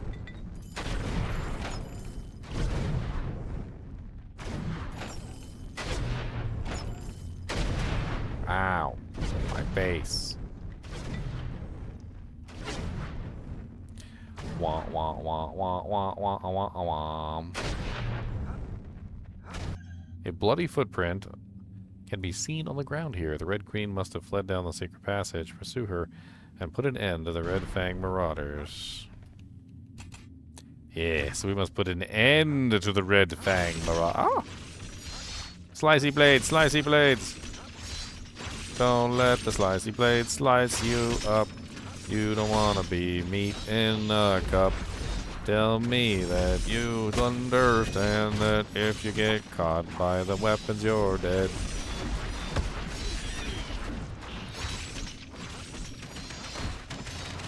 Oh god, traps everywhere. You little bats can run, but you can't hide. Alright, that's all I got to say to y'all. I'm gonna kill you dead. I don't care about knowing what you see. Enter the escape tunnel.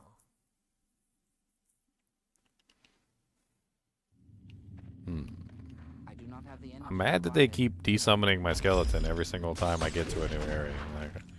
Like I'm a necromancer. All right, keep my skeleton in play, please. I just zoned. All right, you tell me my skeleton can't follow me through zone.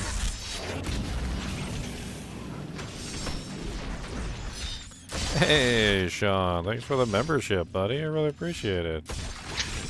Unfortunately, that was another feature of a lot of games back then with pet classes. Welcome to the emote club. Now you have access to the Zod rune and the Jaw rune and the Bear rune and all the little cool emotes.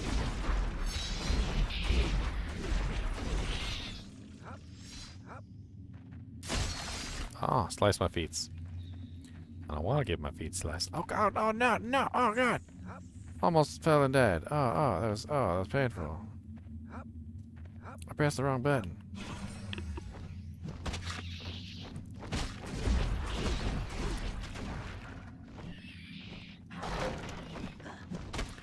Die.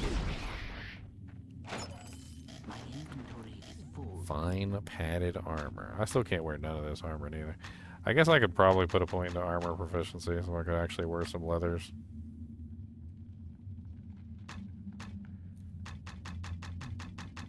So I can actually put a shirt on. I'll put a shirt on, okay?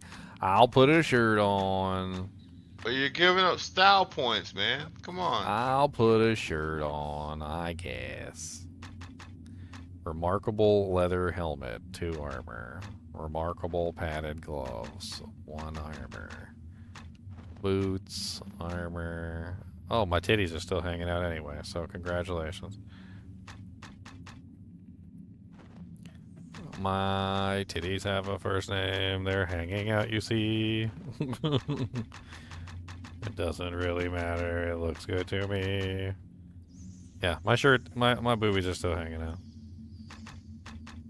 So, yeah.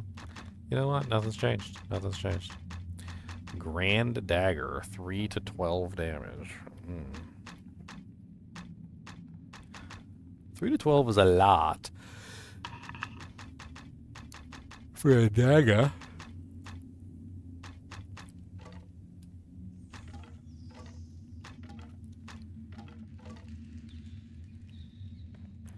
Alright, let's do a quick recall, sell some stuff.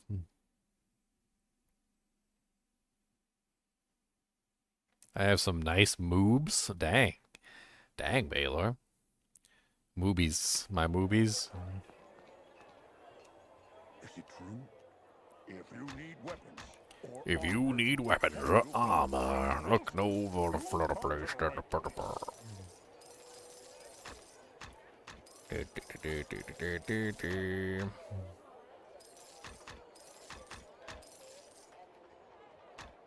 Alright, what do you got for sale? Padded. Oh, he's got leather. Studded leather.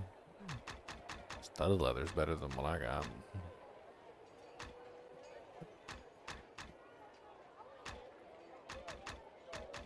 Let's see. 3, 3, 3.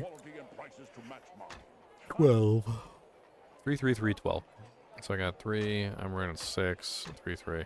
So the only thing I need is the armor then. I just need the studded leather armor. Let's grab the studded. As well as imports from Waterdeep and Arm.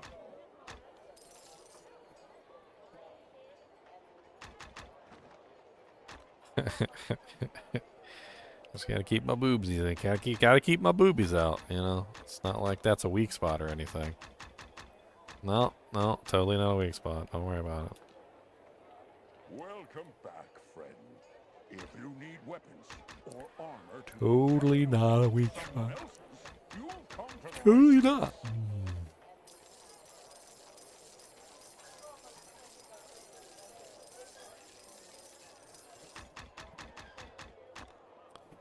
Totally not a weak spot. What does that bring my armor class up to? Can I workshop any of this stuff? Like, I can workshop the gloves. No rune stones. Like, what would I even add to these? I'm kind of curious. Let's buy some rune stones just for fun. Grab one of those, one of those, one of those. Alright, so we'll just turn them to +1s. +1s of speed. Combat reflexes.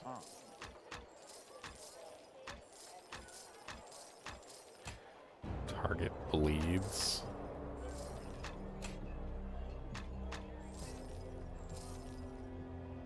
Seeking arms and armor?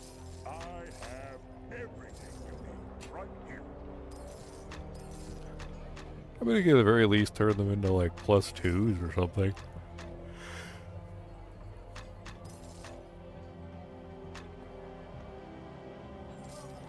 The hell is combat reflexes? You'll find no other merchant with quality and prices to match mine. I've been supplying brave adventurers for over a decade. I just want to see. Yeah, you can do 2, which will give you a +2, which isn't terrible. I mean, and then we can do like 2 here, which makes another +2. We get our little armor class up. Let's get 1 more, and we can make another +2. We'll have full +2 gear.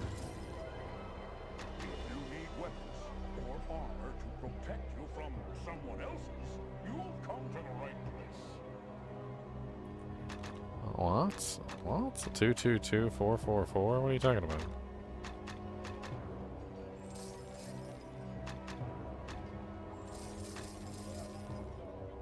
Oh, okay. 10% melee damage when struck. Reflect. Oh, well, that's kind of neat. Reduces duration of slow and stun by 40%. The hell?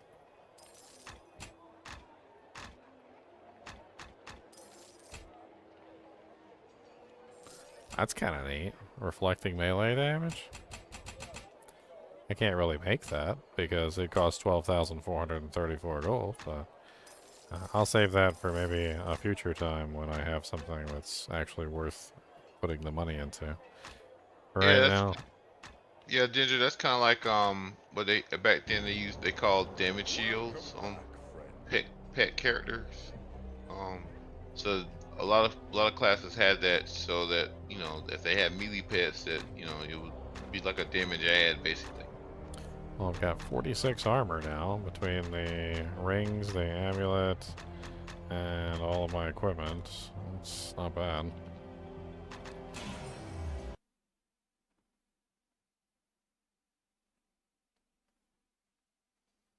And 8 for +4. Okay. I mean, that sounds like something I might have to do eventually when I get like some really good equipment.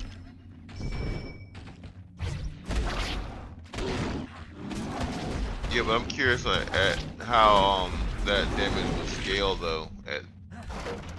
By the time you can afford to use that. For what? I mean, if the damage doesn't scale to the mobs you're fighting at the time, it's kind of pointless to get it. I mean, it might be any damage. Oh, I was looking at armor really, like because you can add like plus armor value, and I literally pressed the jump button too. That's okay.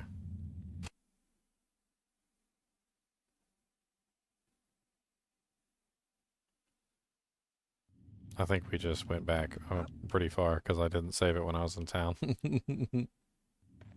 I still have the No Man Naked shirt. Okay, so let's go back to town real quick, I guess.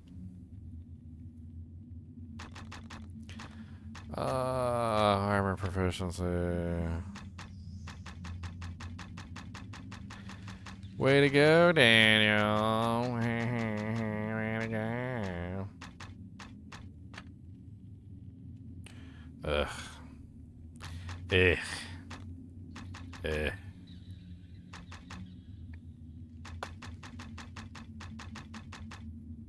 15% workshop costs. This actually sounds kind of neat now that I know that like freaking you can make such ridiculous items.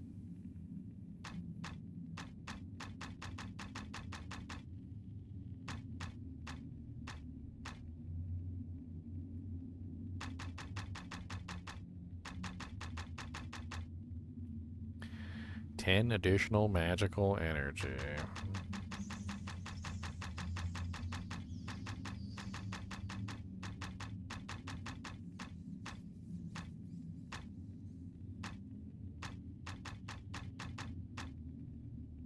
Reduces the casting cost of your spells.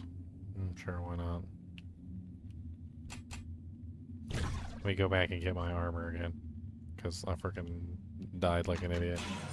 I just like fell off the freaking platform. I didn't even die to a monster. I just like walked off because the jump button didn't work. Alright,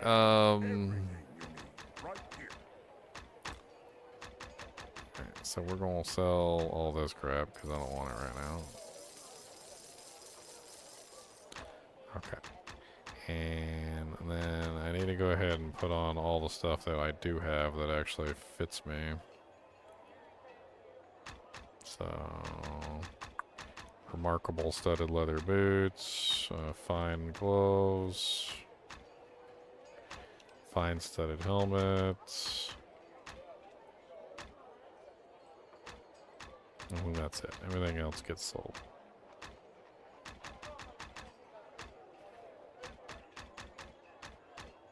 Because I've got helmet, gloves, boots, and I need the armor.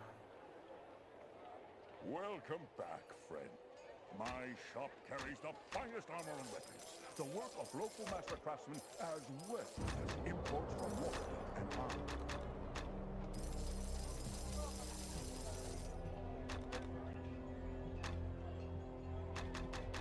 Alright, so I need studded leather armor.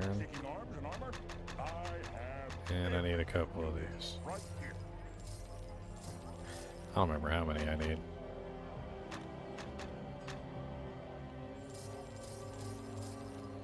So it's 4 to hit the +3, and Ace said 8 to hit the +4. Maybe I could do 4. I don't know. It's 4,000 per, and then I gotta pay 600 per. I think it's cheaper just to go with 2 for right now for the +2. And I can, when I get like some better equipment, I can make it better.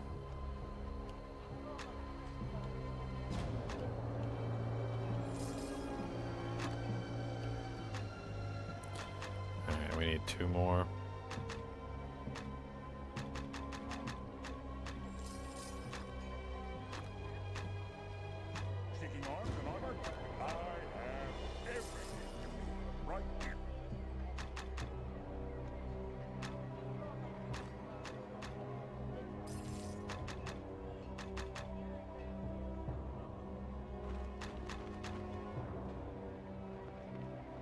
Alright, let me save it before I go back down, before I end up dying again.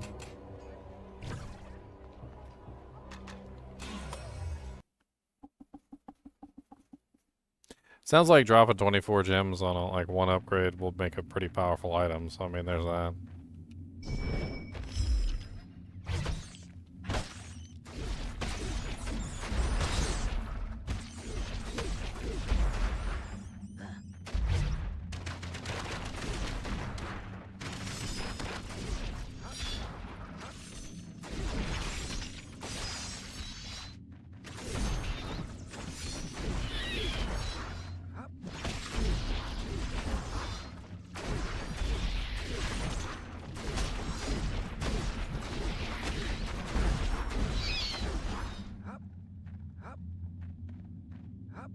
Okay, here's to actually jumping properly and trying to stay alive. Let's go, boy. Oh, come. Why are you not doing it? Holy Jesus. I'm like spamming the button and he's not jumping. He just walks straight off the cliff.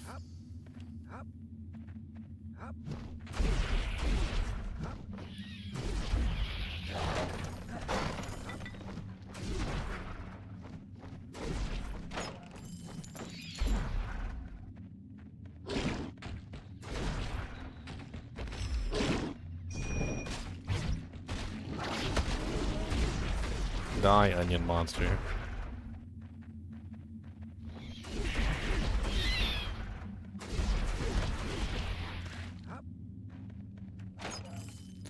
Onion monster. Onion monster. So did they replace the magical items in this game with the... I can't tell you how many times I pressed that button on the way to that ledge. And not a single dang time did he jump. Not a single dang time did he jump. I don't know what the hell's going on with the freaking jump button.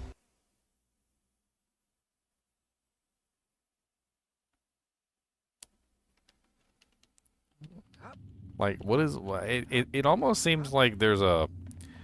I want to say, like, a problem with when you're approaching the edge of the thing that it disables your jump button or something. Because, like, the jump button works just fine when you're like, just randomly derping around. But then as soon as you get to the edge of the platform, it's like the jump button disables itself or something. Like, you're standing on uneven ground or something. And it's like, oh, well, you're standing on uneven ground, so you can't jump. And then you just walk straight off the platform.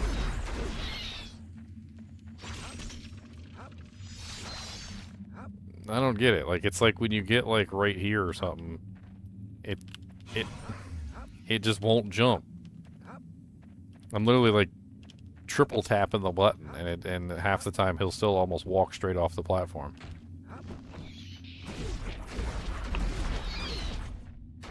I'm gonna die a couple more times falling off, I can tell you already. I don't think they wanted to program Z coordinate changes to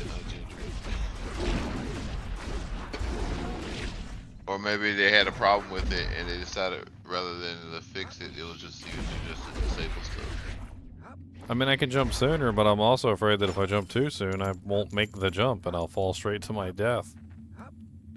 Like, I mean, is that also a thing? It's like... I mean, I could try jumping. I'm trying to jump, like, really soon, and it seems like I'm barely making it. I have less of an issue, like, falling off the cliff, so...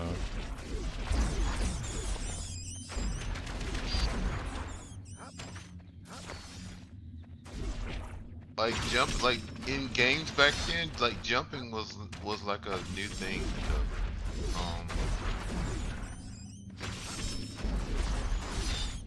You had to like take into consideration like the terrain elevation and the pathing and that kind of stuff. I don't know. It seemed like a lot of games that had the ability for a player character to jump in it that weren't like a first-person shooter. RPGs, they always had problems with that for some reason. Mistress, the base has been penetrated. The red fangs are scattered. Impossible. By whom? Adventurers, my lady, from Baldur's Gate. They somehow found the camp and assaulted it directly. But you defeated them? No, mistress. I was forced to flee. They followed me into the passage. They what? You worthless thing! I should have had Luria make me another brute, like Argish. To think of the expense of having you created in my image, only to see you fail me. Mistress, please! I won't disappoint you again. No, you won't. Man, she just picked that person up who was in like full plate armor and like just threw her around like a rag doll. Like, what the hell was that? Like full plate armor, and you just pick them up with one hand by the neck and then just like throw them to the dirt. Like, what the hell? You a strong lady. That's why you take potions of strength, man. Nah, potions of fire giant strength. That's where it's at. Or cloud giant strength. Man, I used to love Icewind Dale in like Baldur's Gate games because you could always inevitably find like a belt of hill giant strength or like a belt of cloud giant strength or something, and it would give your character like insane strength levels.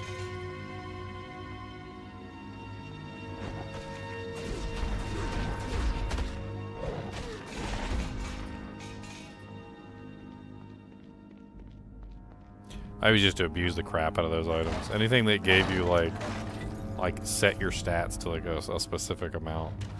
Like you could take like a mage and you could give him like a pair of gloves or a belt or something that gave him like 18 dexterity, so he could use a like a bow or a crossbow or something. And then whenever they ran out of spells, they'd be sitting in the back blinking.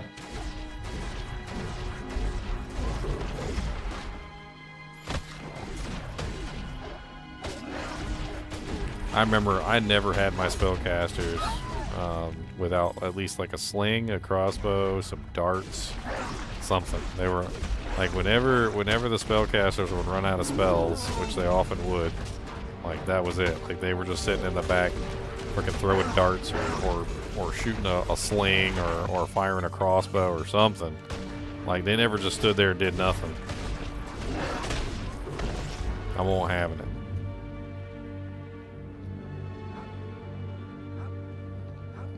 That's interesting. There's a thingy over here. I need a barrel or a box. There's a box.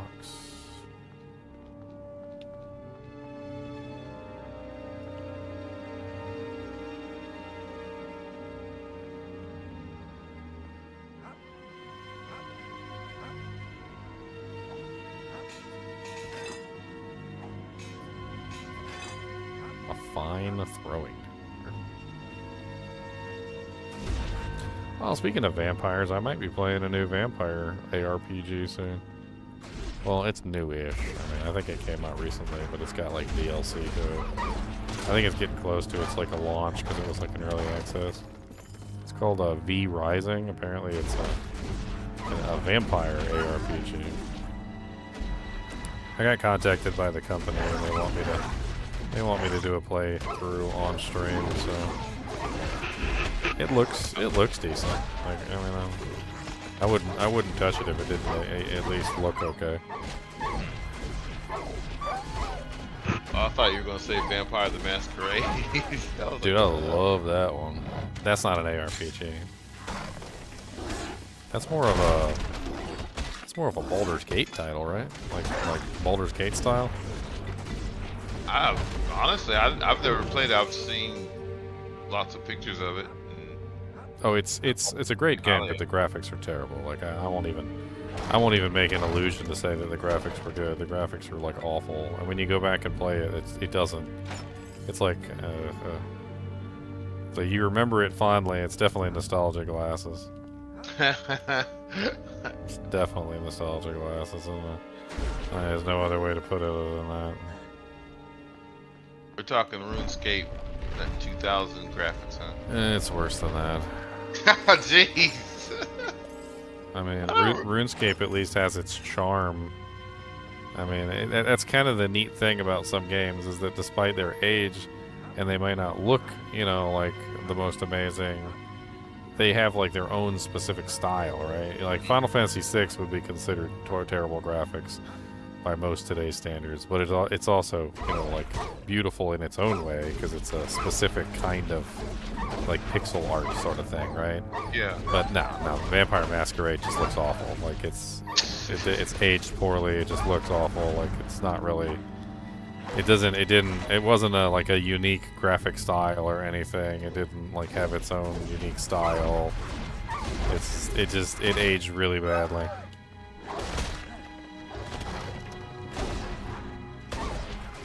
Don't get me wrong, I really like the story.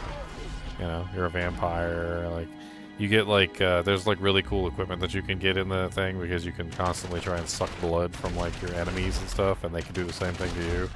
So one of the items you can put on is literally just like it's like a hard leather collar that you can put on just to protect your neck from being bitten by other vampires. I kid you not. And there's like a whole troll, like in the trolls in D&D, you can't kill unless you hit them with fire or whatever. Well, the vampires, you can't kill them unless you stake them. So like in Vampire Masquerade, you can kill vampires by like downing them with, your shotgun or whatever. But then once they're on the ground, you're gonna actually finish them off. So you have to actually go in. You have to send somebody over with a stake to like stake their heart. It was pretty neat. Otherwise, they would get back up, which you did not want them to do.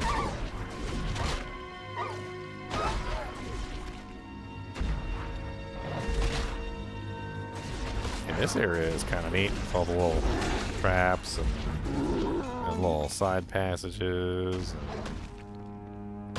Let's see what's in here. Treasure chest. Ow. My face.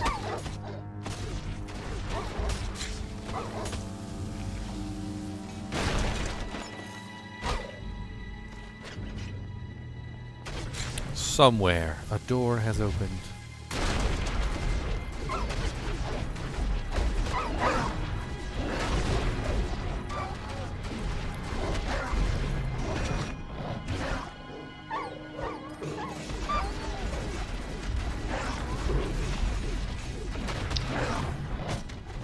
Where under the cemetery? Dead bodies rot.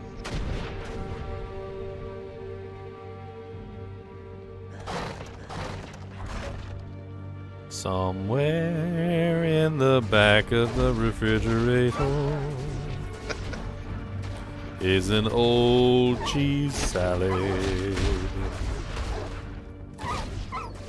And it grows the bluest mold, I am told.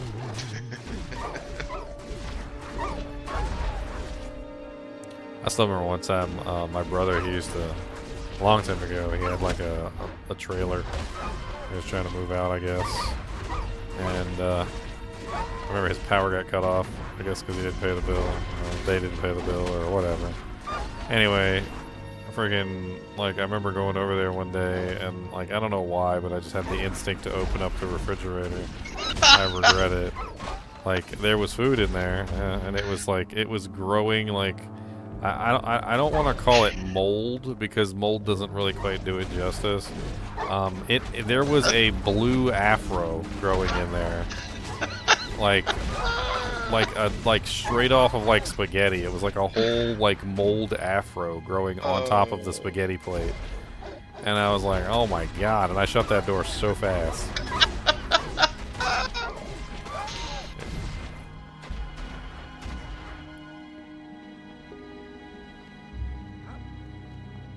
I'm trying to remember, there was some cartoon that I can't remember what it was, but the whole premise was that I remember what it was. It was Cowboy Bebop. You remember an episode of Cowboy Bebop where they found that old fridge, or they left something in the fridge, and you don't remember seeing that episode? Probably, I've seen it. Go ahead.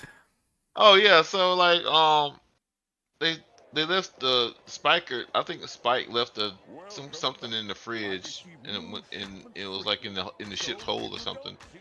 And they're like, and it got out, but it was a life form that grew in the fridge. Oh yeah, I remember that. It was attacking everybody and like making them unconscious, and he was hunting it down. And he finally realized what it was. It was he left some sandwich or something in the fridge, and it mutated in space. Mutation. Yeah, I remember that episode. That was crazy. It was like it was like a ripoff from Aliens, because he was it was the first Alien movie, or I should say a retelling. Life finds a way. Right. But I'm just thinking all this crap that we're sending up to the International Space Station, all these bacteria and fungi and stuff. I'm like, and they're testing to see how it reacts to like being a 0G.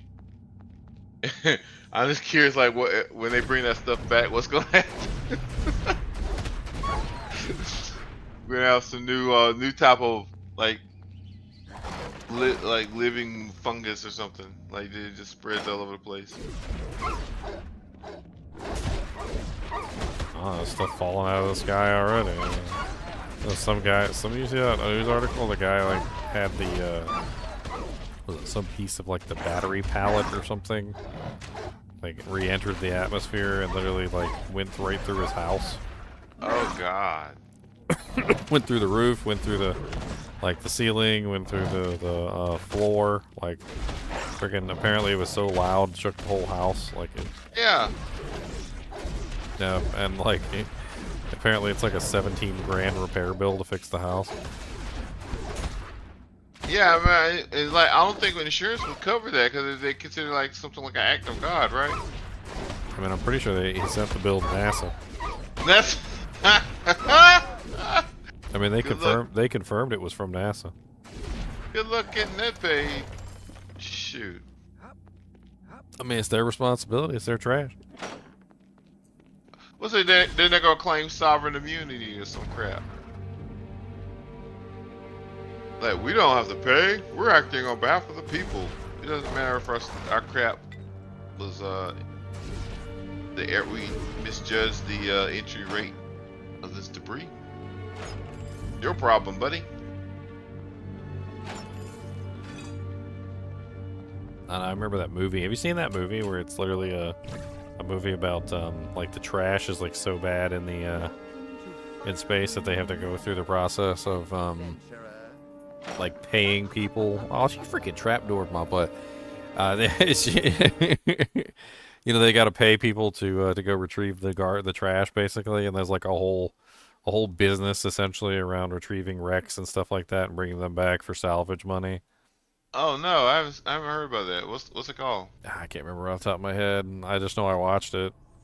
It was a whole movie where they literally were like, if wrecks were coming in, they would track them. They tracked the debris, and then they would capture the debris and bring it back, and it would get recycled, and they would get paid for the debris. And they were always competing because, you know, there was only so much debris to go around, so they were constantly like fighting over the best pieces. Dropped you beneath the manor. Okay. Oh man, I think unfortunately that's gonna be a full-time occupation we're gonna be needing soon. All that crap we got up there now, all these satellites and stuff.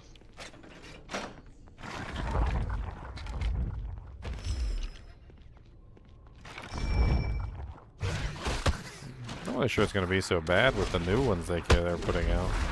Like the new satellites are low orbit ones. I don't think they're gonna stay up there for very long. Oh man, as long as they come back, well, I don't know if that's a good thing or not. I was really come back down. Oh, go ahead. I was really excited about that news about the there's an article about NASA apparently discovering finally like a propellantless propulsion system. Ah, okay. Apparently one of the NASA engineers has been working on it for forever. Apparently with no propulsion whatsoever, it's able to put out at least 1 G of force. Of course, that's with no load. Wait, are you talking about like coming from the surface of the Earth, or like it's already in space?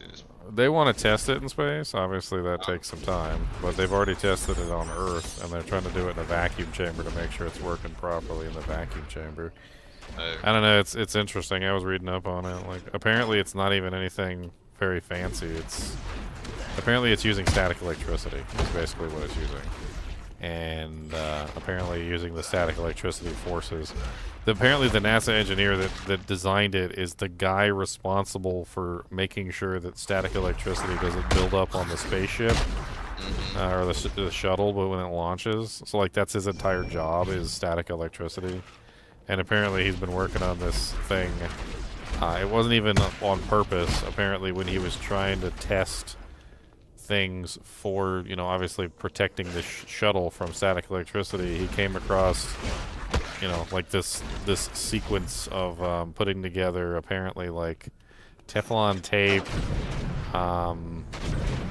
what was it? Teflon tape, foam, and like copper plating or something, and like that combined together was enough to create force out of almost nothing for some reason. And then he started playing around with it, and as he got further and further into it, it started to get to the point where it was actually putting out real force.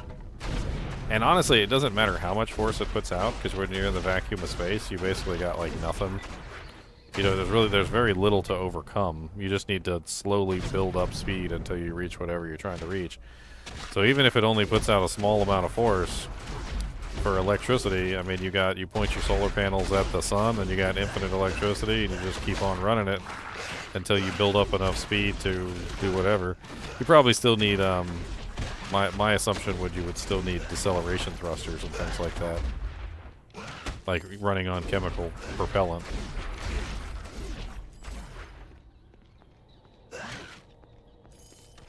I don't know, it looks interesting, but obviously, what a lot of people said over and over again when they in the comments, they're like, you know what? Great, what did he say?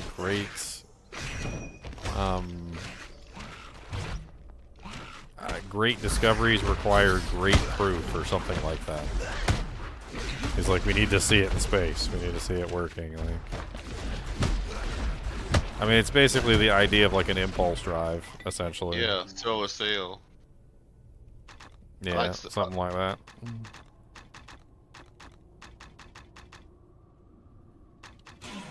I mean, it makes sense. I mean, all you need is a little push and over and over. I mean, honestly, if E equals MC squared, which is basically converting matter into energy and energy into matter, I mean, at the end of the day, if you can convert electricity into, or energy basically, into matter, then you have a propulsionless system. I always thought that was the way we'd probably end up doing it somehow, is like, I don't know, like using electricity to like create some very simple form of matter and then shooting that matter out of the back of the ship or something. I don't know. I always envisioned like the they call it the warp bubble. So that's different. That's trying to go faster than the speed of light.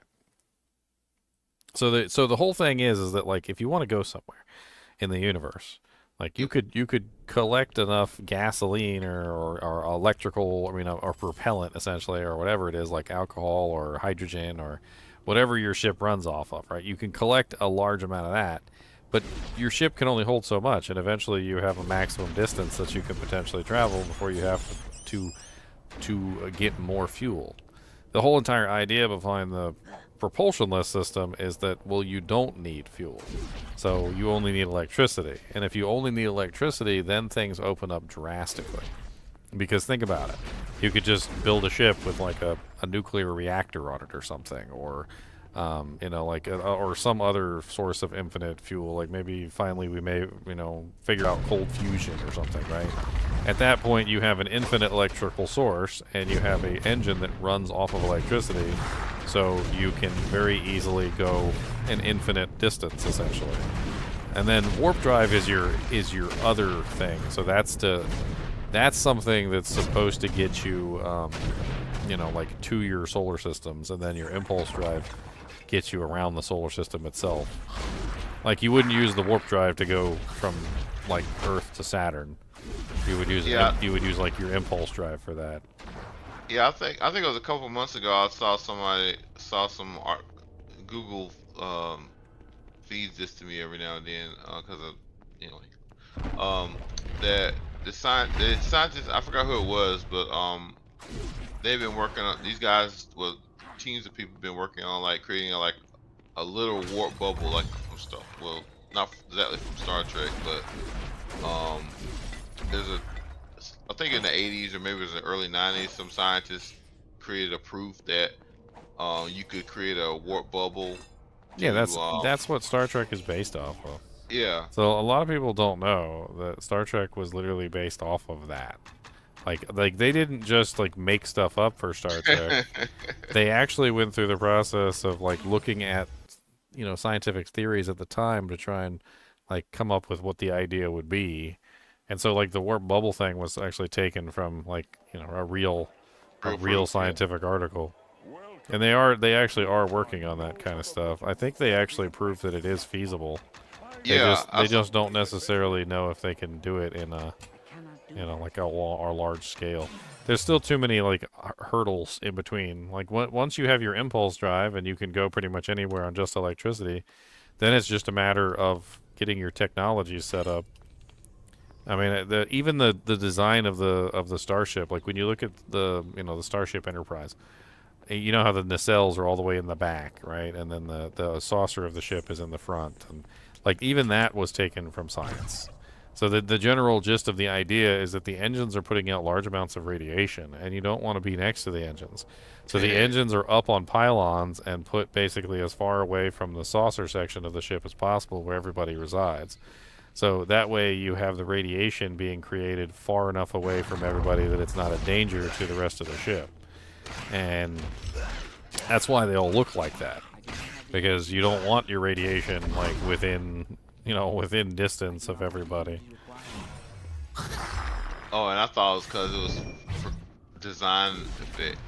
No, not just designs. It's literally there's a couple episodes where literally they talk about how the nacelles are like filled with radiation, and there was one episode where they actually had to hide in the nacelle because they were going through a radiation storm, and the only place that had enough radiation shielding was the nacelle. Right. So even though the nacelle was designed to protect them from the radiation, if they turned off the nacelle and hid inside of it, the radiation shielding worked in the opposite direction too, and they were able to protect themselves from radiation on the outside with it as well. I mean, it's like a whole thing of just trying to protect yourself from the ship. So like you would have almost like a nuclear reactor or a cold fusion reactor or something in a spaceship, and then you wouldn't want to have it like obviously next to the crew quarters. Yeah, but the interesting thing about the real life warp bubble project is that it's still bound. Apparently, it's still bound by the speed of light limit. Like you can't actually break the speed of light barrier. You can't move faster than the speed of light, but you can move time. You can move space time around you or something to get to your destination. Yeah, that's basically the whole idea of the warp bubble is that you're. It's like did you watch Futurama, right? Yeah. Yeah, but when he explains his engine for the first time, and he says, "Oh no," he says, "My engine doesn't move the ship. My engine moves the universe around the ship." and basically how he explained it was, even though technically in the most basic of terms, the ship is still moving at a very fast speed, but basically what he's saying is the ship isn't moving at all. I've actually made an engine that moves the universe so that the ship actually stays still and the universe moves around the ship. Yeah, that's wild. I mean, that's actually how stuff works, but that's just wild. Especially when I was reading the book behind by Kip Thorne when he was consulting for that movie oh god. Hold on, it was Interstellar, and they asked him how they should design the black hole featured in that movie, and so he was like, well, black hole would look like this from the point of view of the viewer, but it wouldn't actually work like that. And you start talking about like how because when they're talking about in the scenes in the movie where they were going through time shifts because they were on the planets and they didn't know what time it was because they'd been on the planet for like 2 seconds and it was actually like 20 years. So in real time, and he was explaining like how that phenomenon will work was that because once you are within a certain radius of the black hole, the whole area around the black hole is being spun around through. Yeah, it's crazy. It's like the black hole is literally dragging space and time around it. Did you ever see the episode of Futurama where Bender becomes God? Oh yeah. So they fire him out of the torpedo tube, and basically they're traveling at near light speed when they fire him out of the tube, and then when they fire him out of the tube, they fire him out of the tube at light speed. So he's fired out of the tube at light speed times 2. And they can't catch up to him, and she literally says, she goes, "You don't understand, we were already traveling at light speed, and when we fired him out of the tube fired him at light speed, and so now he's traveling at 2 times light speed, and we can never hope to catch up." I don't think it works like that. I mean, it's all relative, right? Oh man, that's funny. But yeah, you know, it's funny. It's funny because I think Kip Thorne talked about that. Well, no, was it Kip? I think either Kip Thorne or it was somebody talked about that. What it would look like if what would things look like if you could peer outside of a spaceship traveling at the speed of light, and because that's what everybody wants to know, like what do things look like, and it's like, well, you can't travel faster than the light, so you wouldn't see anything apparently. But that, you know, who's to say until you actually get in that situation where you can actually travel at the speed of light, and then you can make those direct observations. But until you get to that point, you know, it's all theory. Why is the screen so close to the Grawn? What's a Grawn, Borador Gold Hand? The Grawn, okay. What is a Grawn?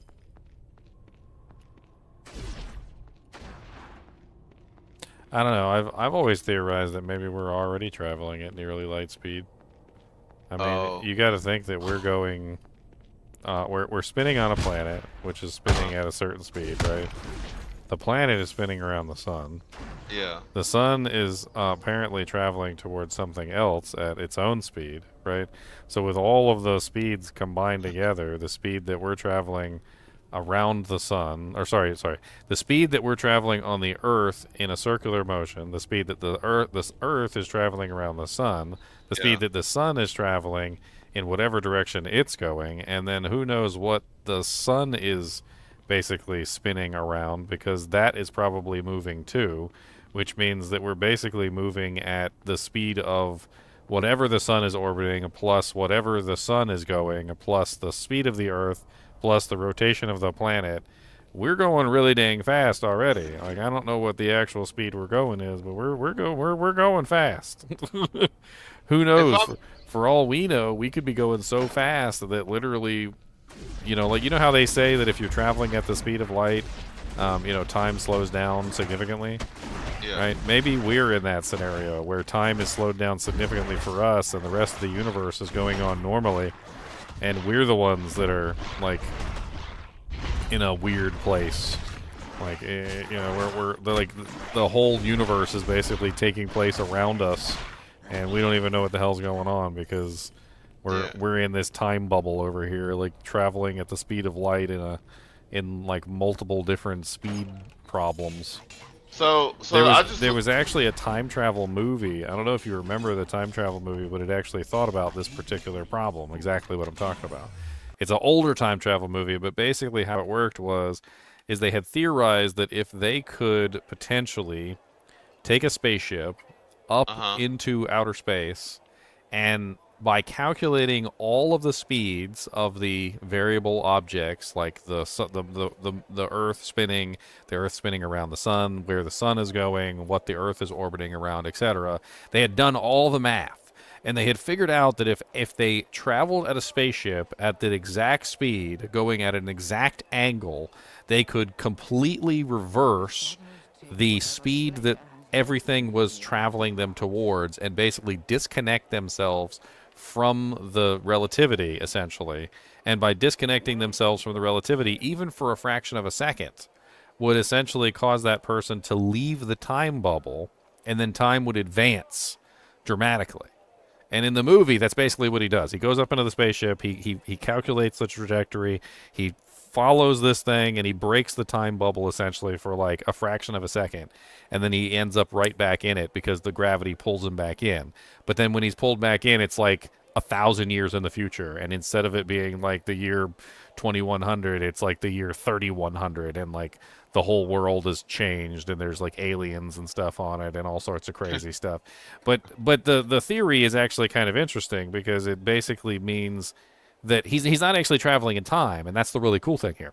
Yeah. He's really just breaking the relativity of whatever speed we're traveling at.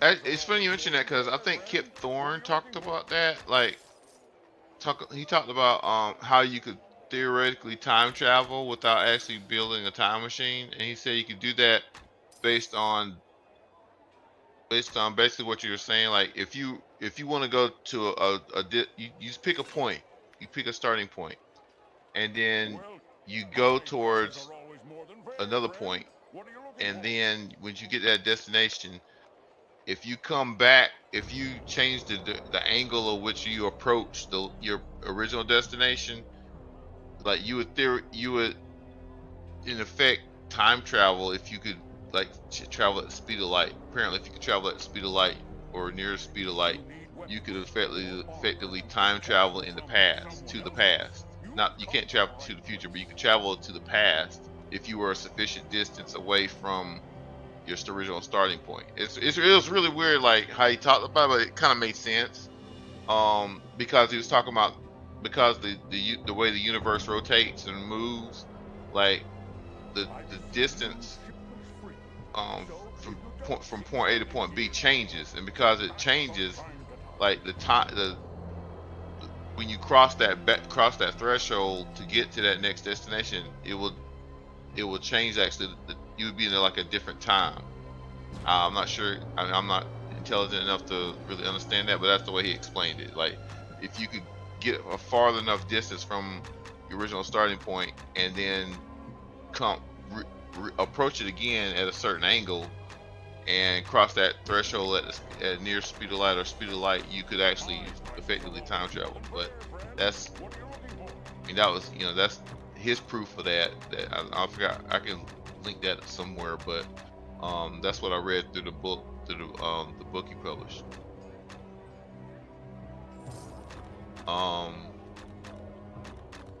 Yeah, but this was a movie a long time ago. Like it was. Oh yeah. It was I can't remember the name of the movie. It's been some time. It's a older. It's definitely an older movie though, for sure. Well, that's what I'm saying. I don't think that was too crazy of an idea though, because Kip Thorne is one of those. He's up there with he was peers with Stephen Hawking. What was the name of that movie? Hold on, let me look it up real quick.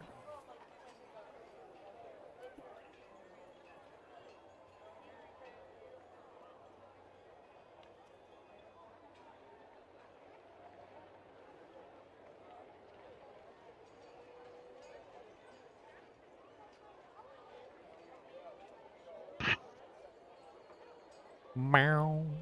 Meow. It was such an older movie though, and it's from the 60s? I want to say that it was even close to like black and white times. but not quite. Like it was near that time, but not quite near the black and white time. It almost had like a Planet of the Apes kind of vibe to it, because he goes up. I was thinking that, yeah. Because he goes up and like he does, he's communicating with the space organization, and then when he does the experiment, and then all of a sudden he's on Earth still, but it's just a completely different version of Earth. Playing Fallout 4 when the updates drop. I really want to play Fallout London, Sean, and that's coming shortly after, I think, the next gen update. Oh, Ginger, by the way, you were talking about this, how fast our solar system rotates around the galaxy. That's actually a thing. It takes about a couple hundred million years for us to do one complete rotation around the galaxy. So we're still traveling pretty fast. I mean, if you think about it, because the galaxy is like 100 and some thousand light years wide, and so for you to travel one big circle around that's pretty darn fast at the speed I mean, I could look it up real quick. Here, hold on. Let's see. How fast is the sun moving? The sun is moving 448,000 miles per hour, or 720,000 kilometers per hour. All right, so let's add this up. Now, I know it doesn't add up this way because obviously things are moving in different directions, and sometimes they even cancel each other out. But let's see. All right, so how fast is the Earth moving around the sun? So the Earth is moving around the sun at 67,000 miles per hour, which brings us up to 515,000 miles per hour. And then we go, how fast is the Earth spinning? And we are currently spinning at 1,037 miles per hour. which gives us a total of 516,037 miles per hour, which is kind of insane. And then we don't know the other equation that I don't know if I even can find the answer to is, so the Earth is obviously moving somewhere and it's probably orbiting around something, and how fast is that thing that it's orbiting around moving, which could also change things as well. But I mean, like, what's the speed of light? The speed of light is 186,000 miles a second. Miles per second, and we're going 516,037 miles, what, per hour? Yeah, you have to keep divided that as 60/60.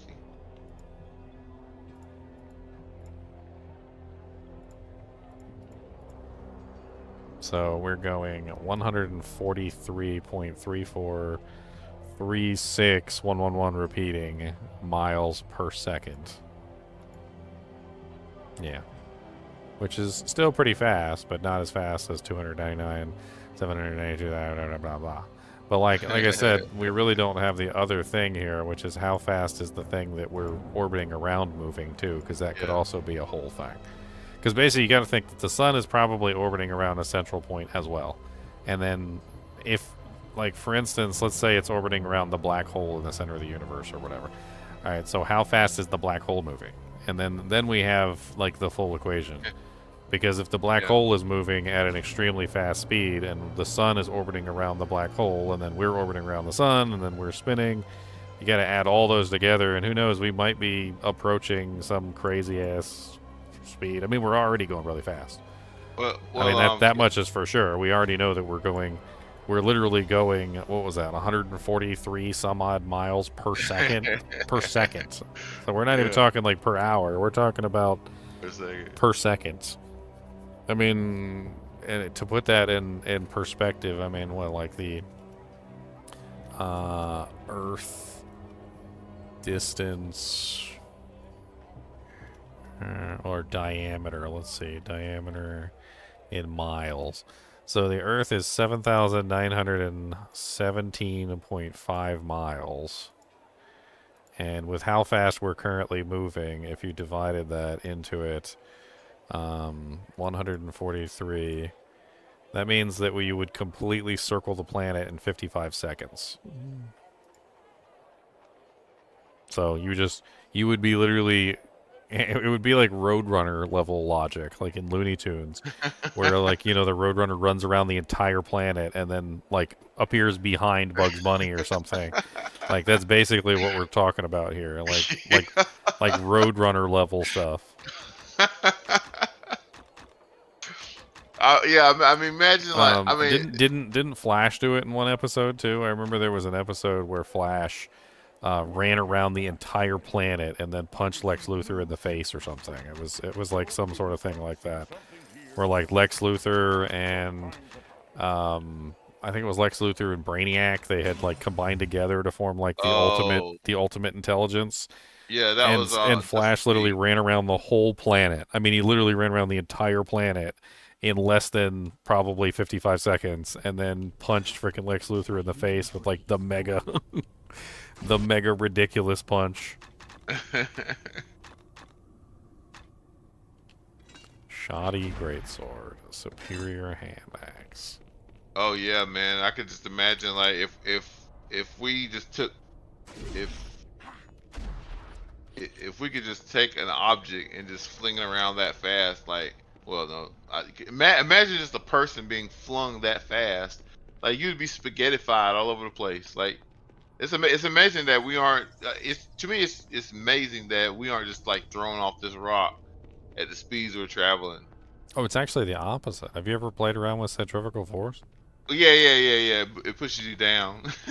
well, no. Centrifugal force pushes you against the top of the bucket, basically, right? So when you spin it, centrifugal force is what basically makes it so that you basically fly outward, right? So if you're spinning, the spinning of the Earth actually makes us lighter, which means that the gravity on the planet must actually be much stronger than we think, because I think the spinning of the Earth actually reduces our weight, not the other way around. So So we're actually probably a lot heavier without the spinning if the gravity is still at the same effectiveness when the Earth stops spinning.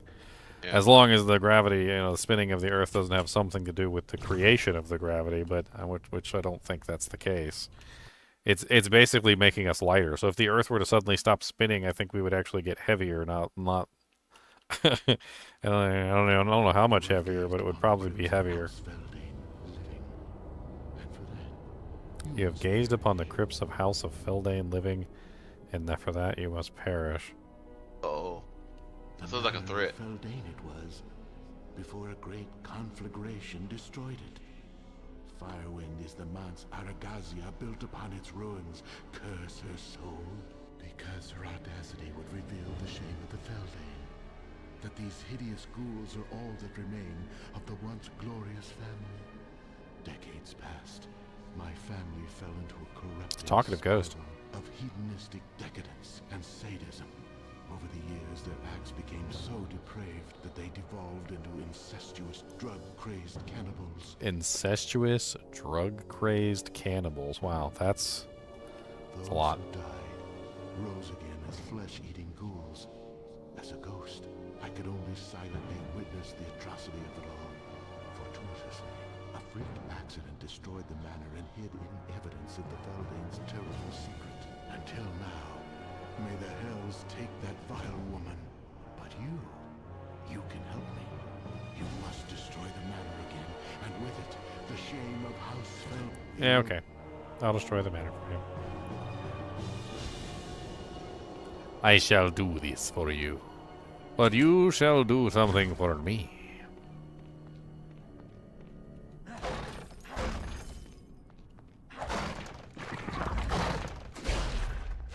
You shall go to my ex-girlfriend's house, and you shall blow a cold wind down her back. And give her the shivers. And when she wakes up in the morning, you will ensure that her toilet seat is always the frostiest of cold. So cold and so cold. Never shall she sit on a warm toilet seat in her life again. Or dry toilet seat. Been fighting too many skeletons. I started shooting at my own skeleton. They all look the same.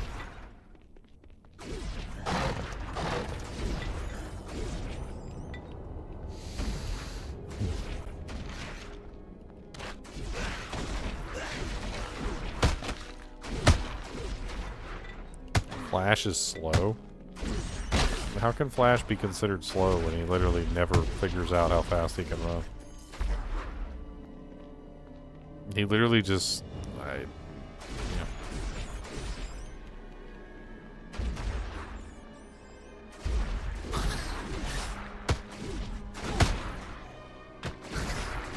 mean, there's a couple episodes where he runs so fast, I don't even know how you could logically explain the speed that he's running. Like, I'm talking like run around the entire universe kind of speed. Like, absolutely silly stuff.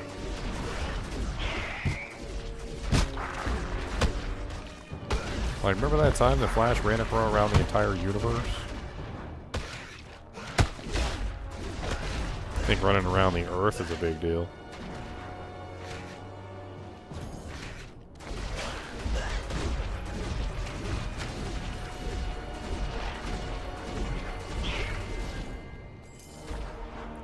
My skeleton has the same bad AI as the monsters and keeps getting stuck on stuff. I regret nothing.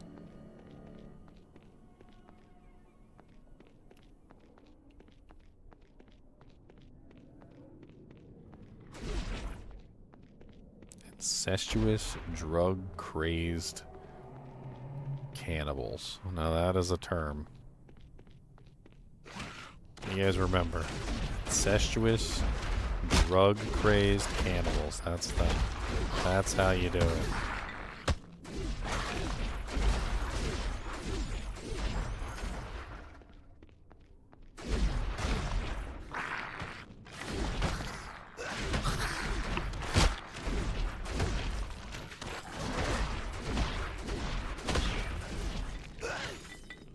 And my girlfriend got so upset about the Fallout TV show because they made a joke about her sleeping with her own cousin. And I'm like, babe, you know how long they've been in there? I was like, everybody's related. I was like, everybody is a cousin. I was like, I don't know what you want. I'm like, you sit in a Fallout shelter for long enough, and I'm pretty sure everybody becomes related to everybody at some point. First cousin, second cousin, third cousin, uncle, nephew, grandma. Yeah, you think they wouldn't have a problem with it after a while. Well, that's kind of what she was making the nasty comment about. Is like, I don't know why they would joke about such a thing.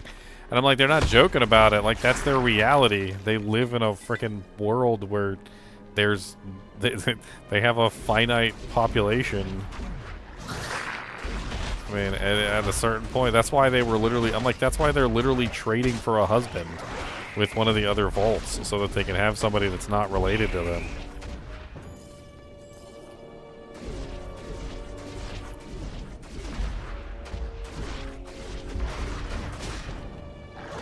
Yeah, I have to watch that show and see how those vaults were connected, because I thought they were totally separate from each other. They're separate, but they also have big giant vault doors that connect them so that they can facilitate trades. Essentially, wow. I mean, I don't. Did you watch the show yet, or? No, that's what I was saying. I have to watch the show. Oh, okay. So I'm not gonna ruin it for you. I could have. I was about to. The That's knowledge was about to flood right out of my head, and I had to put the stopper on the little bottle. Yeah. I mean, I've watched enough TV that I can see the plot. How these, You don't really find out until the end of the show.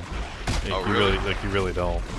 Okay. I mean, you can suspect and you can try and figure out what's going on, but I had some ideas and they ended up not being right. And it wasn't until like nearly the end of the show where they kind of explained what the vaults are. And it's interesting because you know how like whenever you go to a vault in the Fallout games, you're like, okay, what's the horrible experiment in this vault?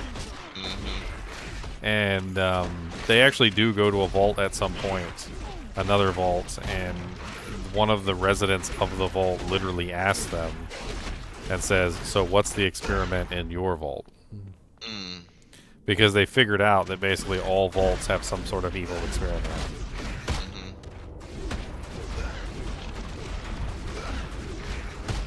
Yeah, that's why I finally uncovered that in my playthrough through Fallout 4. Was how heinous and twisted and sadistic the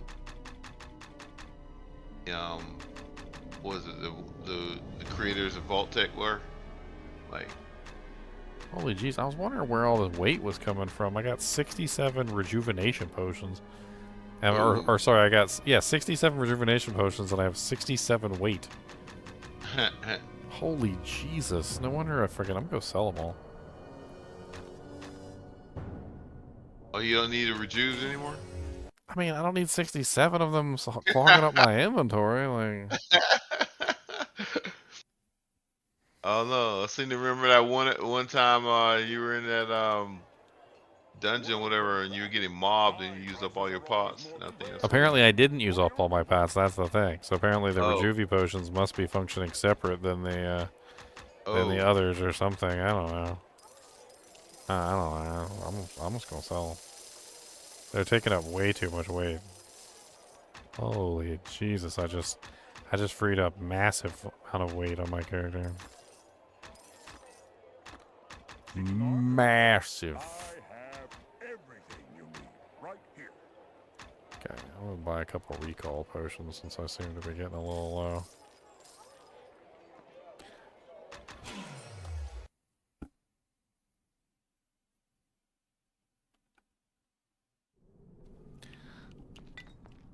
I mean, and I'm fine picking them up. I'll just keep picking them up, and I guess if I get that many potions on me again, I'll sell them.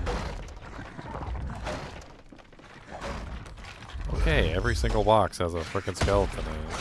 That's hilarious. Yep.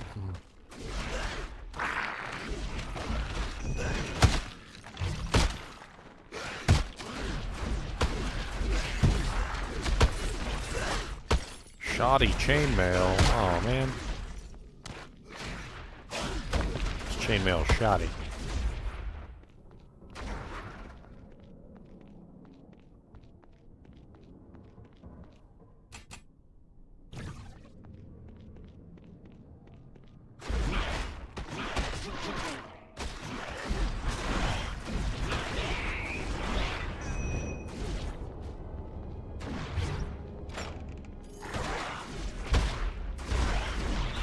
Catacombs over here. What am I even doing in the catacombs anyway?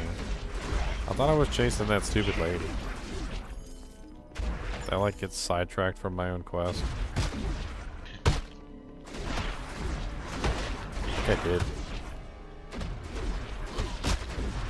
Dang it, I can't tell the difference between my skeleton and their skeletons because they're both look exactly the same.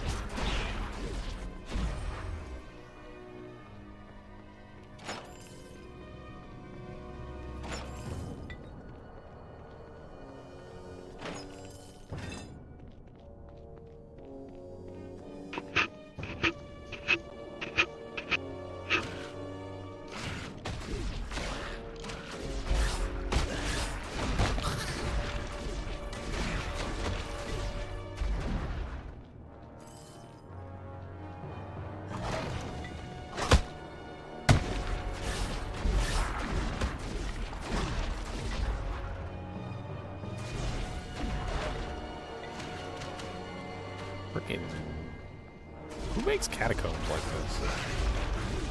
This is ridiculous. I mean, these are real things too, like catacombs like this. They actually did make catacombs like this, and they're ridiculous. I mean, it's not like this is just like something that somebody dreamt up. I mean, there's legitimately catacombs underneath, like, major countries. I think there's like some catacombs in France or something that literally sometimes people go down into thinking they can come back out whenever they want to, and they never come back out because they're freaking ridiculously huge, and you get lost down there. There's no lights, and batteries go out in your little flashlight, and even with a flashlight, I mean, good luck. Apparently a lot of people go down there and just never come back out.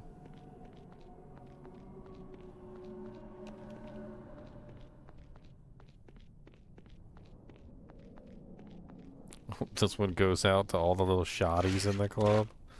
Oh dear Lord Jesus, AJ. I think AJ's been playing this game too much.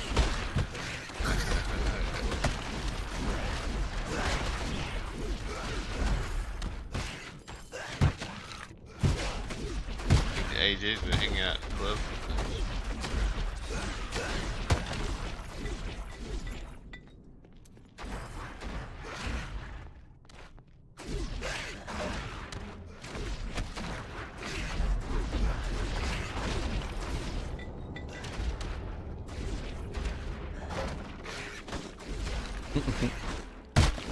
That's big. If Dank was here, I'd I guess I'd ask AJ if he was one of those guys that's passing out gold $100 bills to all the winches. 24-karat gold $100 bills. Let's go. That's how you lose your adventurer money. 24-karat gold, 24-karat gold. All them shouts in the club. No, the shotties. The shotties. He was making a joke about the shoddy equipment. The shotties. All the shotties. Yeah. Oh, hello, big boy. Where did you come from? And why are you so big? Oh, well, you died real easy, so I guess that was a glitch. He was huge. You see how big he was? That's what she said.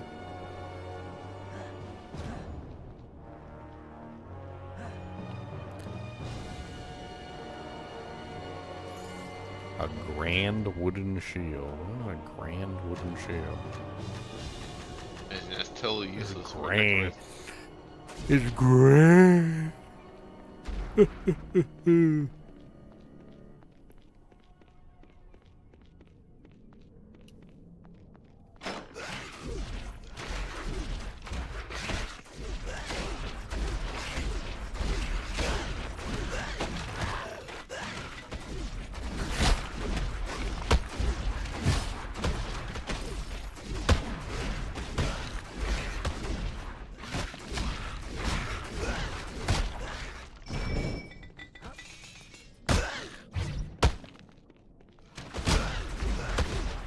Die, die, die, die, die, die, die.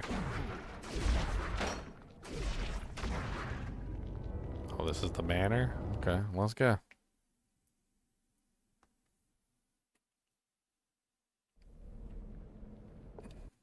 Oops.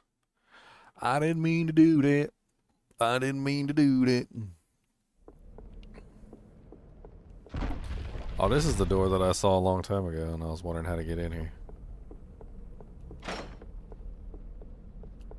Let me summon my little skeleton. My little skeleton. Come to me, my skeleton.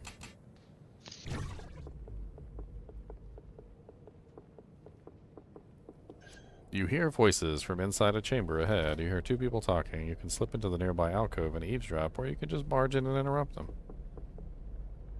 That is grave news, Lady Arogazia. But no matter. The four foundations are nigh within the grasp of my patrons. When the tower is theirs, the reward for your aid will make what your brigands brought you seem a paltry sum.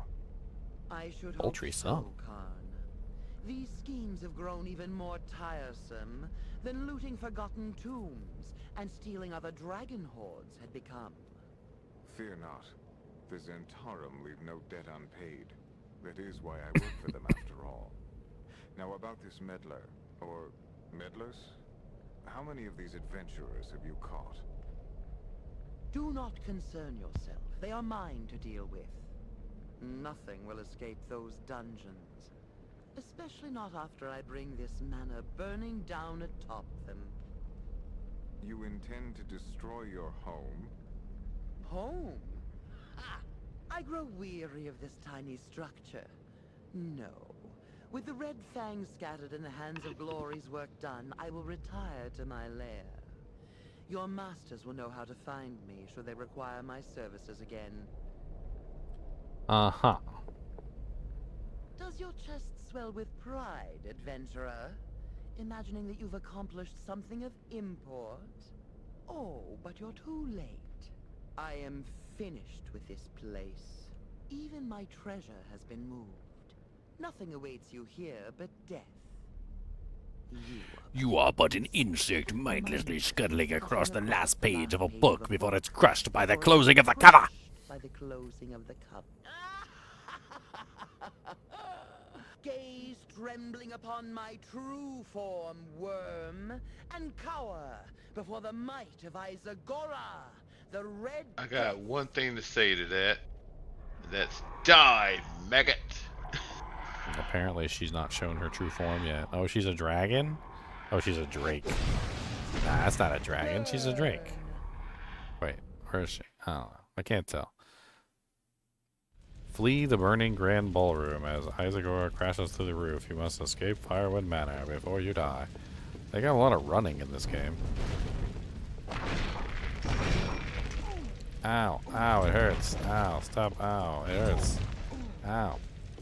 I said ow.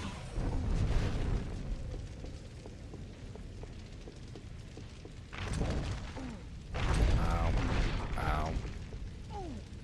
It's so hot and spicy, it burns my butthole like Taco Bell after night. It must be open, what? Door is locked? What the hell is going on in this place? There's a bunch of people in here.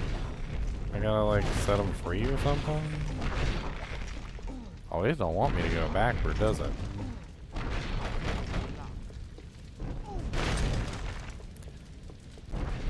There was a bunch of people inside one of those rooms.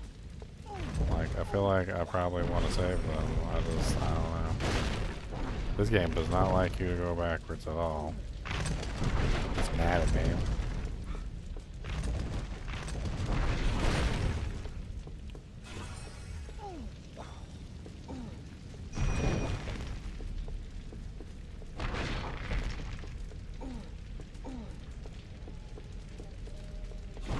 Why give me a key if I can't open up the doors? It said that I found a key. There's a bunch of people in here. Look at all these people in here. They're all gonna burn to death. I can't let them out because I don't have the key?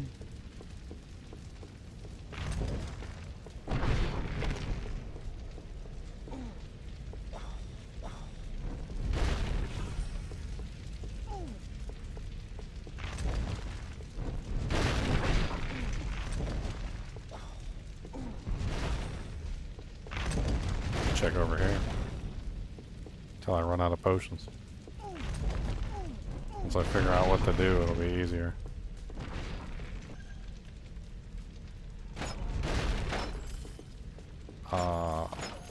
Okay.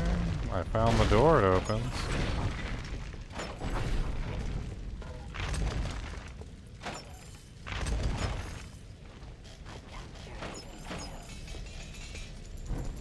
Oh no, the shoddy greatswords of justice. So many shoddy greatswords. Shoddy scale mail.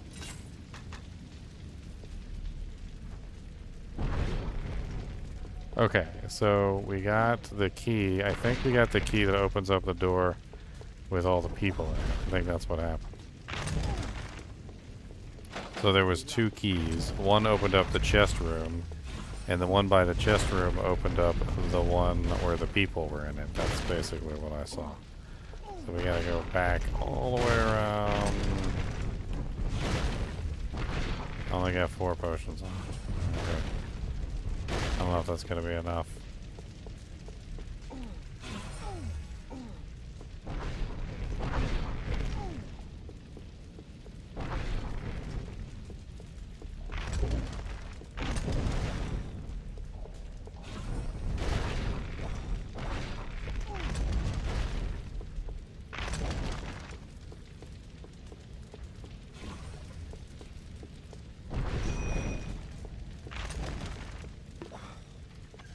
Hey Ginger, I'm trying to catch the end of your playthrough later. I've got to hit the bed, sir.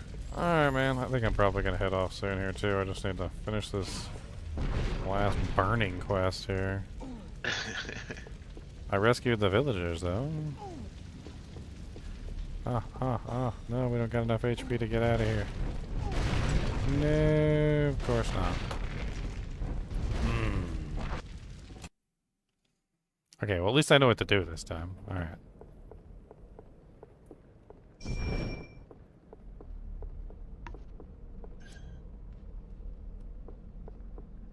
Oh, they're gonna make me do this all over again. Gaze trembling upon my true form, worm, and cower before the might of Isagora, the Red Death. No.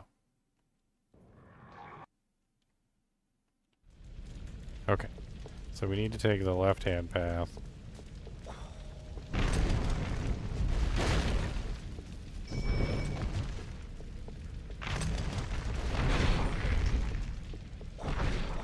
I don't really need the chests. It'd be nice to get the chests, but I want to get the villagers at least. God dang.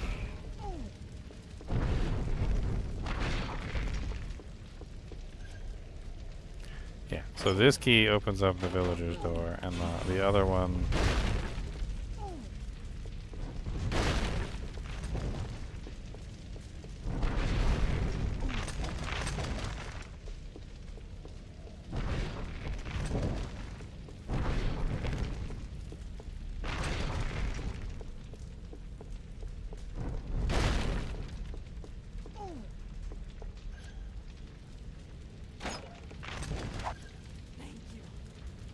Alright, now they've been rescued from their horrible burning death.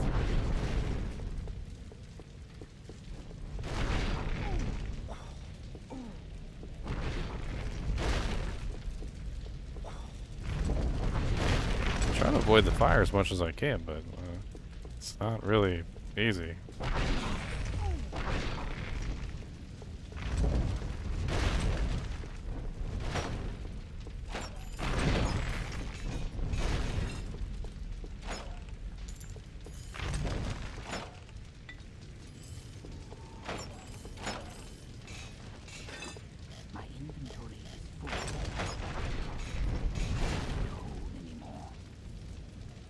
We got on me this junk. Shoddy scale mail. I can go.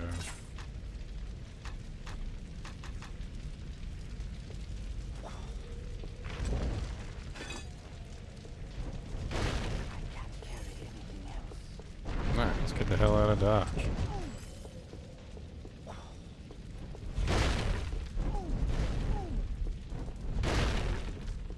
Let's get the hell out of Dodge.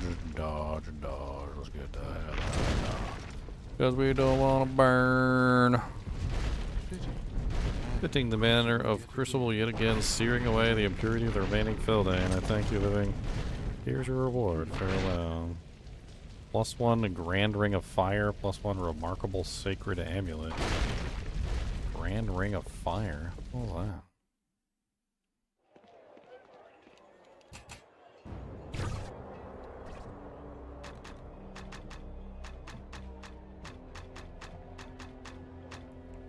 +1 Strength.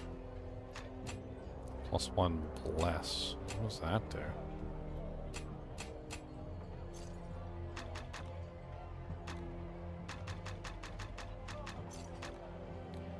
$49, $47.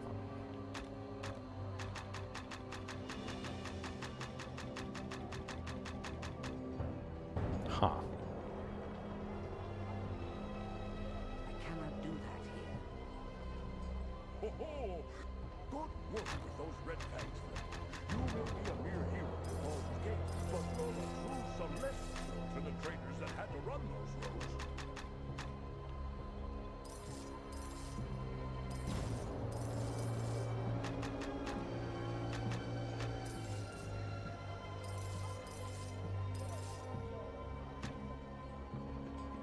Alright.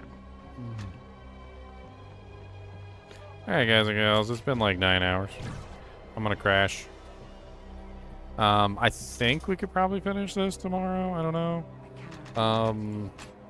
I think it's like about a 18-hour game. So if we do another like 8-hour session tomorrow, we should be able to finish it, and then we can go move on to something else. I'm actually having a lot of fun with it. I can tell you one thing: I definitely didn't get tired or sleepy. Like you know, like sometimes when I play these games, I get really bored. And I'm like, like passing out. Like, can't even keep my eyes open. No, I had fun, and honestly, it was neat. I did some audio issues with like the talking. It's a lot lower than like all the other sounds. I don't know why that is, but I might have to look up and see if there's a fix for that. Anyway. As always, I do appreciate you guys and gals joining me for these fun little adventures, playing older games, newer games, whatever we're playing. And as always, if you enjoy the content, be sure to hit the like button, the subscribe button, and keep watching.